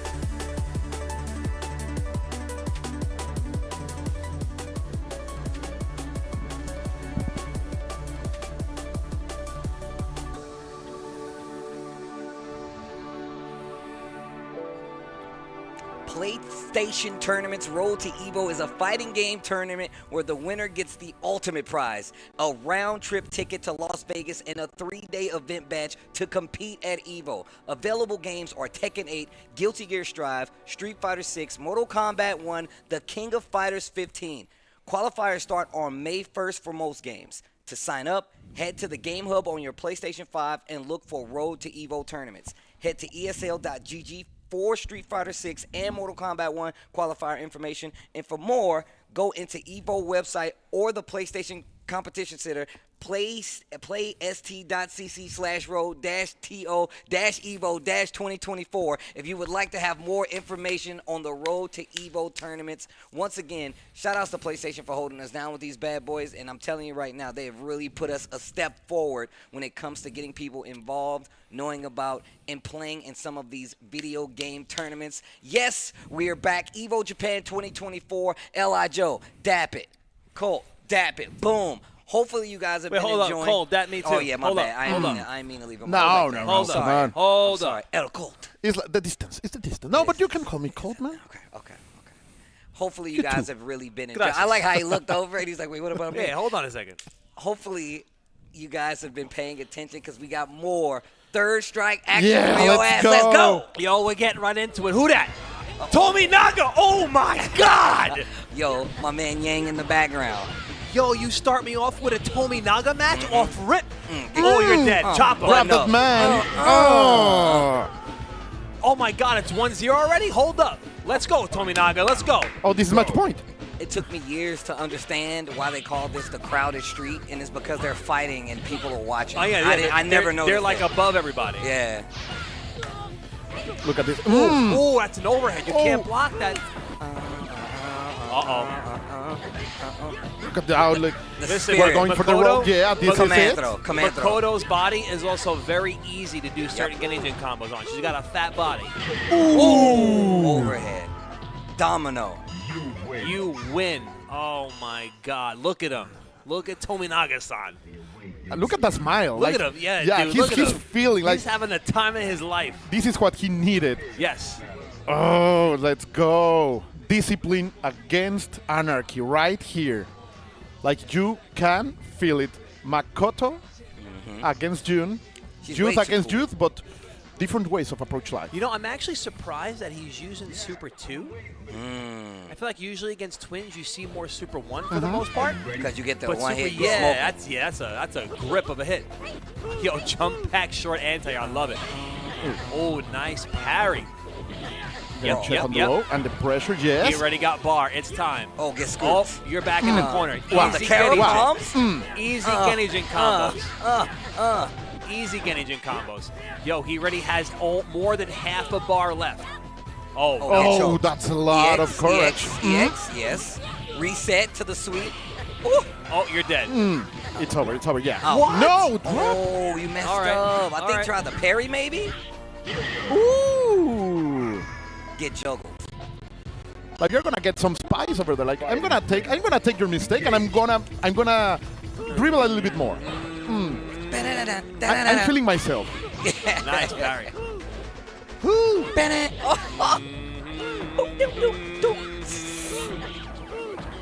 Whoa, yo. Get it. Oh my come, God. Come right here. Do it. Let's go. Oh! This is what we are waiting for. That was insane. Why is her throw so cool? Patience over there. You will have to deal with this overhead again. Keep no, we got scaling. We got scaling the command throw. Nah, those it's gonna die. It's enough. Nah, that Kara. No, Tominaga-san. Damn. The thing about this game, and me and Rynge was talking about this earlier, like so many people have picked up that game in the meantime that it's actually crazy to see how far people have come with like the third strike like tech. And still able out here to fight with some of the guys, right? Suddenly I feel like in the Olympics, man, we go from one event to another. And right here with Mock, one of the qualified, one of the best players in the world right here against Weapon, who is already rushing out with his crease. Yes. That's going to be it. Yes. Yo, I like me some Chris, boy. My man, he definitely seems like a character you will be into. Cool. I'm going to be real. I like Chris. Do you really want to know why I like him? Because that's really the embodiment of Orochi. That's really why I like him. The true evil. Without Chris, we ain't got no Orochi. Okay. We're talking about the embodiments of final bosses. Here is Isla. Yeah, right. And this girl, man, she's in such a nice place right now. One of the best characters, if not the best, with amazing mobility. But let's see if Weapon can really shut her down because he's doing so. Oh, gets into the corner. Not gonna respect anything. And Mock very smartly goes simply away, not allowing to start any kind of offense. Yo, I'm glad that you actually said that because Isla's definitely, they've been like tapping her, like making adjustments to her like throughout the game's life. And now where the game is, like she's really sitting at a perfect spot, like you said. Yeah. She's really right there on the top. But it's not an unfair top. Yeah, like, it's not. That's why it's been a gradual build. Because at first they was like, well, we can't do this with this character. This character gets stopped here. And now, now she's sitting at this spot. Well, we get to see her a lot more in tournament. Ooh, and that's gonna be it. Yeah, that's it. Mock had a chance to do that cancel one play before, and he didn't get it.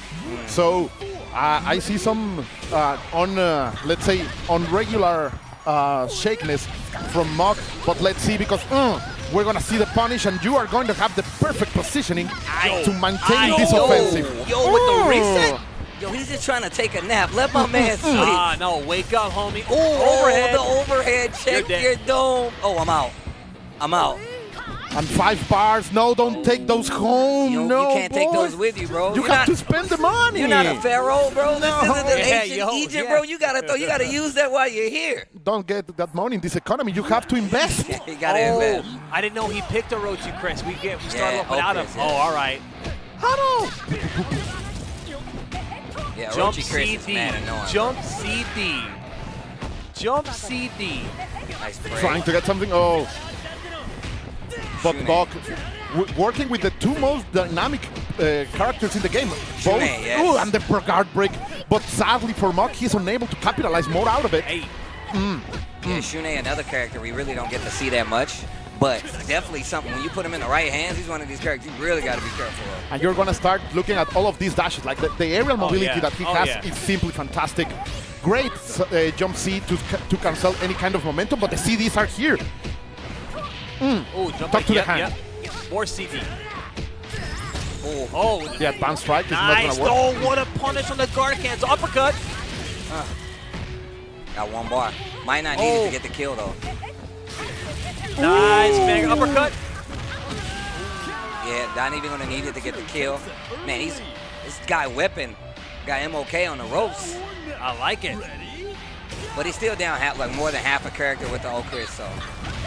Let's see the 1-2-3 kicks. Isla with the momentum. Oh, that was nice to the low. Look at that reach. You are dead. Like, that's was one really of good. the strengths and advantages that Isla has right now. So she not only has good damage and fantastic mobility, she has great normals too. Yeah. You have to be careful because sometimes you are swinging and that leaves serious openings. But if you are careful, like this girl is really a chisel of an artist. No, really. I feel like her movement is one of the most like specific things, man, because like you said, unique movement characters really do stand out here. And if you have the resources, if you have some advanced strikes, like she can really take turns. Like there are offensive series that are not going to stop, and you're gonna see up to the stars, some extra damage. Where's the next? And you have to do something. Yeah, you have to deal with it. Yo. Yeah, you gotta hold that entire sequence into that super, right? You can't do anything. And, as you saw, it's not that expensive. Like she expends, Yeah, that was a but bar. not that much. That was one bar? Cycle. Oh, no. Okay. So try to go for the reset. Weapon playing it back. Okay, nice defense move over there by Weapon. But he tried to make a read. Oh, he's gonna pay for it. No bar though, gotta go for a reset. That was hot. Yeah, she has that. Yo, the fact that she has a special 5 with the ghost hands is crazy. Mock, of course, has been one of the best players in Japan consistently for at least 2 years in a row. And we are going to the moon! Oh my God, it's Hayo! Oh! Yo, Welcome to the world of Street Fighter 3. I used to watch this dude in Super Battle Opera, Yo. begging for the high out matches. Yo, get clapped on. Damn. Yo, hold on. We got 2 fine bars over there. Oh, that's one. Here we go. It's Hugo though. We eat those. We eat these. Oh, that was dirty. Oh. Go get him. Go Back get him. in the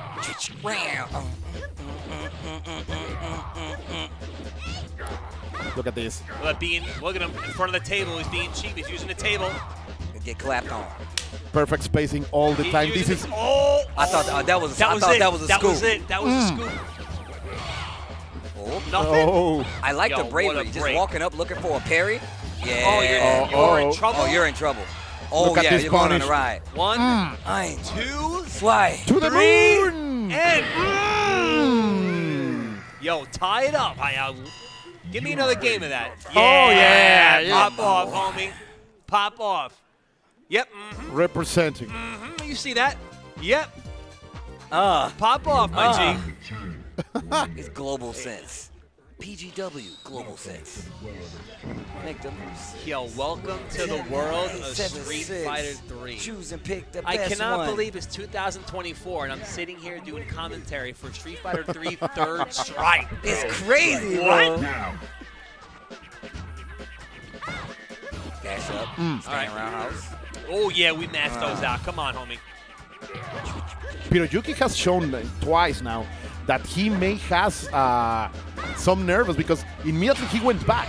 Nice. The minute he got it opened up, he was like, "Uh oh, I'm on defense forever now." Playing back though, you ain't trying to get scooped in this scenario. We've already seen like I will actually go for 360 after the parry. So now that's why you see him playing Chun playing so far back. Like I ain't even trying to test it. No, absolutely not. Also, he's not doing a lot of stand fierce press. He knows I was going to parry that immediately. And get scooped. He only did it like twice this whole round so far. That's 3. He's trying to make it set up. That's it. Bro, Yo. this is the power. This is the power. Fighting ready. Engage.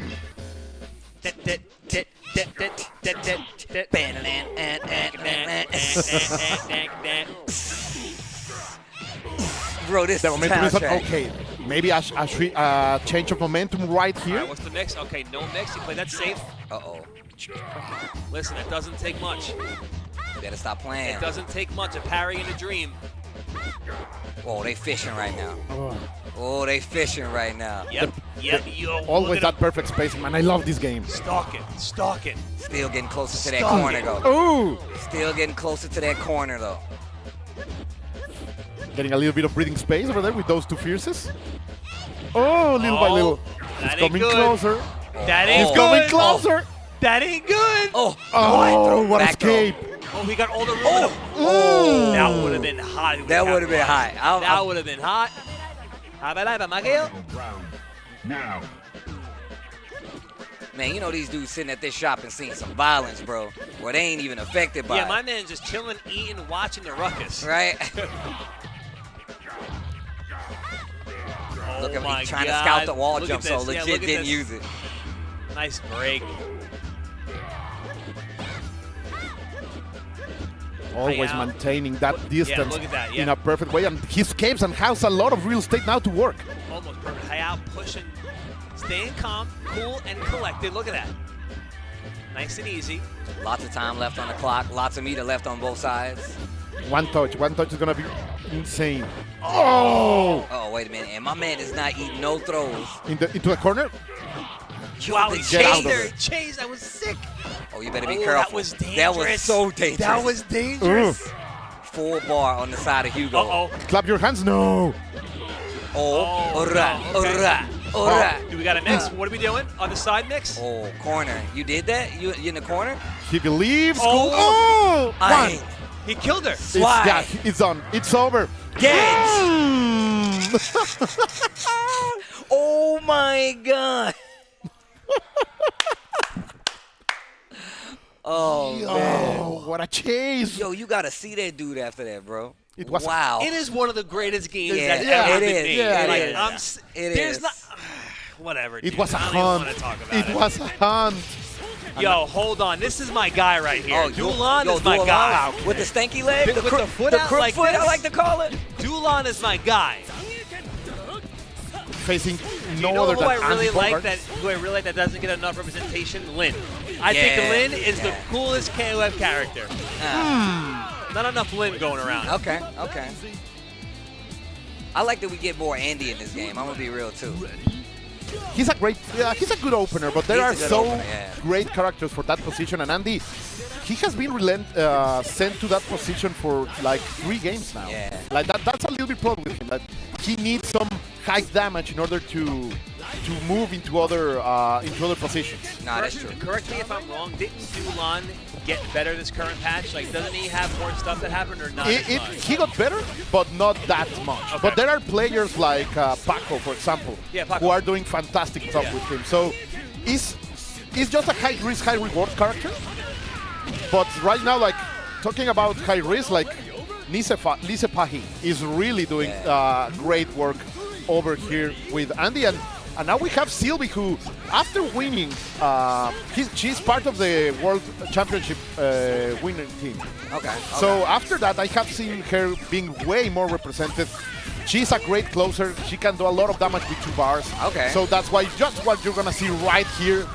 And of course, you have the Oki situation and everything, but simply Nisepahi, is really doing a fantastic job with his Andy Bogart. I'm gonna tell you right now, like Sylvie's one of these characters I have like no experience with. So every time I see her, she's just rolling people up. She's just beating everybody up. Yeah, she has great options and she can confirm almost out of everything. So you will be them trying to find those counter hits in order to go into something else. So yeah, Sylvie is in a great place right now, but to be honest, like Nisepahi is really working like this is Andy 101. Like this is how you play Andy Bomber. Oh, I literally was about to say, like, I know people will like want Andy to be strong, like, and that second's a little stronger in that second spot, because he requires a little bit if you want to do damage, like you said before. But if you can control the pace with Andy and really annoy your opponent, you really can take advantage of it. But here we go. Oh, hold Back on. to the 3S. Hold on. Yo, That's my color too. That's my Ken color. See, I was an Alex player in this we game. in New York, son. We in New York right now. Yeah. We in New York.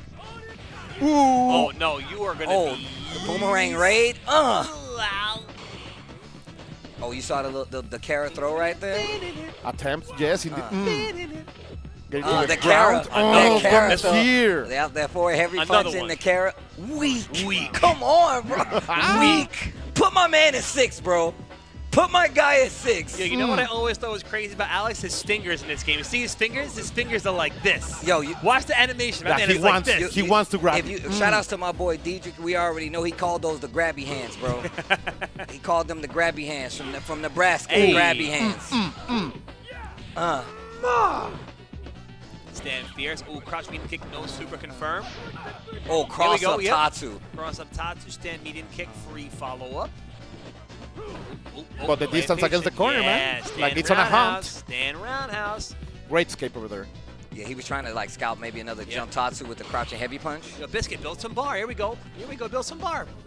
Bro, that's how you know these guys are like seasoned vets, because they play at a completely different pace than most people. Ooh, easy. Oh, you're dead. Come over here. Bro, they ain't even a traditional suplex. He just let you fall. Straight up. I don't lose. Whoa. Put my man at 6. We await your return, Warrior. Make your first pick.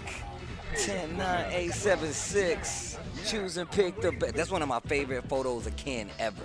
Which one? The select screen? Yeah. It's so good. Kissing his prime over there. Yeah. Hey, here we go. Whiff punish. Crouch. Oh, another one? Yeah, prestos. Stand Stand medium. medium. Stand medium. Like I control the space. Ooh. Yep. Oh. I get no super confirmed. There we go. Yep, that's a punish. Uh-oh. We get a little damage boost. Don't forget. Missed when that was the thing. Yeah. Make him do the taunt. Yeah, taunts doing stuff is cool. All right, there we go. Biscuit playing. There we go, Biscuit. Little spacing, little cross footsies. up with it. Hey! I am not afraid. Hey! Oh, it's a thing. Nah, you got it. I like that. He's like, nah, bro, not me. I am playing with the violet color. Oh, the knee stampede. Oh, again, no super confirmed. The approach, Nice okay. throw, yep. And no, you're not gonna do that twice. You break those. Stand out of that low forward range, you can see. Stand medium, getting the job done. Stand medium punch and confirm. I literally was about to say, the drop. Oh, no, another one. Careful. Don't get. There you go. Short you. 1, 2, 3. Yep. Fishing for the super. Oh, yeah, there we go. Nah, that is really hard, though. That is hard. That is really hard. That's not that easy. Yeah, I saw him fishing with the stand medium. I'm like, oh, he's trying to confirm. Okay, all right. It is very like late feeling. It's very late. Yeah, It's very late. It's not that easy. Into the corner, let's go. Okay, there we go. The right spot. Oh. I love how Thera has this attitude of I'm not gonna respect never. You don't have the turn never. I think you have to though, especially with a character like versus Ken, bro. You can't let him do it. Don't let him control the pace of the game. You're already at a deficit, man. My man Alex is out here struggling, bro. Like he's a hard worker. EX no, just takes him to ground. Oh, another one. Wow. No, yeah. It's just, crouch strong. Kara throw to knockdown. Nice parry. Look at Nice the parry. patience. Stand medium, that close medium kick. Oh, you see that? He went for the Kara. Kara throw again. That last series, man. Weak. It's weak. She put my man in 6 though. Weak. It's necessary. Hyper. Boom. Ooh. My God, God. man.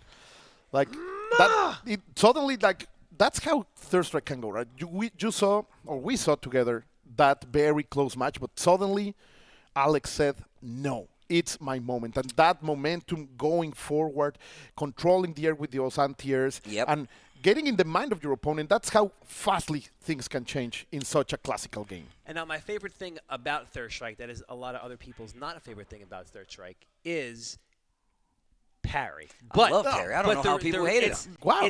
It's the fact that if you can't play a streamlined game in Third Strike, like there is always what's next. The thing is, I think that the thing about parry is that it really kind of takes away the flowchart game. That's what I'm saying. It completely removes. You can't just be like, oh well, I'm gonna just take my turn back with this normal thing. The highest point of Third Strike is like you're playing these very disjointed matches where you're looking for tendencies out of your opponent. It's not like, oh well, they're gonna do this. I mean, don't get me wrong. You're gonna get the chuns. You're gonna get the kins. You're gonna get the yuns. They're gonna be there. But what happens is how you cut those from the rest is like how they set up and play their game, because it's not gonna be. And easy how you to challenge yourself in not falling for your own bad habits, right? Like you have to be reinventing yourself constantly. The other thing about it is that it opens up the ability to say, I remember watching Third Strike and being like, I know whose Ken that is. Yep.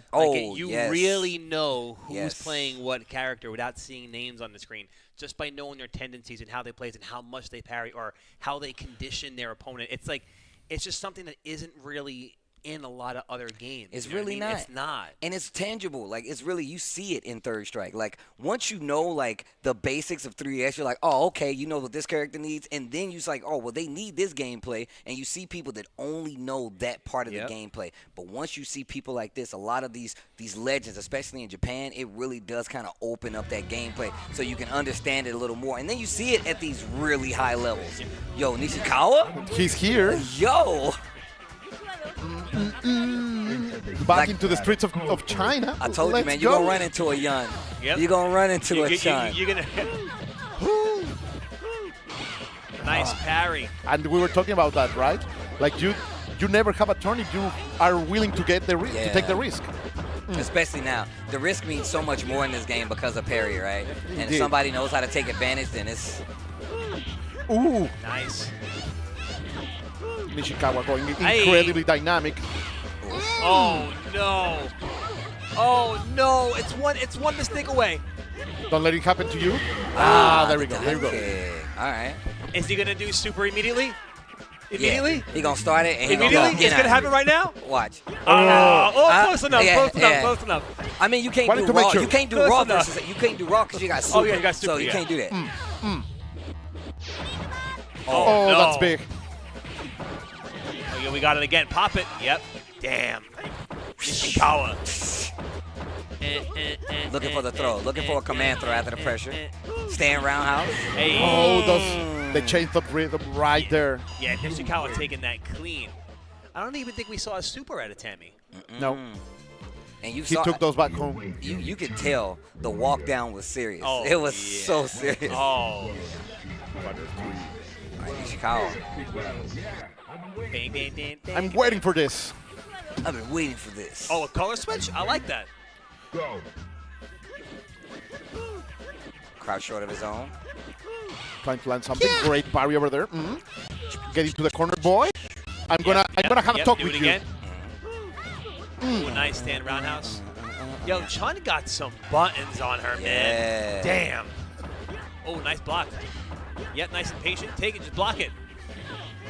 Got to be careful. You don't want to get, too familiar with those sequences. You can definitely still parry them. It's hard, but it's possible. Going for the throw. Another one. Yep. Those were 4 throws. What a turnaround. It just creates the fear you don't want to get super. Yeah. Like, you know what? I'll take 5 throws. That's probably worth the super. But Genijin is on the menu now.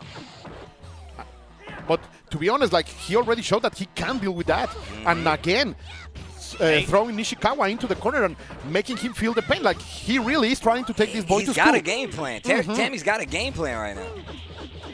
Hey. Oh, another one. Trying to set up for command throw, I bet. Trying to set up for command throw. Goes for the Genijin. Oh, no. Oh. Lunge punch to keep the corner. Not respecting. This is still dangerous. This is still dangerous. Yeah, you can die. Hey. Nishikawa, if he gets hit, oh wow, the dive kick got him out of trouble. The wall jump, perfect Oh, parry. already. This is it. A parry away.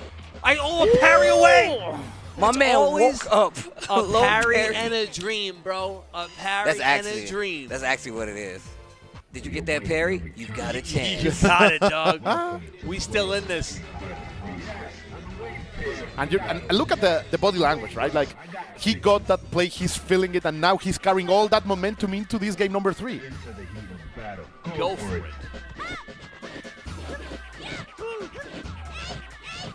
Trying to make something out. Building some bar. Getting some resources. Hey. Yo, Tammy's like button choice is crazy. Tammy's crash Oh, roundhouse. he's waiting for it. Holding some weight. Overhead. Yeah, it's gonna hurt. No. Chun is also a character that has kind of a bigger body, so getting into other combos work well against her. Hey. Ooh. Perfect landing into the short. Engage. Big button over there. Oh. Boom. Oh. Yo, this is looking clean for Tammy. Yeah. What a turnaround. The game plan is coming together. Oh, the stun, it's over. Dude, that was crazy. Nishikawa took that first game clean, but those next two, Tammy steamrolled. Like I said, like this game has been around for a very long time, and there are names out there that are up there high on that board, but people have not stopped playing Third Strike. No. And if you're talking about Japan, they're still one of the strongest regions when it comes to Japan. Ooh, and then to chill down, if hold that can be done. on, my boy Clear Lamp is on. Hold on, my boy Clear Lamp is on. Yo, show me some juice, Clear Lamp. Show me what up. We just saw what he could do on that Evo stage on the States, and now here in Japan, but now he's getting the short part of the stick, because over here, Isaac is showing that America has some good Yo, right? Yo, Clear Lamp getting smoked right now. My man Hyde is going off. Let him play. Yo, let him live. Ooh, let him get an Here we go. Uh-oh. Yo. Oh, I don't care. That's raw disrespect. Yeah. America on the board. On the board against He's like, one you trying of the to play best all players. smart? You trying to play all calculated? Nah, son, we don't do that where I'm from. Do you think we plan for our future? You think I planned about this? You think we have a retirement plan? No. No, bro. So we're right here, right now. I'm going to leave just once. Yo, He Gord, switched characters? Okay, all right. Really? Like, I don't remember, like, Clear Lamp doing this. Really? I mean, I like the color choice, though. Uh-oh. They playing for real now. Yeah, you can tell. my man. Yep. Oh, Ooh. yo, go Already? get him, Isaac. Yo, Isaac. Go get him, Isaac. Oh, yo, the sick. cross-up, that was crazy. Yeah, but no, he was ready. Oh, this is going to hit? Yes. Come here, close up, and of course you know that Clear Lamp is going to have all of this. That was, yo. Yep. Oh, Counter. It's not your turn. Respect. Counter. The Reaper, bro. Yep. Maybe tried to get a reaction out Oh, of nice him. blocks. He's Completely going to hit on again? defense. No, not this time.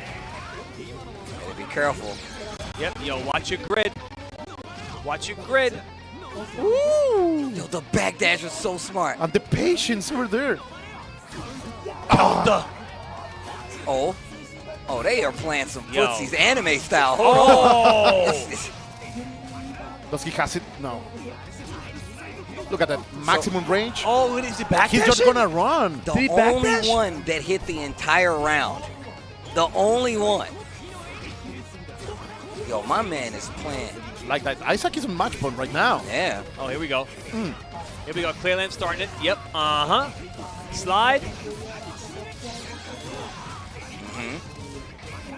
We like it. Dash up. Trying to go for the claw, not reaching. Now Isaac has a chance to start his match, and oh, he made a mistake. Man, Clear Lamp's defense is really getting taken advantage of right now by Isaac. Nail off. He's betting on very dangerous stuff, and it's working. 2 breaks. Patience. Ooh. Yo. Yeah, he's charging. Give me that. Give me that. Give me that grid. Oh, just to get in, I'm going to spin it. Try to cross him up with the jump, keeps the corner with the side switch. Oh, suddenly, Clear Lamp's defense is stepping up. Oh, and he's gonna get the prize. Caught you peeking. Yep. Boom. Oh, command throw whip, yeah. Chain shift, yeah, I knew the chain shift was coming. Oof. Look at the patience, bro. Look at the patience. Not for long. I was about to say, Hyde's got bar. I wonder what to see what's going to happen. Ooh, again. A nice block. Oh, yep. All right, Veil off. Hold on. Yep. Oh, the backdash. That backdash was wild. Yo, Big they are risk, but playing he's some alive. footsies right now. Yo, tried to cover it up with the throw. What? Oh, That he's hit? gonna take it. Yo, what was that? Yo, clear lamp. This man is dancing on the edge. He is dancing on the edge right now. Oh, Ooh, yeah. Open up. That's a 2C. Boom, boom, sweep. Okay. He's gonna play with the advantage now. In the Oh, corner, he what a went for great backdash yeah, over good there. backdash. Avoid the throw. Like, Isaac is not respecting anything from Nah, Clear he's Lamp No, right now. my man is just playing under night. He's like, I don't even know He who is you just are, playing bro. under. Yeah, he don't care about I his don't name. know who you are. I'm at home. Yeah. I'm at my coach. and Right. He this is chilling. This is my home playing turf. under No, night. no pants on. Yeah, straight up. Yeah. Chain shift. Yep.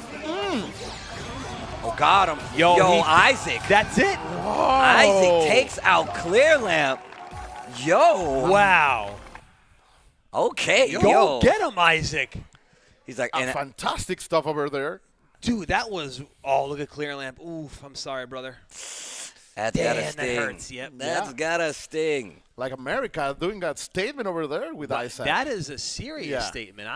Clear Lamp, one of the best undernight players. Yeah. At home. At the Isaac, house. Isaac was just like, yeah. Like, I'm in my room. I'm in my room, guys. Socks off, playing undernight. I mean, but also you have to remember, like, the undernight scene, like, around the world. I mean, in the States, it's small, but it's still there. No, like, and there are super definitely loyal, pockets. super dedicated. Didn't someone from Undernight, one of the developers, actually specifically shout out the American community? Oh, I didn't even hear about this. Am I bugging? Yeah, they are something rebel, right? along those lines. I think they said something about thank you to the American community. Wow. That really, like, I could be wrong. Don't quote me on that. Someone in the stream fact check me. The hive mind will know. Yeah, there was something. I remember hive reading it. mind. Yeah, there was something about the team that made Undernight that they actually personally thanked the American community because they kept playing it and supporting the game and stuff. No, That's and, awesome. and as you said, like awesome, all over the world, there are small communities, but they are so loyal. Yeah. In Mexico, we also have those super loyal guys that if you make a tournament anywhere in Mexico, they will travel, they will go there because they really are supporting them. There's a big group in Guadalajara, in Mexico City, in Tijuana. So, I know that here in the States it's just the same. And not too long ago, we were watching at people from Australia representing the Uni community worldwide. So, great stuff. Yeah, we were just watching it backstage before when we all weren't commentating. Yeah. If you have never played Undernight, do yourself a favor and try Undernight. Yeah. It is, I think, by far one of the best games that have come out. Like brand new kind of IP, new fighting game. Yes, like clean, fresh. It is a really, really, really and good the music, game. Bro. Yeah, the music. Did you hear that? The music is good. The music is legit. But no, you guys are definitely right. Really good game. Like I said, man, we're in the fighting game renaissance, man. These last few years, we've gotten like a lot of games, a lot of new games. And it's not slowing down. And it's really not. Really not. We got 2XKO on the horizon coming up. City of Wolves. Yo, City of Wolves. Oh, my gosh. I can't wait. City of the Wolves. I'm trying to see some Kane. I'm trying to see some Geese Howard. I was talking about it. I was talking to HellPockets about this. I'm like, yo, man, I just want my boy Freeman back. Like, Freeman. Give me, even though he sucks, even he was my boy. But that was my guy. He was my boy. He was ass, but he was definitely my boy. I am really wishing to see some new generation guys. Like we already got the Kim kids. Yeah. But I want to see that we were with Preacha. We also have that feeling already. So let's see who else will be able to patch the torch. Or of course, I'm really wishing for Blue Mary. Blue Mary. Dang, a new Blue Mary. That'll be cool though. No, or her coming back. Like yeah, no, her coming back obviously, That'd but I be feel like cool. she'd be different in Garo, right? No. Well, no. Think she'll just play the same? No, not the same for sure. But I want that Commando Sambo in this new game. To be honest. No, I rock with Mary though. Mary's really cool, so you ain't got to tell me. I would want to see like, I know that we don't really get to see it that often, but like Terry's one of the few characters in like the lore I feel like that always gets updated. Like nobody else really gets like the full blown like, yo, check this out update. We've seen Benimaru a couple times, you know what I'm saying? So it's been crazy. Oh wow. So all right, we got something special for you guys at home. We're going to step into the mind and the life of Tasty Steve before we get into some more matches over here. So I don't know. This brain is something else. So we're going to pick it. Let's see if we can navigate through the life and the mind of Tasty Steve in a second. We'll see what's going on over here. Oh, bro, like to say I'm from the dirt, you know. We had like Super Nintendos and stuff like that, but our house kept getting broken into. So like, we had a Super Nintendo once. All right. Somebody broke in our house and stole it. Had a Sega Genesis, broke in our house, stole it. I got a little older, high school, PlayStation, book full of discs, broke in, stole it. So that's real. Broken. No, for real, bro. They took it all. That's where I come from. Oh man, no, this is actually ridiculous. The amount of pictures I had to supply to make this happen is crazy too. They got like my whole life on somebody's hard drive. By my mom. It's my mom's. I'm the oldest of three in the household, right? So it was me, my brother Brandon. Yes, I'm the oldest. Even though, as you can see, my little brother is significantly taller than me. That's my other little brother. That's my pops. He really loved the Incredible Hulk. I'm a really big Ninja Turtles fan, and that's then why I kind of like spun from there. That with, Teenage like, Mutant Ninja Spider-Man Turtle 2 and cassette stuff. tape. That's Christmas right there, baby. I see the cassette tape right there, we dog. had like extra plywood around the house. I'm Michelangelo. You're You see my attitude, You're a bro. Mikey? Yeah, for sure.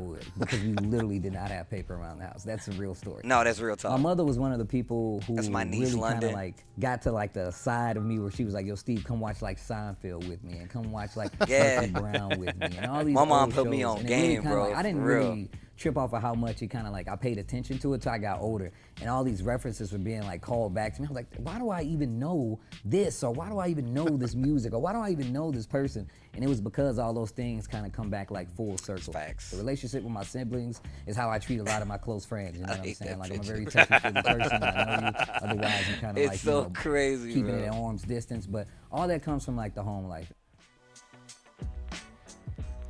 Roll.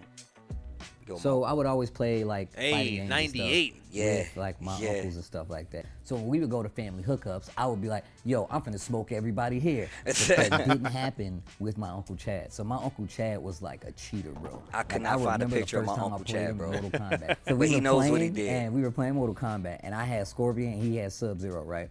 Ooh, the classic. And like it was like he beats me, and then he did the old trick. If you old school, you actually know this. Where in facts. Mortal Kombat 1, you throw with Sub-Zero, and then Yeah. you input the fatality. He did that to me, and I was legit like, lost. I was like, I what was the? like, what? I was like, whoa, what is that? And I was like, how did you do that? He's like, I don't know. He And when dead said ass that, hit me with the I don't know. I was like, well, he does it. That's bullshit. He just did it. He has to know. That was the first time that I was like, I actually want to be able to do these things. Oh, this your jam.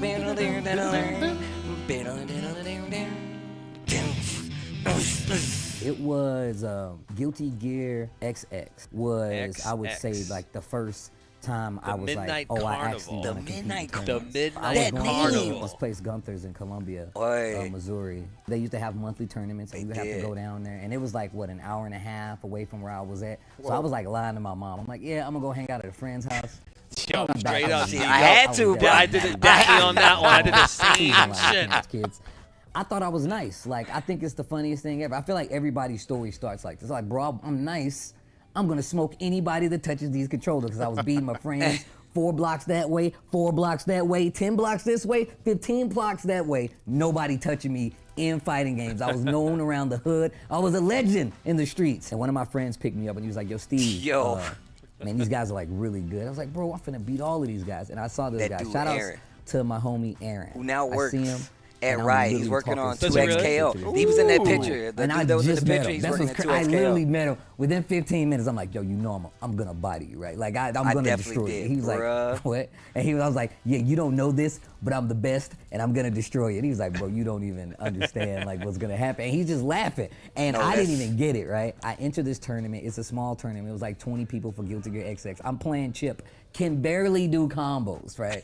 People laughed at me off the setup. Like in the tournament, they literally laughed at me, and I was so mad. I was so mad. I went outside. I think this is the last time I got like super like upset, because I was like, bro, they were laughing at me, right? So what happened was I trained my ass off. I'm playing Guilty Gear day in and day out. I'm looking at CPU versus CPU matches. I'm playing with my homie Rob. I'm playing with my homie Greg. But I go back to that tournament, and wouldn't you believe it, I got second place. I got second place. Steve. All right, Big Steve. Do you remember who? And they came, they was like, bro, what happened? my homie Aaron. I was like, that dude Aaron who works at 2XKO. And it literally motivated me. He plays Zato. And Million. That, I was kind of hooked. Oh, it was no turning back after that. Destroyed. Oh, man. Oh, they gonna run the whole I started dock, into tournaments with a lot of the homies from like the Tilt and stuff like that. So I would see like Jody the Great and Unconquerable. Like also works on 2X. Also working there, I was like, man, I gotta get a cooler name. Everybody had all these cool names. Billy from Philly, XO or D. I'm like, bro, I gotta have a better name than this, right? And I was a Jin player, so I was like, but I don't really play Jin that much, right? I don't get to play him that much, but I still play Jin. And it's Jin Kazama. I was like, Forgotten Kazama. That'll be my name, because nobody knows that I play Jin. And when I do play Jin, like, oh damn, I forgot he plays Jin Kazama. So stupid. But I actually did really well in a tournament by switching to Jin one time. They're like, when did you start playing Jin? Forgotten Kazama. I was like, there you go. It's only one time, right? It was only one time where it really helped me out. So then after that, right, I got like a little more adventurous. You know, we started like playing more games. I'm like, damn, you know, it's a sick RPG series. Yo, Digital Devil Saga, bro. Like, like those, like that whole atmosphere. Like, I'm all about like the emo, the devils, the demons. Like, I love that kind of stuff. And I was like, damn, I am playing a lot of video games. And devils, digital, man, I am kind of like a digital devil. Like, Digital Devil Forgotten, because I'm a Digital Devil 4DK. That's what we're going with. And that was my Twitter name for literally years, right? And obviously, I'm not thinking about like the influencer side of this. Nobody even knows what an influencer is at this time, right? I moved to the West Coast, and I used to go to Super Arcade. I used to just do this thing, Electric Wind, Godfist Friday. And I remember, and I can't remember the homie's name, but it was one of Eris's friends, right? And I had been slightly commentating for a while, right? It wasn't really commentary at that point. It was just me, you know, yelling on the mic, sounding crazy. But he's like, man, you're really funny. I was like, oh, thanks. My homie man. actually made that shirt I'm wearing. Video He saw the video. He was like, yo, you really repped it in Cali. I was like, I told you. Yeah, you know, I'd go to the gym, and he was just like, no, man, you kind of nice with it, man. You kind of good. He's like, Tasty Steve. I'm like, I'm not gonna let you call me. I'm not. You cannot. I'm from the hood. You can't call me Tasty Steve. No, it don't work like that. So I'm against this name for like years, right? Facts. Like I was, what's up, Tasty? I'm like, oh my God, bro, you can't call me Tasty. And then one time, it was Noel Brown. I'm on a Wednesday night Noel fight Aaron show Brown at Super Arcade, right? Comes into the chat. I was like, yo, bro, I was trying to follow you on Twitter, bro. What's your name? I was like, oh, bro, it's Digital Devil 4GK. He's like, I've been looking at Tasty Steve this whole time. He's like, bro, just change your name to Tasty Steve so I can find you. And I changed it to Tasty Steve, and I think I got like 2,000 or 3,000 followers within like an hour. And now it's kind of stuck. Like, it's funny because like people who don't was that know Clock? me, Was that just like, Clock? They just like, yo, Oh, Tasty. I didn't even see the picture. It looks Yo, like Tasty. Clock. But when I coach Shaquille O'Neal, yo, Tasty Steve. Lupe, yo, Tasty. Like, they do that, and it's so funny to me because like they don't know me as Steve. They know me as Tasty Steve. And obviously now times have changed, and I mean that in the sense that like I'm actually I'm a lot cooler with the name. It could be a worse name, you know what I'm saying? And what it represents is a lot cooler anyway. It covers all bases. I look cool. I'm good at games, you know what I'm saying? Tasty Steve. No, Perry again! I'm telling you right now, you should be here. These games are so good. Damn, Tekken always delivers. Never lets me down. Has never let me down. I've traveled around the world for this shit. I mean, his stuff. And it has never let me down. Never. Oh, man. Oh man, So the significance of my start when I can't say off the top of my head because it's been so long. But I will say the first bead that I ever have is still on my wrist. The first one that I ever got is still on my wrist right now. It's right here. It's right here. It's literally right here. I've had this thing probably for longer than some people have been alive. This one right here. I actually met this guy at a friend's wedding. We were both best men, and he was a mutual friend. And he was like, yo, Steve, man, this is like your energy right here. He's like, this looks like something like you would do. I'm like, what do you mean? He's like, it just looks cool. Like, it's a good color. Like, it just seems cool. And I was like, yeah, it reminds me like of some rosary, kind of like counting your blessings kind of thing, right? And it's really evolved now because like each one of these all have like their own story, like literally every one of them. And some of them are like intertwined with other stories, right? Some of these are connected to the other ones in the craziest way possible. I consider myself a practicing Buddhist, right? And this kind of ties to it, right? On like, you know, clarity, keeping me aware, because I'm always making noise, you know what I'm saying? So it's like, keeps me aware. I used to do this thing where I would rub it against like stuff, so I always knew it was on my wrist, but it was only when I had one, right? When I only had this one, I would just drag it across stuff so I can hear it, but now I wear so many, I could just do this, you know?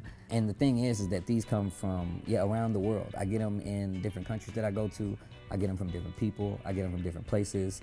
And they have a shared meaning. It's not just one thing, you know what I'm saying? So I know a lot of people look at it. Some people just think, oh man, it's just for the looks. I was like, yo, it does look cool, but it actually does mean a lot to me. Like if I lost this, I would go crazy. I'm telling you right now, if I lost this, I would go crazy. People definitely notice it, because I've been to events and like stuff that don't even have anything to do with fighting games. And people will come up to me and they'd be like, they come down and like, oh, I just had to check the beads. Bro, it is you. You're Tasty Steve. I'm like, yeah, bro, what's up? People always tell me, like, bro, you like everything. I'm like, one, I don't like everything. I was like, I only put my energy to the things that I like, right? We were just like talking that's about this how I actually. Just talking about this earlier. Then I like it, right? And it's not like, and this is varying degrees of like, obviously, right? Not everything is on the same level, but if I genuinely enjoy it, I really, really get into it. And like people are like, bro, you can't be that hype about a game. But a lot of people don't know I went to school for multimedia game design. I wanted to make games at one point in time. And like for me, like I have a strong appreciation for not just fighting games, but just games in general. And my appreciation for it is like, I respect it on some athlete stuff. Like, I don't think people understand like the mental fortitude it takes to play for long hours and have the high level play and make proper reads and have reflexes and train yourself to do things like that. That to me is something that I feel like should always be like hyped up, right? And like, I like showing how much fun the thing is that I'm doing. So like, I'm always going to exude that. I'm always going to exude that. I know some people are like, bro, he doesn't know. I don't do that for everything. Because there's a lot of stuff that I could talk smack about, but I don't, because we don't waste our energy there. We stay on the cool things, the things that we like, the things that we get excited about. Yo, this dude Rip hit me so hard after this. Look at the force when he hits me after this. He really was trying to hurt me. He was trying to hurt me. He's like, you didn't even flinch. I was like, because it didn't hurt, Rip. That's why. So it's like, for me, it makes it a lot easier for me to get excited. And a lot of times, I just grab people that I know who are also enjoying the same thing that I'm enjoying. Sometimes they're not, you know what I'm saying? Sometimes, you know, it's not that easy. I've grabbed some people a little too tight before. An eye or two, you know, but not intentionally. Obviously not intentionally. It just comes with the excited ground. Yo, the Rynge reveal was crazy. Yo, I had to push Mark off the shit. It's like if you see me go to a Marvel movie, you know that I get excited. You're right. He was legit tucked off to the side, like, don't touch me, Steve. Metal Gear Solid Revengeance. If you see me play anything that like puts you there and gives you that kind of excitement, I love stuff like that. I'm gonna tell you right now, I never. She's so good. I never even thought I would leave the country, let alone do a fraction of the things that I have done in the last 6 months. You know, like I'm still wrapping my head around the fact, oh my God, like I'm in Street Fighter 6. That's crazy to me. Like I literally was in Singapore and I woke up and I just started screaming. Because that's not an exaggeration. I woke up, I was like, in my bed, bro. I was like, oh my God, I'm in street. Like it was it was literally like that. And like it hits me sometimes that like video games has taken me literally around the world. I've met my heroes. I've met these people now. my mother told me, she was like, yo, Steve, she called me one day and she was like, yo, you got your dream job. That's dream facts. Job.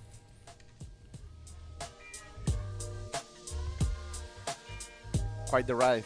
It is. It's crazy. It's crazy. It's crazy. Congratulations. Yeah, man, it's crazy. You know, it's always, man, it's a pleasure, you know. And thank you. You know. No, it really is, man. Like, it's funny, man. Shout outs to Esteban and everybody to put that together. I actually just met for the first time the person who put that together with Esteban. And even just, you know, knowing Esteban and him talking to him all this time, I told him, man, I really don't like talk to people about my personal life like that. And I've literally come to know Esteban long enough to where I'm like, you know what? I'll talk to you. I can talk to you about yeah, you are free, right? Yeah, I got you. I can talk to you, yeah. you know. So it's been really cool. It's been quite the journey. And, man, hopefully I get to do it for as long as I can, man, because I really appreciate this space, and I appreciate just, you know, meeting people that I can connect with and meeting new friends and continuing to travel in the world and talk about games. And I don't want you guys to get too sad because we are playing fighting games, and we got to take a quick break, but when we come back, more Evo Japan 2024. Yeah.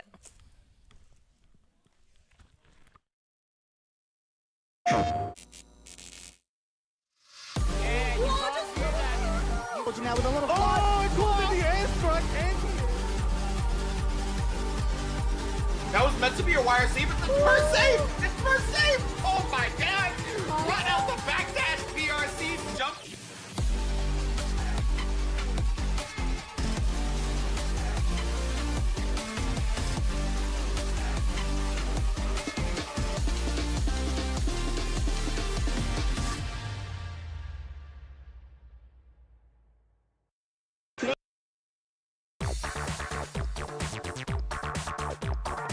There's tons of different ways to cosplay. There's no right and wrong way. You might have a cosplayer who makes a look from head to toe. Everything's from scratch. They made the patterns, they sewed it. You might have cosplayers who buy pieces of clothing and they alter it. And then there's also a ton of online resellers who sell really amazing costumes. There's just so many opportunities out there to get into it. So it's a lot easier than most people think.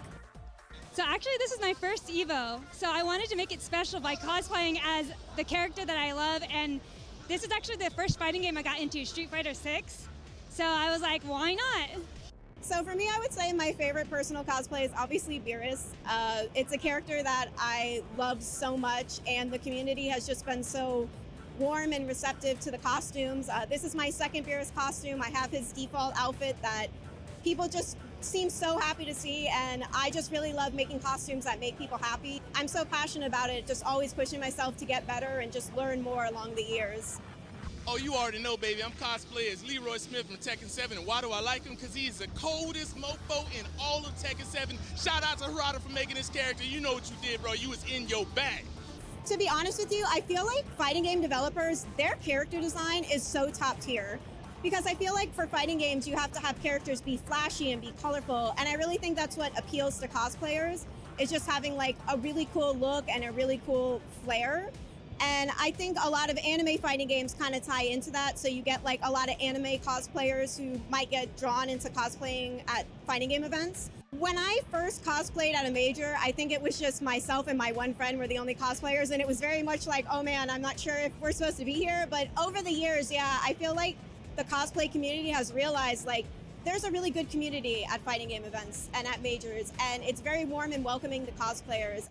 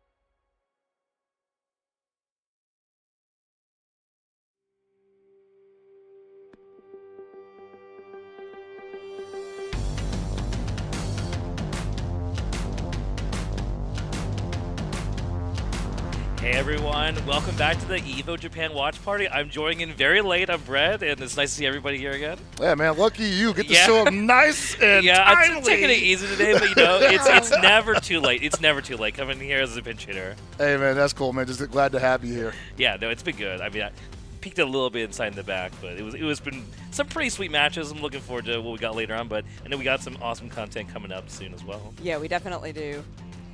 I think we got an interview coming up with the director for Uni, okay. right now. Yeah. All right. Yeah, Let's yeah. do it. I didn't know that. I just really lost. I was like, and then opened up, and it's like, oh, Right, it's like, right. Gordo. I have my thoughts, but I'll save it for after the interview. Oh yeah, we're gonna have tons of time. Wow.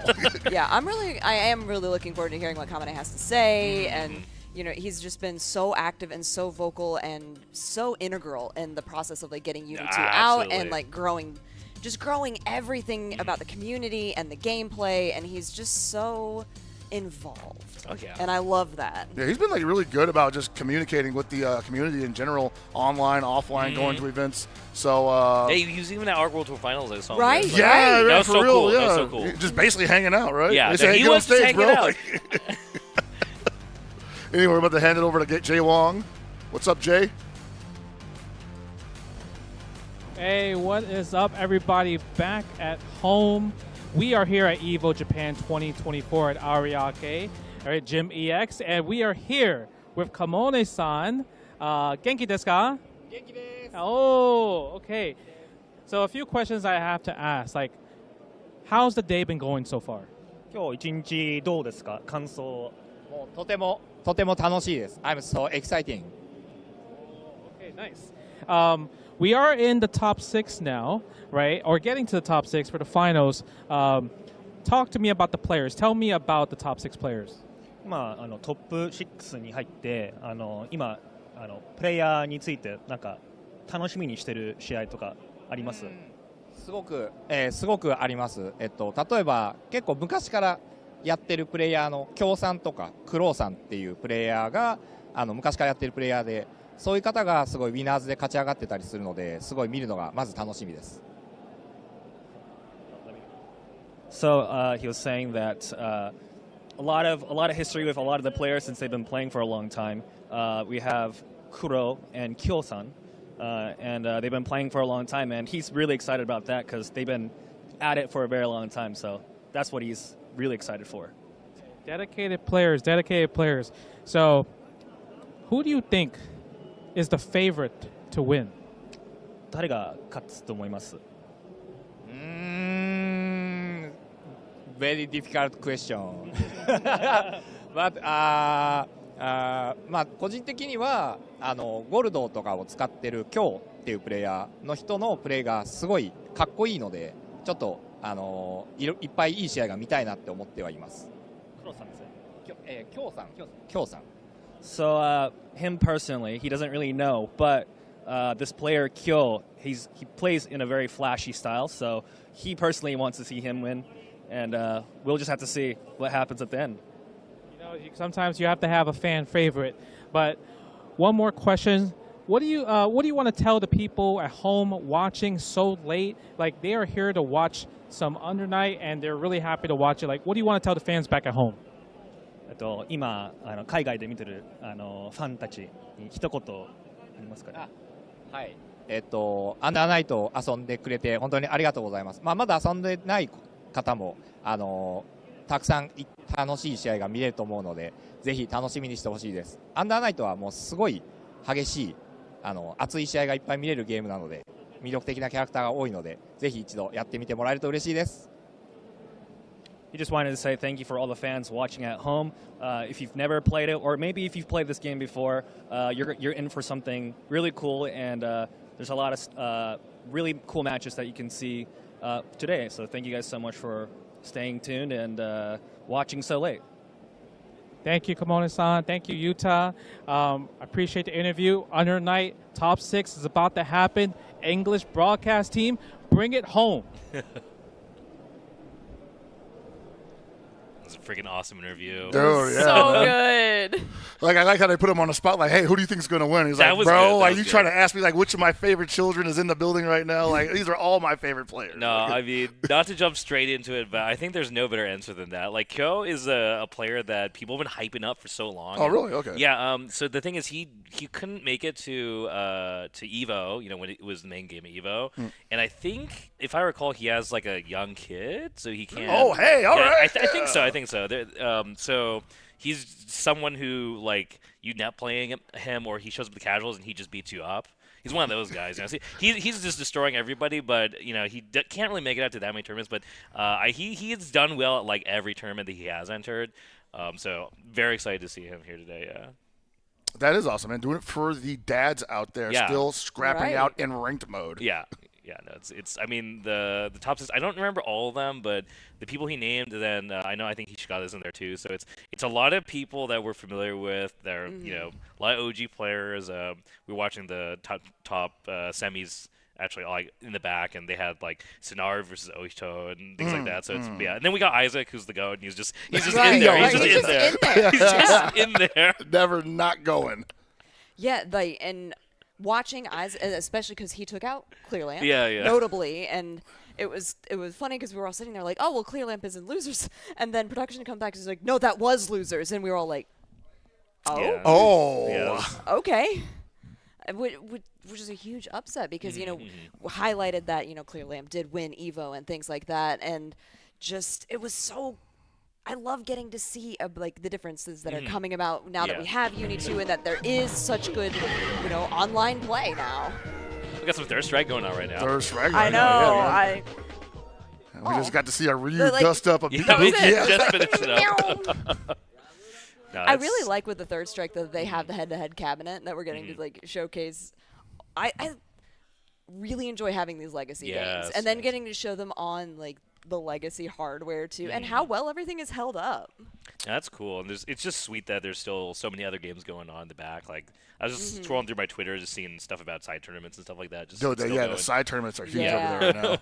Like, we have side tournaments at the Evo World Vegas, obviously. Yeah. Right. But I feel like the Evo Japan side tournaments are like, man, like there's people that you won't see for these games at Evo Yeah. Vegas just That's getting super down sweet. and It's having super some sweet. amazing matches. Like, I wonder, Cats like, are the Dingikibuko fighting guys are at, you know? Like, there's Yeah. probably something like that going on. And then on top of that, like, the guys who've been out there the week leading into Evo Japan have been posting arcade time footage. And I'm like, dude, there's so many people who are first time in Japan, discovering, like, the salaryman killer, showing up to the arcade and just dusting everybody. I do like that. Like every scene's got their own like pre-Evo Japan tournament going on. The Yeah, locals, and dude. So I love seeing like all the all the North American players or whatever, like the people traveling in and just jumping straight into like all the shark infested like random tournaments are just going on. That's what you got to do, man. Yeah. They're like, they offer like a pretty good selection of like pre-Evo events around this time of year. So like, if you ever make it to an Evo Japan event in the future, I would definitely recommend just going to check out one of the venues. I like the date too, right? Like we have Evo Japan now, like a little closer to basically during Golden Week, right? So last year was a lot earlier, so this year it's really cool that it's like aligned with the break. So I think it's probably a little easier for the Japanese players probably to attend it too. And then there's just a lot of stuff going on. So for people traveling, it's like it's basically the tourist season. So that's really cool. Yeah. It is really cool. And like going back to the tournaments and stuff, if you've been keeping up on, different social medias and whatnot, you can see like I think there are 4 or 5 different just like under night tournaments leading up to this. And then there's, after parties and there's things that are going to be happening on Tuesday. Tarakai Tuesday is going to be happening like right after this, which is a very well attended event in Japan. But we're still going to get some more Third Strike here as well. You get plenty of fighting games all weekend. I mean, so it's, many fighting it's games. pools phase according to the layout, so that just means we've got a lot of people probably in this bracket. Oh, so yeah, probably going man. crazy. Oh, I'm sure it's huge. This is RB too, man. Yeah. Woof. Yeah, man, that Third Strike has been going off all night, man. I believe it. Hey. Nice. Almost. Totally worth it. Yeah, we take Ooh. that. A little slow on that corkscrew bow, unfortunately. The movement in this game is so crisp. It's held up really well. This game is also just like one of the best spectator games, right? It's like it's so hype. There's just like the turn of events happens so quickly. I feel like it really shines when you have someone who can like break down like the little micro interactions as well. Like I've had people talk to me about like, hey man, this guy's looking for a parry, but he's trying a little too hard, so he's probably going to get read by the opponent. And we've been seeing it all day where like someone's just like, man, down, and then they end up getting hopped in on or something. I mean, there's just something about old games that have tons of interaction going on that like that is just really satisfying to watch sometimes. Like setting apart from kind of the modern design patterns we see, it's like there's just a lot of poking going on in this game. I mean, this is and that is really refreshing, I feel like. I think it's good to have a healthy balance of both. Obviously, Evo's like a perfect venue for like showcasing both the old school and the new school, and this is a great game to showcase that. I mean, then also you have like a completely different point of view in like Marvel games, right? Yeah. Where it's just like constantly harassing the opponent. Prepare to strike now. And RB looking to get that game back from Yamota. That's a good start. Nice. Not setting up the Aegis. Yeah, sniffing something out, I guess. Okay. There it is. No, yeah, right there. Let's make it happen. I don't know how to play Urian like that. I just always see Aegis after throw whenever we got you meters. just do it, man. Like, I mean, you do it on block. Yep, and there we go. Get it again. Get the chip damage. This character's so sick. Oh my god. Gosh. He's alright. Oh god. Oh. Tried to grab that. No, well, succeeded. There we go. Oh my god. Real. The backdash out of that low was really nice, but the man was never not hitting the throw button. That's kind of crazy. Go. Okay, we build meter, right? I'm rooting for you in here. I love seeing this character. Need to see more. Hey. The throw animation on him is really cool. It's a clock eater too, man. Like definitely timer scam somebody. It takes a while for it to come out. Oh! Wake up with it though. Okay. Yeah, and comes back out again. It just feels like when you're in the corner against the mirror too, and you're just trapped. Yeah. Yep, got to hold that. Happen. Slowly working on a comeback here. There Okay, it there is. 1-1, baby. Please, I need more of you in my life. We await your return. Yeah, man, just like these characters in this game, they animate so well, and they also got a ton of personality too. So They do. It's really fun to just watch them move around, and then you get to see high-level play on top of that. Jeez. I really like the voice lines that they have in it, and like Classics. It's like we await your return. Okay. Yeah, this game's got style. Like, you can't argue about that. Definitely not. Oh boy, what are you swinging at? He is going for it. He's like, man, that's got to happen eventually. He got like 3 of them in a row earlier. It's kind of true. I mean, his hit rate on that pretty high. Yeah. Oh, he tried it again, wow. dude. He's like, come on, Dude. there it is. Okay, that one was. Yeah, that. Woo! Yeah. Oh my hard god. to. Let's say hard to deal with that. Well, yeah. Oh, we go next. We go next. All right, Yamota threatening game point here. No meter. No. Kind of, okay. Meanwhile, the Dudley's so breaded up right now. Yeah. I mean, I think Yamota's just been really good at gauge control this whole set. Like, wow. Our army is like always kind of, it's the Urian life, but. Yeah, I like that he's fishing with those lows though, those low kicks, because they take up so much of the screen. There's a lot of space control with it. I mean, when he gets in, like, let's holy be real. moly. When we're playing Urian here, our goal is to pretend like we're playing neutral. But like, we're really just building meter and then hurling Aegis Reflector, trying to make something happen. It's been working out so far. I mean, it's the gameplay. I was gonna say, I think it's a successful gameplay. Yeah, it's how we do. Like, yeah, it's sweep, like sweep, stand strong, like. All of a sudden, he switched the game plan up, and like Yamota was like, "Wait, you throwing buttons now?" Yeah, we press buttons now. We got meter. Oh my god! Wow. Spend it immediately too. Oh. RB might be getting a little impatient here. We're in trouble. We're gonna wait. Are we gonna throw? Are we gonna? Oh no! Oh my God! Just getting caught for pressing the button. There's a throw. Yamada said, "Oh, you like mashing, huh? All right, I got you a throw for you." Digging the shirt, by the way. I was gonna say that. I was like, that's kind of sick. It is sick.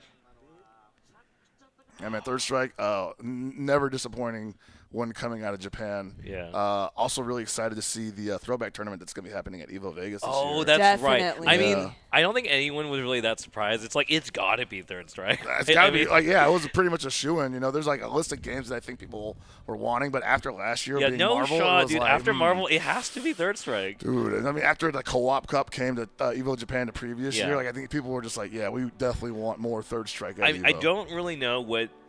I mean, assuming we're just going in order of hype and like what needs to be there, it's like if it's not Third Strike, what? It's like ST. But I mean, like Third Strike is just, dude, it's got to be there, right? It might be. I mean, you know, that's actually a good point too. Like it could be ST later on. You know? Yeah, I mean, the next year ST, that makes the sense to me, right?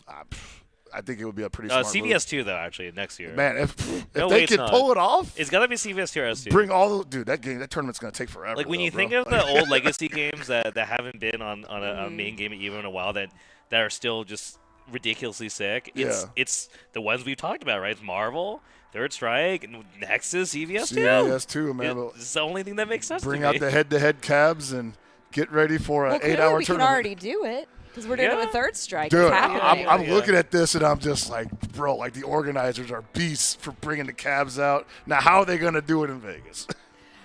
Yeah, I mean, there's viability for sure. Yeah, but they have an arcade at Evo, which has been super sick, by the way. Yeah. I don't know if not that many people might notice it because if you're just there for the regular games and whatnot, like you could just completely ignore that section. But the last few years, I feel like they've been really growing like whoever they're getting for the cabs and stuff like that, right? They got tons of music games now. They do. Very, very noticeable for the people in the FGC who are down for the music games. It's like last year and the recently, it's really been stepping up their game. So. Fits right in with like the I'll say the noise atmosphere of Evo showcase floors. Oh yeah, because it seems to be getting louder and louder each year. There's so much stuff going on. Yeah. I'm pretty excited for this year to see like what we're in store for. I feel like we're gonna get some surprises. Yeah. And we're not even done with this weekend yet. No, we're not. But the growth that we have to look forward to is just exponential. Yeah, tremendous. I wasn't really thinking about Evo until like literally just now. We're sitting down, we're talking about it. It's weird how that happens. Yeah, but now I'm like, yo, Evo is it's coming up. Like it's gonna be sick. And earlier than usual too, with it being in July now. I don't want to take away from the fact that we're seeing a 12 get down on screen right now, but yeah. I mean, we do. Yeah. What an interesting we've got character. 12 and Alex going on. Not the most popular choice. Yeah. Not what I would guess we'd be, bringing on. I tell you, man, all the 12 players I've ever known in real life have been like, not angry people, but I feel like they have chips on their shoulders and they're trying to prove a point. I mean, yeah. Wouldn't you though? I mean, I feel like the character choice definitely has something to say about this character for a reason. I mean, he's tight. Exactly. This person wants you to know, like, yeah, you lost to this 12 specialist. We've been talking about specialists all night too, because Japan definitely a land with lots of character specialists across multiple games. Yeah. So I think Third Strike, being a 20-plus-year-old game, you're not going to find any deeper well there. Absolutely. I mean, we talk about a lot of the friction in some older games, and it's like, how do you overcome that? You become a specialist. You become a specialist, man. You can't just pick up and play some of these characters, man. These guys have been ironed out over years of suffering. No patches. You just got to suck it up. Yeah. Figure it out. I was telling some of the other commentators earlier, like I was playing this on a friend's cabinet, and I was like, oh, I've played Street Fighter. I will be able to, never mind. Just like fundamentally, this game is so different, and I love that. Yeah, it is quite different, and I think that was something that a lot of people responded to well eventually in its lifespan. Yeah, I wasn't really playing when this came out, but I can only imagine, like, the idea of, like, you're coming from... So, yeah. I'm old enough to remember when New Generation dropped. Yeah. And when, in between that and when Third Strike dropped, and then when I finally saw Third Strike get competitive, I was like, wow, dude, this is like... what I want to do with my life. Yeah, this is pretty sick. I mean, like you were saying, Jaidlyn's like, when the first time I played this game, I was like, I have no idea what you're supposed to do in this game. I know, I was like... I knew one combo it just and felt it worked. like Well, it felt like, anything that you would input, just it wasn't registering the same way that you were used to, or... it's also, fast, and... It's really fast. Because of parries, this game's frame data is kind of insane, so, if you don't know what's going on, you play against someone who's even mildly aware of just, the good things to do, you're just oh, I don't know how to deal with anything. I kind of love that. I mean, that kind of happens in the arcade setting anyway, right? How many times did you just want to play a match and then someone sits down next to you and it's always a knowledge check? In this game, there's so much stuff that would feel ridiculously oppressive, except that there is parry. It reminds me of it's like VSAF. If you don't know how to push block in VSAF, you just can't do anything. I'm definitely that person right now. If you don't know how to push block, there's just every move someone has is just basically ridiculous in its own way, without push block. How do you play this game? Forward approaching plus unblock normals all over the place, just Y'all do this for money? Yeah. That is crazy, man. No, it's good. It's good. Mm-hmm. Man, the third strike's going off, though. Man, we've had some KOF 15 action. The Grand Blue Versus action has been good. Yeah, it really has. I don't think I've seen much of Street Fighter 6 yet, but I'm sure that's absolutely a bloodbath right now. There was some Street Fighter 6 that they were doing earlier, and that was really good. And the Guilty Gear has been fantastic as well. Been good. But then I saw the Tekken 8, and I was like, whoa, man, hey! Just everything right now at Evo Japan, all of the competition has just been top tier. Yeah. I don't think I'm going to get to watch Strive, but it's I know there's a bunch of foreigners over there for Strive, and they're doing really well. That's cool. So, That's great. I mean, that is, I was just reading through some of the players and talking about, or listening to them talk about how good they're going in casuals versus other JP top players, and then that, it's going to be so sick in the bracket. That is awesome, man. I want to say that I think the Western Guilty Gear Strive scene has definitely made that game their own. Oh yeah, it's crazy. It's I agree. It's a whole new community practically. Yeah, we meme about oh, this is America's game. This is America's game. But I'm Strive, Strive, maybe actually though. It might be it, man. Yeah. Oh man, we get some KOF 15 on the action. We've got that barn burner right now. Bao versus SWC champion Lagia. These are definitely two players that have seen quite a bit of each other throughout the years. As I said earlier, Lagia, the SNK World Champion, coming out of the last month, not just the World Champion, but beat the Mount Rushmore of KOF. Yeah. Xiaohai, M-Dash. You're actually our guide for this game. It's HellPockets, this is your element. Guide us through this. This is so what's happening right now is Bao, strong player, about to chip out this Yashiro, but Sanwa Lagia with 4 bars coming in, and Ryo, the highest damage outputting character in this game, who can melt you with probably less than those resources, but he needs to touch first. And it's hard to get that touch against Benimaru, who's probably got some of the best offense in the game, if not the best. Yeah. We were talking earlier, Benimaru's really strong in this game. Yeah, just great buttons. And Ryo's got good buttons too, but they can be kind of stubby at times, whereas Benimaru's kind of fit in everywhere.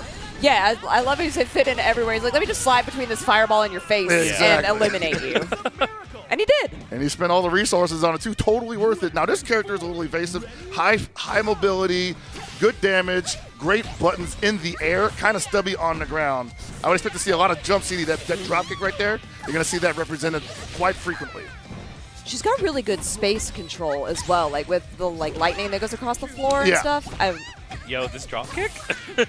Yeah, that jump CD is just going to, you get so much block stun from that, too. So if you touch anybody with that, she kind of gets to play a little mini mix-up game. A lot of characters get that, too, but she's one of the best at that, in my opinion. And then on top of that, just the mobility alone, man. She is a zoomer through and through. Oh, and the cross-up. I can't believe that didn't combo. I can't believe she fit in the corner. Nah, that's what she does, man. Dude, this character's movement. Yeah, I really liked her in 14, so it's great to see her back again. Yeah, Sylvia in 14 was also really cool, but man, they made her so strong in 15, and I think she also benefits heavily from the way the system works here, where she doesn't need max mode to do everything. She can just kind of turn random hits into good damage. Yeah, Bao! Letting Lagia know, welcome back to Japan, champ. You have to prove yourself again. He does. Lagia actually, I'll say, the youngest of these KOF prodigies out in Japan right now. Protege of M-Dash, and probably the newest of the game that we're seeing in the polls today. Maybe Mach being second newest.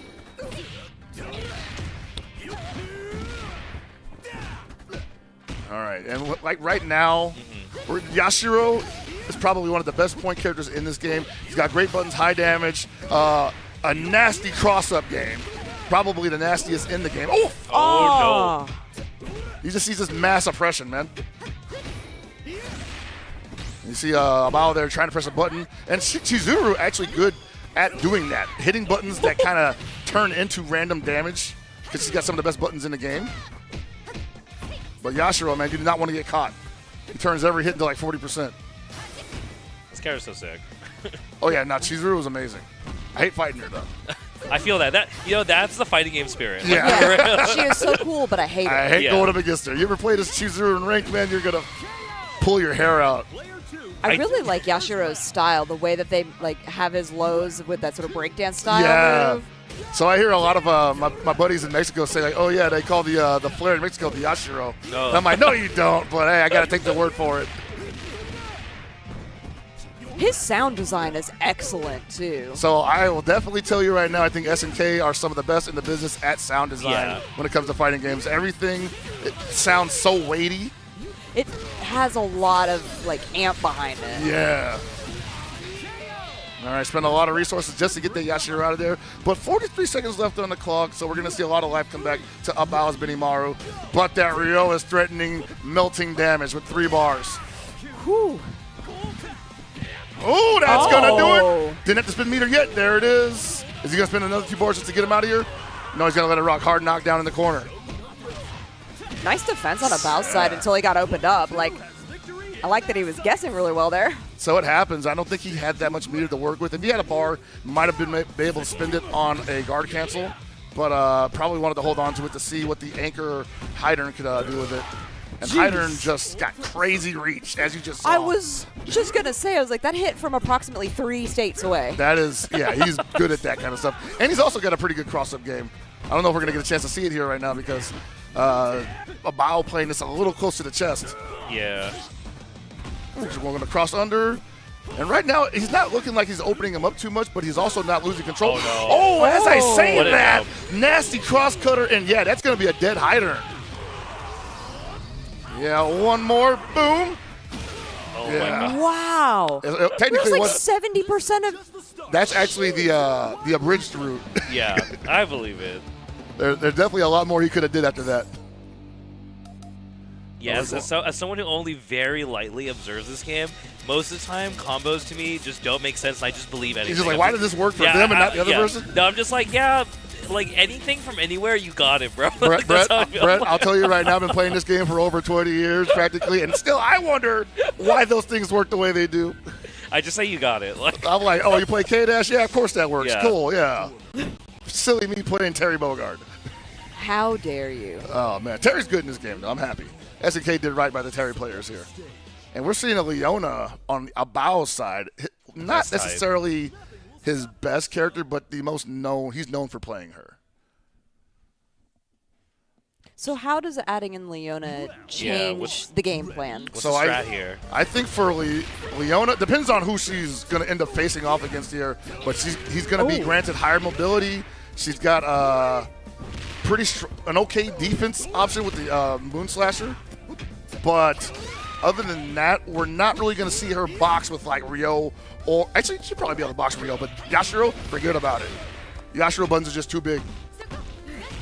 So we just gotta win with Chizuru here, I guess. Like, yeah, if the Chizuru gets her to the Yashiro, then we might see some nastiness from the Leona, but I don't think that's going to happen. No. So it's going to take a pretty big gamble on Abao's part here, and then a big payoff on top of it. Oh no. Yeah, nah, this is a definitely little rough here. Yeah, it's a little rough right now. I think Abao's just trying to like run this clock down so that if he does lose the Chizuru, wow. Oh. He's gonna see. No, he goes for the clone super. Okay, and that kills the Yashiro. Okay, this is actually a good look. So it's kind of going as planned. Yeah. This is what I think he wanted because Right. I do think Leona's evasiveness can get around some of Yashiro's more linear playstyle. Right. But in terms of just ground game, I think he wanted to fight the Ryo more. That makes sense. About going through these fireballs, like I feel like his sense of control and movement is incredibly just fine-tuned. Absolutely. No, that's what comes from playing this game for like as long as he has. Also not a bad Granblue player as well. And you see Lagia right now not trying to overcommit to anything, doesn't want to spend any meter, just wants a nice 2-touch kill. Spends a little bit of meter there just to get the chip out. And yeah, Bao's just going to run this clock out because he says, hey, bro, you are down past 30% health. If I get you down past 30 seconds, you're not getting any of this back. And there it is. And once again, Lagia. Not in a bad position, still looking good health-wise. One more is going to do it. Probably going to try to chip him out. Got to be careful. Oh, my God. Don't want to get touched. Did not want to get touched there because I think that would. Well, we only had one bar, so he wouldn't be able to activate off of Like, it. it's his Leona now versus Rio. Yeah, I'm really interested to see how this goes. Because Yeah. Leona is such a fast character. Fast character, low profile buttons, low profile run. Also, some air normals and air specials that can disrupt a lot of opponents' approaches. It makes them a little afraid to do things like throw fireballs sometimes because she does have a way of visually reacting to projectiles. And that would be V-Slasher. Oh, no EX Shippukaki there. Really this nice is going to hurt. MP. I don't know. I think Lagia might be a little too frugal there. I was going to say, I feel like he could have really cashed out on that. Yeah, it depends, though. He's feeling comfortable worried that. I don't hate that decision, but he's got to be careful because she can definitely go under some of those misplaced jump normals. Ooh, that sweep is huge. Yeah, I feel like Abao hasn't really gotten a chance to like do a whole lot with Leona in this. And that's a very common really issue, yeah. In control here in this match. Just super comfortable. I think he's looking for. Oh, baby. No. He didn't want to spin the meter to guard cancel. I don't know about that, man. Like, I'm not sure why you played that round out like that, and then when you saw the opening, you didn't go for it. I think a well-placed guard cancel could have gotten him a punish in the corner.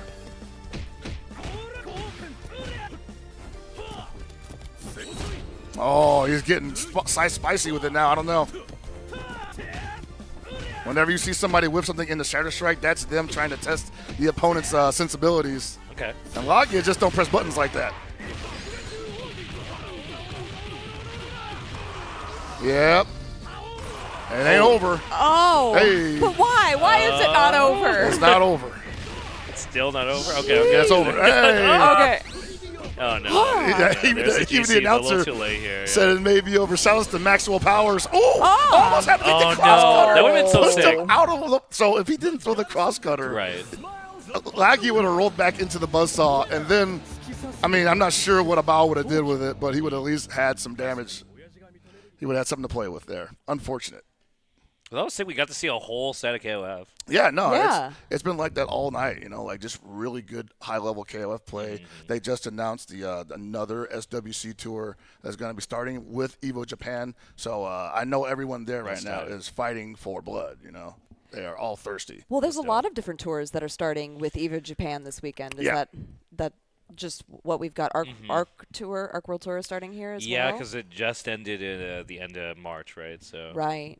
And the turnaround is crazy. Yeah. I know. Well, It never stops. I love that, though. Keep Like, going. there's just constant, you know, content and fighting games, and Yeah. there's growth. And I feel like now with all of these different tours, and then we were talking about earlier how, like, this weekend really feels like the kickoff of the season because we do have, you know, Evo Japan, and we have Level Up Expo, and we have Texas Showdown all happening this weekend.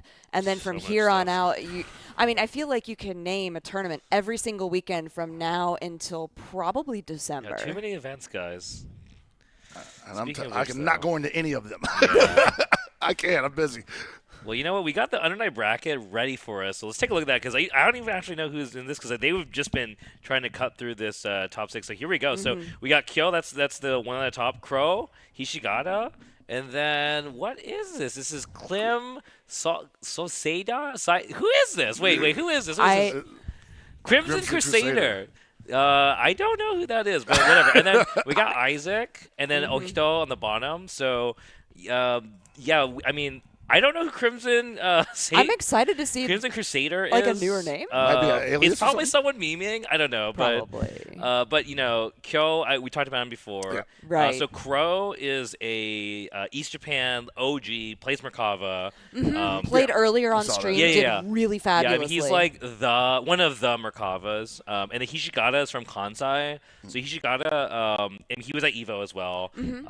He's probably playing Nase now, I'm pretty sure. And then, obviously we have got Isaac in the bottom. He's the GOAT, the lone. The dark horse? Yeah, I mean, definitely dark horse. Definitely the dark horse. Yeah, there's no doubt about that. And then Oishito, who, got second place at Evo, and, definitely one of the strongest players in East Japan. But he's in losers bracket, so I didn't get a chance to see who he got knocked out by, but definitely going to be a very spicy top 6. It really is. Like, looking at this and seeing the number of people who've been involved in this game for so many years, and then just watching how they're growing and changing and adapting with Uni 2 and what they keep doing, and now we're just like, look, we have this person and this person, and and when in the interview with Kamane talking about how he's like, this is what I want, and like I want to see this, and like it's just so much fun to get to see, and I think we are going to have a really explosive top 6. Yeah, I want to find out who this mysterious Crimson Crusader is. I'm telling you, man, right now, like I was told Notes was there, and I'm like, dude, I need to see a car match. I saw Notes in the bracket. It looks like he died off somewhere. Dang. Just short, but I mean, there is a lot of killers in this bracket, so it's pretty cool to see. I think there was over 350 people who entered. Oh my god, that's crazy. It's so many. I mean, what is this, like the largest Evo Japan that we've had? Almost 7,000 people. It's huge. And the venue looks fantastic. And getting to see all of the different matches that we've had today have been great. But yeah, looking at this, I'm really, really excited about this Uni top 6. Hey, man, it's going to be really good. I mean, I've been catching FOMO from watching all these interviews, though, man. Watching Justin out there talking to I know. Jam in front of the Fatal Fury City and the Wolves booth and everything. Just killing me, bro. I think it's cool that there have been so many demos of upcoming fighting games that are there. That's people really getting cool. And coming up to it, like with the Hunter x Hunter game, and then 2XKO released Ilioi right before this. More games, always more games. Always more games. So many more things that are happening, and there's already so many games to play, and we're just getting more. Like, what a time to be a fighting game player. Dude, it's so much to commit to right now. I mean, I was telling the guys in the back, like, by next year, we're probably looking at a whole new generation of games, I think this is probably the last. We'll see some of these, titles that drop pre-2023 or something, Yeah. I mean, like, there's just so much dropping out, It's going to be crazy. People still going to play what they're playing, though. Yeah, obviously. Oh, understandable. Yeah. It's just, you're right. There are so many things to commit to play to grow with. And the potential is, especially, it keeps coming up, but, that now that we have crossplay, now that we have rollback, these things that we can implement that can create not just like a really vibrant online tournament, but just feeds into these offlines that, I know we're highlighting several things this weekend, especially with the celebration of Evo Japan being this huge offline comeback for sort of kick off this whole entire season. But we're infusing so much life into the fighting game community with all of these, new games, legacy games, having Third Strike come back and then watching, people who played for years and years and years, and then seeing their growth and how they're now competing, like say in Third Strike, now in Street Fighter 6, and what they're bringing to the table and who they're bringing to the table. That's crazy, man. Just like people like going between games like that, like having started with something like Third Strike and then as an old man jumping into Street Fighter 6, but also playing Third Strike on the side, man. Gotta respect it. It's crazy watching people go back and forth through tons of games. I remember like being a younger person, I used to be able to do that. Now I do not have the brain capacity. Yeah, I'm. I'm like, I do not have it, bro. I mean, I remember like when I first started getting back into Uni and I jumped back into Guilty Gear and I would just like IK on accident because I'm like trying to veil off OS. I'm just like, oh, shame on me, Or like, for me, it's always like if I'm going back into Guilty Gear, I'm trying to FD and then I go into Uni and that's in a completely different set of buttons and I'm like, oh, I've done terrible things. Uni definitely poisons my brain because I definitely occasionally, no matter what game it is, like I instinctively sometimes try and stand shield anti-air and I'm like, oh god. I've made an egregious mistake. Oh, man. All right, well, it looks like we're going to go to a short break before Uni starts, but, get a drink. I know it's pretty late for some people over in America, but rest assured you'll be wide awake, hopefully, with this top 6. It's going to be super sick, so we'll see you guys after the break.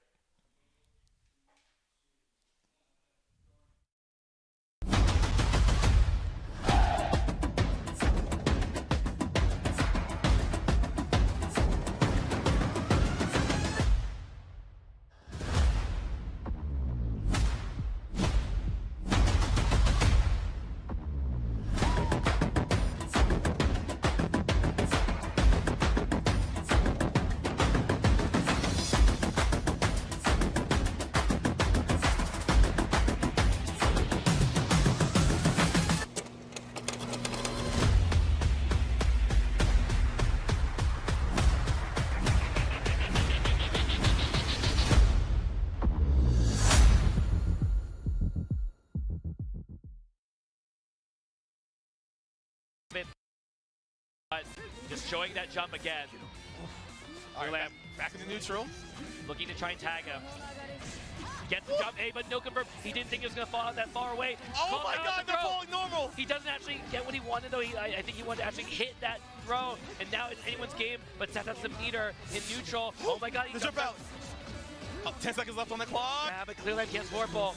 Uh-oh, what's it going to be here? He can't get close enough. There's a change shift. There's a grid thrust. But he lost some life for Oh, it. he has the life lead. Oh, he does the life lead. He got hit. No, it wasn't enough. All right. The hit, it made contact with the damage. I don't think at zero. At zero. That was crazy. Yes. Playing around. He's got a change shift. He might use it here a little bit too late. But yep, I want help at neutral. Or please save me in the situation. And he got hit on the way down, and he still gets a combo. Yeah, he missed the dive. I think he was expecting that orb to get blocked, but it doesn't really matter because there's so much hit stun on it. Oh, there's a rising normal. He doesn't jump forward to get a full confirm. Clearlamp's dropped that a lot. This rising jump A confirmed here from Clearlamp. That's really been costing him a lot of these sets. And now 25 seconds on the clock. It could just be over here. Yeah, there's way too much time and way too much damage you have to do. And I think it's really, really indicative of the mental state right now that one more hit though. Okay, here it is. The dash up, he doesn't get the hit. He has to block the orb. He needs one hit. He takes the throw. It's his turn now. Clearlamp's turn. The jumps here from Ohito. Oh, he changed it. Oh my God, he got the hit! No, it's distributed! He's distributed! Wait for it. If he doesn't drop this, he got it! Your 2019 Iron Knight Inverse Champion!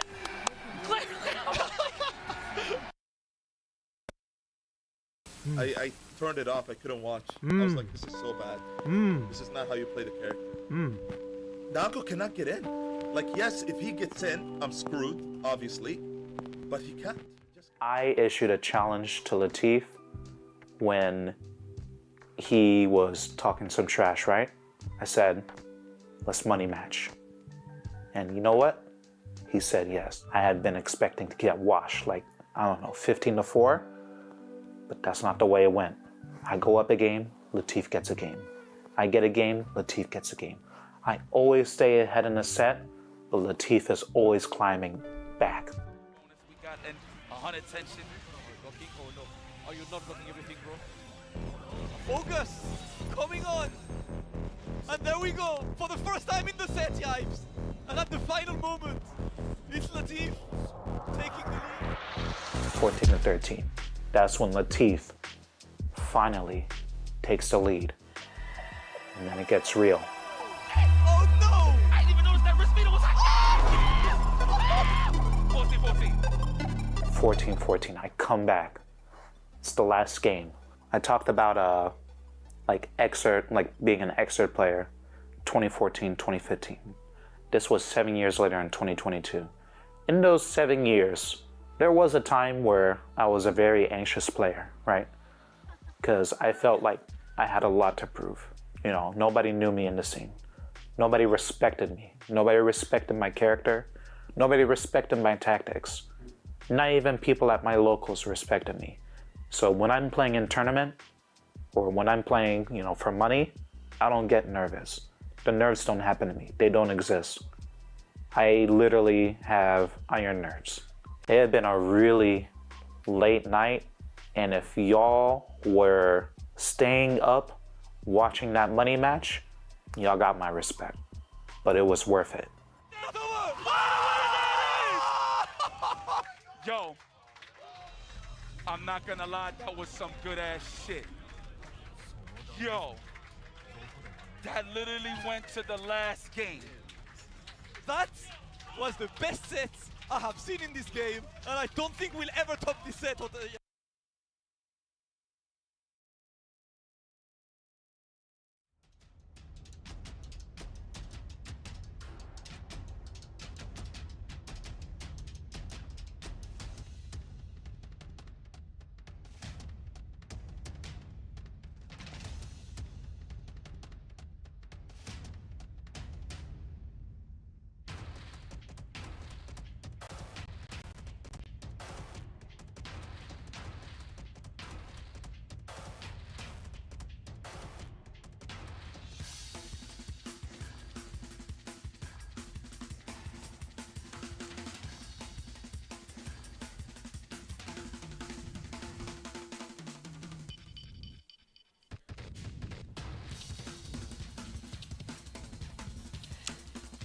What's up? What's up, everybody? We're Welcome back.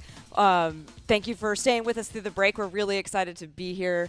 We're getting Uni to top 6 coming up soon. But before that, really quickly wanted to highlight one of the fantastic things that we're getting to talk about this weekend with the PlayStation Tournament's Road to Evo. So if you don't know, PlayStation Tournament's Road to Evo is a fighting game tournament where the winner gets the ultimate prize, which is a round-trip ticket to Las Vegas and a 3-day event badge to compete at Evo. You can see the available games there on your screen, which are Tekken 8, Guilty Gear Strive, Street Fighter 6, Mortal Kombat 1, and the King of Fighters. Most of these qualifiers are going to start on May 1st. And to sign up, go ahead and head to the Game Hub on your PS5 and look for the Road to Evo tournaments. Or you can head to esl.gg for Street Fighter 6 and Mortal Kombat 1 qualifier information. If you need any more information, if you want to get more information about Road to Evo, you can get more info at the Evo website or at the PlayStation Competition Center. So just like personally, I'm a huge fan of Road to Evo. Yeah. I think it's an incredible program. I really want, more people to get involved with that. And of course, one of the biggest stories is, I feel like, Jing from Melty Blood in 2022 won Road to Evo and then won Evo. I mean, I just love it because, I don't know, it's pandemic has been a few years now, but I feel like PlayStation Tournaments has been one of the things that was really helping out the FGC a lot. I agree. I think it's one of the coolest things that they've done, just making that online tournament experience something that is something you can look for, something you can aim for, and, there was a lot of time where, like, we couldn't really go out, but, we had this to look forward to, and we were running tournaments for it. It was super sweet, so it's just awesome that they're still doing it. And it just, I feel like it's so important for the accessibility for people who, may not have the, financial availability to go and do these huge international competitions. And you get to see such incredible talent that you might not even be able to see, outside of a local in some places. Yeah, I mean, we're talking about Uni too, and it's like Big Black was like that too. Right. I mean, by now everyone knows his name because he's also been doing really well offline tournaments. But in the beginning, he was just kind of known as this guy who was just beating up everybody at these PlayStation tournaments and online tournaments and stuff like that. And that was also, before we had rollback. We were doing delay-based Uni clear tournaments. And he was cooking people there, and people were like, "Oh, it's just net play, whatever." But then he shows up to offline stuff, and the old net play OS. Right. Yep. So that's just another good example that it has. Historically, there's a lot of people who originally were kind of just net play and turn out they're just actually good. Turns out, hey, I have yet to meet someone yet who did not break the mold one way or the other between online and offline. Usually, it transfers pretty well. And we're still I think, let me rewind that a little bit. I think it's really neat that we're still seeing that in 2024. Like, there are people, for example, at Frosty Faustings, there are people who've been playing online for, 3, 4, 5 years, coming to Frosty for the very first time, their first offline tournament, taking second place, third place, some of them, taking entire tournaments. And it really just goes to show that with the development of, good net code and things like that, that we've been able to grow the scene and excel in so many different ways. Absolutely. I'm very excited to see how things have changed from the earlier days to the current day. Obviously, we have the better net place standard, I'll call it now, than we did 2 years ago. And it's basically changing the way we conduct it. I mean, this is a part of, I think, what we're doing right here is a product of that, obviously. Because everyone's kind of used to the online tournament, and I'm like, dude, I've been commentating online tournaments from my living room for the last couple of years, so this is kind of like a step up for that. But yeah, man, me coming from an SNK background and seeing what it's done for those games in that community, and now I'm just like, dude, it's basically given that scene a leg up in a way that I don't think they ever thought they were going to have, just everybody wants to give it a shot. There's so many KOF players now I haven't met, but they know who we are, and they have been studying us, and I'm losing the people I don't know, and it's making me upset because I'm like, dude, who is this dusty butt coming in my lobby? Yeah, I mean, GG's, that was me. I feel the same way about Plus R, where it's because that was one of the first games to get really good rollback that didn't have it during the pandemic. So there's just so many people who just picked the game up. I've only been playing for a few years now, and already are better than a lot of people. It's crazy, right? For how dare 10, 10 plus years. So it's really awesome. And you can see that at like at Frosty, there's probably the highest level American Guilty Gear tournament I've ever seen. You know, like the level was just so high, and that is absolutely because of how good the net play is now. That people are grinding it out, and you just have a larger pool of strong players. So it just only wins. It is, and talking about this earlier too, you know, getting different games with rollback, and I love that you mentioned, you know, Plus R, because that brought in and infused a whole bunch of new players in, and then, you know, that was, oh, well, if I like this, what if I also like this game? And it's just producing more people for the communities, and I feel like that's so important.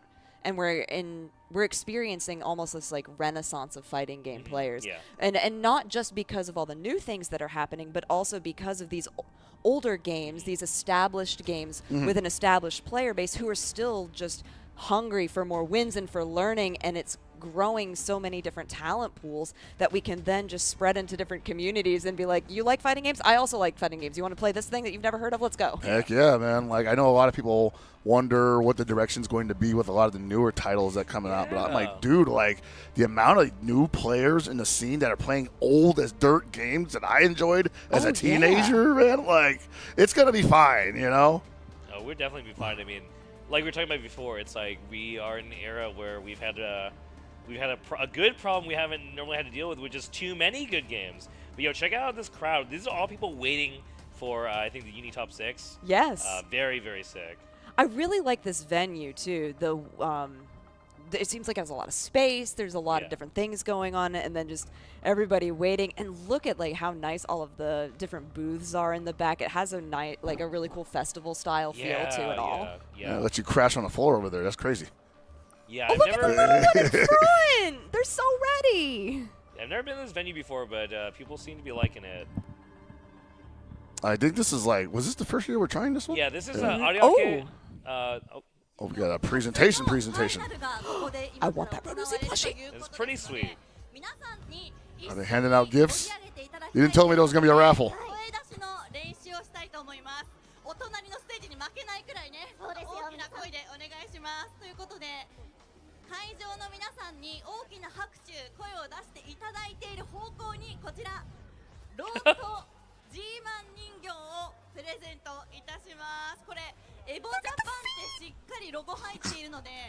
They're showing off. Yeah.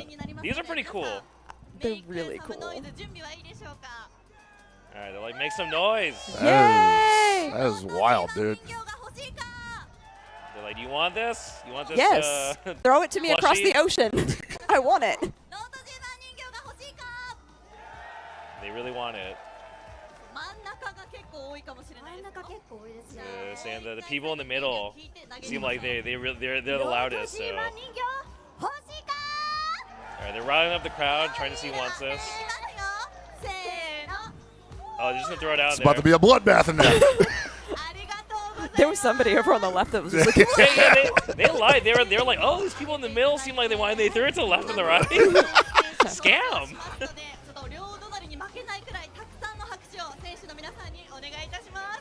Okay, I think we're gonna have our entrances coming up.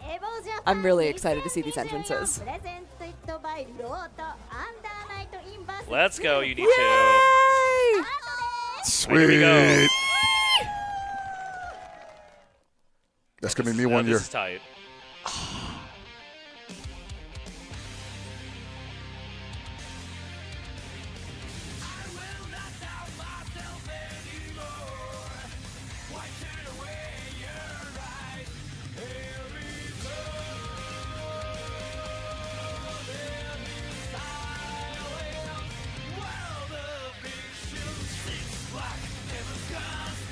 Man, I haven't heard this song in so long. God, it's so good.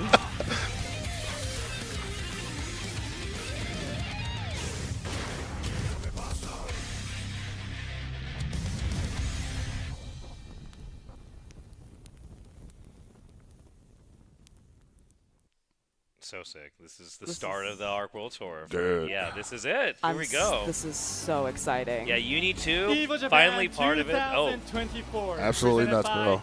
Roto, Under Night in Birth 2, the finals!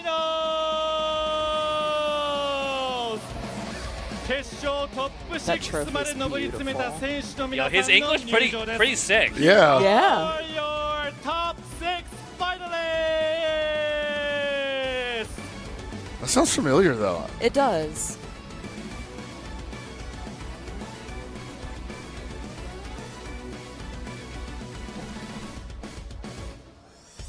Ah, okay.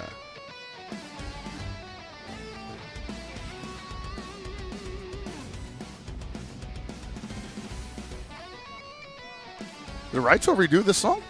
Yeah, he redid the entire soundtrack. Oh, wow. Of course he did. Hey, it's got a 2 in the game, man. Yeah. Yeah, it's all on Spotify. It came out like 2 weeks. It's all on every like streaming platform. It's Crimson fantastic. Crusader. Oh, he's ready to go. He's ready to go. So I'm told he's a Gordeau player. Stay hydrated. Look at his shirt. Little pandas. My man is cheesing, bro. Like. Shigata.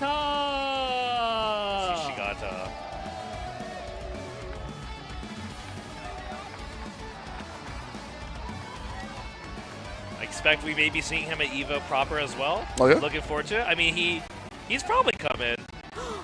Cute. Was that who I think that was? Yeah. Okay, let's go. There's Crow. He's showing off something on the stick there too. Kyo!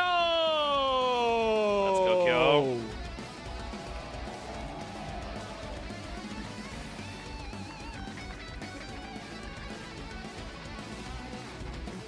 I love how much excitement and personality that they have. And here comes Isaac. Right, here we go. Yeah. Oh, okay. So they're saving the best for last? Yeah. Ohito. Maybe? Yeah. So Ohito first. Yeah.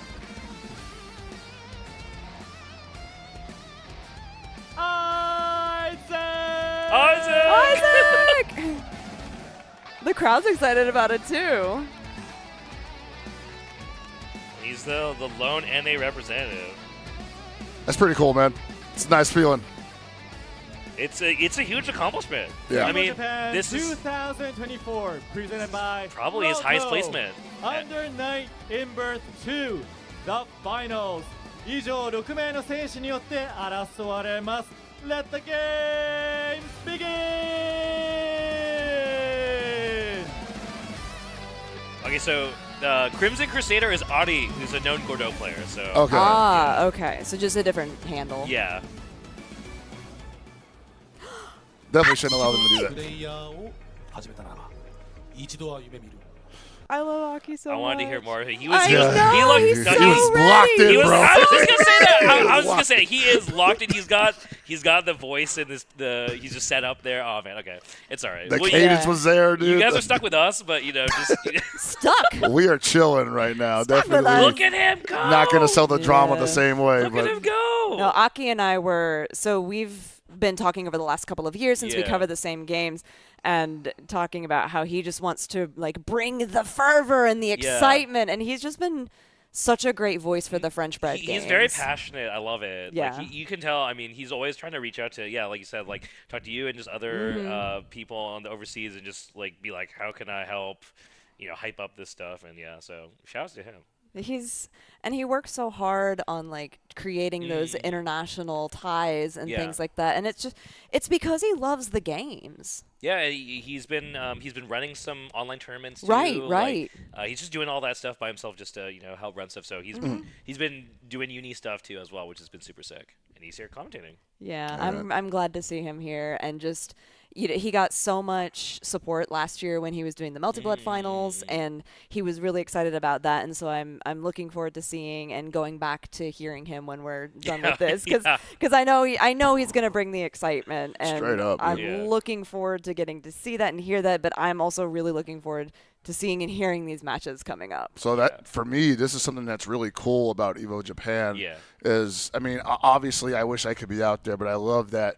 It's really highlighting the Japanese side of the commentary game that we don't honestly get to see very much because a lot of the focus is on the English broadcast. Yeah. And I know, like at least for me, for like the KOF commentators out there, like Bon and Yukinojo, I see them a lot, but like most people have to go looking for those channels.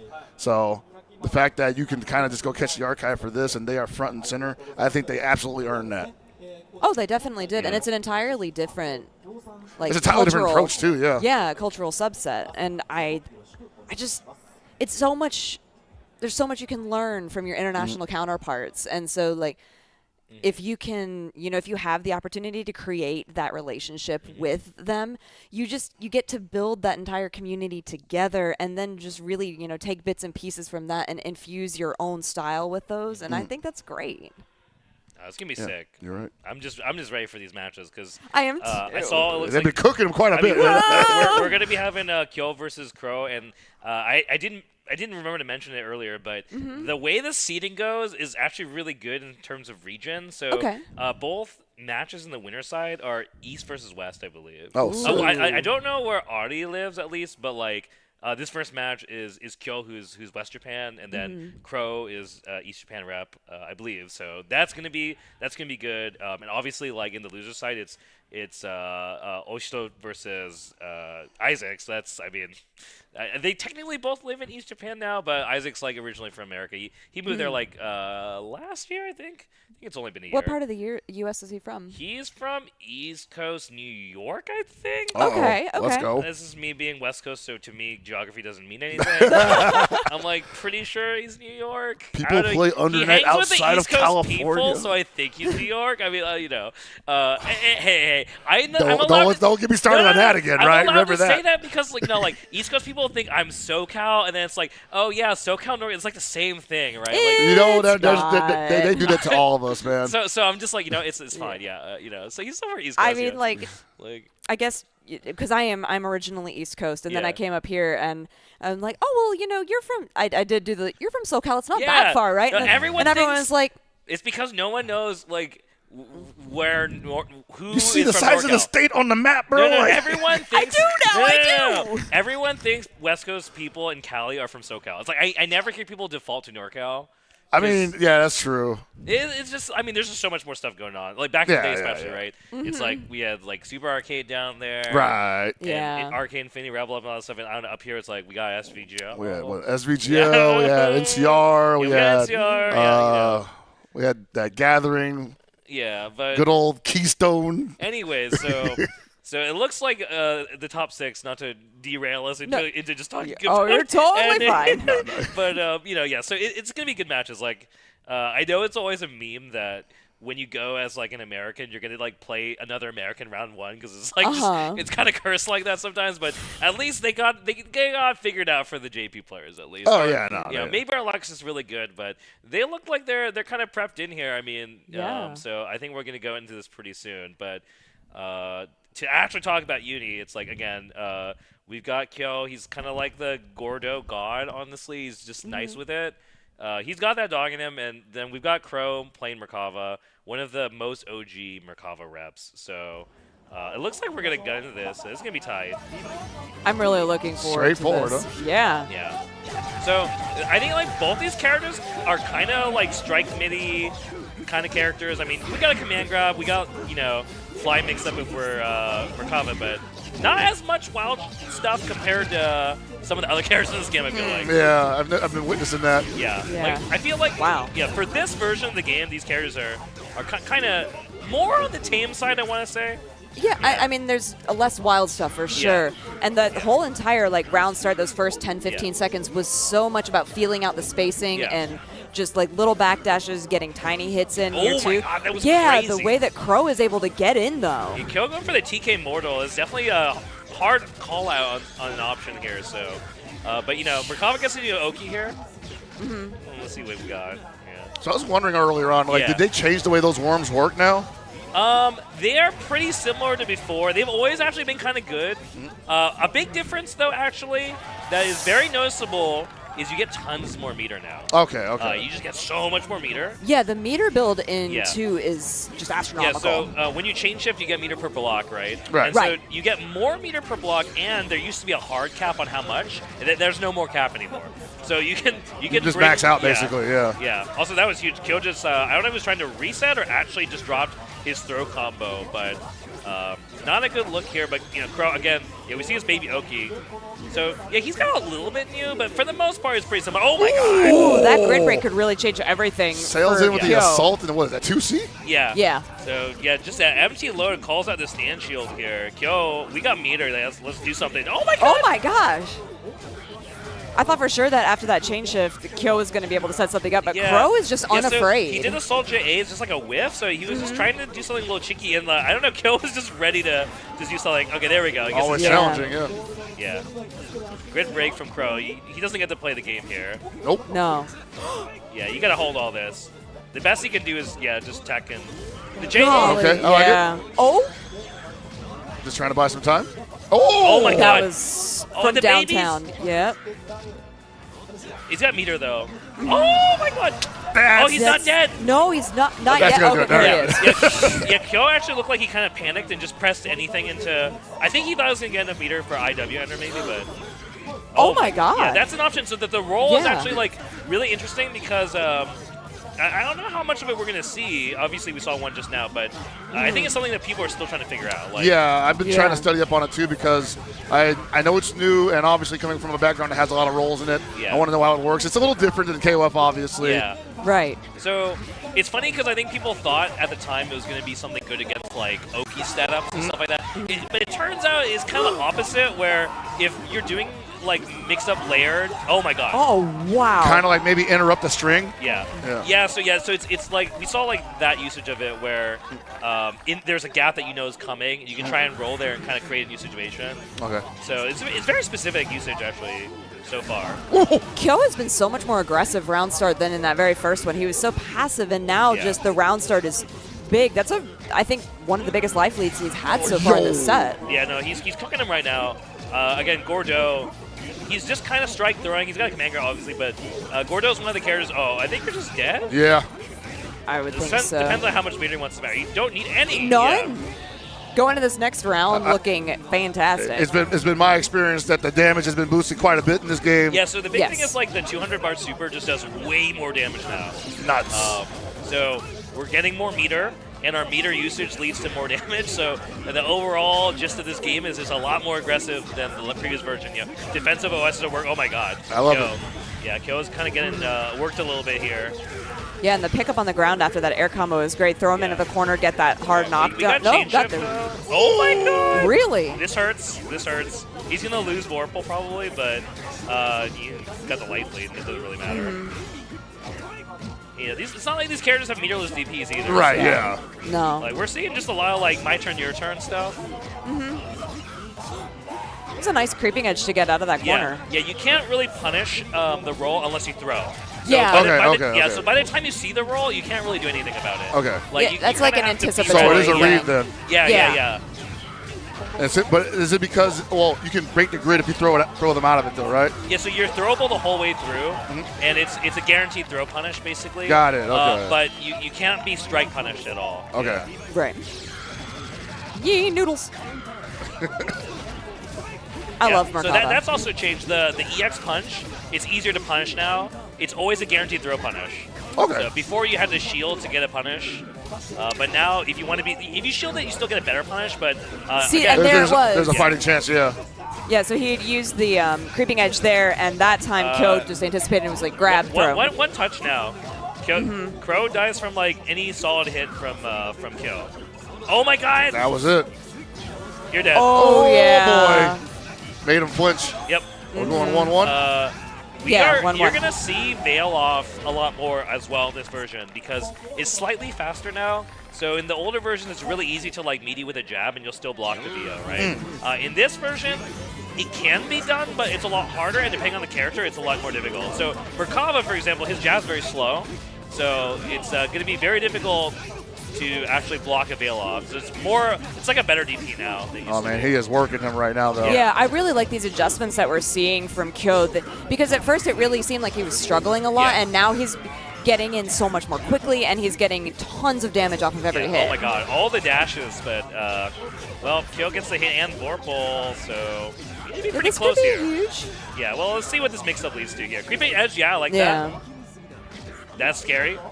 It was interesting because earlier we didn't see a lot of creeping edge being used, and now we're seeing it used just like expeditiously. Oh, that was a good shield from Kyo. This is genius. Oh, he has a chain shift too if he wants it. Yeah, he gets a full confirm off of this. This is huge. And you have more meter to spend if you want to as well. Yeah. Yeah, throw will kill, I think, here. There it is. Oh my god, and the grid break too. Yeah. Oh, he's looking good here. Yeah, Kyo has just learned so much since the very first round. The thing is, like, Gordo just is trying to win Vorpal a lot of the time. He gets a lot of powerful stuff in Vorpal. And so a player like Kyo, oh god, no. He's been looking for that, actually. That's like the third time he did that, Sol JA, so yeah, look at it trying to elicit something to punish. Oh my god. Okay, there it is. There's the VO. I don't want to block anymore. Nope. Get off send me, my Send my army across the screen. And we see right now, Kyo's just like Colt chilling, man. He's got 5 blocks, so. Yeah, he's doing fine. Oh my god, this is gonna do a lot of damage. This is gonna do a lot of damage. And spend when there's he gonna one more touch to kill. Yeah, he's just looking to kill here now. You're dead, I think. There it is. There's the CS, yeah. If he gets enough for 200 or he doesn't need it. Oh, he does get it. Yeah, you're super dead. Yeah, and so, like, as a reminder, this is going to be 2 out of 3 until winners lose grands. Okay, yeah. So a lot of this is going to go extremely quickly. Yeah. Kyo did such a good job adapting and adjusting after that first game. It looks like so easy from our perspective. But obviously, like, it's really scary to, believe that you're going to be right there. But, like, what Kyo did was set up a lot of those rounds at the end of like, all right, if I throw you, I kill you, and he just threw both times and won. That's like actually what he did. So actually, just kind of genius. No, also just like really good at imposing his will on what was a really aggressive Crow Merkava, and it basically took the teeth off of the character halfway through the set. Yeah, it's a. I like that it's kind of a tame matchup in a sense because it's like they both have like some decent long range options. They're both so like. Gordo's technical weakness is he's kind of weak in the B range, so Merkava I know his 2B got a little weaker in this version, so that might play a little bit part. But it's just interesting to see them just kind of like both play pretty tame in the beginning and then just start kind of throwing stuff out there. And but yeah, I mean there was a lot going on there, but I'm really excited to take a look at some of the matches because that's like a good introduction, I think, to the rest of this top 6. It's so much fun to get to see the way that everybody is, learning and adapting. Yeah, I like these replays are great, and shout outs to production for always having this ready for us to be able to watch because there were some really exciting moments in there, and like looking at just that, the stark contrast from game 1 to game 3, the way that it swung from Crow to Kyo, and just. He was able. It was a great story. The way that you have these like little microcosms of stories, and then you get to put them all together and piece them as we get into different tournaments, and then even in just this one, the growth and the changes that we're going to see from now to grand finals. Like I have no idea what's going to happen. We have such incredible talent in this top 6. I feel like. It's completely unpredictable. Well, I will say, Evo did do like a little interview with Clearlamp earlier this year, where they asked him like who he thought were the top 5. They played that earlier today. Okay, yeah, it was on earlier today. So he did mention Kyo in it, who is here. And I'm trying to remember. I think he mentioned Ishigata as well in that video. I believe so. Ishigata is also in this. So. He also mentioned himself, who is not in this. Yes, he did. But his spirit was absorbed by Isaac. It is now. I think so. Okay, we're actually going fast now. Like we don't have to stall that much, guys. We got Hishigata versus Crimson Crusader. Look at him, straight chilling. He is chilling. He seems so relaxed. Making a chair look really comfy. He looks happy to be there. Bro, it's just like, dude, this crowd, crowd shot. He's happy to be there. That's so sick. We were talking earlier, like how many more players have loosened up and are showing personality on the stream, and it seems, and on stage too, and how it's nice to feel like that there's been this real rise in like individuality and things like that. We had somebody earlier who had this fantastic like entirely sequined cowboy hat that was sitting on the side of the monitor, which was really cool, but you're getting to see bits of players that used to be much more reserved and much more serious, and I feel like that brings even more life into the game and into the characters. That's gonna be good. He should got I think. I mean, I hope it's gonna be Nase. That character's really strong right now. She's so cool. Like her Uni 2 changes have been a lot of fun. Yeah, he should have played like a bunch of characters in the past, but I believe he's on Nase. But Ari playing Gordo, yeah, Crimson Crusader. So we got 2 Gordos in the top 6. Everyone's always doing about Gordo, so it's really cool that we get to see Gordo like doing really well in this tournament. So to all those Gordo down players out there. 2 Gordos. Hey, there you go. Well, tournament results always a great equalizer, man. I think it's going to be interesting because this is something that we kind of saw last year with the Melty Blood finals and how that tournament changed the landscape of what people were doing in Melty Blood. So I'm interested to see what how these finals are going to change the landscape of what Uni 2 is, because it's still a very young game. I will say it's like, regardless of how strong or weak people think Gordo is, Kyo, for example, as a player, no one has ever questioned that he's like just one of the best players on the planet at any given time in this game's lifespan, kind of. So, so not really surprised at all to see him in Winners Finals, knowing that he's in this bracket. It's like, yeah, he's going to do work. But I haven't really seen like Audi, aka Crimson Crusader, play that often, personally speaking. So I think it'll be fresh for all of us. But he's going to show off the new Nase, hopefully, and that's going to be a character. Yeah, she's kind of doing some stuff in this version. She really is. I mean, you get to see so many niche little setups too, and now especially with the disc, and when you have that in the corner and you can't see where that is, and you're just having to block the entire time. The disc kind of looks like it's from a different game, if I'm gonna be real for a second. Oh, it does. Definitely one of those moves where you're like, so what do I do against this? And they're like, well, fun story, you don't. Yeah, I mean, there's some counterplay, but surprisingly less than you would expect from that kind of move is how I would put it, I think. Yeah. But ooh. Also, I love that we get like the crowd. The crowd noise, yeah, that's pretty sick. It is sick.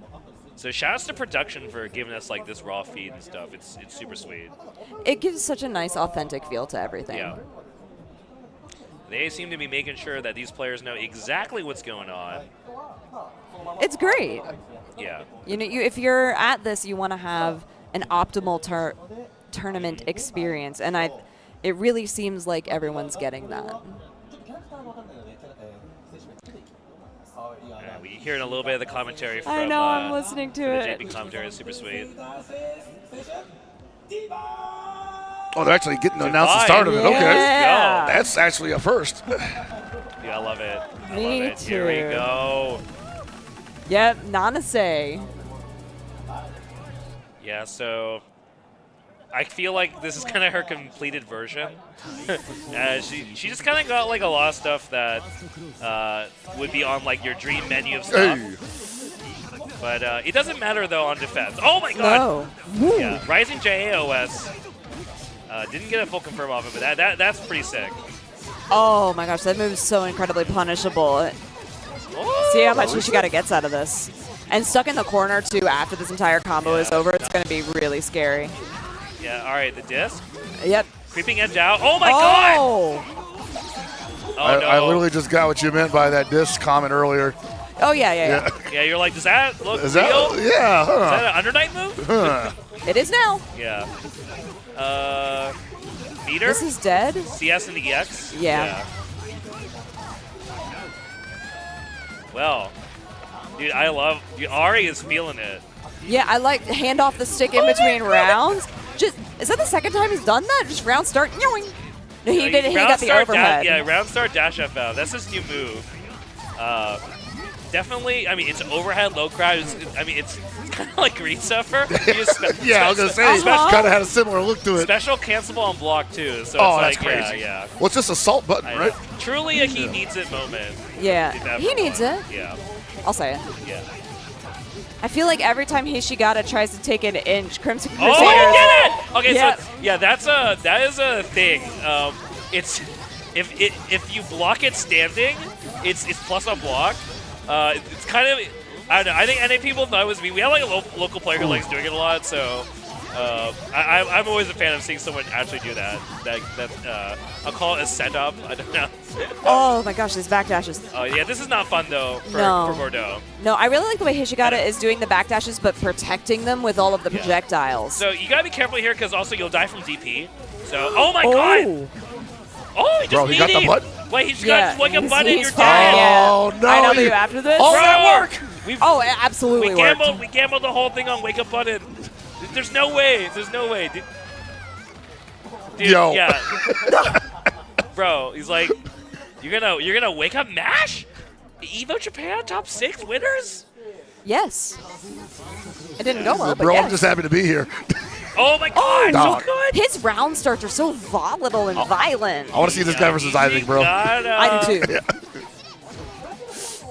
He should gotta not been looking so hot right now. I feel like Crimson Crusader has just been kind of getting his number on the mind games. I don't know. Yeah, complete control right now. He might have expected a more reserved Gordo, but he's not getting it Oh my here. God.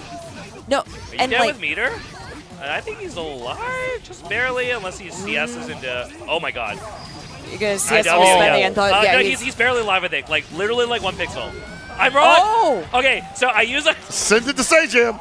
Okay, no, wait a minute. Why did that kill? Like, oh my God. Okay, I guess the Paratio on that start was just really good. I swear to God, that range, the IW's not kill. I just assumed they jacked the damage up so much in this they game that did. anything's going to do it. Yeah. I have a cheat sheet for whether it kill or not. And it was wrong. It lied to me. So. Bruh. Not the cheat sheet. I cannot believe I was just straight up wrong about that. Oh my God. I think that was the first time Crimson Crusader ever stood still in this entire match. And it's not paying off. No, that Yeah. just coming back too. Yeah, she needs it kind of moment. Oh my God. So Crimson Crusader. Oh my God. Oh, baby.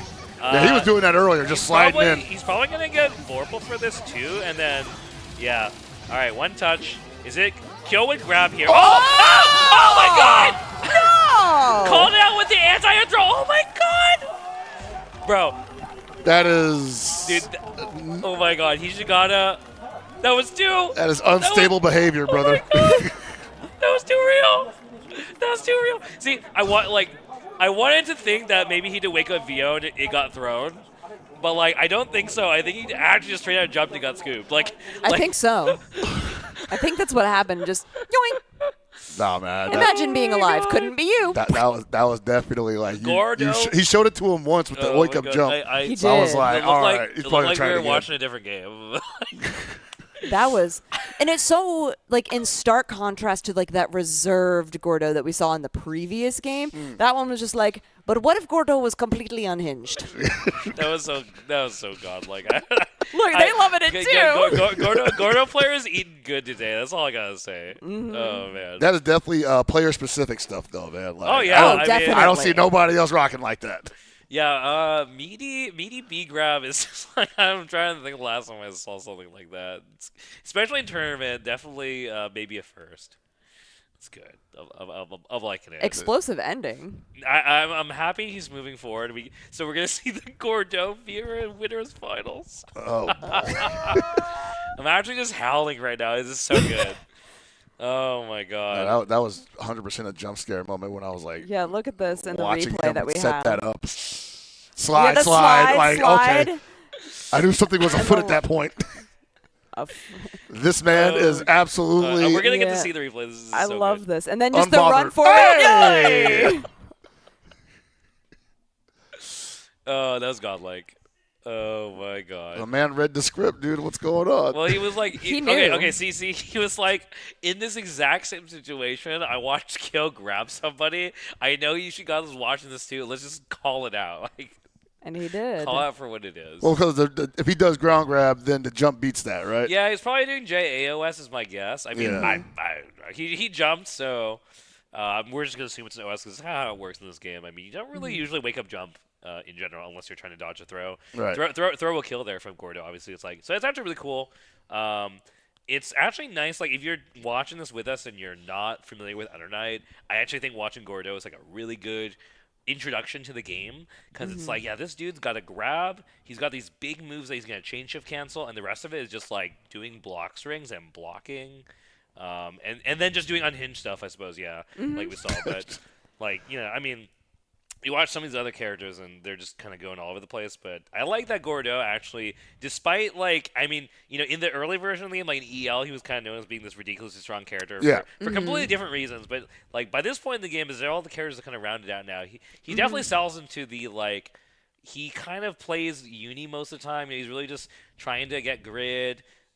He's not got like super abusive normals to bully you with, so he's really got to actually play the system pretty well. I know like Clearlamp, for example, and this is probably part of why he picked Gordeau earlier in the tournament, is like he's always saying like when he watches Gordeau players, he's like super critical of them. He's like, interesting. Yeah, because you have to play the system well. You can't just like.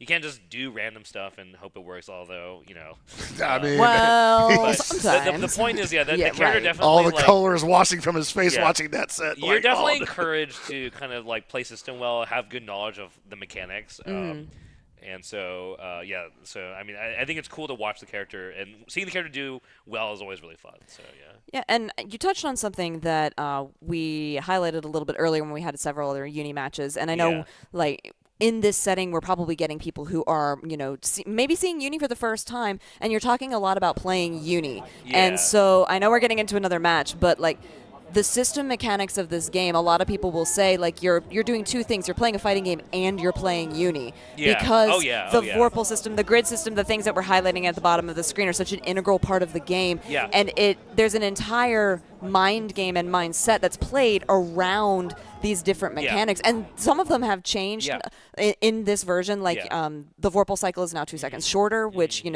a lot of the times when you're at that 11 to 12 second mark, so when that circle is coming around, you'll see a lot of different gameplay. Like, oh, I'm going to lose the cycle. Let me go ahead and change shift to get all of this meter because I know I'm going to lose it on this next one. And it's just the manipulation of those things is so integral to this game.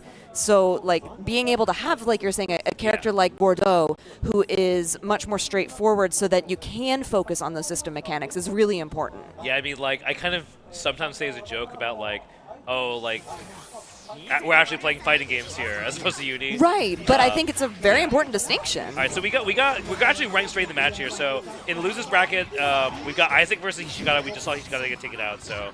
Yeah. West Japan versus America/East Japan. I don't know. Isaac representing you, Dork. Whatever you want. Like, another wild player, though, man. Like Isaac definitely knows when it's party time. Yeah, Isaac definitely is a party monster. Yeah, Isaac's side switching that he was doing on Hyde earlier was very impressive and had some really neat little IAD combos. Yeah, he loves Pogo. That's definitely he kind does. of a... Oh, my God! How the heck? That! What? He's crazy! That looked like Guilty Gear where he actually recovered in the air and did something. Usually people stuck in the air in this game can't do anything. And this Pogo's a really good example. It's like a very iconic Isaac kind of special move he likes to do where it's plus on block if you just let him do it. So you actually have to know how to actually punish it, otherwise he's just going to keep doing it. Yeah. And yeah, so this new X mark that Hyde has, it basically beats like all of the projectiles. I was about to say, it looks huge. Yes. Yeah, you can see that it actually eats through Nanasei's fireball. Yeah. So, yeah. Wow. That is new to the character. It's very, very helpful. Oh my God. Yeah, laser to confirm. We're quarter carry here. God, his black orbiter combos are so good, too. And I love that little tiny, like, bit of grabbing for the grid. Jeez! He got a little greedy there, I think. Yeah, he was trying for something in the air. He still has CS, though, so he's saving it, looking for the right moment. Here, maybe? Yep. Can't do anything, though. No. The disc. Oh, the way that the air manipulation to get out of the disc and just control that space, and now he did Pogo CVO! Pogo CVO is so violent! Pogo CVO is also, very Isaac. It is kind of a frame trap. It is plus on block. Oh my God, letting it run. Yes, too. If you should got, oh my God. No. He actually mashed him out of force function. That right there, his backdash into sees? Oh, yeah, I smelled he it. just goes it. Kill. No.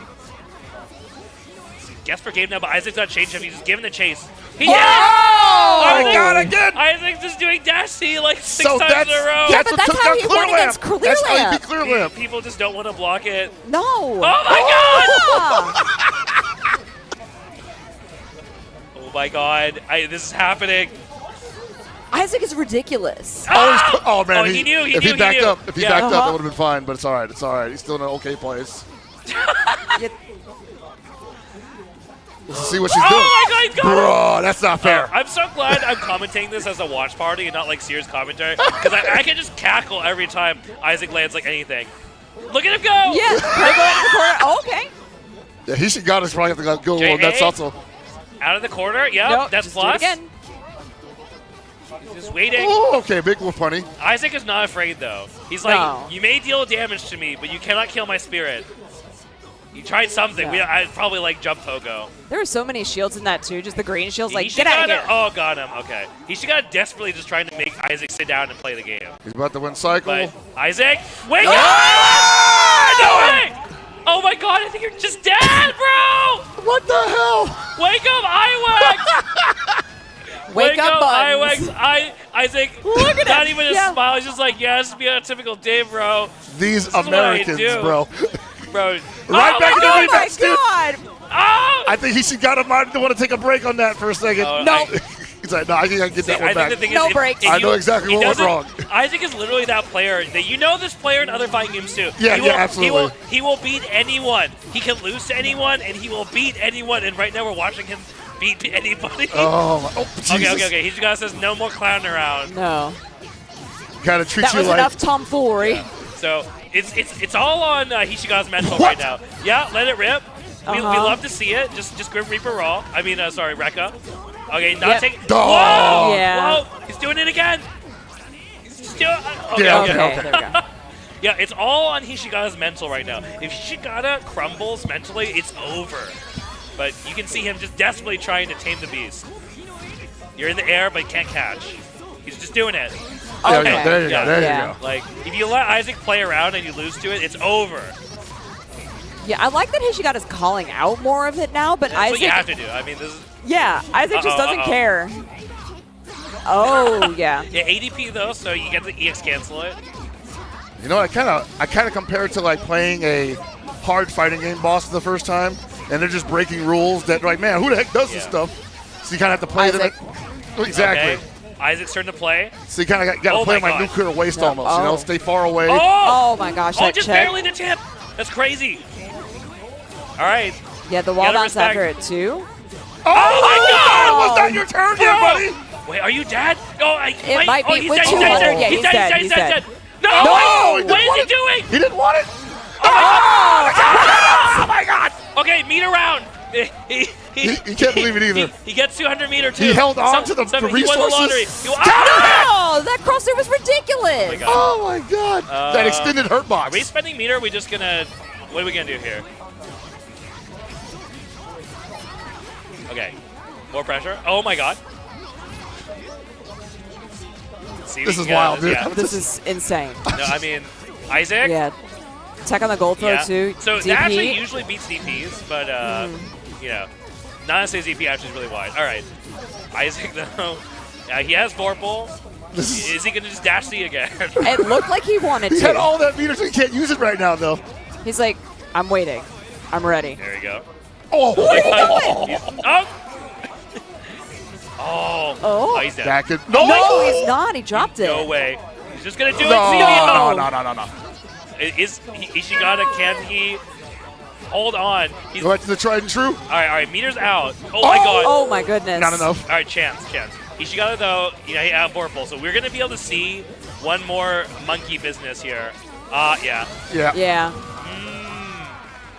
Went for the big swing while CS was in play. Yeah, that was. I'm not sure if you wanted something else there. That was a bit ambitious to just meaty with the chain shift on deck, and you die from a DP. 1-1, but it's what an exciting setup. God, Jeez. it never stops. Well, he was charging for an awfully long time. Man, we're letting him I get don't- Vorpal Yeah. too. No, Like that's. it's his playground now. Isaac kind of hanging back a little bit here, like no in your face as much. Yeah, this is like kind of real now. He's like, all right. He's changing gears a little bit. We don't care about wake up. Oh no, the no tech though. Yeah, he's holding on to CS again. Okay, can't move there. Yeah, I like the challenge in the air there. Just like, nope, stay down. yeah, because he's been trying to jump to get out of the disc. Right. Usually, oh my God, you're dead. You're actually dead again. Is he going to spend all the meter for this? Oh, my- well, no? Well, he's in trouble now because he can't actually lose this round now. Oh He no. can't- well, Oh, that's not good. Yeah, Kishiga's gonna get Vorpal too unless something big happens. Yo. oh, I like the dash back that Yeah. time, not into No. No. Geyser. All right, that was footsies, right? Yeah. Absolutely. Yeah. Okay, so Isaac on tournament point. That trade! You gotta be kidding me. That can't be He right. recovers mentally so quickly. Yeah. Never abandoned the game plan.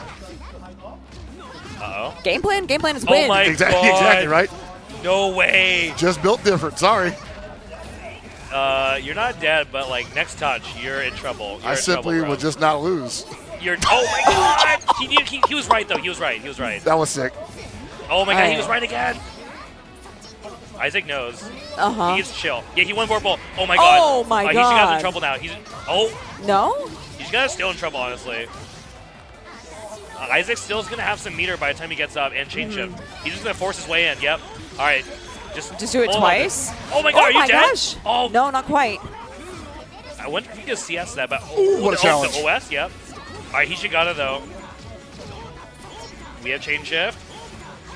Hishigata has to be so careful. But you know, all it takes is like one good move into CS here from Hishigata, and we're back in the game. Oh Okay, counter hit though. Oh, wow. That's it. Yeah, that was big. He's got meter too. CBO IWEX. big. Yeah. Yep. There we go. All right. Yeah, You know, Hishigata's definitely just like unclenching right now. Okay. Yeah. No, that was super We're still in clutch. here. Like, get the hit, get the meter to CBO.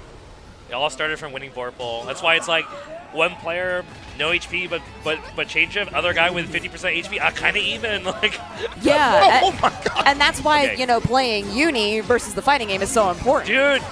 But then Isaac. He can't keep getting away with this. It's like it's literally the one block string, and like it's the only opening he knows, man. He's just right. He just keeps being right. I got one line opener, and it works every time. Okay, but that doesn't do anything. That was Isaac's happy about that. He took like 10 damage. Maybe. Yeah, and Hishigata lost Vorpal. He's gonna win CS. Oh, just barely lost it. Never mind. Well, we're back to this game plan. Oh.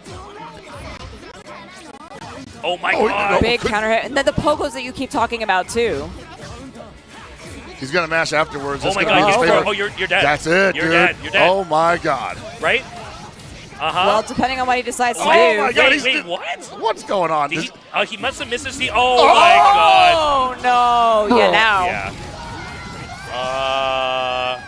Well, let's go, Isaac. Dude. He looks so stressed out. He but does. He's like partying like an animal in game, and then outside of game, it looks like he sent Immediate hangover. all of his energy from his body into the gameplay. Fighting for my life over here, he bro. really does look like that. Jeez. It's like all being polite. Oh, the handshake too. It's like, GG's, bro. I dashed at you like 20 times. Yes. So good. Oh man. Well, we The get to gameplay is see so more Isaac. wild. We get to see more Isaac. Yeah. We do. It is kind of incredible that he has gotten so much damage of just like dash C. Am I going to force function or not? Like. Yeah, Hyde's force function is such a fantastic tool. Yeah, I mean, I mean, it's not like you couldn't do this stuff before. So this is Yeah, not, this is very classic. That's why I recognize a lot of this stuff. Yeah, I don't know. It's great. I just love the fact that we have Isaac here in this top 6. It just makes this whole thing so much better. Really making the game shine on a big stage. Yeah, like, I don't know. We get to see Evo Japan top 6, and we've got Hyde just like TK pogoing around. It's a dream come true, right? Not finishing kill combos. Yeah, I mean, in this one. I think he was trying to CBO here, and I don't know, just didn't press the buttons or something. Yeah, because he goes for that throw again, and then just the punish after here, and then the CVO into the. You know he's got CBO like ready mentally because he immediately did the punish with 6B CBS. So it's like, yeah, okay. Keeping it simple at least though. This is the one thing is they have made it so that you can't really drop that unless you really want to drop it. Now it's like just you hit the 3 buttons like. It'll come out, guys. All right, so we are moving forward in this bracket. So Isaac's going to be fighting the winner of Crow versus Oishito, which I think is probably coming up next. So we saw Crow earlier. Merkava. So this is going to be a Tokyo, team kill, I guess. Okay. So these two definitely have a lot of experience playing each other in arcades. It's like if you were watching Uni in the the arcade era, watching VODs from like Sportsland, Shinjuku Sportsland, you'd see Crow and Ohito all the time in the cabs. So they definitely know what's going on. But we get to see Seth, which is like a pretty crazy character in this version. Bit crazy for a bit, if I'm going to be honest. So yeah, but it's fun. His setup and his routing is just so intricate, and the way that he's able to manipulate so much of the airspace and just be like, no, all of this belongs to me and you can't live here anymore. And if, I mean, heaven help you if you forget where one of the orbs is and you're like, you're blocking really well and then you just get slapped upside the head with something that was off screen that you forgot about for 4 seconds. And the way that you're able to just so much damage output. I mean, of course, you know, it's high damage output and then Seth is a very fragile character in response to that, which is good. It balances him very well. Yeah, Merkava, though, kind of good at, like, stopping Seth from just doing the most of the monkey business. True. But the difference is, like, this version of Seth is, like, he hits you and it hurts a lot, and you just kind of have a really good situation off of every single combo you do now. And he has, like, you know, more air mobility than he used to have. So we'll see. We'll see. Yeah. I always wonder, like, for the Seth players, do they ever find themselves like losing track of the character because he moves so fast? Oh yeah. No, that's like, it's absolutely that. When you learn Seth the first time, you literally can't catch up. Oh my god. I'm sorry.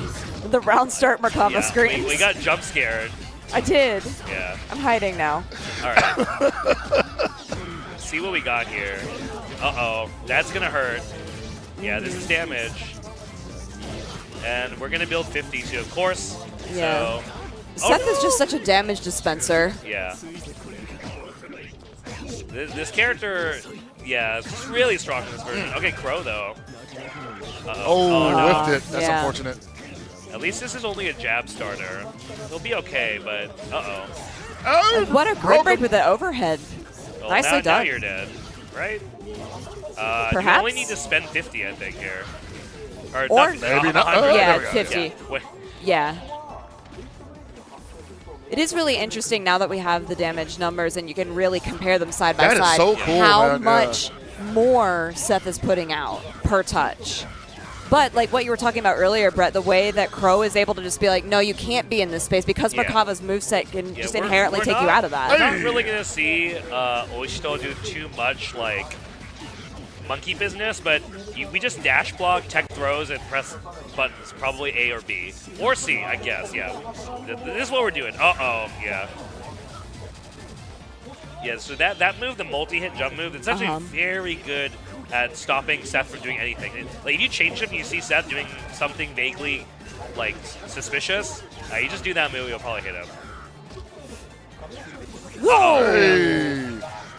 Another good break. And being in this corner, I just feel like Oishito has not been able to do anything. Yeah, I mean, Merkava has definitely the range advantage here, right? So we got to be a good little boy and dash block in and stuff. Yep. But, you know, Merkava knows that, right? So he's just clearly. Yeah. But you see, like, that's literally how this is going to go, is like, he tried to jump and, perfected him. He's like, where are you going, bro? Absolutely nowhere. You know where you're going? Charging the swing before he even left the ground. He said, you're going to the spectators bracket. Goodbye. Yeah, no, he is chilling. So, Merkava, there's a good amount of characters that kind of like make sure that you have to be a good little boy, Seth, and just, you know, just do what Daddy says, dash block in, press 2B, you know. We'll see if Oishito can do a better job of that this game. All right. Oh my God, that's a punish.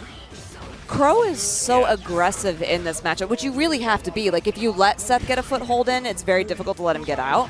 But the way that Crow is controlling everything and using, like, every single bit of Merkava's moveset to do it. Yeah, I also imagine you just don't want to block all that left-right that Seth is going to put on here. So, yeah, I mean, the thing is, they actually took away a lot of his mix-ups.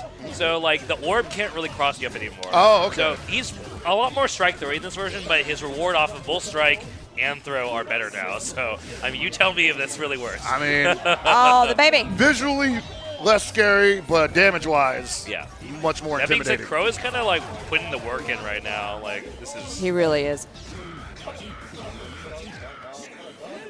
I just feel like this is such a showcase of everything Merkava can do and can be. Yeah. And the Celestial. He has Celestial. Yeah, so if you get hit, no, that's a shame. I mean, I know he's going to get EXS back, but still, it felt like a waste. That was like a 30% damage buff, right? That was definitely a bit of a stretch. It was 20% for Celestial. Yeah, I'm surprised that he's dead, right? CBO, Yeah. IW, party time. Give him the hands. Spaghetti for That's dinner. a way to go out there. Her looks happy about it after showing like no expression in the No. player cams, but he's like, heck yeah. That was such a like clean set of games too. I'd feel good about that too if I was playing Merkava and just like doing Merkava things on on Seth. Yeah, that's a big W though. Yeah, we haven't had that many like high tier tournaments yet to see like results, but obviously I think Oshito is definitely a player that like people favor really highly, and so. But it's like a different environment, right? Because I don't think there's an arcade version yet, right? I don't believe so. So like. Yeah, that's a good point. This is probably the first time they've done it. Yeah. So, obviously, there's online tournaments, and there's been some offline stuff for sure. Like Japan's, they run their locals, but like compared to the old era where they had like arcade to be grinding constantly in an offline setting, now it's like us where we net play and we get those games in. So it's just a bit of a different environment, and I think that. Much like we've had to adjust as well during the pandemic, I think Japan has had to too. And Under Night's definitely a game that went through a bit of that with Clear, because Clear was also a game where I think it was console released first, actually, if I recall.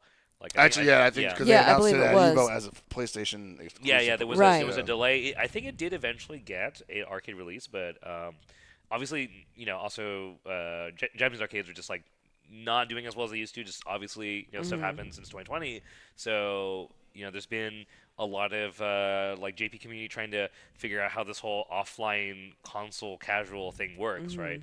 So it's been pretty interesting because also, generally speaking, I think West Japan, at least for Under Night, I can't speak to the other game scenes, but like for Uni, they were already doing a lot of console stuff, like in ST and onwards. Whereas like East Japan, like Tokyo region, was doing a lot more just like arcade stuff. So like I'd imagine that the East Japan players probably had to go through more of an adjustment during the last few years. So I'm interested in seeing how it's like going to play. And so connecting it back is just like I don't know how that's going to tie into like how they play against like the North American players or just the overseas players, and like I think it's going to make Evo really, really interesting. And we're already seeing a little bit of that with like Isaac tearing through some people. Like I mean, if you had to ask me like if like who's going to win between like Clearlamp and Isaac, like if you asked me this like 2 years ago, I'd just be like 0 chance. Isaac, no offense, I love my boy Isaac, but it's just like I mean Evo winner versus how Isaac, you like me now, as he's saying. Yeah. But like, so what I'm saying is, a lot of stuff is going through huge flux. So we're going into winners finals, so that's 3 out of 5. Yep. I'm really looking forward to seeing. Like, it's always so much fun to see that like extra extended set, how the gameplay is going to change, and like the mind games and the manipulation of the mental stack. Speaking of mind games, it's the Gordo mirror, so yeah. This mirror is pretty fun. You just kind of. I don't know, you just do Gordo things at each other and see who's better at, like, strike at throwing. Gordo things? Yeah, well, it's just like, is he going to command grab me or not? Like, and we saw Kyo just have great adaptation in his first set in winner's side. I think that will most likely have to come into play here against Crimson Crusader, most likely because Crimson Crusader is going to throw everything he can at him out the gate. Yeah, round start I feel like is going to be a very interesting exchange.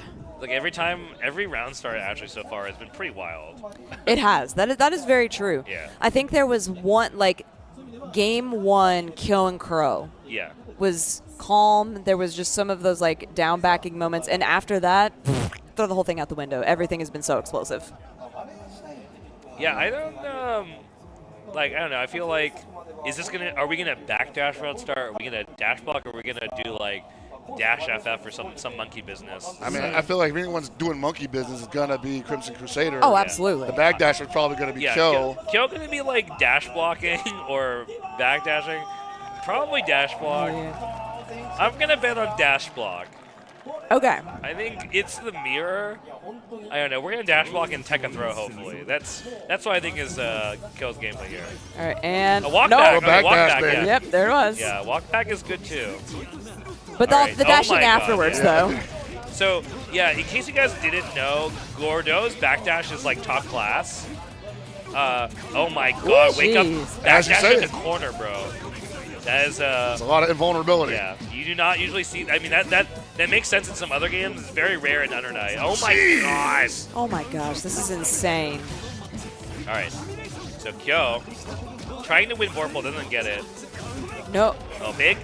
Yeah. That's a big wall bounce. Get a decently sized combo. I do appreciate that Crimson Crusader does have the red in their outfit. It's not like that Crimson, though, if I'm going to be real. I'll take it for now. It's like 80 different colors on his character, and he chose that. Nice throw. Wow. Yeah, I like that throw a lot. Dude, if Crimson Crusader takes this, they'll be so sick. I agree. Big tech hit on the side of Kyo, though. Yeah. Okay. I mean, these are kind of... Oh, my back God. at you. Anything you can do, I can do better. Okay, okay. Okay, back dash. Where are you going? Oh my God. This is the mirrorest mirror match I think I've ever seen. Got an answer for everything, huh? You definitely do just have an answer to everything. But backdash is really strong. 3C is a way to call it out. Oh my God. Okay, the he still went Vorpal though. Oh, that's huge. You're dead. Oh my God. No, I cannot believe he took out of that. Now with a throw, yeah. I mean, last round, Crimson Crusader did the backdash right up throw. Now it's Kyo's turn. He's got a block shield. Ooh, oh. Good read. Yeah, they're just throwing stuff out there.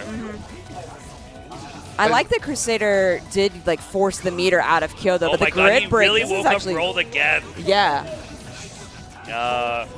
Is he not gonna block? Okay. Oh boy, this is rough. Oh, baby. Oh yeah. We have 200, so IW. You're dead. Yep. All right, game 1 Kyo. I like it from Kyo though. I mean, I appreciate the wild style of Crimson Crusader, but Kyo's fundamentals are really, really sound, and I think his decision making is very calm. And it shows. He's playing that negative space game. Like, hey man, you're just gonna be just a little bit outside of touching me. Dang, that 4B was pretty real for Crimson Crusader. Yeah. Like, all right, you gotta hold this. Loving the pressure here. Yeah. Ooh, yeah. Unfortunately, Creeping Edge did not go far enough to get that cross up. Yeah. It's one of the like sort of bad things about it if you're not careful. Yeah. Not bad, punishable things. It's definitely hard to use. All right, side swap. Ooh. So let me try it out. Okay, we're evening it up. Fight for grid is definitely a question here, but I think you'll have it with I think Kyo has it, yeah. My God. Oh, caught He's backdashing. alive. Yeah? Yeah, we're playing around the state. Oh! Oh, big. He did it twice. Are you dead with chain? If you see us at the right time here. Yeah. Yeah. That's such an expeditious use of the meter. That's clean. Beautiful All right. animation. He's one more round. But it is 3 out of 5, so. Correct. 2-0 is going to be really tasty, though. We'll see. This is really funny. Like. I know, and I just love that you keep just hearing psh, psh, psh, psh the entire time. Okay, Crimson Crusader. Oh my God! He's letting it rip. He definitely is. Whoa, fuzzy 5A, I guess. A reset overhead. Yeah, and hit now too here. Oh, okay. Wait. I don't know. There's a little sauce. Yeah. He could just run out though. Yeah. I mean, it's still a really uphill battle for Kyo. Oh, he tried to wake wow. up 2C. Assault too deep though. Wait a minute. No, he's got reset. Yeah, he's looking for the veil off. Oh, but caught the slide in. Dead with meter, I think, right? Yeah. Yeah, he's gonna be able to take that there. Oh my God. See, I can't tell if he was like actually trying to baseline there when he was trying to kill or not, but yikes. All right. Kyo's use of that really good backdash has been shining here. This I feel like a lot of the matchup is like, it's not only just like if you're gonna backdash or not, but like what do you do off the backdash and how do you counter the opponent's one? Like Crimson Crusader's been doing a lot of like if you backdash, you press this 4B to try and beat your 3C or whatever you're trying to press there off the backdash. Oh, that could have been so much bigger than it was. I mean, Crimson Crusader is still definitely dying. There's so much small packet damage there that Kyo is doing in that corner. But punishing Kyo is doing a better job punishing the backdashes than Crimson Crusader is doing to Kyo. Yeah. All right, not enough. Nope. Oh my god, wait a minute. Okay. That was bigger, man. So he punished the backdash that time. Yeah. Slide into the corner. Okay, no reset. Last time you like the. Oh, you're dead. You're dead, right? Oh yeah, you're dead. Just depends on how much meter. Yeah. All of it, yeah. But hey, look, we get 72 meter out of that. It's like you get a lot of the meter back now. I like though that when like the breakdown or the round end happens, everything else like meter gain or meter spent is also completely paused. Yeah. It makes for a very interesting next round. Oh my! Trying some tricky stuff. Maybe I mean that was Kyo who did that, so oh my god. Uh-oh. The shoulder check into the next dimension. Okay, Crimson Crusader finally kind of taking a decent lead in this this game. Oh, he's doing it. Oh my god. Not quite enough yet. No, I think he's dead. You're dead. You're dead. You're dead. He's dead. What with with cycle and that. I'll trust you next time. I'll tell you my cheat code after this. Okay. Yeah, there's the cheat code. Except that failed me. All right. So except for that one. You see the round blocks? Yeah. So the space between the end of the HP bar and the round block, that it always does at least like that amount plus like 2 pixels. Okay. So, Interesting. Yeah. Like the mid damage bar is almost exactly that amount. You can definitely do more depending on proration, but yeah. Yeah, those slides have been absolutely terrifying. Yeah, it's really funny. They're just like backdashing back and forth, calling each other out, slugging it out. But Kyo's RPS so far has been slightly better. Yes. But it slid right under that like, too. You don't actually see that much grid control going on in this matchup. Like, I mean, if you can win grid, you're happy with it. But it's a lot of just a lot of maneuvering. Oh my god. Okay, there's some kind of grid control. Yeah, found the green shield. Yeah, so. Oh, well now you're dead. Doesn't need meter, I think. Oh, yeah, okay. Yeah. All right, now actually match point. Oh my god! Hey, all right. The mirror is mirror. I mean, they haven't done it yet, right? No, and I love that they both decided to do it because they hadn't done it. Who's gonna bail off? Oh my god! He's gonna bail off. Okay. No. Like someone's gonna do something crazy. I feel like he went you for the have reset. to. Oh my god! Even though the reset didn't work, he still found the hit though. Are you resetting? No. Stagger. Oh, just a little outside though, unfortunately. That was like the rare times where like the push block really mattered. Yeah. Oh, okay. Well, that'll do the it. question is how much meter do we need here? 1 bar? 1 Probably. Bar. Oh, don't even know need bars. It. My understanding of combo damage off of like throw and stuff is just non-existent. All right. It's okay. It's totally different. It's the time zone change. It is a time zone change. Okay, so hold up.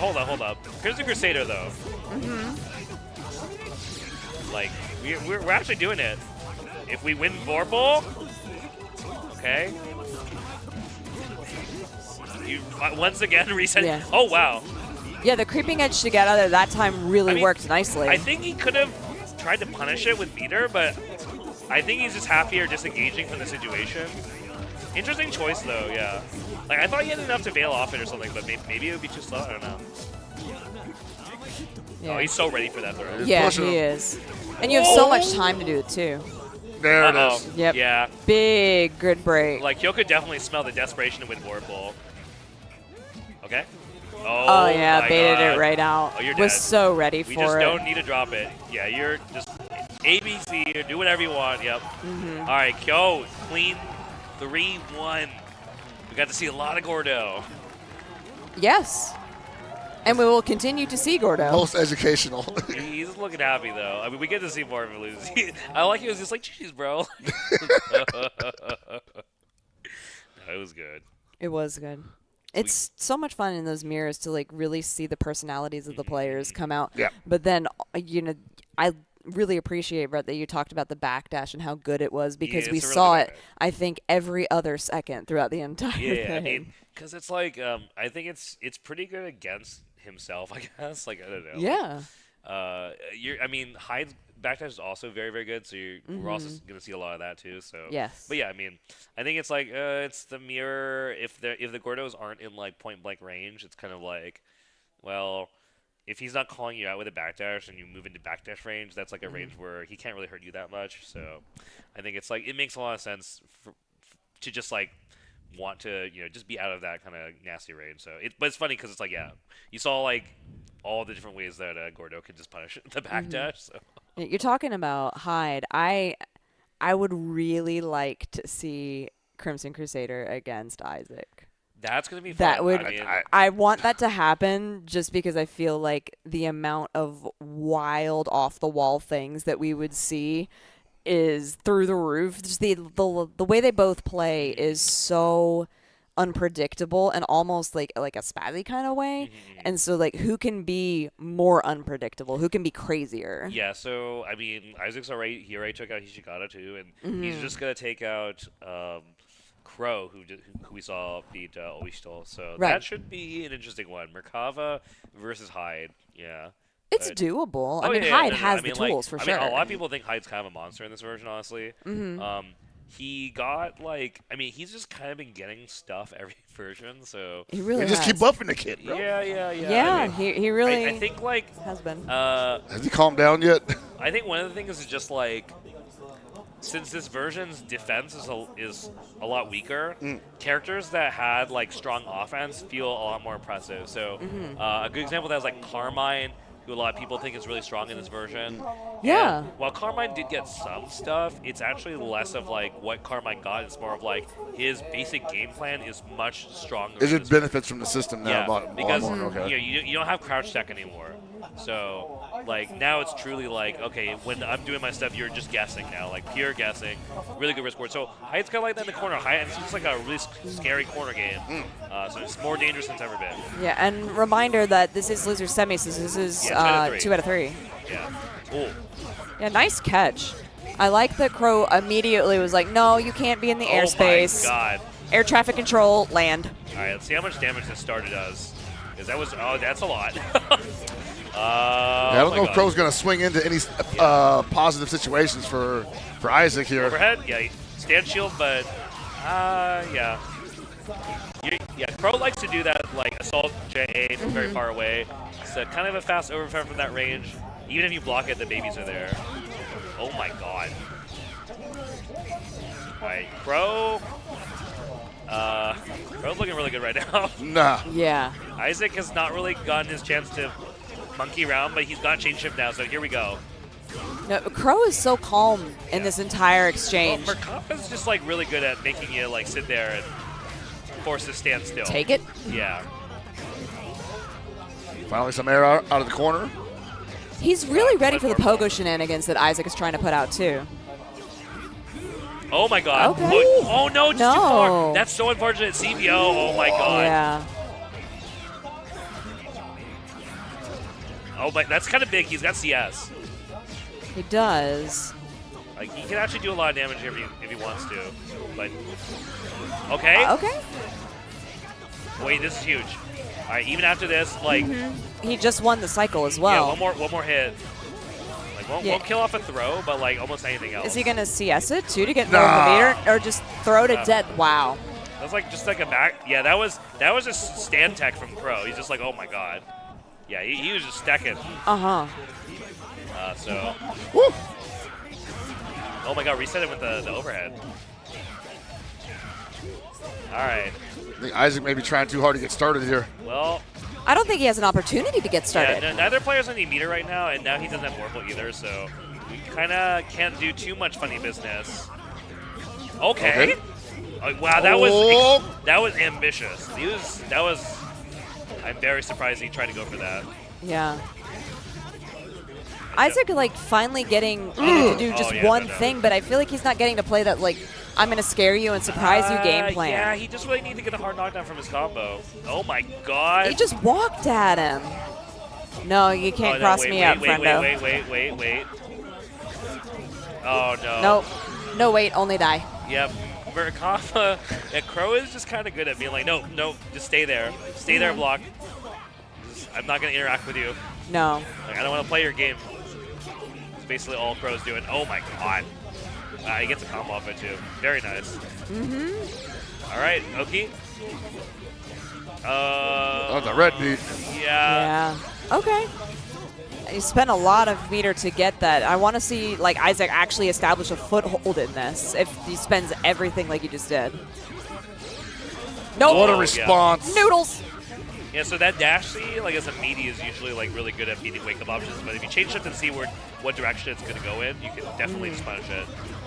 Isaac, he has to win this cycle. If he doesn't here, he's in trouble. Yeah. So if he doesn't here, I feel like it's the end of the game for sure. So now there's a chance. There it is. Yeah. There it is. That's huge. Is this good? Yeah. Okay. He doesn't think it's enough either. Oh my god. What the? Wow. Oh, you're okay. dead. Oh no. No, not like this. Wait, that was a huge drop. Can you? 2B, what about? Yeah, I thought he was going to let it rip with EX to kill, but oh my god! Okay, God save 6B 2-hit, just got kind of lucky there, but good stuff to Isaac. It's kind of crazy. Oh my god! Hey man, we take those. Yeah, no. He's getting his engine warmed up, but you know, again, it is 2 out of 3 here, so Crow can just run away with this. Crow also really good at putting cold water in all situations. Yeah, so. I was going to say, Crow is so good about all of these setups, too. Like, every opportunity he gets, there's a baby on the ground. He's taking you out of the air. There it is again, the baby on the ground. No, he got a huge hit from Dash C, though, so... Oh, my God. So that much... hurts, yeah. Okay, could not catch the roll. No. Still have a chance. Like, really good shot here from Isaac, as long as he can... If he can maintain 4-pull... Oh! Okay. Oh, okay. I mean, he used it, but he did give Crow Vorpal, and that's big. Okay. Oh, he didn't believe. That was it. Oh my god, neither did Crow. Neither of them are believing. Nobody believes. Not it yet. Is he dead?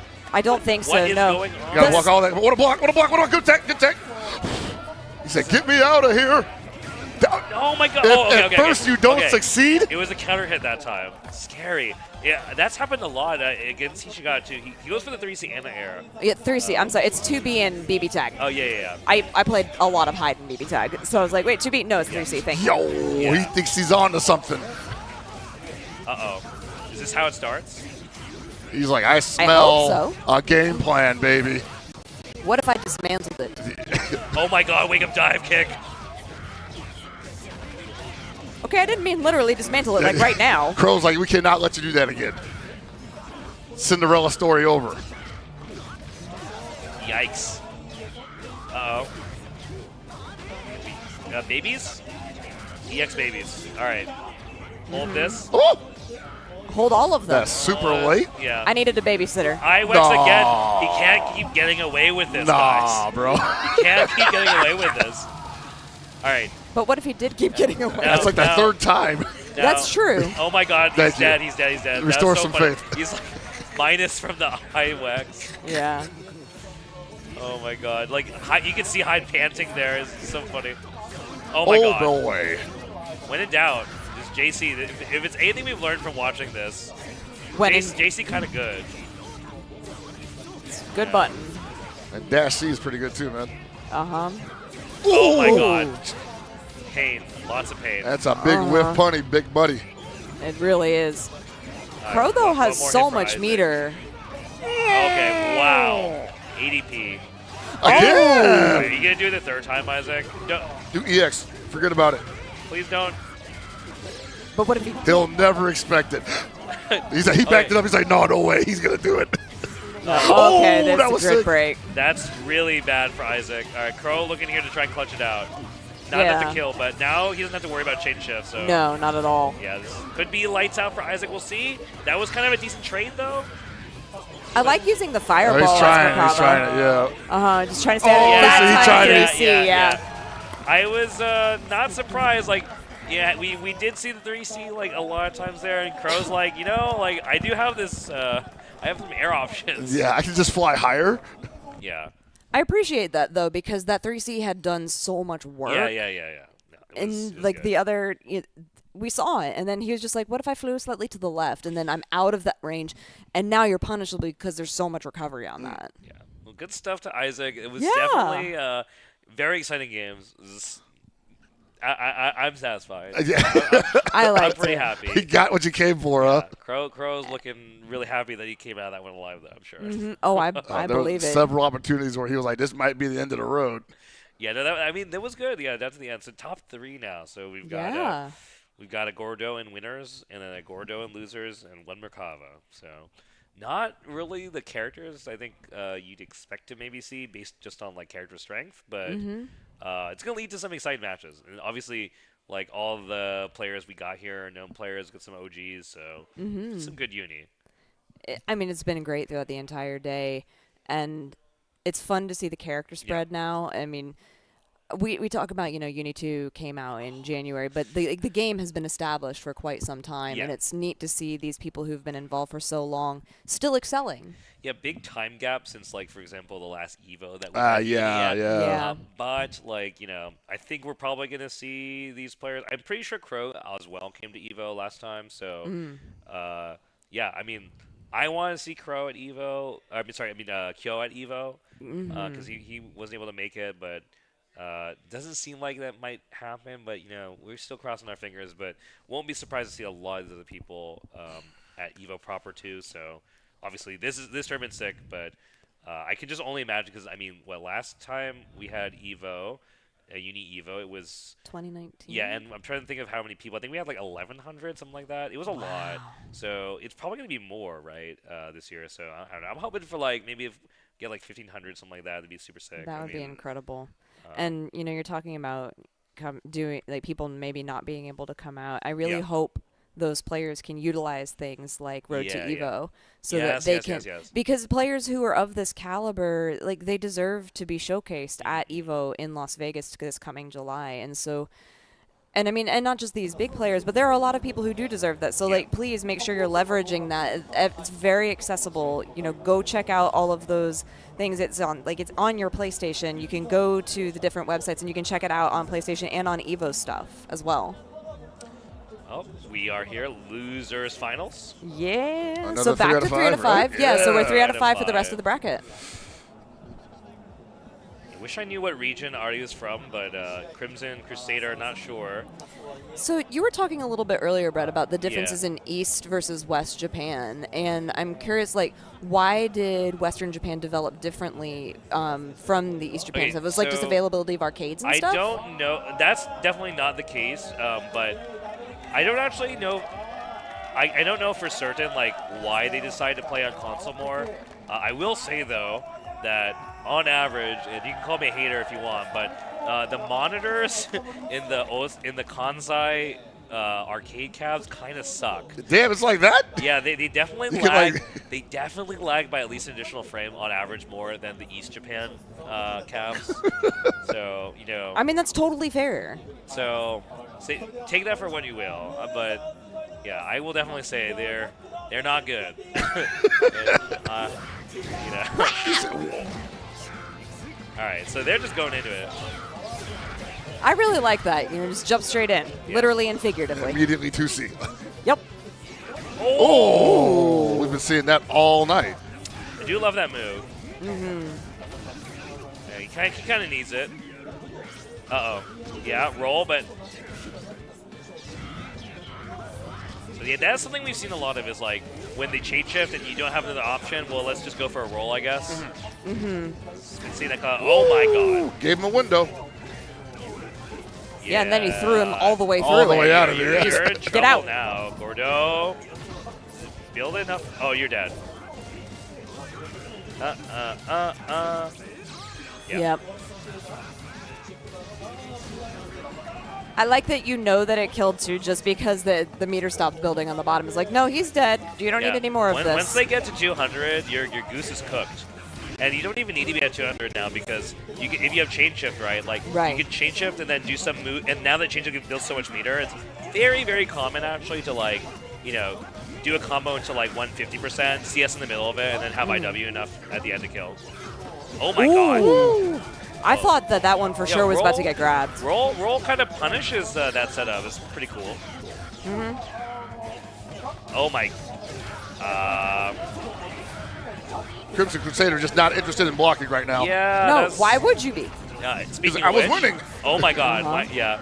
Well, oh, he went. Oh, you're dead. You're dead. That was so sick. I can't believe he fell for that though, because oh my god. Wow. Yeah, Crimson Crusader's been going for that overhead reset like every single time, and it was obviously like, oh, I can't kill unless I reset him, so you reset him here. So I'm a little bit surprised that Crow ate that, but he must have just been looking at like the gauges, just not really ready for that reset.